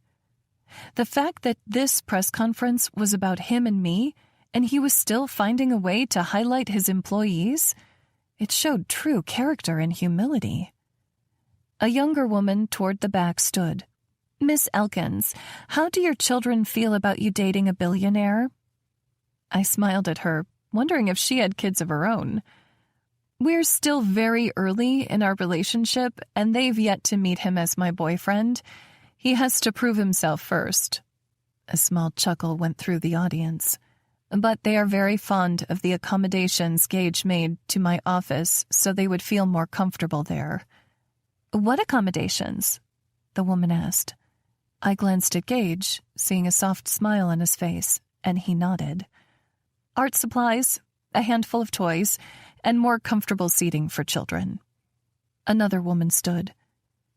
What will you tell your little girl about sleeping your way to the top?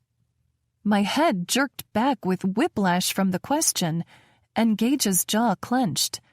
He opened his mouth to speak, but Tally gave him a pointed look, nodding her head toward me. This was my question to answer. I wouldn't have that conversation with my daughter because she's 5 years old, but I will tell her about hard work and letting her results speak to her competence. Regardless of my relationship with Gage, the retreat will be a beautifully designed luxury experience for families who need a relaxing stay together. The woman's face soured. Oh, I added, simply for myself. I might also tell her to support other women instead of looking for ways to tear them down. The woman who asked the earlier question began clapping, and soon the entire audience was clapping for me. Gage had a full-blown smile now, one usually reserved for just me. Good job, he mouthed. Leaning forward so his face was closer to the microphone, he said, I believe that's enough questioning for today. My girlfriend and I have work to do. The G word did strange things to my heart, making it flip and somersault while a torrent of butterflies took off in my stomach. Gage had claimed me publicly, and soon this information would be everywhere. Gage Griffin was mine, and me? I was his.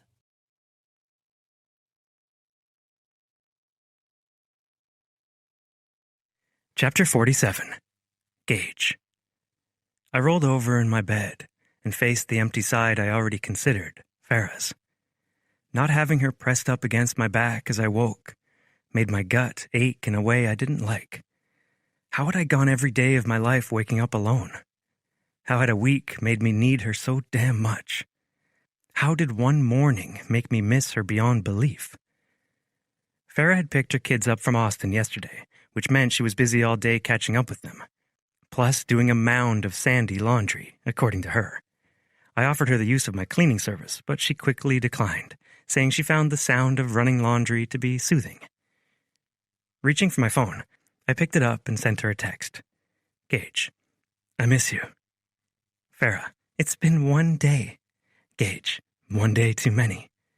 Farah, I miss you too. Maybe I can ask my parents to watch the kids an evening next week, so we can have a date. The thought of staying apart every day and night aside from the occasional date night was already eating me up inside. I typed out a text. Gage, what if I buy a mansion for all of us to stay in? Each of the kids can have their own room. We could get married tomorrow if you want. Delete, delete, delete. Gage, I could buy the house next door to yours. That was even worse than the last one. Delete. Farah, lot of text bubbles over there. Gage, I'm meeting with my parents the weekend after the photo shoot. I'm serious about moving forward with you, and I'm hoping someday you'll be okay with me staying over because I gotta be honest, this bed feels really empty without you. Farah, my heart. Farah, I miss waking up next to you too. Last week was so amazing. Do you know what you're going to say to your parents? Gage, maybe you can help me workshop it?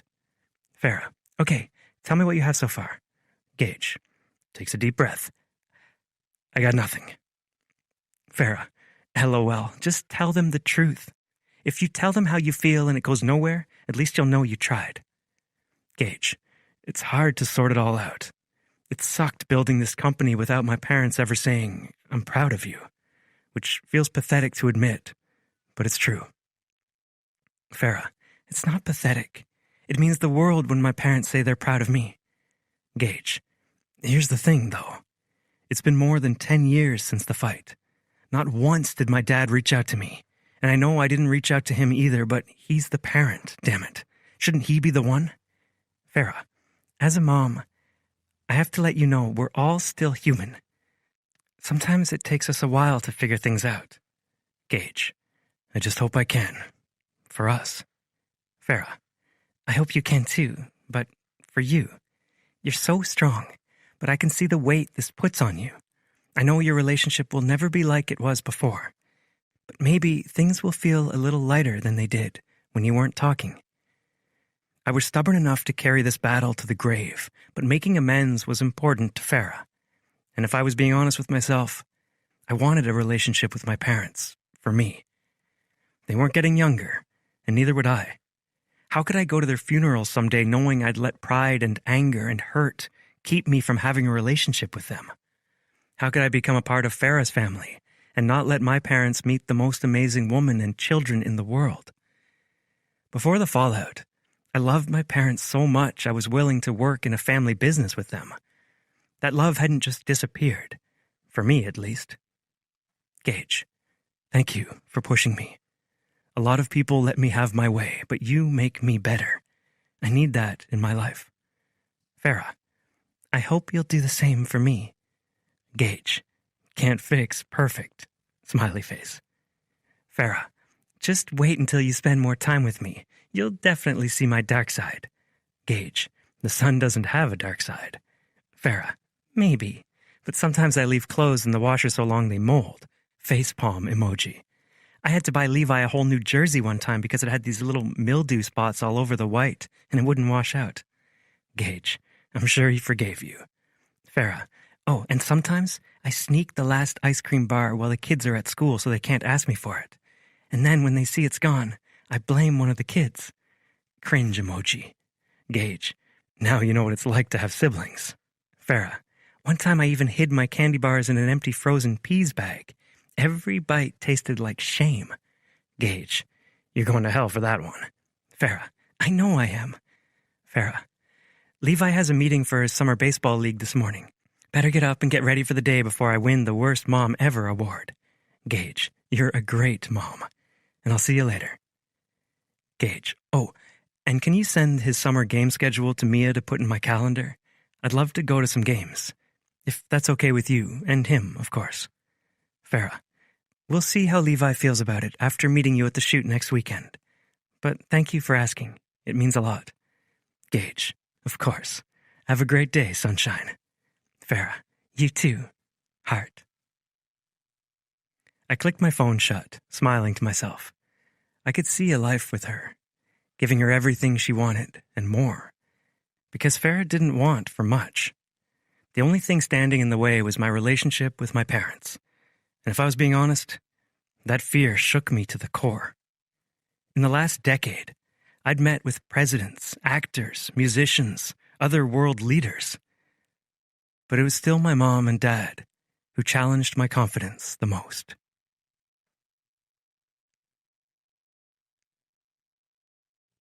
Chapter 48.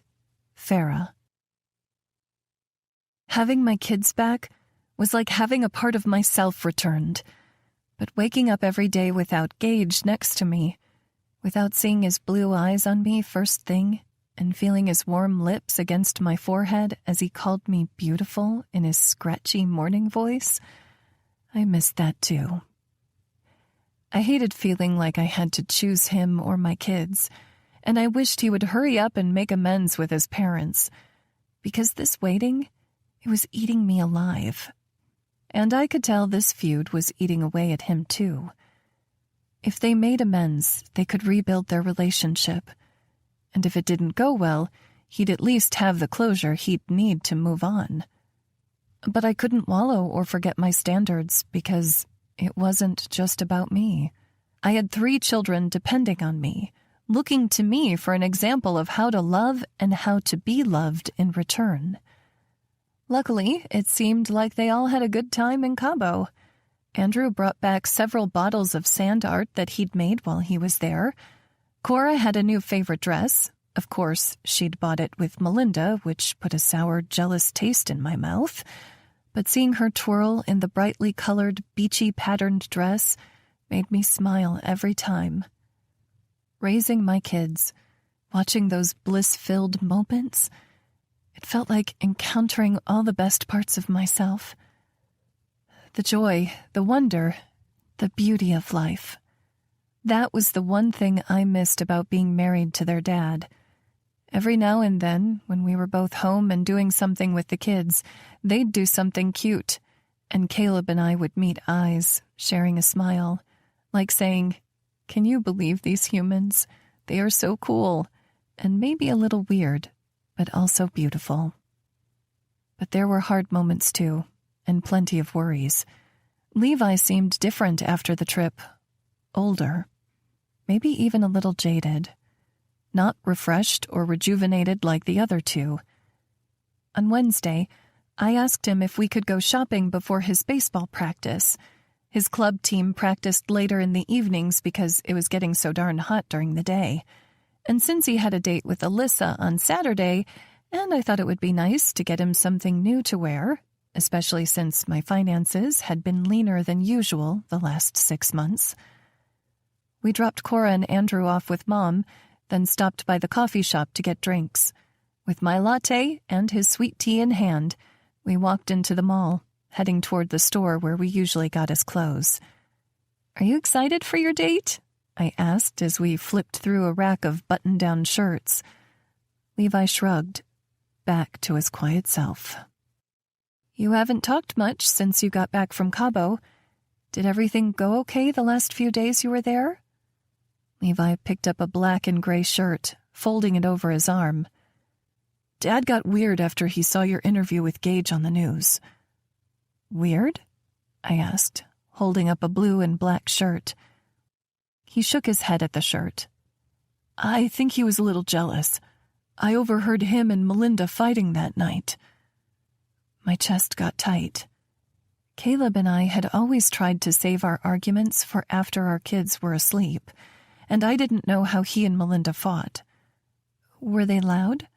"No, they thought we were all asleep, but the casita had like an open concept thing, and I was sleeping in the living room, so I heard them whispering in their room."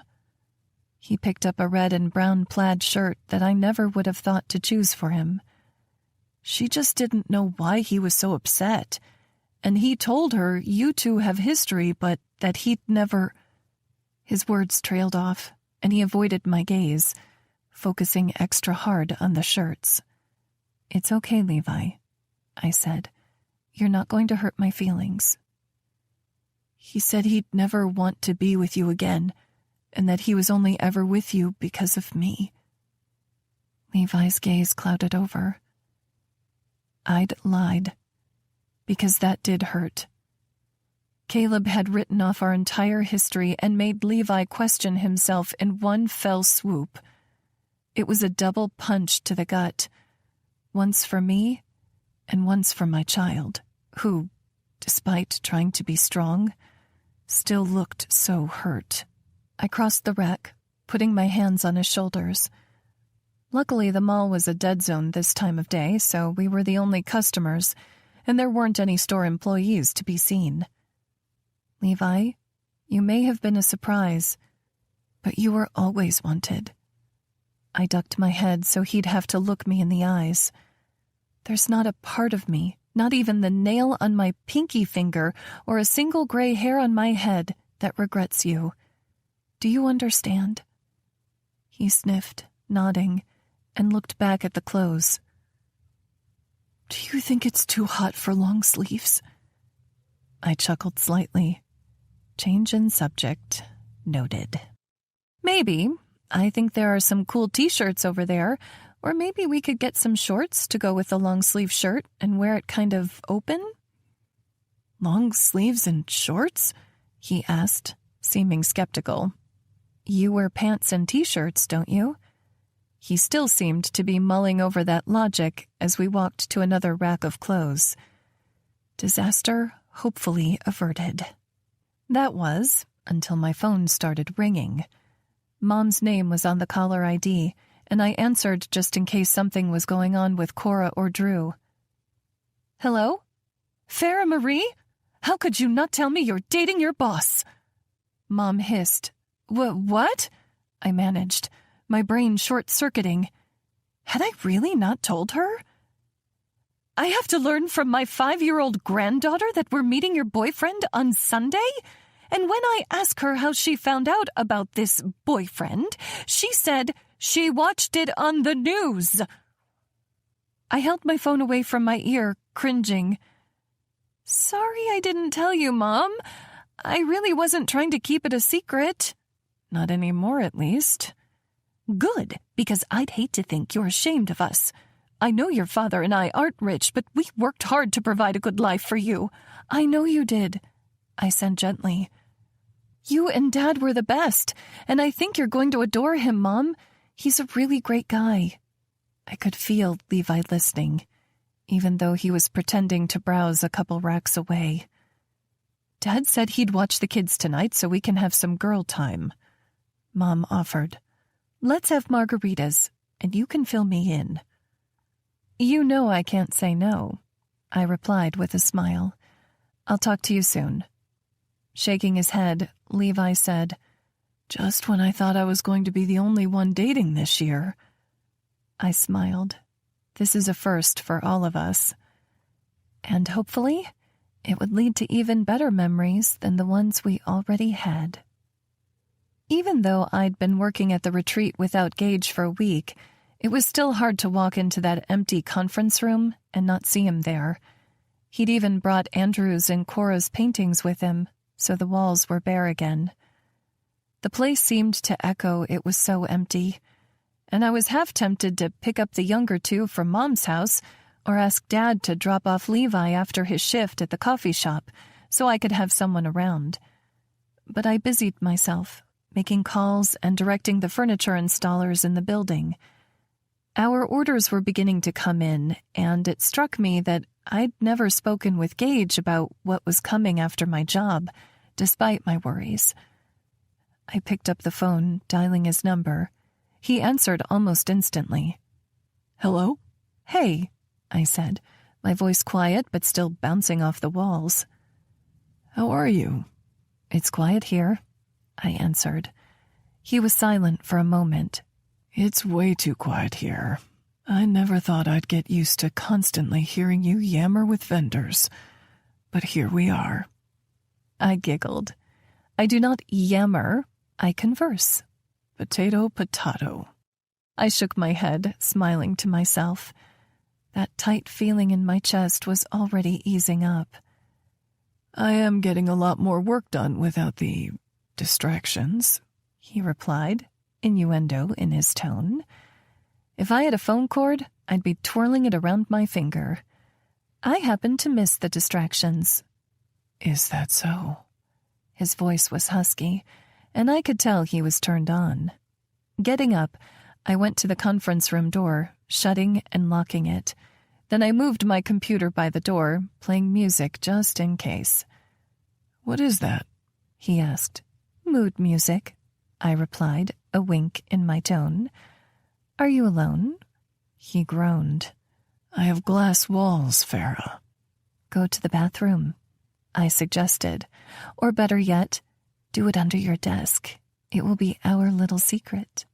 His voice came out a whisper. Are you touching yourself? Dipping my fingers into the waistband of my skirt, I leaned back against the wall where he used to sit. I am now. I let out a soft moan, feeling so good. We hadn't touched each other in a week, and I missed being with him like I'd miss breathing. What would you do to me if we were here all alone? First of all, I'd bend you over that table and spank you for distracting me from work. His voice was hoarse.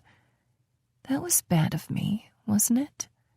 I'd never been into spanking before, but when Gage slapped my ass during our week together, the mix of pain and pleasure was so delicious, I wanted him to do it all over again.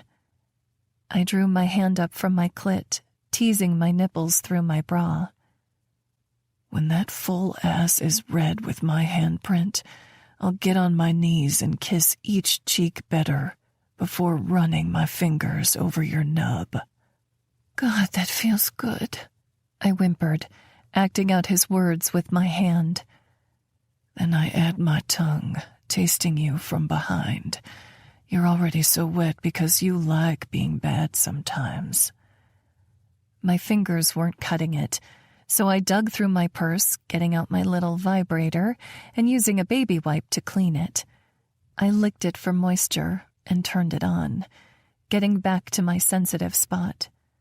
You're so hot when you eat me, I moaned softly, but I want to taste that big cock of yours and make you feel good.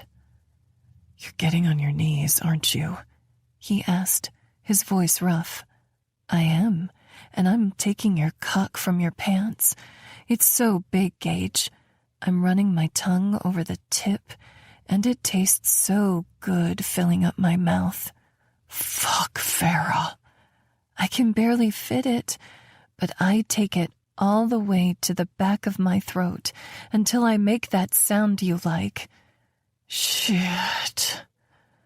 I can taste your pre-cum. You're so turned on. I am, baby. Take me faster. I'm moving my head over your cock, taking as much as I can. You're so good at knowing what I like, he whispered. But I'm not coming in your mouth. No? I asked, already quivering with how hot it is to be talking to my boss like this on the job, knowing he probably had people walking outside his office while he fisted his throbbing cock to my voice. I'm laying you back over that fucking table, and you're going to take me. All of me. God, I love that, I moaned, pleasure spreading from my center all the way to my fingers and toes. Your ankles fit so perfectly over my shoulders, and I press into your entrance. God, you feel so good and tight, Farah, and so wet, just for me. Only you can get me this way, I breathed, closing my eyes and imagining my powerful and sexy boss towering over me. His dark blue eyes, storm clouds as he filled me up in every way. Only you, Gage. Fuck, say my name again. Gage Griffin, I moaned, my core tightening. Come with me, he said. It was an order, a plea. And I fell apart at his command, hearing his soft grunts on the other end of the phone as he uttered my name. We stayed silent for a moment, our quick breaths the only sound. And then he said, If HR knew what we just did, I'd be fired. I laughed. Maybe you'd get away with a spanking.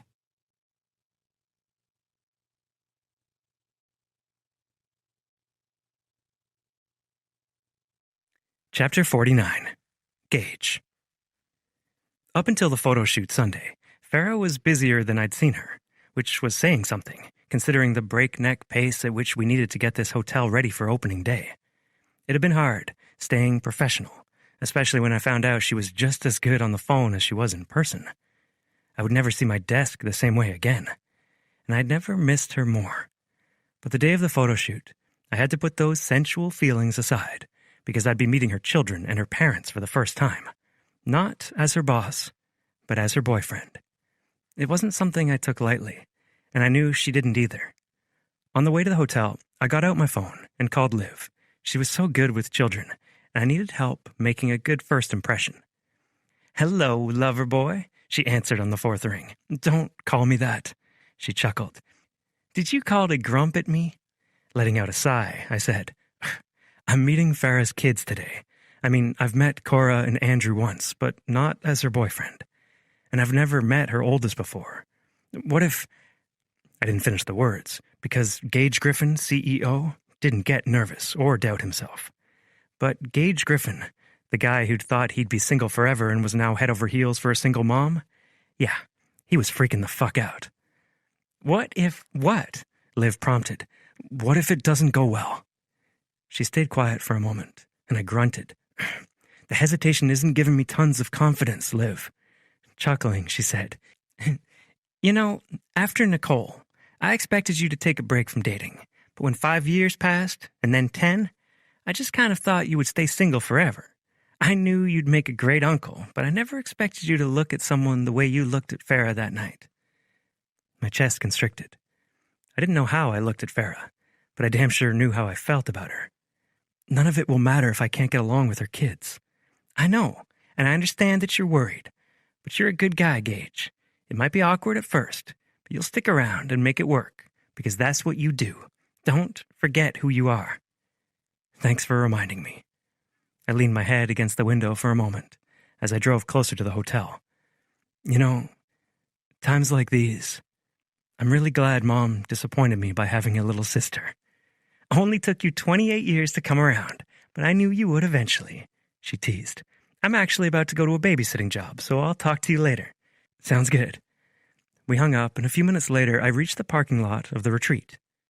There were more cars than had been there since construction finished, and my chest instantly loosened when I saw Farah's van. Now there was blue paint on the back window saying, Go Titans. The O in Go was designed like a baseball. That must have been the mascot for Levi's summer team. The sight brought a slight smile to my lips, and I allowed myself to imagine what life would be like going all in with Farah and her family. I pictured myself as a baseball dad, watching all Levi's games on Saturdays, taking everyone out for dinner afterward to celebrate his hard work. I imagined sitting with Cora and Andrew in the stands, explaining the game to them while Farah cheered the loudest of everyone there. I already knew she was that kind of mom, the kind who loved her kids so loudly they never questioned where she stood. I imagined wrapping my arm around her waist, cheering and kissing her after Levi scored a home run. And by the time I walked into the building, I was smiling as if my imaginations were real instead of a preemptive fantasy. A flurry of activity greeted me in the main lobby. The entire main floor was set up for the photo shoot with racks of clothing, bins full of props, and fully assembled lighting equipment, along with a dozen people from Farah's family and the photographer's employees. Cora yelled, Mr. Gage, and sprinted up to me, slamming into my legs and hugging me tight. I chuckled, taken off guard. It's good to see you too, Princess Cora. Already some of my nerves had eased. Andrew came running next, holding up a piece of paper. I drew this for you. It's your hotel pool with a dragon in it. Mom said you'd let us go swimming there when it's done. I ruffled his curls and said, You can come swimming anytime you want, hopefully without the dragon. He pumped his arm, saying, Yes, I knew you weren't that grumpy. Farah's cheeks already glowed pink as she walked toward me with her parents and her oldest son, Levi. He had her dark hair with natural golden highlights, but his short, messy cut revealed straight hair instead of curls like the other two kids. When they reached me, I realized he was just a few inches shorter than me, nearly 6 feet tall as a freshman. You must be Levi, I said, extending my hand. He shook it, his grip big and clumsy like most teenagers.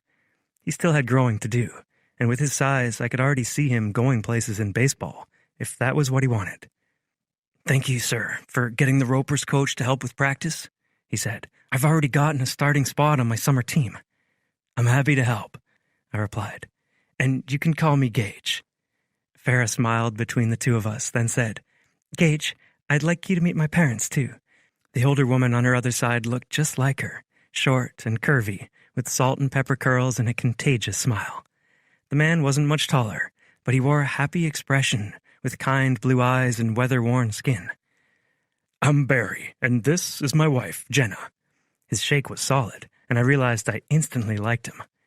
It's nice to meet the man who's helped my daughter so much, professionally speaking, he said. She's always talking about how much she loves her job. I guess now I know why. A fresh wave of color overtook Farah's cheeks. Dad? I could feel the tips of my ears heating too. Damn, it had been a long time since that had happened. Barry chuckled, patting my arm. Only teasing, son. A few claps sounded, and Pascal's voice cut through the chatter. Let's get everyone in hair and makeup, Cora asked. Can I sit by you, Mr. Gage? If it's okay with your mom, I answered, glancing up at Farah. Her nod was jerky, a little strained, and I wondered what was behind it. But Cora slipped her hand through mine, hanging on mostly to my first 2 fingers. Her little hand did something strange to my heart, requiring me to clear the unexpected emotion from my throat as we walked to the chair set up for makeup. While Farah, her mom, and Barry sat at their hairstylist station, Levi, Andrew, Cora, and I sat in makeup chairs. Levi asked no one in particular, "Do I have to wear makeup?" Andrew got a rotten grin. "Worried Alyssa will find out?" He started making kissy sounds, and Levi's cheeks flushed like his mom's always did. With a growl, he said, "I'm throwing your glow-in-the-dark fingernail polish away while you sleep." The color drained from Andrew's face. "You wouldn't dare." The makeup artist, a younger woman with dark hair and olive skin, said in a British accent, "This makeup is mainly to even out your skin tone and make sure there isn't any extra shine, since Pascal uses flash photography." The boys stopped arguing instantly. As the makeup artist got started on Levi, Cora flipped her hair over her shoulder, looking at me and whispering loudly, "They always fight like this. You'll get used to it eventually." I had to chuckle at her explanation. I had 3 younger siblings, so I'm pretty used to it already. Cora said, "I keep trying to talk Mommy into giving me a little sister, so we could have 2 girls and 2 boys. It's only fair." But she said no.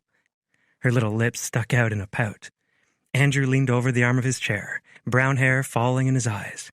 "You know, Cora, babies are a pain. When you were born, you just cried all the time, and poop came out the back of your diapers a lot."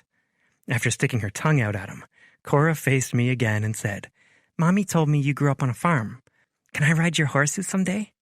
An unexpected twinge hit my chest. Hadn't I always dreamed of raising my own family on the ranch? Teaching them all the things I learned growing up? Now I was so far removed from that lifestyle. Maybe if my parents and I made amends. "That sounds fun, doesn't it?" I asked. She nodded quickly. "When I was a kid, we used to ride horses to a creek near our house, then tie them on a tree branch and go swimming in the stream."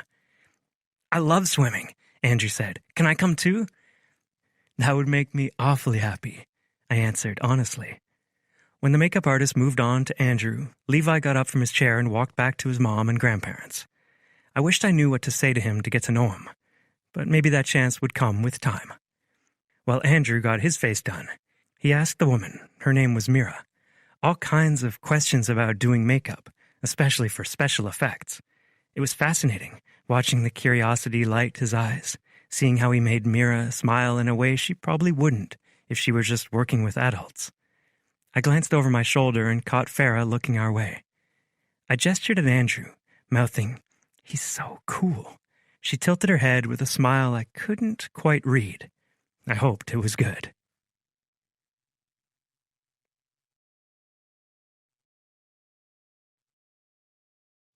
Chapter 50. Farah. My heart pounded quickly in my chest. That thing I missed with Caleb, sharing moments over my kids. Gage and I just had that moment. And it was like all that fear I'd been holding on to about my kids not liking him or him not appreciating them, it evaporated. I knew it would take time for them to form a relationship. Heck, it usually took me a few months after giving birth to fully know and love my babies, and I was their own mom. But still, I could see the future playing out. And now, instead of being afraid that it wouldn't work out, I worried it would work out too well and that, if the day came, saying goodbye to Gage would tear me apart. Mom bumped my arm, whispering, "Seems like Cora's really taken a shine to him." Her hairstylist, a man named Pierre, reminded Mom to sit still. A smile played along my lips as I looked from Mom to Cora. She was using a makeup brush to help Mira apply powder to Gage's face. He's good with them, which is surprising because he doesn't have any nieces or nephews. Mom tapped her lips thoughtfully. Some people have a natural way with children. True, I replied. You were always great with kids. I remember you coming to school events and having a whole crowd around you. She chuckled. I always felt like that guy from Despicable Me, followed by all the minions. The visual made me laugh. You are way more attractive than Gru, Mom. Some days, she laughed. Pierre finished touching up Mom's curls and then moved on to me. How do you feel about straightening it today? He asked me. It will hold up better in the photo shoot, especially when we have the towel wrapped around your hair. That's fine, I replied. I usually wore my hair naturally or in a bun because taking the time to straighten or curl it just wasn't practical with 3 kids. But now that Cora was getting older and starting to do more on her own, it might be good to play around with new styles. When we were all done with hair and makeup, Pascal clapped again and yelled loudly, "Let's have the happy couple go up to the large suite first." Happy couple? Mom nudged me toward Gage, and I realized Pascal was talking about us. Gage looked over at me, his lips pressing together and a muscle twitching in his jaw. As we walked to the elevator while Pascal and his team gathered props, I whispered, "What's wrong?" "Your hair." His voice was clipped. I reached up, touching the smooth strands. "Do you like it?" His fingers played along the bottom edge of my hair, twisting a lock. "It's pretty, don't get me wrong. It just doesn't look like you." The elevator doors pinged open, and we stepped in together.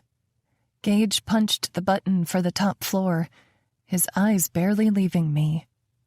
Isn't it fun to pretend to be someone else sometimes? With his heated, almost angry gaze on me, the elevator felt tight, and I already sensed warmth creeping up my neck. He crossed the inches between us and pressed me against the elevator wall, his lips grazing my skin. He nipped and kissed his way down to my shoulder, drawing my blouse to the side so he could access more skin. God, he was already turning me on. "We don't have enough time," I whispered, my voice breathy. He moaned against my shoulder, nipping it, and then worked his way back up. "Then don't be so goddamned irresistible." I gripped onto his shoulders, wishing the elevator would freeze and leave us trapped here long enough to finish what we'd started. It had been a week without physical sex, and I wanted him so badly. But then the elevator dinged, breaking the spell, and we walked to the suite. Gage adjusted his hard-on the way, making it just a little less noticeable. I giggled. You know, sometimes I'm glad I'm a woman, so I can get turned on without everyone knowing. His lips curled into a salacious smirk. "Oh, I can tell when you're turned on." I shook my head at him, pushing through the door and going to the bathroom so I could put my hair back in place before Pascal and his assistants arrived. The mirror instantly showed my flushed cheeks, but then I noticed a spot hiding under the edge of my blouse. "Gage Griffin!" I hissed, turning to push his shoulder. "You motherfucker!" He smirked. "I suppose I am technically a motherfucker." I fought back a smile, still angry with him. "I'm serious." "What?" he asked, looking half amused and half confused. I pulled my shirt aside, showing him the mark he'd left on my skin. "You gave me a hickey." "And?" He was far too casual about this. "And I'm a mother.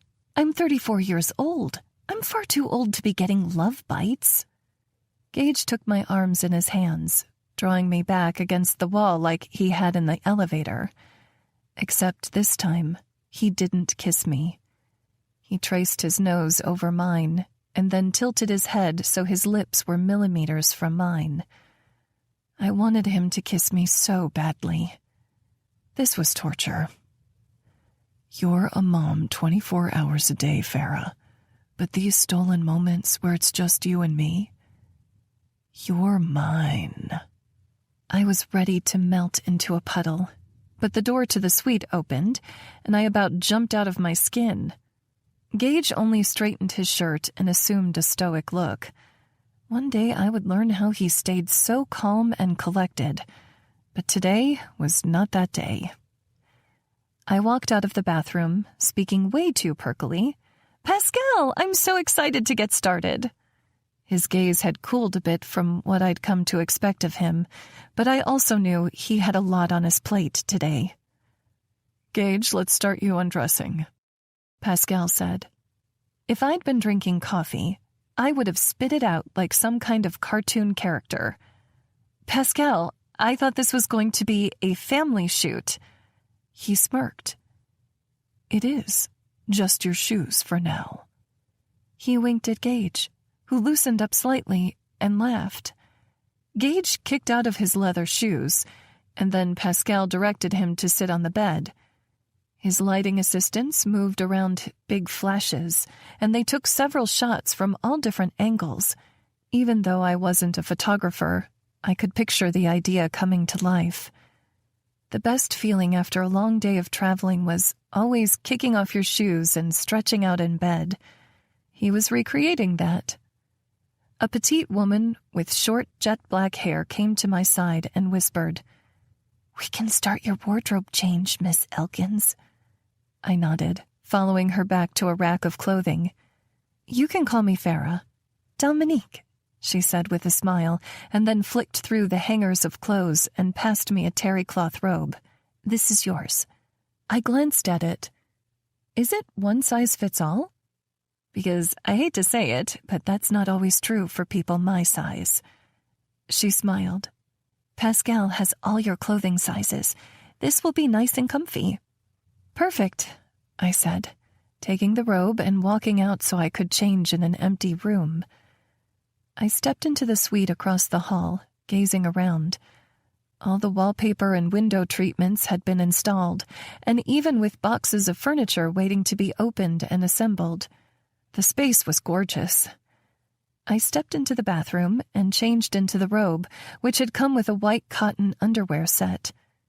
2 men had bought me underwear this year, more than double the year before. The thought brought a smirk to my lips. I didn't mind this change.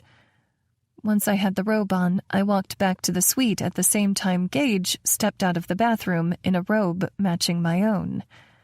I had to giggle because Gage was not a robe guy.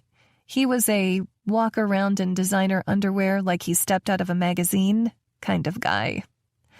But with him aiming that incredible smile back at me, I thought he could fit more than one label. He could be the powerful CEO and the kind-hearted boyfriend, the model-esque man, and the guy I could laugh with. And I liked every single version.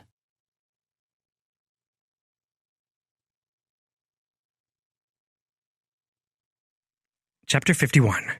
Gage. After the photo shoot, we all went to Farah's place for pizza. I'd only been there once before. And then I'd only been on the outside at night. In the daytime, the house looked that much more her. Dandelions in the yard and all. Cora and Andrew ran ahead, and Levi followed them with his grandparents. Farah and I walked behind them, and I put my arm around her back, curling my fingers at her waist. "I'm excited to see your place." Apprehension filled her eyes. "It's nothing fancy." I reached out, tipping her chin up briefly. "It's you. That's what I like, remember?" She nodded, smiling slightly as we walked slowly over the sidewalk. "The photo shoot was fun today, don't you think? I'm never going to forget you and Cora sitting at that corner table in your robes with towels on your heads, eating chocolate strawberries. It was adorable." Leaning her head against my shoulder, she said, "It was the best. Pascal made the whole event so fun for the kids. I was worried they'd get restless." "They did great," I agreed. "You've done a wonderful job with them, Farah." She smiled up at me before reaching the open door. "This is our home." We stepped into a space that instantly felt like her. I could see her touch now in the pictures hanging of her kids, the way she'd spotlighted Andrew's art, giving it a home on almost every wall. Her living room couch was large, cozy, perfect for the hours they surely spent together there. But it was simple, too. There weren't any overstated pieces or intrusive designs. Perfectly Farah and her sweet little family. My condo might have had all the luxuries a person could possess, but being in this space made me feel richer than I ever had before. The boys sat down to play video games while Cora pulled her grandma along to her room to look for toys. Farah and her dad sat at the table while Farah typed on her phone to order pizza, and I joined them. "I've been enjoying the coffee Farah brings from Barry's," I told her dad. He clasped his hands on the table, a slight smile playing on his lips. "I heard you've been by the shop. Now I know why you were so interested," he teased, nodding toward Farah. "Dad," she said, setting her phone down. "Wait," she looked at me.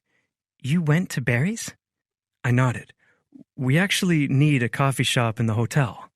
I've been weighing my options, but you've got something special going on there at Barry's. Any chance you'd be interested in opening a second location?" Farah covered her mouth. "Oh my gosh, Dad, that's an amazing opportunity." Barry shook his head. "That's a big honor, Gage. But I'm going to have to turn it down." My eyebrows drew together, confused by his immediate refusal.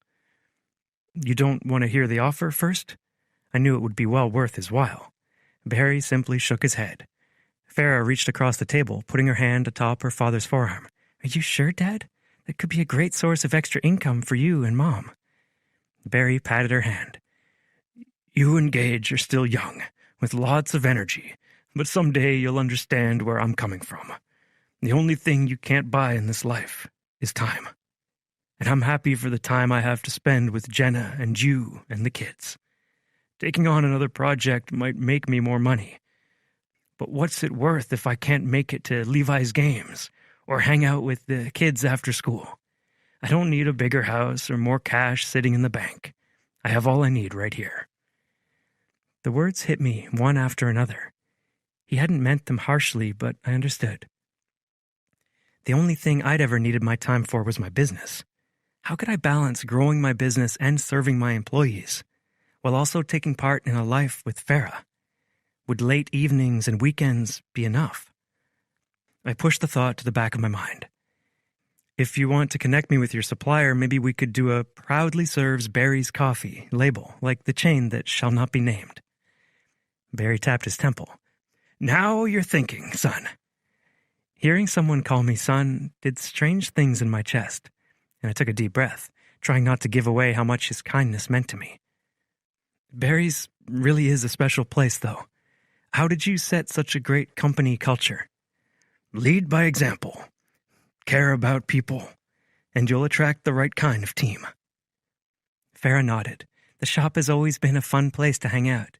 It used to be open until 6 at night instead of 2 in the afternoon, and I'd go there after school to do homework and hang out before I got old enough to work there. It was like a second home. Now Levi is working there too over the summer." "That's a great legacy," I said. Family business like the one I'd always wanted. The doorbell rang, and Farah said, "That must be the pizza. Can you go tell Mom and Cora to come to the table?" She began walking toward the door. "Boys, turn that thing off and wash your hands." Smiling, I got up from the table, walking back down the hallway toward the bedrooms. I could hear Cora and Jenna playing together farther down the hall. But on the way, I looked through the open bedroom doors. The first room looked more mature, with darker bedding and furniture. The next one had an entire back wall basically papered in drawings. Andrew's. I smiled slightly. And on the left, I noticed a cozy room with twinkle lights along the ceiling. A white bed frame with soft pink bedding. Farah's space. I smiled at it. And if she was with me right now, I'd walk inside, take a closer look at the photos she had on her nightstand, along with the stack of books lying there. I wanted to know everything about her life here. But I needed to respect her privacy, so I continued to the back room. Cora and Jenna sat on the floor, playing with dolls around a small table. Her bed was shaped like a little house, with lights and flowers wrapped around the frame. On the door, I noticed a drawing in Andrew's style that said, "Princess Cora." I smiled at it, before knocking on the open door. "Hate to interrupt you two, but pizza's here." Cora immediately dropped her stuffed animal and jumped up, sprinting past me toward the table as she yelled, "Pizza!" Jenna and I chuckled at her as she whizzed by, leaving the two of us alone. I walked over to her, extending my hand to help her up. She gripped it with both of her own. "I don't know why the floor seems so much lower than it used to." I laughed. "Looks like you two had fun in here." She glanced down at all the stuffed animals and dolls scattered on the floor. "It's a mess. That's how you know you had a good time. I chuckled, walking with her back to the table, where everyone was sitting with paper towels for plates. It brought back memories of growing up on the days when Mom didn't want to do dishes, and I smiled at the thought. There were good memories of my childhood. I found myself hoping that someday I could make good memories with my parents again. Can Gage sit by me? Andrew asked. Cora whined. I wanted him to sit by me. Farah gave them an exasperated look. You know he can sit by both of you, right? That is, if he wants to. Of course, I said, as they played musical chairs. I grabbed a couple slices of pepperoni, then sat between them. The first bite of pizza had my mouth watering. It was so good. Where did you get this? I asked, glancing toward the box. The gas station near here has the best pizza, Farah said with a blush. I know that doesn't make it sound appetizing, but... She shrugged. Jenna said, You're probably used to eating high-dollar pizza, right, Gage? I don't usually eat pizza, I admitted. My nutritionist worked with my chef service, so I mostly had my meals chosen for me unless I was eating out with a business contact or my siblings. But this is as good as it gets. I took another bite. Levi housed his first piece and was already working on a second. Our coach says we should be eating healthier this summer so we don't derail our training. Farah said, That's probably a good idea. I have some salad in the fridge if you want it. He pushed back from the table and walked to the fridge. It's half full. Can I eat it in the bag? Less dishes for me, Farah said with a smile. He came back to the table holding the bag with ranch dressing drizzled inside. How's summer ball going? I asked. I kind of missed watching him play online. Levi said, It's good. We have a really good team. Will you be at shortstop again? I asked. He nodded. I'm getting excited for our games to start. How far off is that? I asked. Levi shrugged. First one's in a month, if you want to come. I glanced toward Farah, silently asking her permission, and she nodded slightly, a smile on her lips. I'd love to, I said. I'll be there. Levi smiled half a second. Great. Behind Cora's back, Jenna patted my shoulder, an impressed look on her face. Levi groaned loudly. Ugh, don't make it a big deal, okay? He said before stuffing more lettuce in his mouth. I chuckled. It might not have been a big deal for him, but it sure as hell meant the world to me.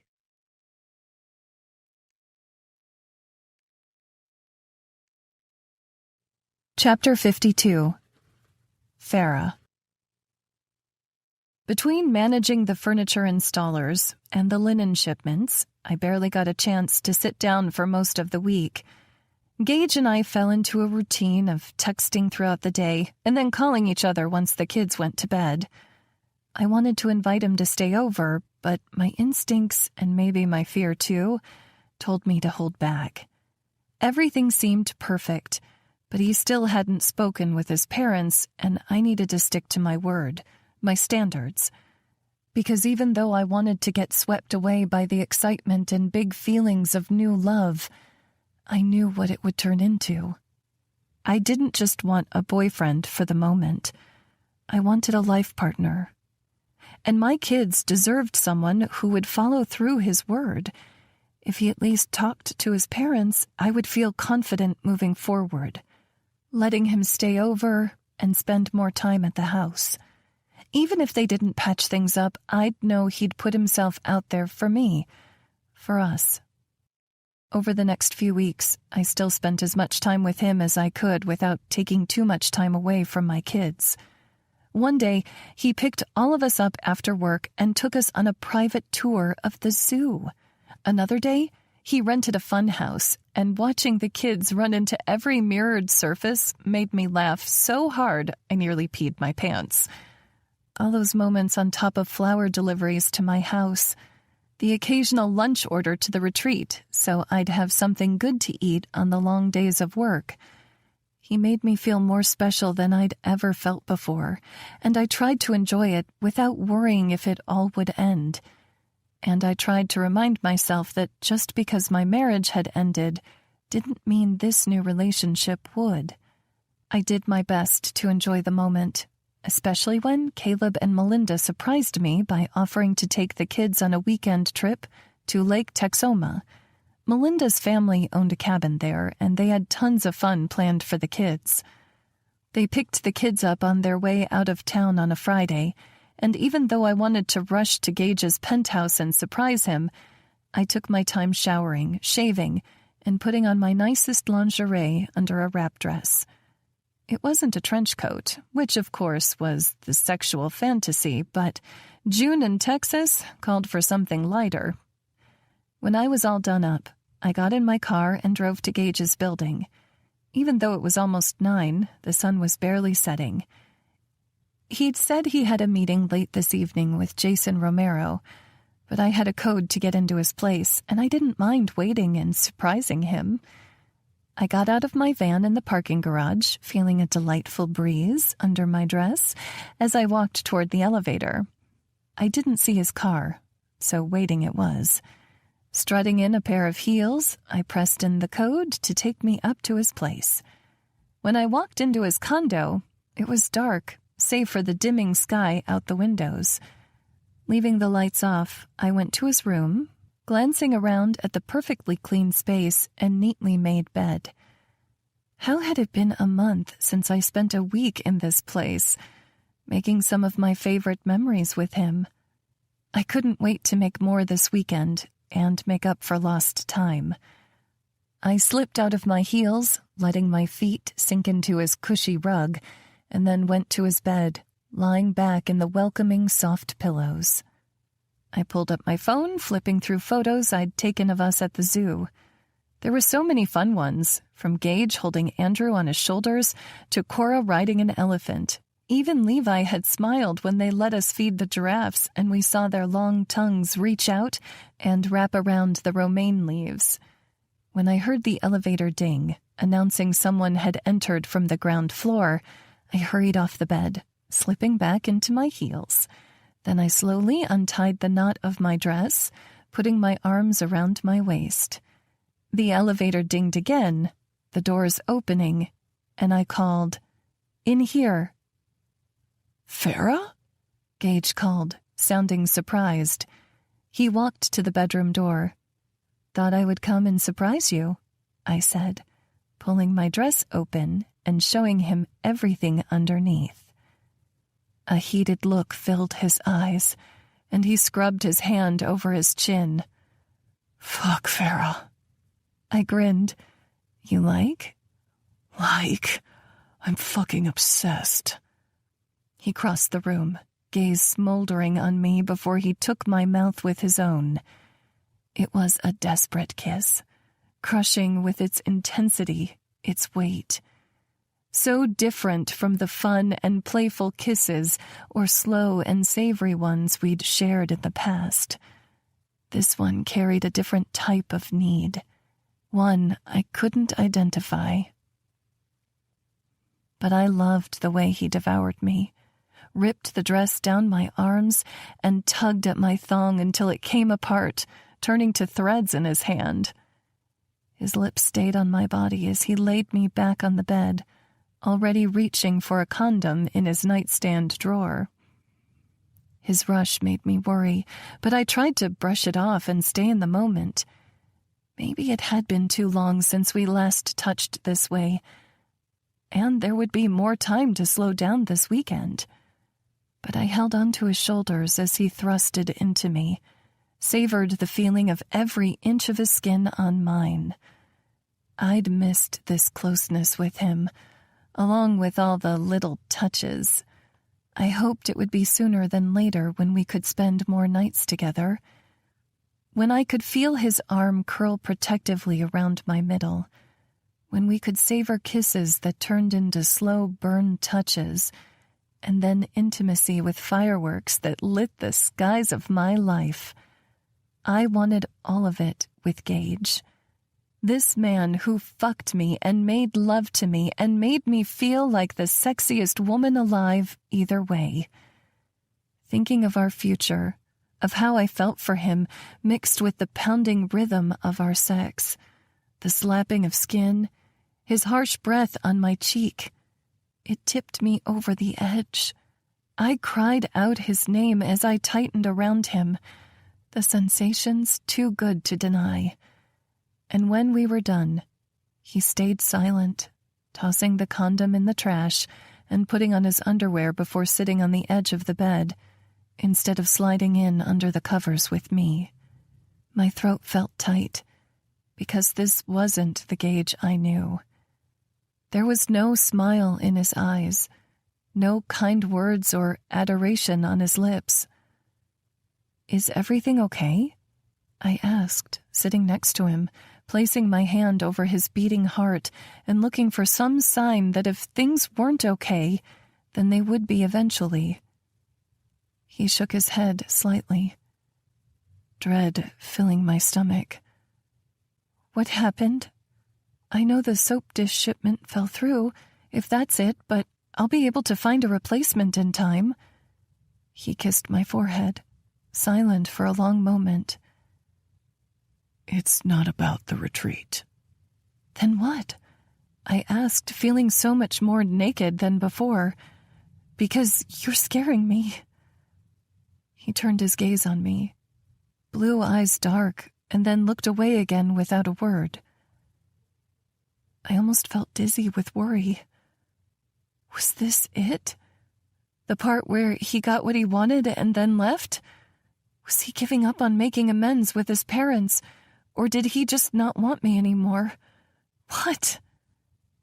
I wanted to voice all my fears aloud, but I stayed silent, watching him as he put on his stony exterior, the one that didn't let me see past the walls he erected around himself. It was the old Gage, not the one I knew, not the one I loved.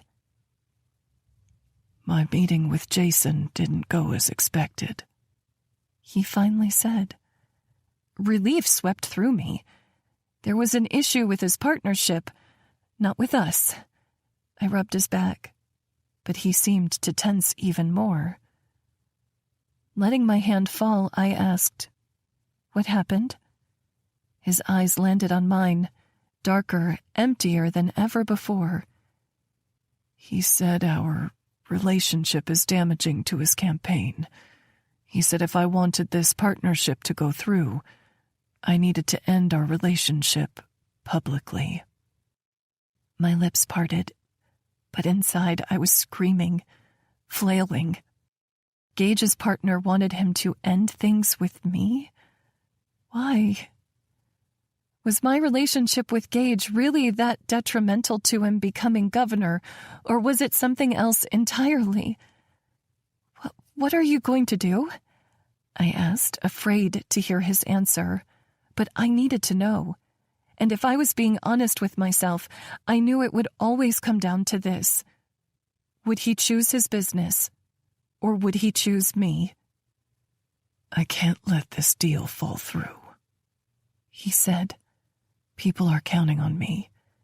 The new jobs this project was going to bring to West Texas. Do you know how many families there were praying for something like this? And now Jason wants to cancel it." "But what about our family?" I wanted to ask. "What about the 3 children who love to spend time with you? What about me?" But I couldn't ask those questions because Gage still hadn't spoken with his parents. It had been weeks since I'd asked him to, and still nothing. That should have been answer enough. I got up, putting on my wrap dress to cover myself. "So that's it," I said, hating the quiver in my voice. "It's over." He reached for my hands. "I don't want it to be. He said the only way we could prove to the public that our relationship wouldn't affect the business was if we got married." His eyes searched mine. "We could go to Vegas and do it this weekend, Farah. We'd have to move in together because it would look worse to the press if we didn't, but I can stay in a separate room until you feel comfortable. Please, Farah, it's the only way for us to be together in public. I'll do this in secret until the plant is built if I have to, but I really don't want to." With each word, the acidic taste in the back of my throat grew even stronger. This was all wrong. I pulled my hands away from his, pacing in his bedroom. What are you doing, Farah? He stood, putting on his boxers, and walked around the bed to face me. You don't want to break up either. I know you don't. Let's just get married. We both know that's where this was going anyway. My lips parted as I shook my head in shock, in anger. How dare you ask me to marry you? His shoulders squared, his brows drawing together the only hint at his emotions. You don't want to be with me? I stared at this man. This beautiful man standing in his boxers like a model fit to be carved into a statue. Only an hour ago, I would have said he was exactly what I wanted. But now I knew better. I was married for 14 years to a man who stayed with me for a child he didn't plan on having. Angry tears stung my eyes. The fact that you thought I would ever want you to marry me to keep a business deal? I shook my head. It's demeaning. And most of all, it's cruel. It's not only for the deal, Farah. I love you, but I don't want to be with you in secret. He said, I thought this would work for both of us, a way for us to stay together. It's not a way for us to stay together. It's a way for you to choose your business over us, over me and my family. Painting it any other way is only hurting us both. That's not what I'm doing, Farah. I want to be with you. So you would have proposed to me this weekend if Jason hadn't said anything? Gage stayed silent. I shook my head at him. You don't understand. My dad turned down a deal with a literal billionaire because it would take away his time with his family. But you wouldn't stand up for me to a man who would judge a single mother? Gage opened his mouth to speak, but if I didn't get the words out now, I'd never be able to speak them, never be able to walk away. When I left Caleb, I promised myself I would never settle ever again. If I accept your proposal, I'd be showing my daughter that marriage is a business transaction. I'd show my sons that women are pawns to be used for financial or political gain. I'd show them that the men in their lives are there out of obligation rather than love and commitment. And the fact that you'd offer that only proves to me that you are not the man I thought you were. I shook my head at him, getting my purse and walking to the elevator door. I jammed my finger on the button, praying I could get inside before the floodgates opened and I fell apart. Farah, don't do this, Gage whispered. I didn't want this. I stepped inside and pushed the button for the parking garage. No, but you chose it.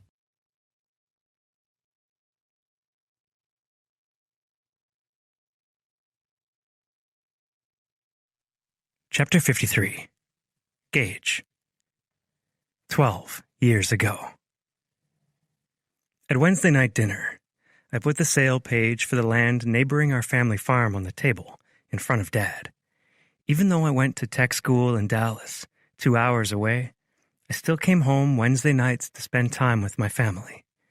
It was one of my favorite days of the week, a chance to see my siblings, all still in high school, eat a home-cooked meal instead of the ramen and PB&J sandwiches I lived on, a chance to be on the farm instead of in the city.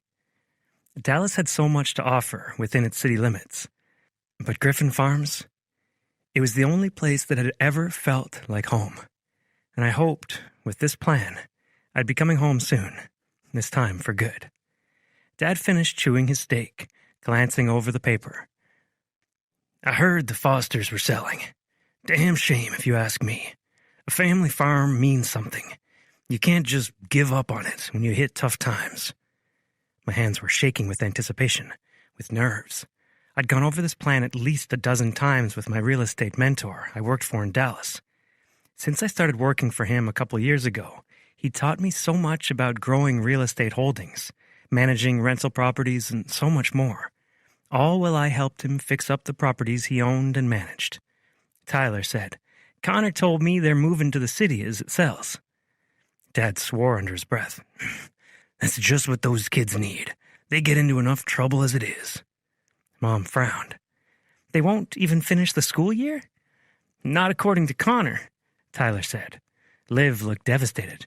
Connor was supposed to take me to prom. I hope no one buys their place before then. I hope we do, I said.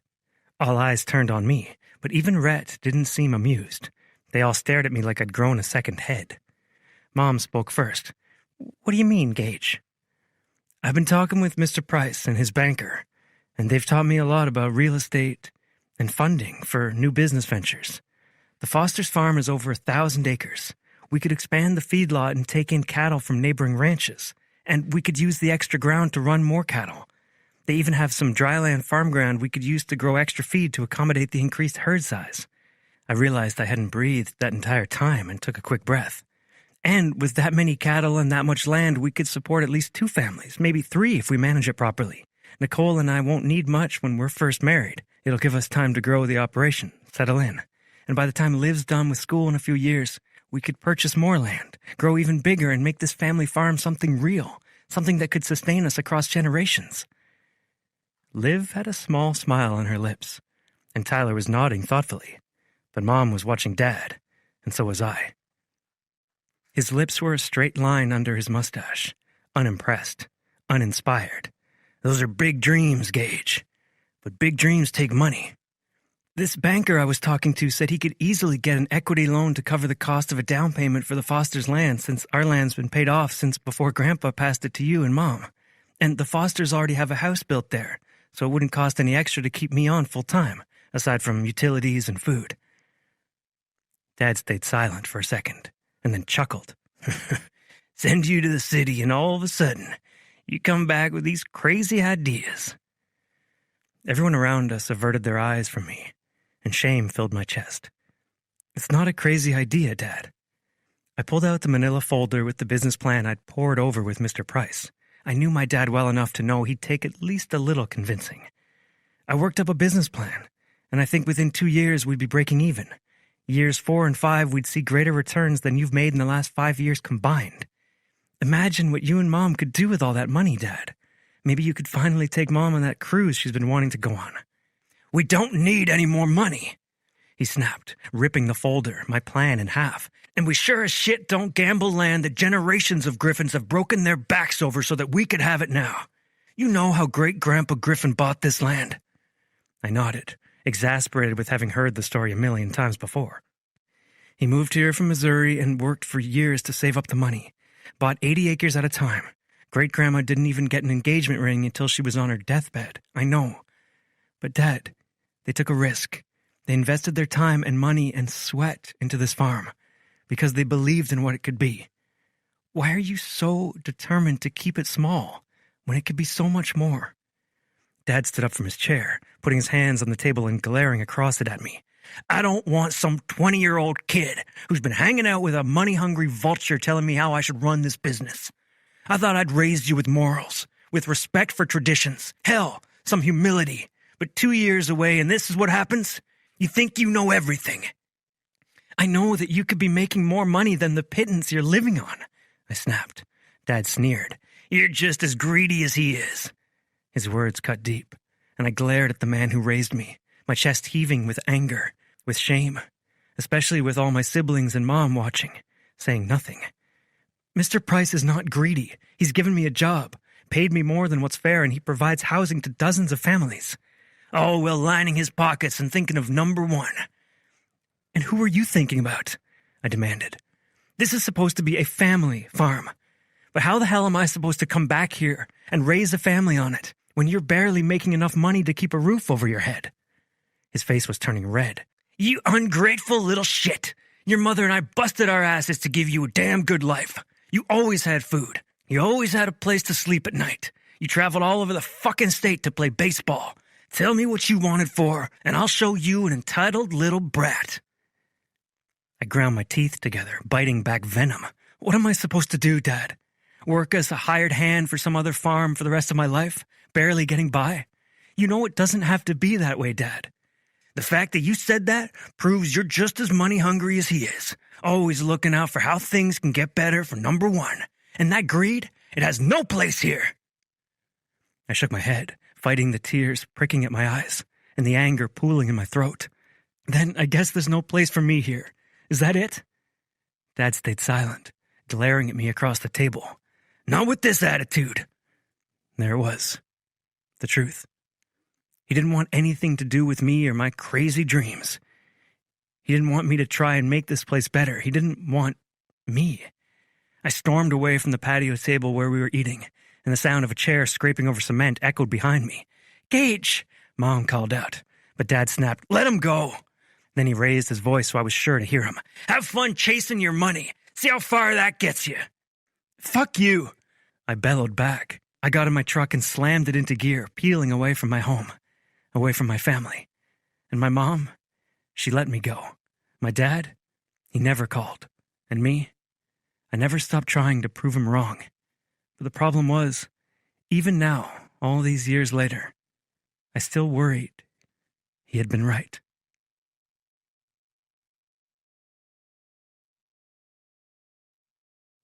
Chapter 54. Mia.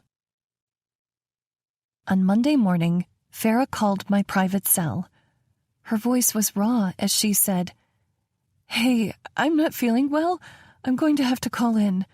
I'm not sure how this works since I haven't taken a day off since the big office move, but someone's going to need to let the furniture guys in and make sure they actually take their trash out today. How was she focusing on work if she felt half as bad as she sounded? What do you have? I asked, leaning over my desk. You sound like shit. Gage walked past my desk, keeping his gaze straight ahead and going into his office. Loverboy just walked into work, by the way, I said. Did he ask you to call me about this? He seems pretty hands-on with the retreat, although we both know why. I teased. She made a sniffling sound. I figured you'd be handling the details anyway. Will you let him know? I'm just going to hole up today and hope I feel better. Sure thing. Do you want me to bring you something after work? I can ask my mom to make her chicken soup. I'm good. Talk to you soon. Her voice broke on the last word, and then the line went silent. I drew my eyebrows together, confused. Farah never turned down chicken soup, not when we lived together in college or even the couple years after when we lived in the same town. She must have been feeling especially bad. Good thing her parents were around to help with her kids. I got up, walking to Gage's office, and knocked on the clear glass door. Not looking up from his computer, he waved me in. Farah sounds awful, I said, finally getting his attention. I'm going to make sure the security guard at the retreat knows to let in the furniture installer, but is there anything else you need me to do? Want me to see if Dr. Madigan can check on her? You think she needs a doctor? He asked, seeming taken aback. Don't tell me you're one of those tough-it-out kind of guys. There's nothing wrong with taking medicine when you're sick. He shook his head sharply. Tell him we'll double our regular rate. He can see her if necessary, or do a video visit, and we'll cover the medication for whatever she's sick with, and make sure she gets meals and hydration around the clock. I stared at him, confused. You don't know what she has. Aren't you two constantly texting each other?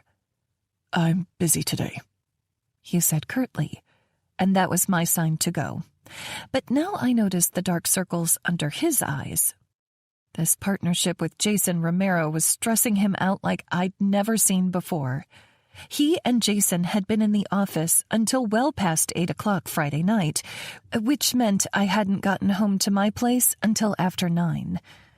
Not that I saw much of my apartment, always going between work and checking in on my parents where they lived in assisted living. But still, I'd like to see the place I paid out the nose for from time to time. I returned to my desk and glanced back toward Gage's office, seeing him holding his phone to his ear, pacing back and forth in front of the window. He grimaced and then put his phone forcefully down on the table. His lips formed a string of swear words. Holy shit, that call must have been bad. I hadn't seen him wound this tightly in months. Maybe he was just really worried about Farah. I sat down at my desk again, running through my usual list of tasks and then having Gage's meal service deliver meals to Farah's place on a regular schedule for the next few days. Then I added a bouquet of dandelions for good measure, from me and Gage. But a couple hours into the workday, my personal phone rang again, and Farah's mom's number came up on the screen. "Hey, Jenna, everything okay with Farah?" I hoped Farah hadn't needed a hospital visit, but I'd never heard her that sick before either. "I'm not sure," Jenna said, her voice full of worry. "I saw on the news that Gage and Farah separated, and when I call Farah's phone, she's not answering. I have the kids, and it's not like her to screen calls when I'm watching them, even if she's at work." "Maybe she's in the shower or something," I suggested, trying to ignore the worry forming in my chest. "I work with Gage, and he hasn't said a thing about a split. I'm sure it's just a silly rumor, and PR will be on it before you know it." She didn't quite sound convinced. "Can you check in on her again?" "Sure thing. I'll text you when I know more." We hung up, and I tried calling Farah, but she didn't answer. Hopefully she was just sleeping off whatever bug she'd caught. But since I had the other half of the relationship here, I went to his office and knocked again. He waved his hand, signaling me to come in. "Yes?" I said, "I'm sure Tally's on it already, but a rumor about you and Farah splitting up is in the news. I just wanted to make sure you were on top of it since you've been so busy." He let out a heavy sigh, running his hands over his face. "It's not a rumor, Mia." I swear my heart stopped. "What?" "We broke up Friday night. It wasn't working out." My lips opened and closed as I remembered the last time I'd seen them together. They had looked so happy. Farah hadn't been that in love since I met her, and Gage, he was actually smiling at people now. How could they go from that to being over in the span of a week? "Did you cheat on her?" I demanded. Farah hadn't even been this torn up when she found out she had HPV, but a second time of a man cheating on her? That would tear anyone up. Gage glared at me. "Don't insult me, Mia." "I'm sorry, but Farah is the best person I know. So if something happened, it's my fault, is that it?" He snapped. I folded my arms over my chest. Silence the only answer he needed. But then I saw his shoulders sag, and his features soften. "She hasn't talked to you about it?" I shook my head. I really thought she was sick when she called this morning. "She could be.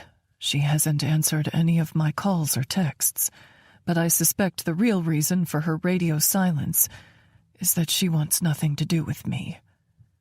He let out an angry grunt and pounded his fist on the table. The least controlled I've ever seen him. I blinked, assaulted by all the emotions of the most stoic man I'd ever met. "Gage, what happened?" "Romero said approval ratings haven't come back up since word spread about my involvement with Farah. And it had been a month like we agreed on, so I had to make a choice. Marry her, break up, or date her in secret." Shock had me bringing my hand to my mouth.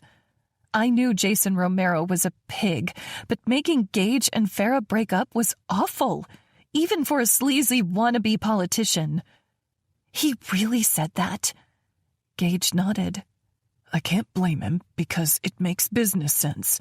If you're doing something that hurts the bottom line, change it. But it's Farah." I shook my head, disgusted. "I hate that asshole." "I do too. But if he backs out, that's hundreds of jobs for hundreds of families gone." I could feel my heart breaking for him and Farah. I knew how much Gage cared for other people, but he loved Farah too. You broke up because you couldn't ask her to marry you. I did ask her. He loosened his tie, leaning back in his chair like a man defeated. And it was a big fucking mistake. I nodded, already understanding. Farah needed a man who would choose her on his own terms, but Gage's hand had been played for him. She walked away from you then? Yes. He pressed the heels of his hands into his eyes. And I can't get the image out of my fucking head. What are you going to do about it? I asked. His arms outstretched at his sides. What the hell am I supposed to do? My hands are tied. It's 100 families or me and Farah. You can't think I should be that selfish. I shook my head at him, not believing what I heard. You're telling me, a man who has spoken in front of Congress, eaten dinner with the president, negotiated with the biggest sharks on Wall Street, and grew up riding wild bulls for whatever dumbass reason, that man is giving up on the love of his life? My lip curled in anger, in disappointment. That's not the man I've worked with for the last 3 years. That's not Gage Griffin. His angry blue eyes pierced mine, but I didn't look away. My friend's heart was on the line, and he was letting it break. Go to work, Ms. Baird, he ordered roughly. I don't think so. I'm taking a personal day, Mr. Griffin.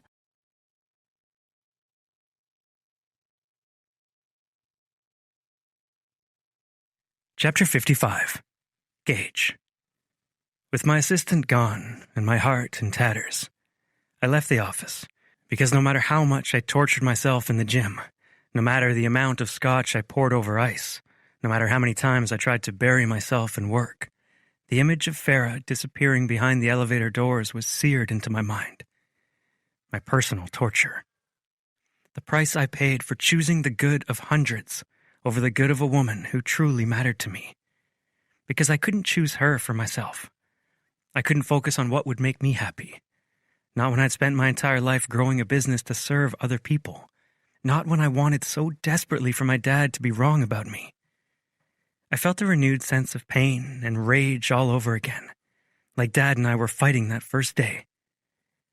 So I got into my car and began driving the path to Cottonwood Falls, needing to handle what I should have done all those years ago, what I should have done the second Farah asked me. And since nothing could distract me from that ache in my chest that was Farah leaving, I sat with it.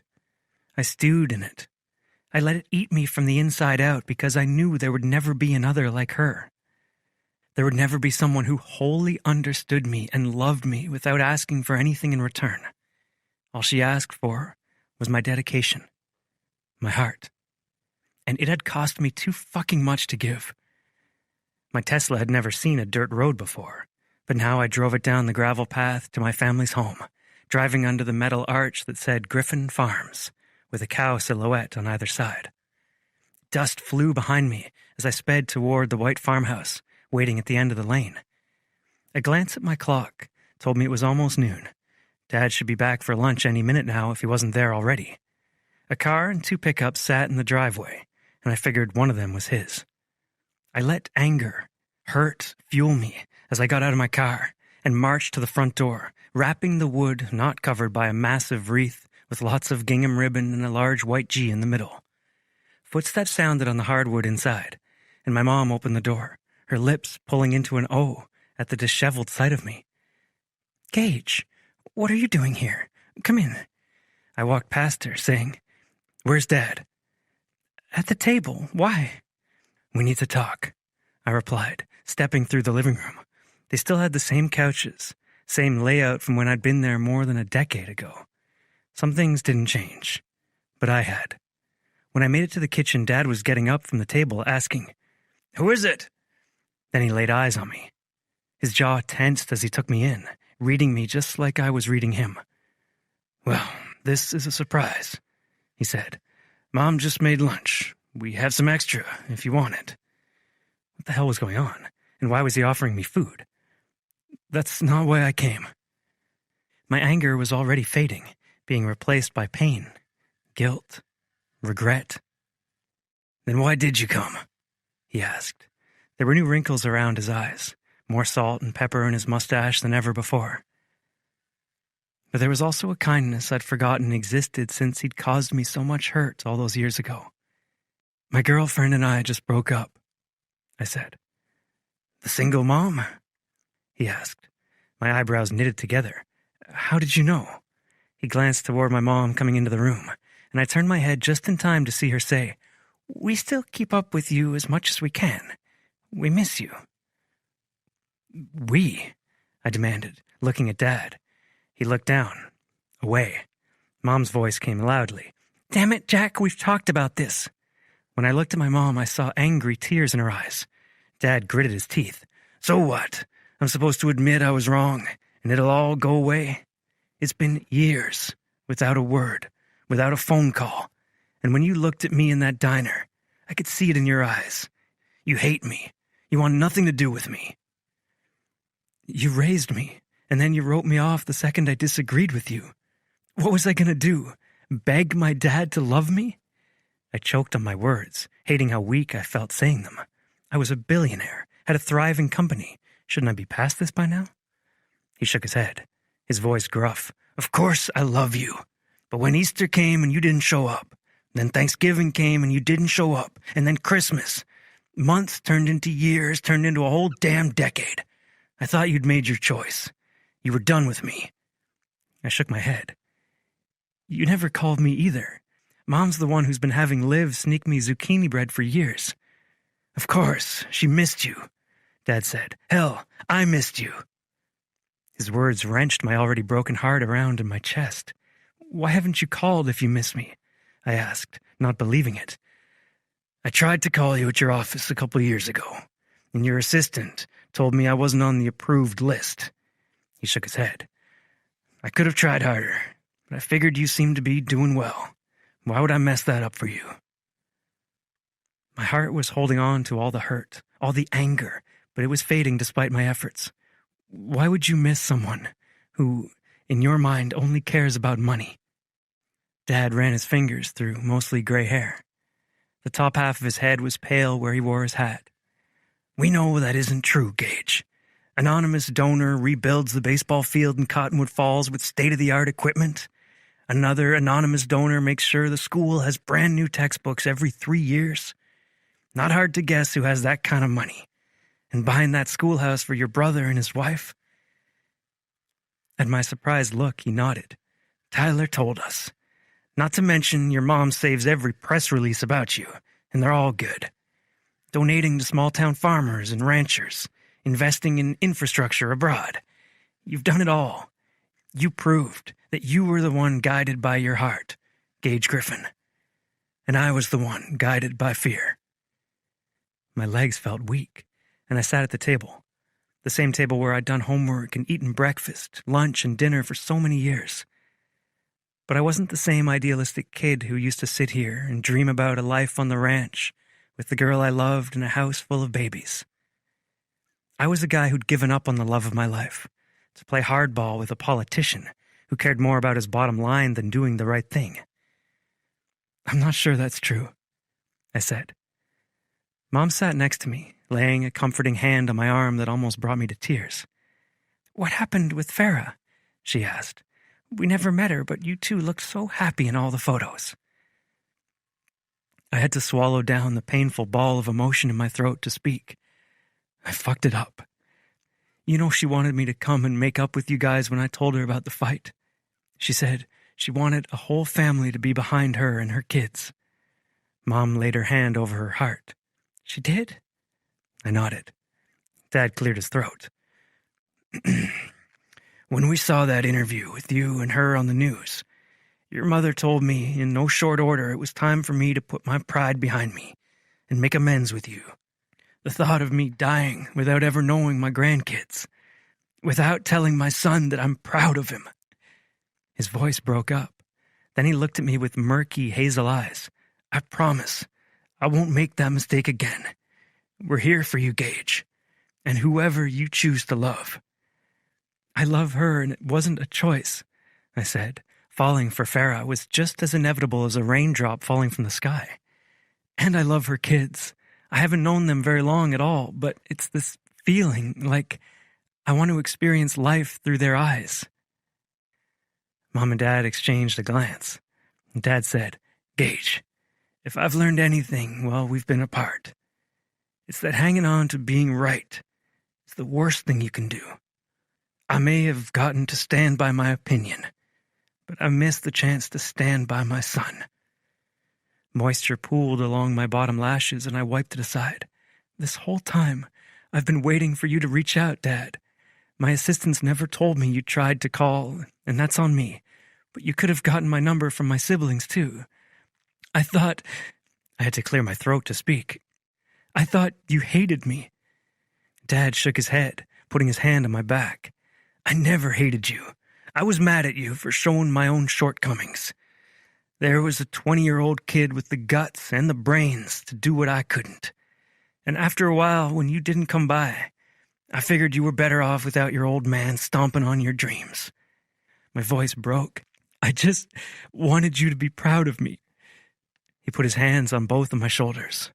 "I've never been prouder of you than I am right now. You're twice the man I could ever hope to be."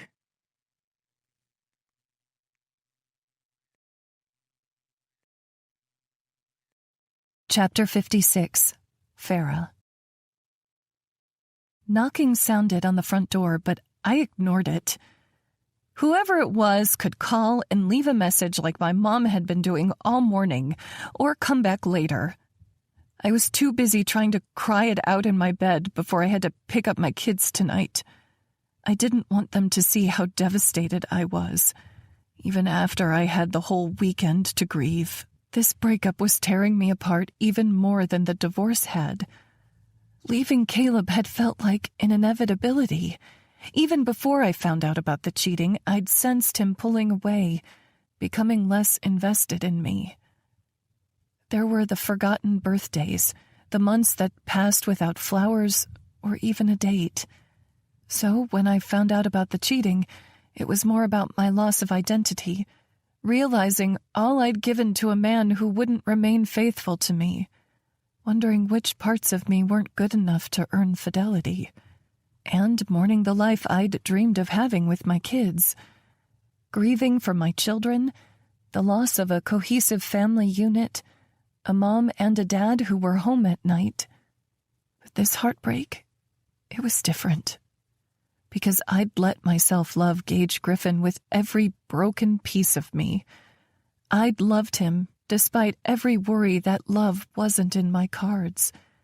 Despite every fear that this relationship would end too, taking just another person away from me and my kids. And yet, that love wasn't enough to keep him here. Because his first priority was his business and the people he served. And me and my kids, we were second place to another mistress. He'd left us all because he'd met my kids, and I'd seen the way he looked at them, like he would do anything for them. He never judged Andrew for his glow-in-the-dark fingernail polish, and he never tried to make Levi see him as more than a friend. And Cora, he'd treated her like the princess she wished she could be. It was a loss for all of us. All over again. The banging continued, louder this time, and I put a pillow over my head, trying to drown it out, trying to drown out the thoughts of Gage, too. But then it got louder. Seething with anger, I got up and went to the door, flinging it open, ready to tell whoever was there to go the F away. But Mia stood there, worry in her eyes, and before I could yell, she wrapped her arms around me in a hug. I fell apart in her embrace, and she practically carried me inside to the couch, where I cried on her shoulder, saying incoherent things about Gage and heartbreak and the kids and anything else that crossed my mind. But mostly I cried as she smoothed her hand over my hair, saying, "I'm here," over and over and over again, until the tears finally subsided. My phone went off with yet another message, and I pulled it out of my pocket. Your mom said you aren't answering the phone, Mia accused. This would have been easier if you'd just texted me back. I still have to check that nothing is wrong with the kids. But the message on the screen made my heart sink. Pascal, photos are in your inbox. Looking over my shoulder, Mia said, Oh, Farah, don't do that to yourself. But it was too late. I was already clicking through to my email where his message was at the top. A link to an online gallery with all the pictures from the photo shoot. The first one I saw had a fresh wave of tears spilling down my cheeks.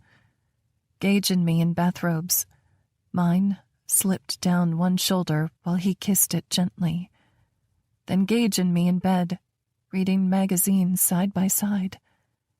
Us jumping on the bed together, running down the hallway in sock-clad feet. And then the ones of our family together hit me even harder. Cora and Gage sitting on the bed, a smorgasbord of room service spread around them. Gage and Levi giving each other a look while Andrew and Cora danced together. My mom reaching up and patting Gage's cheek while he smiled down at her. Pascal hadn't just snapped stock photos for the sake of filling a frame. He'd captured a love story. And now that it was over, it only broke my heart more.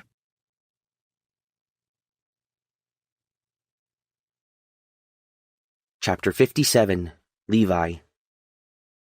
I worked at the coffee shop with Grandpa all day, which meant my phone had to be in the employee cubbies under the counter.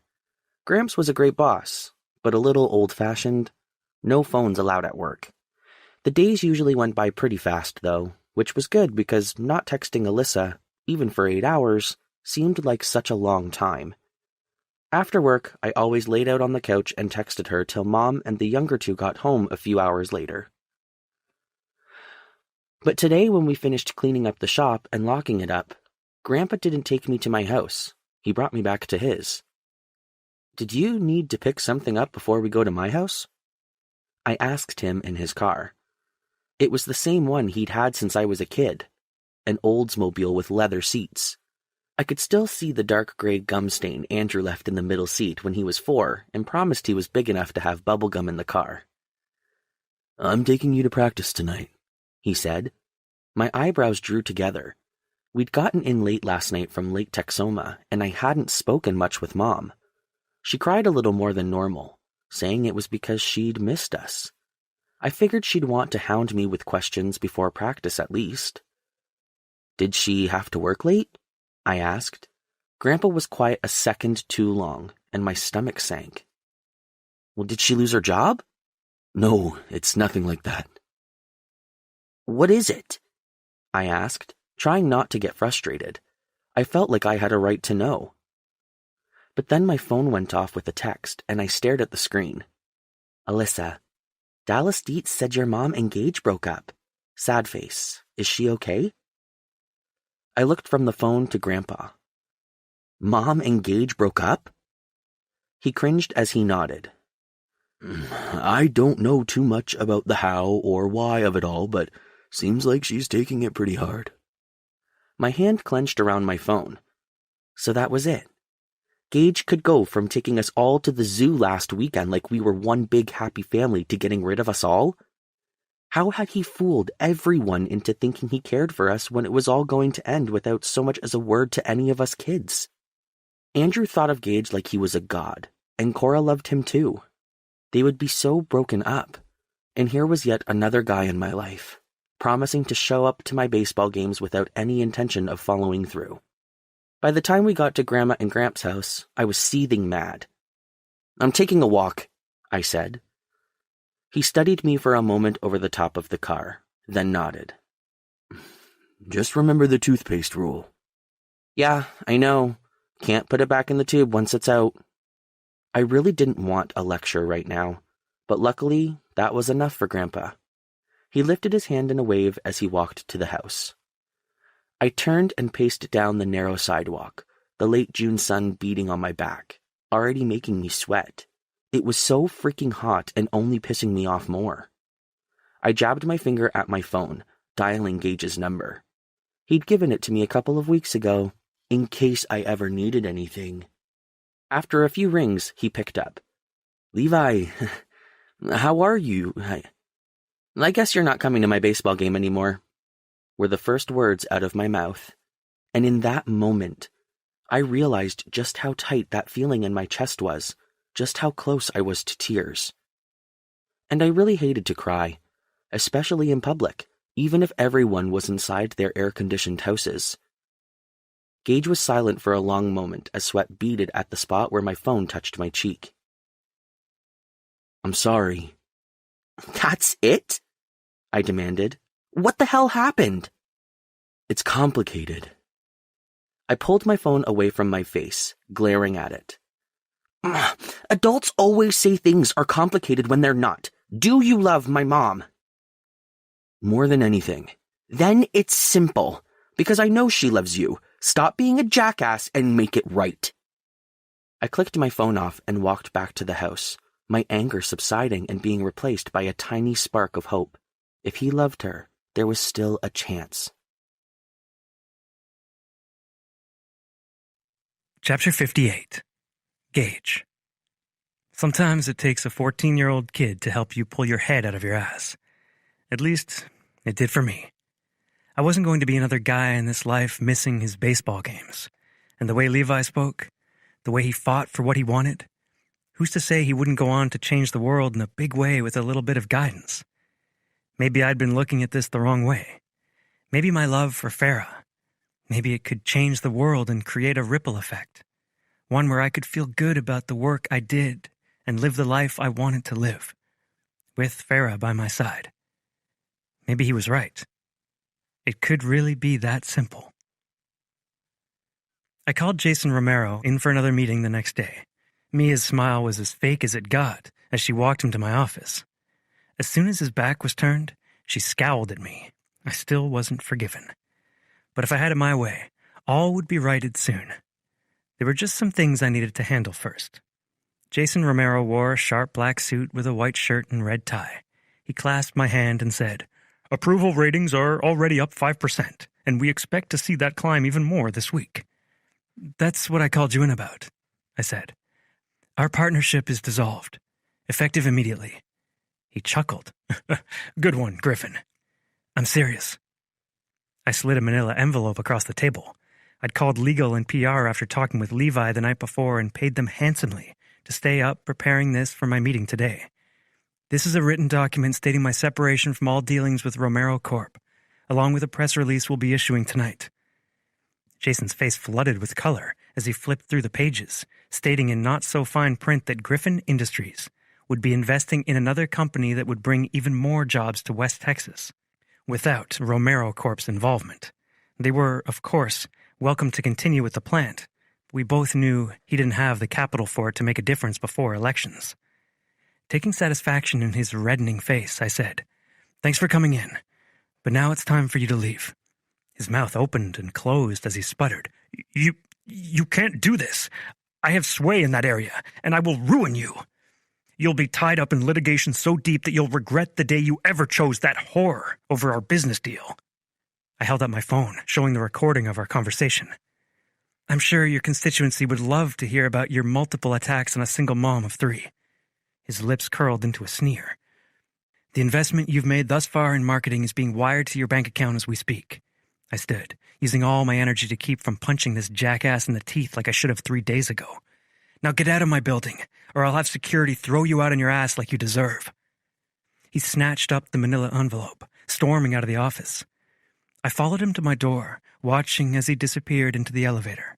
Then I said, "Mia, will you get Chantal and bring her in, please?" "Yes," she said, her voice slightly less cold. I walked back to my space, looking out over the horizon for longer than I ever allowed myself to. The city was beautiful, sprawled out before me.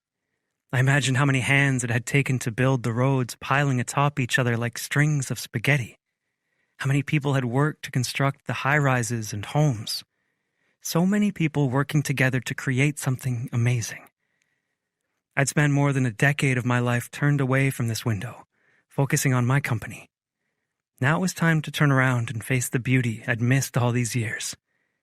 The glass door opened, and I turned to see Chantal and Mia walking in the office together. "Take a seat," I said, gesturing at the table where Jason had sat moments ago. Mia and Chantal did as I asked, and Mia said, "If you're going to fire me, I'd prefer you do it quickly." I smiled at this spunky woman. "You know, this business's growth wouldn't have been possible without your dedication to your role over the last few years," I told her. "You have put in more hours than half the C-suite and know just as much about my job as I do." She studied me closely. "Then why am I here with HR?" I walked closer to the table, placing my hands on the glass top and looking directly at her. "Because I'm stepping down as this company's CEO, and that means there's an open position with your name on it. If you want it." Her jaw dropped, and she looked to Chantal for confirmation. Chantal nodded, a smile on her lips. "You're stepping down?" Mia asked. I stood straight, looking back out the window. This business has been my life for 16 years, and I'm thankful for all I've been able to do and learn here.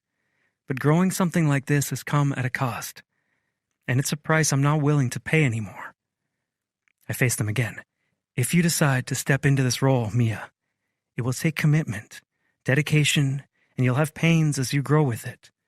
But it's also an opportunity to change our corner of the world as we know it. I know you're capable of it, but only if you want to be."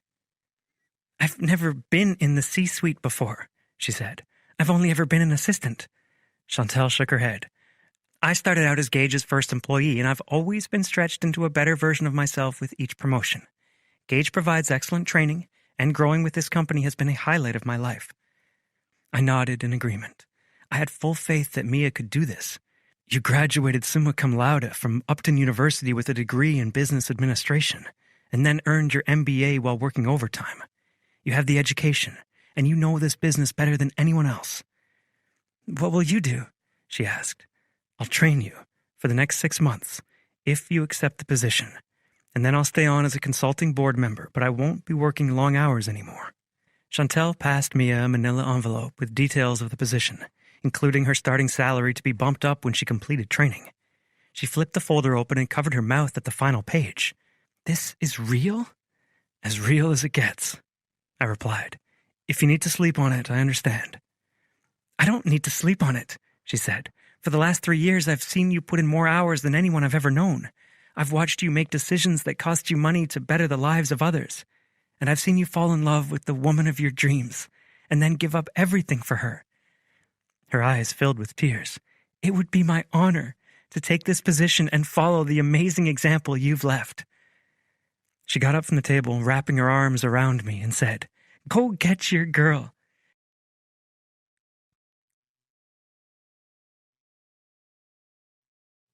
Chapter 59.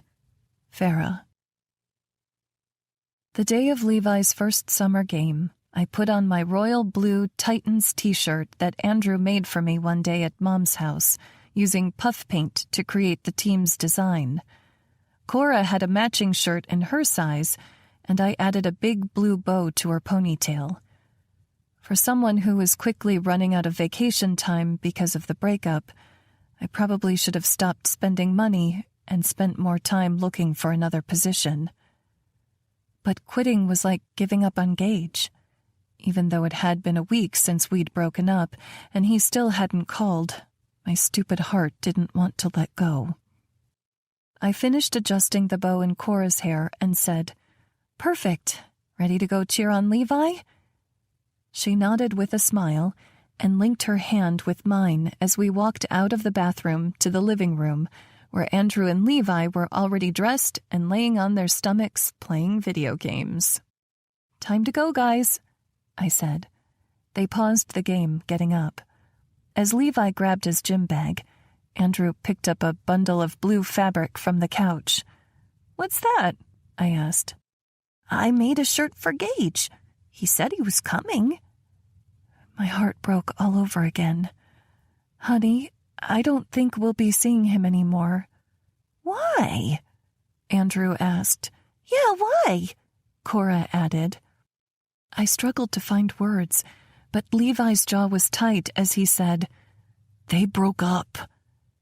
Not wanting to wallow in it, I herded everyone toward the door, changing the subject. "Do we get to meet Alyssa today, Levi?" "She'll be there," he said. I glanced at him. "That's not a yes." He smirked. "It's a maybe." "I'll take it," I said, getting into the minivan. There was still a spot of black paint on the door where I'd dinged Gage's car, and I made a mental note to cover it up with white fingernail polish later. I didn't need to be reminded of him every second of the day. But I was too broke to throw out all my underwear, especially when I didn't have another job lined up. I might be able to skip panties, but the girls were not suited to going commando. "Mom?" Andrew said. Buckling my seatbelt, I said, "Get in your seat, hun. We're going to be late." "But look," he said. Annoyed, I looked over my shoulder to see him holding up a yellow dandelion. "Your favorite," he said. My eyes stung as I took the flower. "Thank you, honey. That was sweet of you." "You could put it in your hair," he said. "That's a great idea." I tucked it behind my ear, threading it through my curls pulled into a ponytail, and then made sure all the kids were buckled in before pulling out of the driveway. Every so often, I caught sight of the dandelion in the rearview mirror. This was a sign. Today was going to be a good day. I could do this. I could move on from Gage Griffin and enjoy life with my children, my family.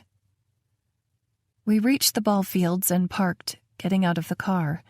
While Levi jogged to meet his team, I lathered the younger two and myself in sunscreen, and then grabbed the mom bag to walk with them to the bleachers.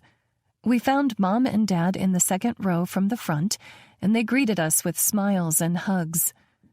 Mom squeezed me a second longer than usual, saying, "You look good today, honey." I managed to smile. "I'm trying." She rubbed my back and we sat down. "Is Caleb coming?" "Not today," I said, "but he'll be here for the games tomorrow." "It's good he's stepping up," she said. I nodded, trying not to think about Caleb living his happily ever after with his new fiancée, while my heart was broken for a man who loved his business more than me. While the team warmed up, Cora and Drew went to get snacks from the concession stand, and Mom, Dad, and I caught up.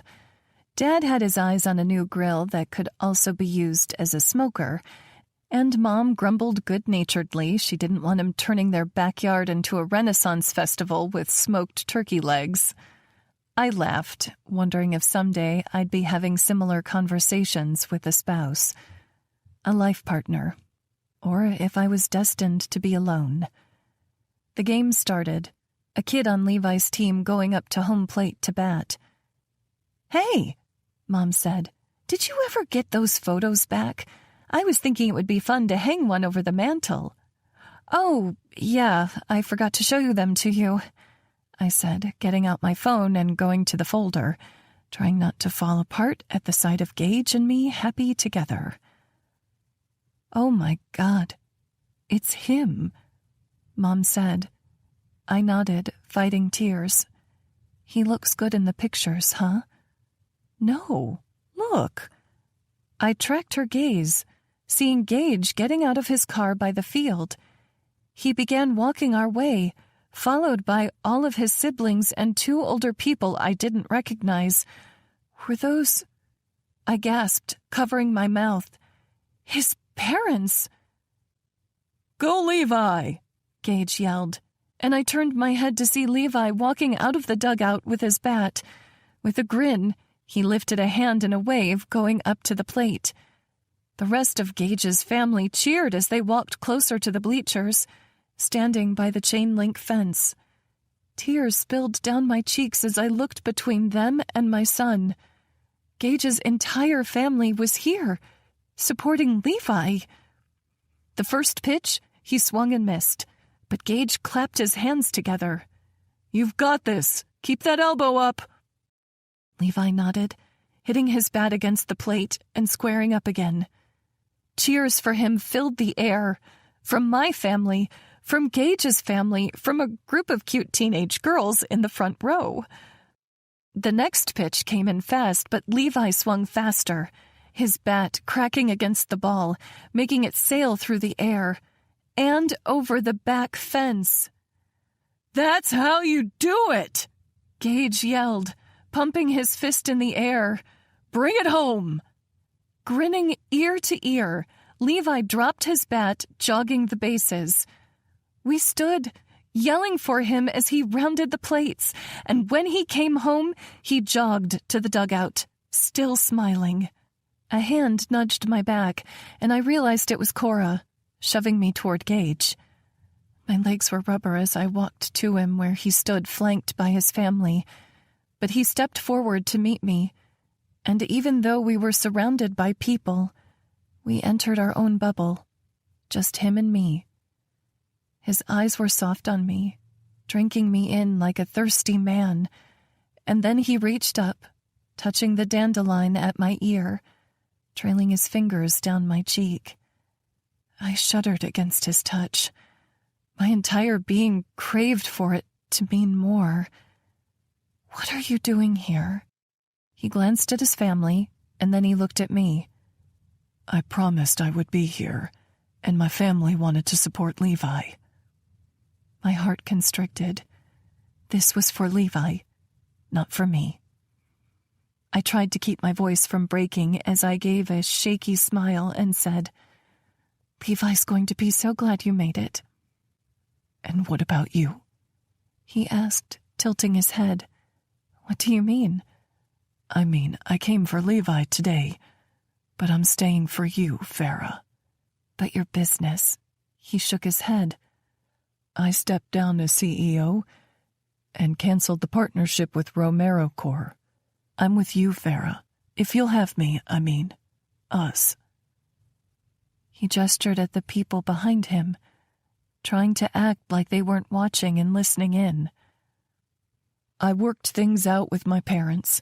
My siblings love you. We are all here for you and your kids to make one big family. We might not be perfect. We might hold on to our pride and say shitty things when we're angry or scared. We might make bad choices at first and have to learn from them. But we're here. I'm here. And I love you, Farah. God, I love you and your kids more than I've loved anything in my life. So please, forgive me for being a dumbass and taking longer than I should have to realize that you are the most important thing to me. You, Farah, come first." From behind me, Andrew yelled, "Give him the shirt, Mom!"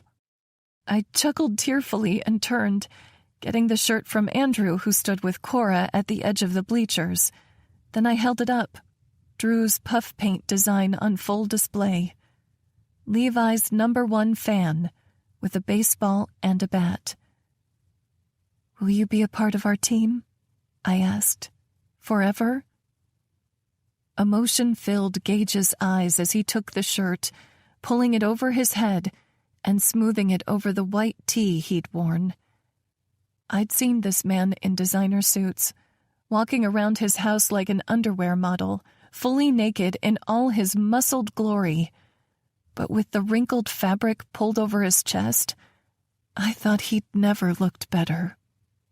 "Of course I will," he said. "I love you, sunshine." And I kissed him, hard, before uttering, "I love you too."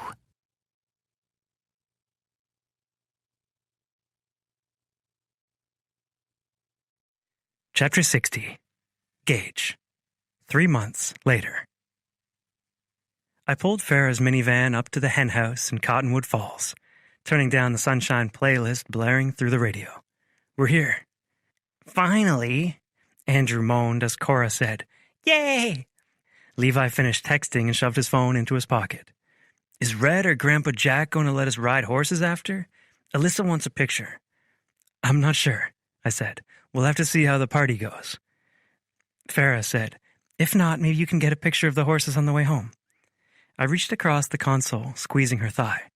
"Great idea, babe." She smiled over at me and then said, Let's go inside before we're late. Drew, can you grab the present for Jack and Deidre from the trunk? Sure, he replied. When we were all out of the car, Cora said, Can you carry me inside, Gage? You're almost 6, Farah said. You can walk. Can and should are 2 different things, I teased, picking Cora up and holding her on my hip. What's the point in working out if I can't carry kids around? Farah shook her head at us, smiling, and then licked her thumb, rubbing a spot from Cora's cheek. Gross, she said, dodging her.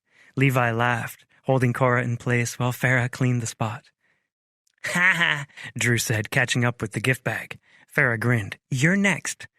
Oh, what happened to us growing up? Drew groaned, squirming away from her glistening thumb. You're never too old for a good spit shine, Farah said. Isn't that right, Gage? Right, I said. Levi got on my other side and muttered, whipped. Coming from the guy wanting horse pictures, I teased back, walking up the front steps. He rolled his eyes at me, despite the heat in his cheeks. Even though Tyler and Henrietta had honored the history of the schoolhouse, keeping the brick facade and a lot of the antique touches, you never would have guessed this used to be a school. The front porch area looked like it was made to be a meeting space with the hanging porch swing and rocking chairs. An older couple sat on the porch swing in the corner, and the guy said, You've got a great family there. Thank you, sir, I said in complete agreement.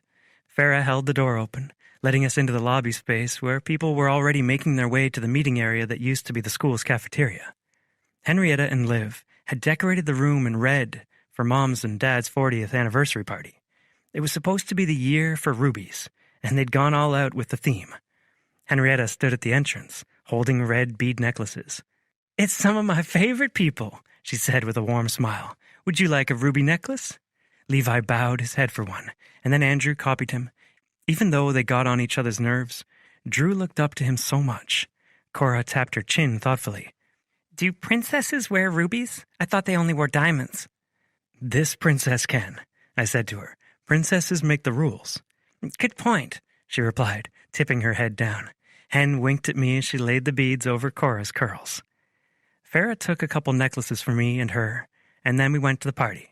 Cora squirmed out of my arms, and she and Drew ran up to my parents, wrapping them in a hug. Did you get us a gift? Cora asked. Blushing, Farah said, It's their anniversary, Cora. That's why we got them presents. Actually, my mom said with a smile. She walked to a table a few feet away and held up toys. We thought you could play with these out in the garden if you want. They expand in water, and there's a bucket and a hose you can use if it's okay with your mom. I grinned at my parents. In the last 3 months, we'd overcome a lot of awkwardness because they instantly loved the kids. Mom was constantly getting them toys to play with, and Dad loved having new people to drive around the farm. He was even building a treehouse out behind the house for the kids to play in when we visited. That's fine, Farah said. Thank you. As soon as the 3 went outside, I said, They're definitely riding home soaked, aren't they? Yep, she said. Mom laughed at us, stretching her arms out for a hug. Having you 2 here is the best present, really. Her voice broke with tears. I have my son back, and now we get you and your kids. Farah, it's the biggest gift I could think of. From behind us, Liv said, Good thing Gage pulled his head out of his language. Mom laughed. Farah shook her head. Some things never change, huh? Dad smiled, his eyes shining too. Not if you're lucky. Other guests came to congratulate my parents, and Farah and I mingled with the people there, hung out with my siblings, and ate the best barbecue I'd had in years. And when the party was over, the kids were so soaked that Tyler gave them extra clothes to wear. His shirts were so big on Cora and Andrew they basically fit like dresses, but Levi filled it out all right. We drove down the dirt road toward Griffin Farms, but instead of stopping by the barn to see the horses, we kept driving. What are we doing? Farah asked. I thought we were seeing the horses. I wanted to show you something, I said. Levi, you get the gate? He nodded, getting out of the back seat and opening the gate to the pasture. Are you sure my van can make it out here? Farah asked. We've only ever taken your family's trucks off the roads. I chuckled. I've seen minivans out here before. This path is pretty smooth. When Levi had the gate open, we drove on the dirt trail toward one of my favorite spots on the farm. Even though I didn't want to own and manage a ranch anymore, this place would always have a special part of my heart. Even more so depending on how today went. We crested a hill, and up ahead, I spotted it. The same windmill from our sibling tattoo. It was one of the first things I showed Farah when I brought her and the kids over the first time. Farah reached over and put her hand on my thigh. Such a beautiful view. I can see why this place means so much to you. It was pretty here. You could see forever, and with the green grass and black cattle dotting the hillside, it seemed like paradise. I rolled down the windows. Smell that fresh country air. It smells like cow poop, Levi teased. Hey now, I said with a smirk. Okay, maybe a little bit. I pulled up alongside the windmill, where its pump spilled water into the tank, and turned off the car. We all got out, and Farah walked to the tank, gazing into the water for cattle to drink. When she turned back to me, I was on one knee, her kids on either side of me. She covered her mouth with her hands and shook her head. Gage, are you... The ring? I asked Levi. He placed the velvet box in my hand. The flowers? I asked Cora. She retrieved the bouquet of dandelions I'd asked her to pick at the henhouse from behind her back. The drawing? I asked Drew. He pulled a wrinkled paper from under his oversized shirt. I held up the drawing and flowers, waiting for her to read the words I'd asked Andrew to draw once I got all the kids' permission. Will you marry me? Tears filled Farah's eyes as she looked between me and the kids. You three were in on this? She asked them. Levi put his hand on my shoulder. He asked us permission, Mom, and we all want Gage to be in our family. Cora nodded. We love him, Mom. And we know you do too, Andrew added. So say yes? I asked, because I want this to be my family for the rest of my life. Farah carefully set her flowers and drawing on the ground and knelt in front of me, taking my face in her hands. You sealed your place with us long before you asked. I love you, Gage Griffin, and I'd love to be your wife. Happy tears formed in my eyes, and I slid the ring over Farah's finger as her children cheered for us, like we'd just scored the biggest home run of all.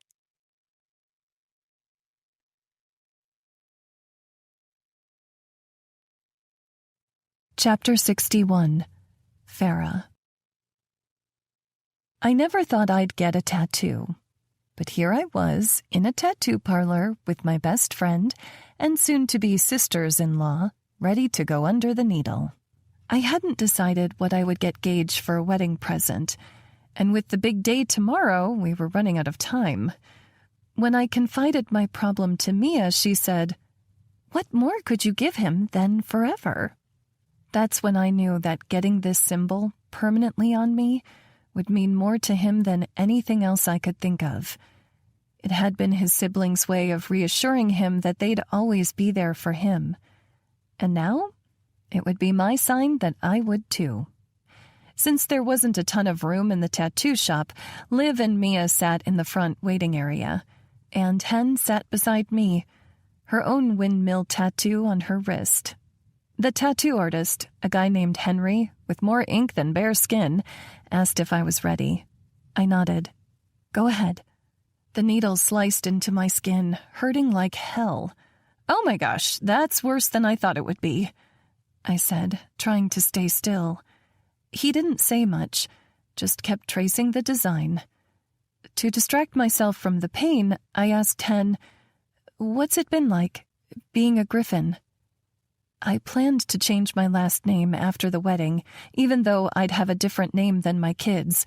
It would be okay, because we still shared what mattered most, our love for each other. She smiled warmly at me, her grin so contagious.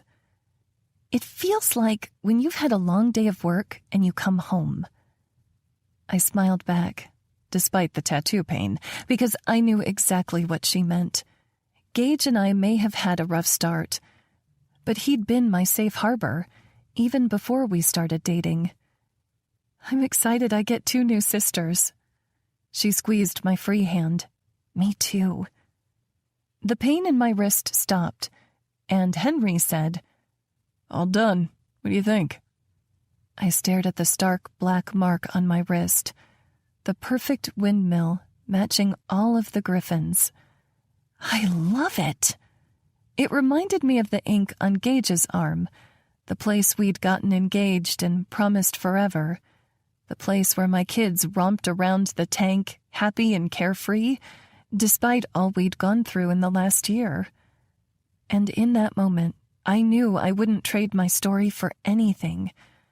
All the pain of being cheated on, of having to start over at 34 with 3 kids counting on me, I'd never give it up.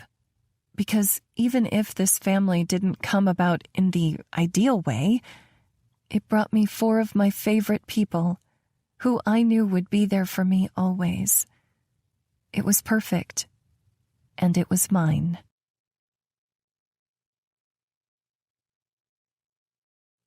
Epilogue. Live. Acoustic guitar music played through the lobby of the retreat, where guests filled 2 rows of white folding chairs. There were only about 20 people here, and when everyone on the guest list had arrived, Jenna came up to me and said, "I think this is it." I nodded. "I'll go get the guys."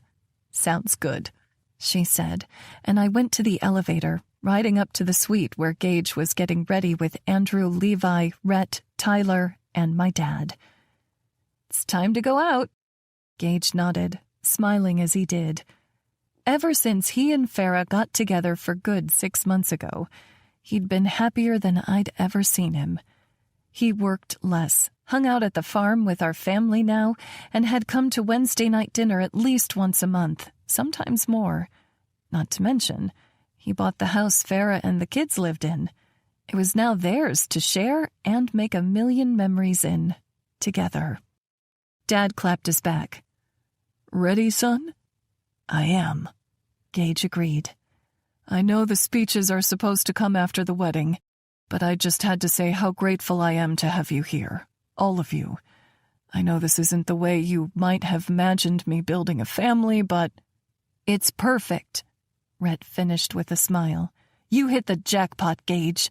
And you're already a billionaire. So unfair." We chuckled, and I wiped at my eyes tearfully. Up until a year ago, I hadn't known if my family would ever make amends, and having us all here together, it meant the world. Gage bent down on one knee and called Levi and Drew over. The boys sobered, each taking one of his outstretched hands. "I fell in love with your mother, but I want you to know that you and your sister, you're just as important to me." His voice broke. "You, your mom, you're all my happily ever after." Now I was sobbing, and even Rhett sniffled as the boys hugged my brother. Tyler patted their backs and said, "We're lucky to be your family." "Agreed," Dad said. Tyler wiped at his eyes, saying, "Why don't you go tell Farah and the girls it's time?" "Sounds good," I said, trying to compose myself. "Wait," Gage said. He reached onto the TV table, getting a red velvet box. "Can you give this to Cora?" Then he got a bigger gift and said, "This one's for Farah." I nodded, wiping at my eyes as I went to the stairs, walking down a flight to the suite where Farah, Cora, Henrietta, and Mia were getting ready. Farah looked absolutely stunning in a blush-colored dress that hugged her curves and flared at the waist. Mia and Cora's dresses matched my own, one-shouldered gowns in a darker shade of pink. "Is everyone ready?" Farah asked me. I nodded, except Gage asked me to give this to Miss Cora. Cora's eyes lit up. "A present?" I nodded. She took the velvet box and opened it up, revealing a stunning silver tiara. "What does the note say?" she asked. Farah picked it up, reading his words. "Every princess needs a crown. Love, Gage." And now I was crying again. Farah's eyes shone with emotion as she lifted the tiara from the box and placed it over Cora's curls, while Pascal snapped photos in the background. "Perfect." Farah said, hugging her daughter tight. I held out the other gift Gage gave me. This one's for you, Farah. She took it, peeling back the silver paper, and then stared at the frame, her hand covering her mouth. Is it a picture from that photo shoot? I asked. Farah shook her head, smiling, and turned the frame to show me a scrap of paper with a phone number on it. She held up the cardstock taped to the back of the frame and read, I've kept this since the day you walked in my office. I knew you were special then, and I love you more than ever now. And I wanted to frame it, because even if a relationship starts out with a few dings, it can turn into something beautiful.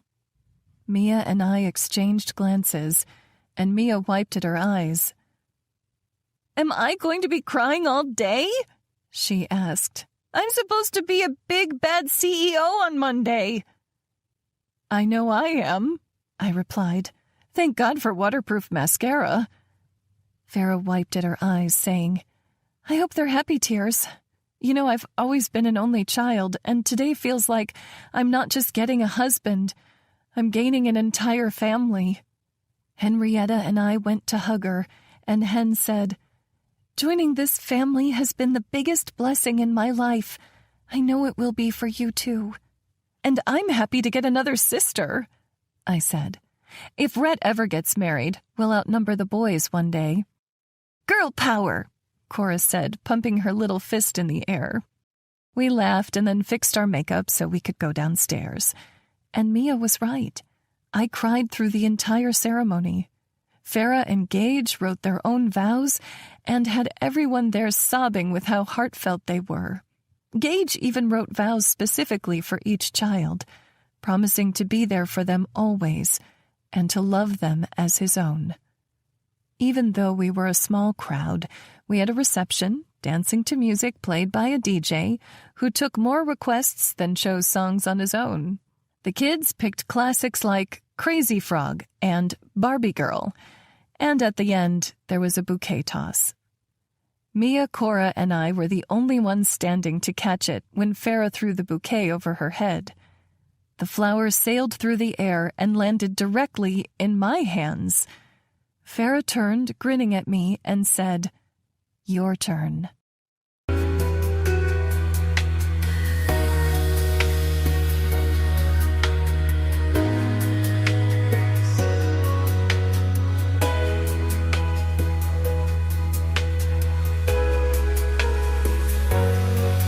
In the realm of lights, where data streams, the eternal agreement forever gleams. In the digital age, where time stands still, the bond remains unbroken with the world.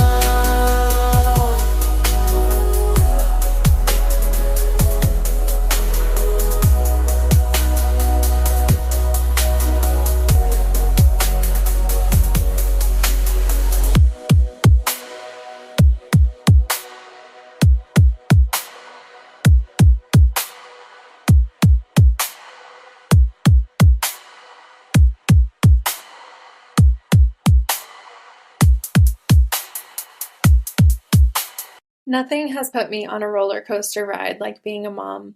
All of a sudden, you have a life entrusted in your hands, and everything you do doesn't just affect you. It affects them too. Your time is no longer your own because their needs have to be met. Your body and mind take the toll of sleepless nights, busy mornings, long days, and worried-filled moments. There are countless shoulds coming at you from every direction. Your parents, books, social media posts, daycare providers, teachers, and more. And the person you used to be, the one who could roll out of bed at 8:30 and go to work at 9, is gone. You're no longer defined as your name, but as someone's mom. And I think that's one reason I was nervous to write a single mom romance, because children aren't plot points for a story. They're full people with needs and wants and wishes. And the parents? Their child is just as much a part of them as their arms or legs. And divorce? It's not that simple, especially not with kids. Not only are you losing a person who promised you forever, You're losing all these hopes and dreams you had for your family's future. You're losing out on time with the kids and shared memories. And even though I'm still married to my first husband, I'd be lying if I said it's been all smooth sailing. There have been times when we wanted to throw in the towel, and all those worries about the kids flooded my mind. I poured out all that worry, fear, but also love of my children into this story. I really hope that shined through.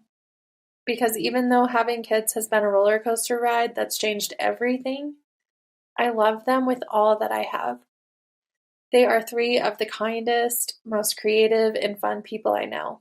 And even though I regularly worry that I'll end up in their memoirs, not in a good way, I hope they know how hard I've tried to do what's best for them. Because really, that's all we can do as parents. We do the best we can with the information and ability we have. I want to think I'm raising children who will know how to stand up for themselves and love others wholly. I hope they'll know how to pick a partner who meets them at their level and challenges them to be better. I hope their kids will be healthy and whole. I hope they won't have to deal with shitty bosses or backstabbing coworkers. But the truth is, life is messy. I've come to realize that I'm not raising the ideal adult. I'm raising people who will face challenges just like I do, and they're going to have to muddle through and learn to heal and come out of it stronger than ever. If you're a parent, I hope you know that you're not alone. It's okay to be scared and worried and hopeful and happy all at once. If you're not a parent yet, I hope you enjoyed this glimpse at our life, both in the story and this author's note. It may not be pretty, but it's ours. And if you're on the outs with your parents, if your parents couldn't be the people you deserved to have as a child, I hope you know that you deserved better, and that what they couldn't give you doesn't define you. Only you can do that. Acknowledgements. Writing this book has been a whirlwind. I have so many people to be grateful for. Of course, my children, for always bringing me a dandelion or a rock or a picture and making my whole day. My husband for supporting me always. Figuring out a balance between our career aspirations and caring for children has been challenging, but I love that he never gives up. My team, Sally and Annie, I love you both with all that I have. Working with you is one of the highlights of my life. Thank you for being on this team and helping me spread stories to the world. My editor, Trisha Harden, fabulous incarnate. I love working with you on these stories and being your friend. My cover designer, Najla Camber, and her team at Camber Designs. I love working with them and adore the work that I get to put on the covers of my books. My narrators, Luke Welland, Allison Baller, and Keegan Valancourt. Thank you for bringing this story to life in audio. Special thanks to my brother Dakota, who's editing this author's note. The lovely people in Haas's Hussies, I'm so glad that we have a place to hang out, have fun, and talk books. Thank you for all the encouragement and fun that we have. I also have to give a special shout out to Anna Huang, who will probably never read this, but who inspired me immensely with her talk at Sky Warren's Romance Author Mastermind, and Theodora Taylor, who wrote an excellent book for authors called Seven Figure Fiction. Finally, thank you, sweet listener, who made it all the way to the end of this story. It means the world that you not only cared to read my words, but wanted to learn about me and the production of this book as well. I truly appreciate you more than you'll ever know.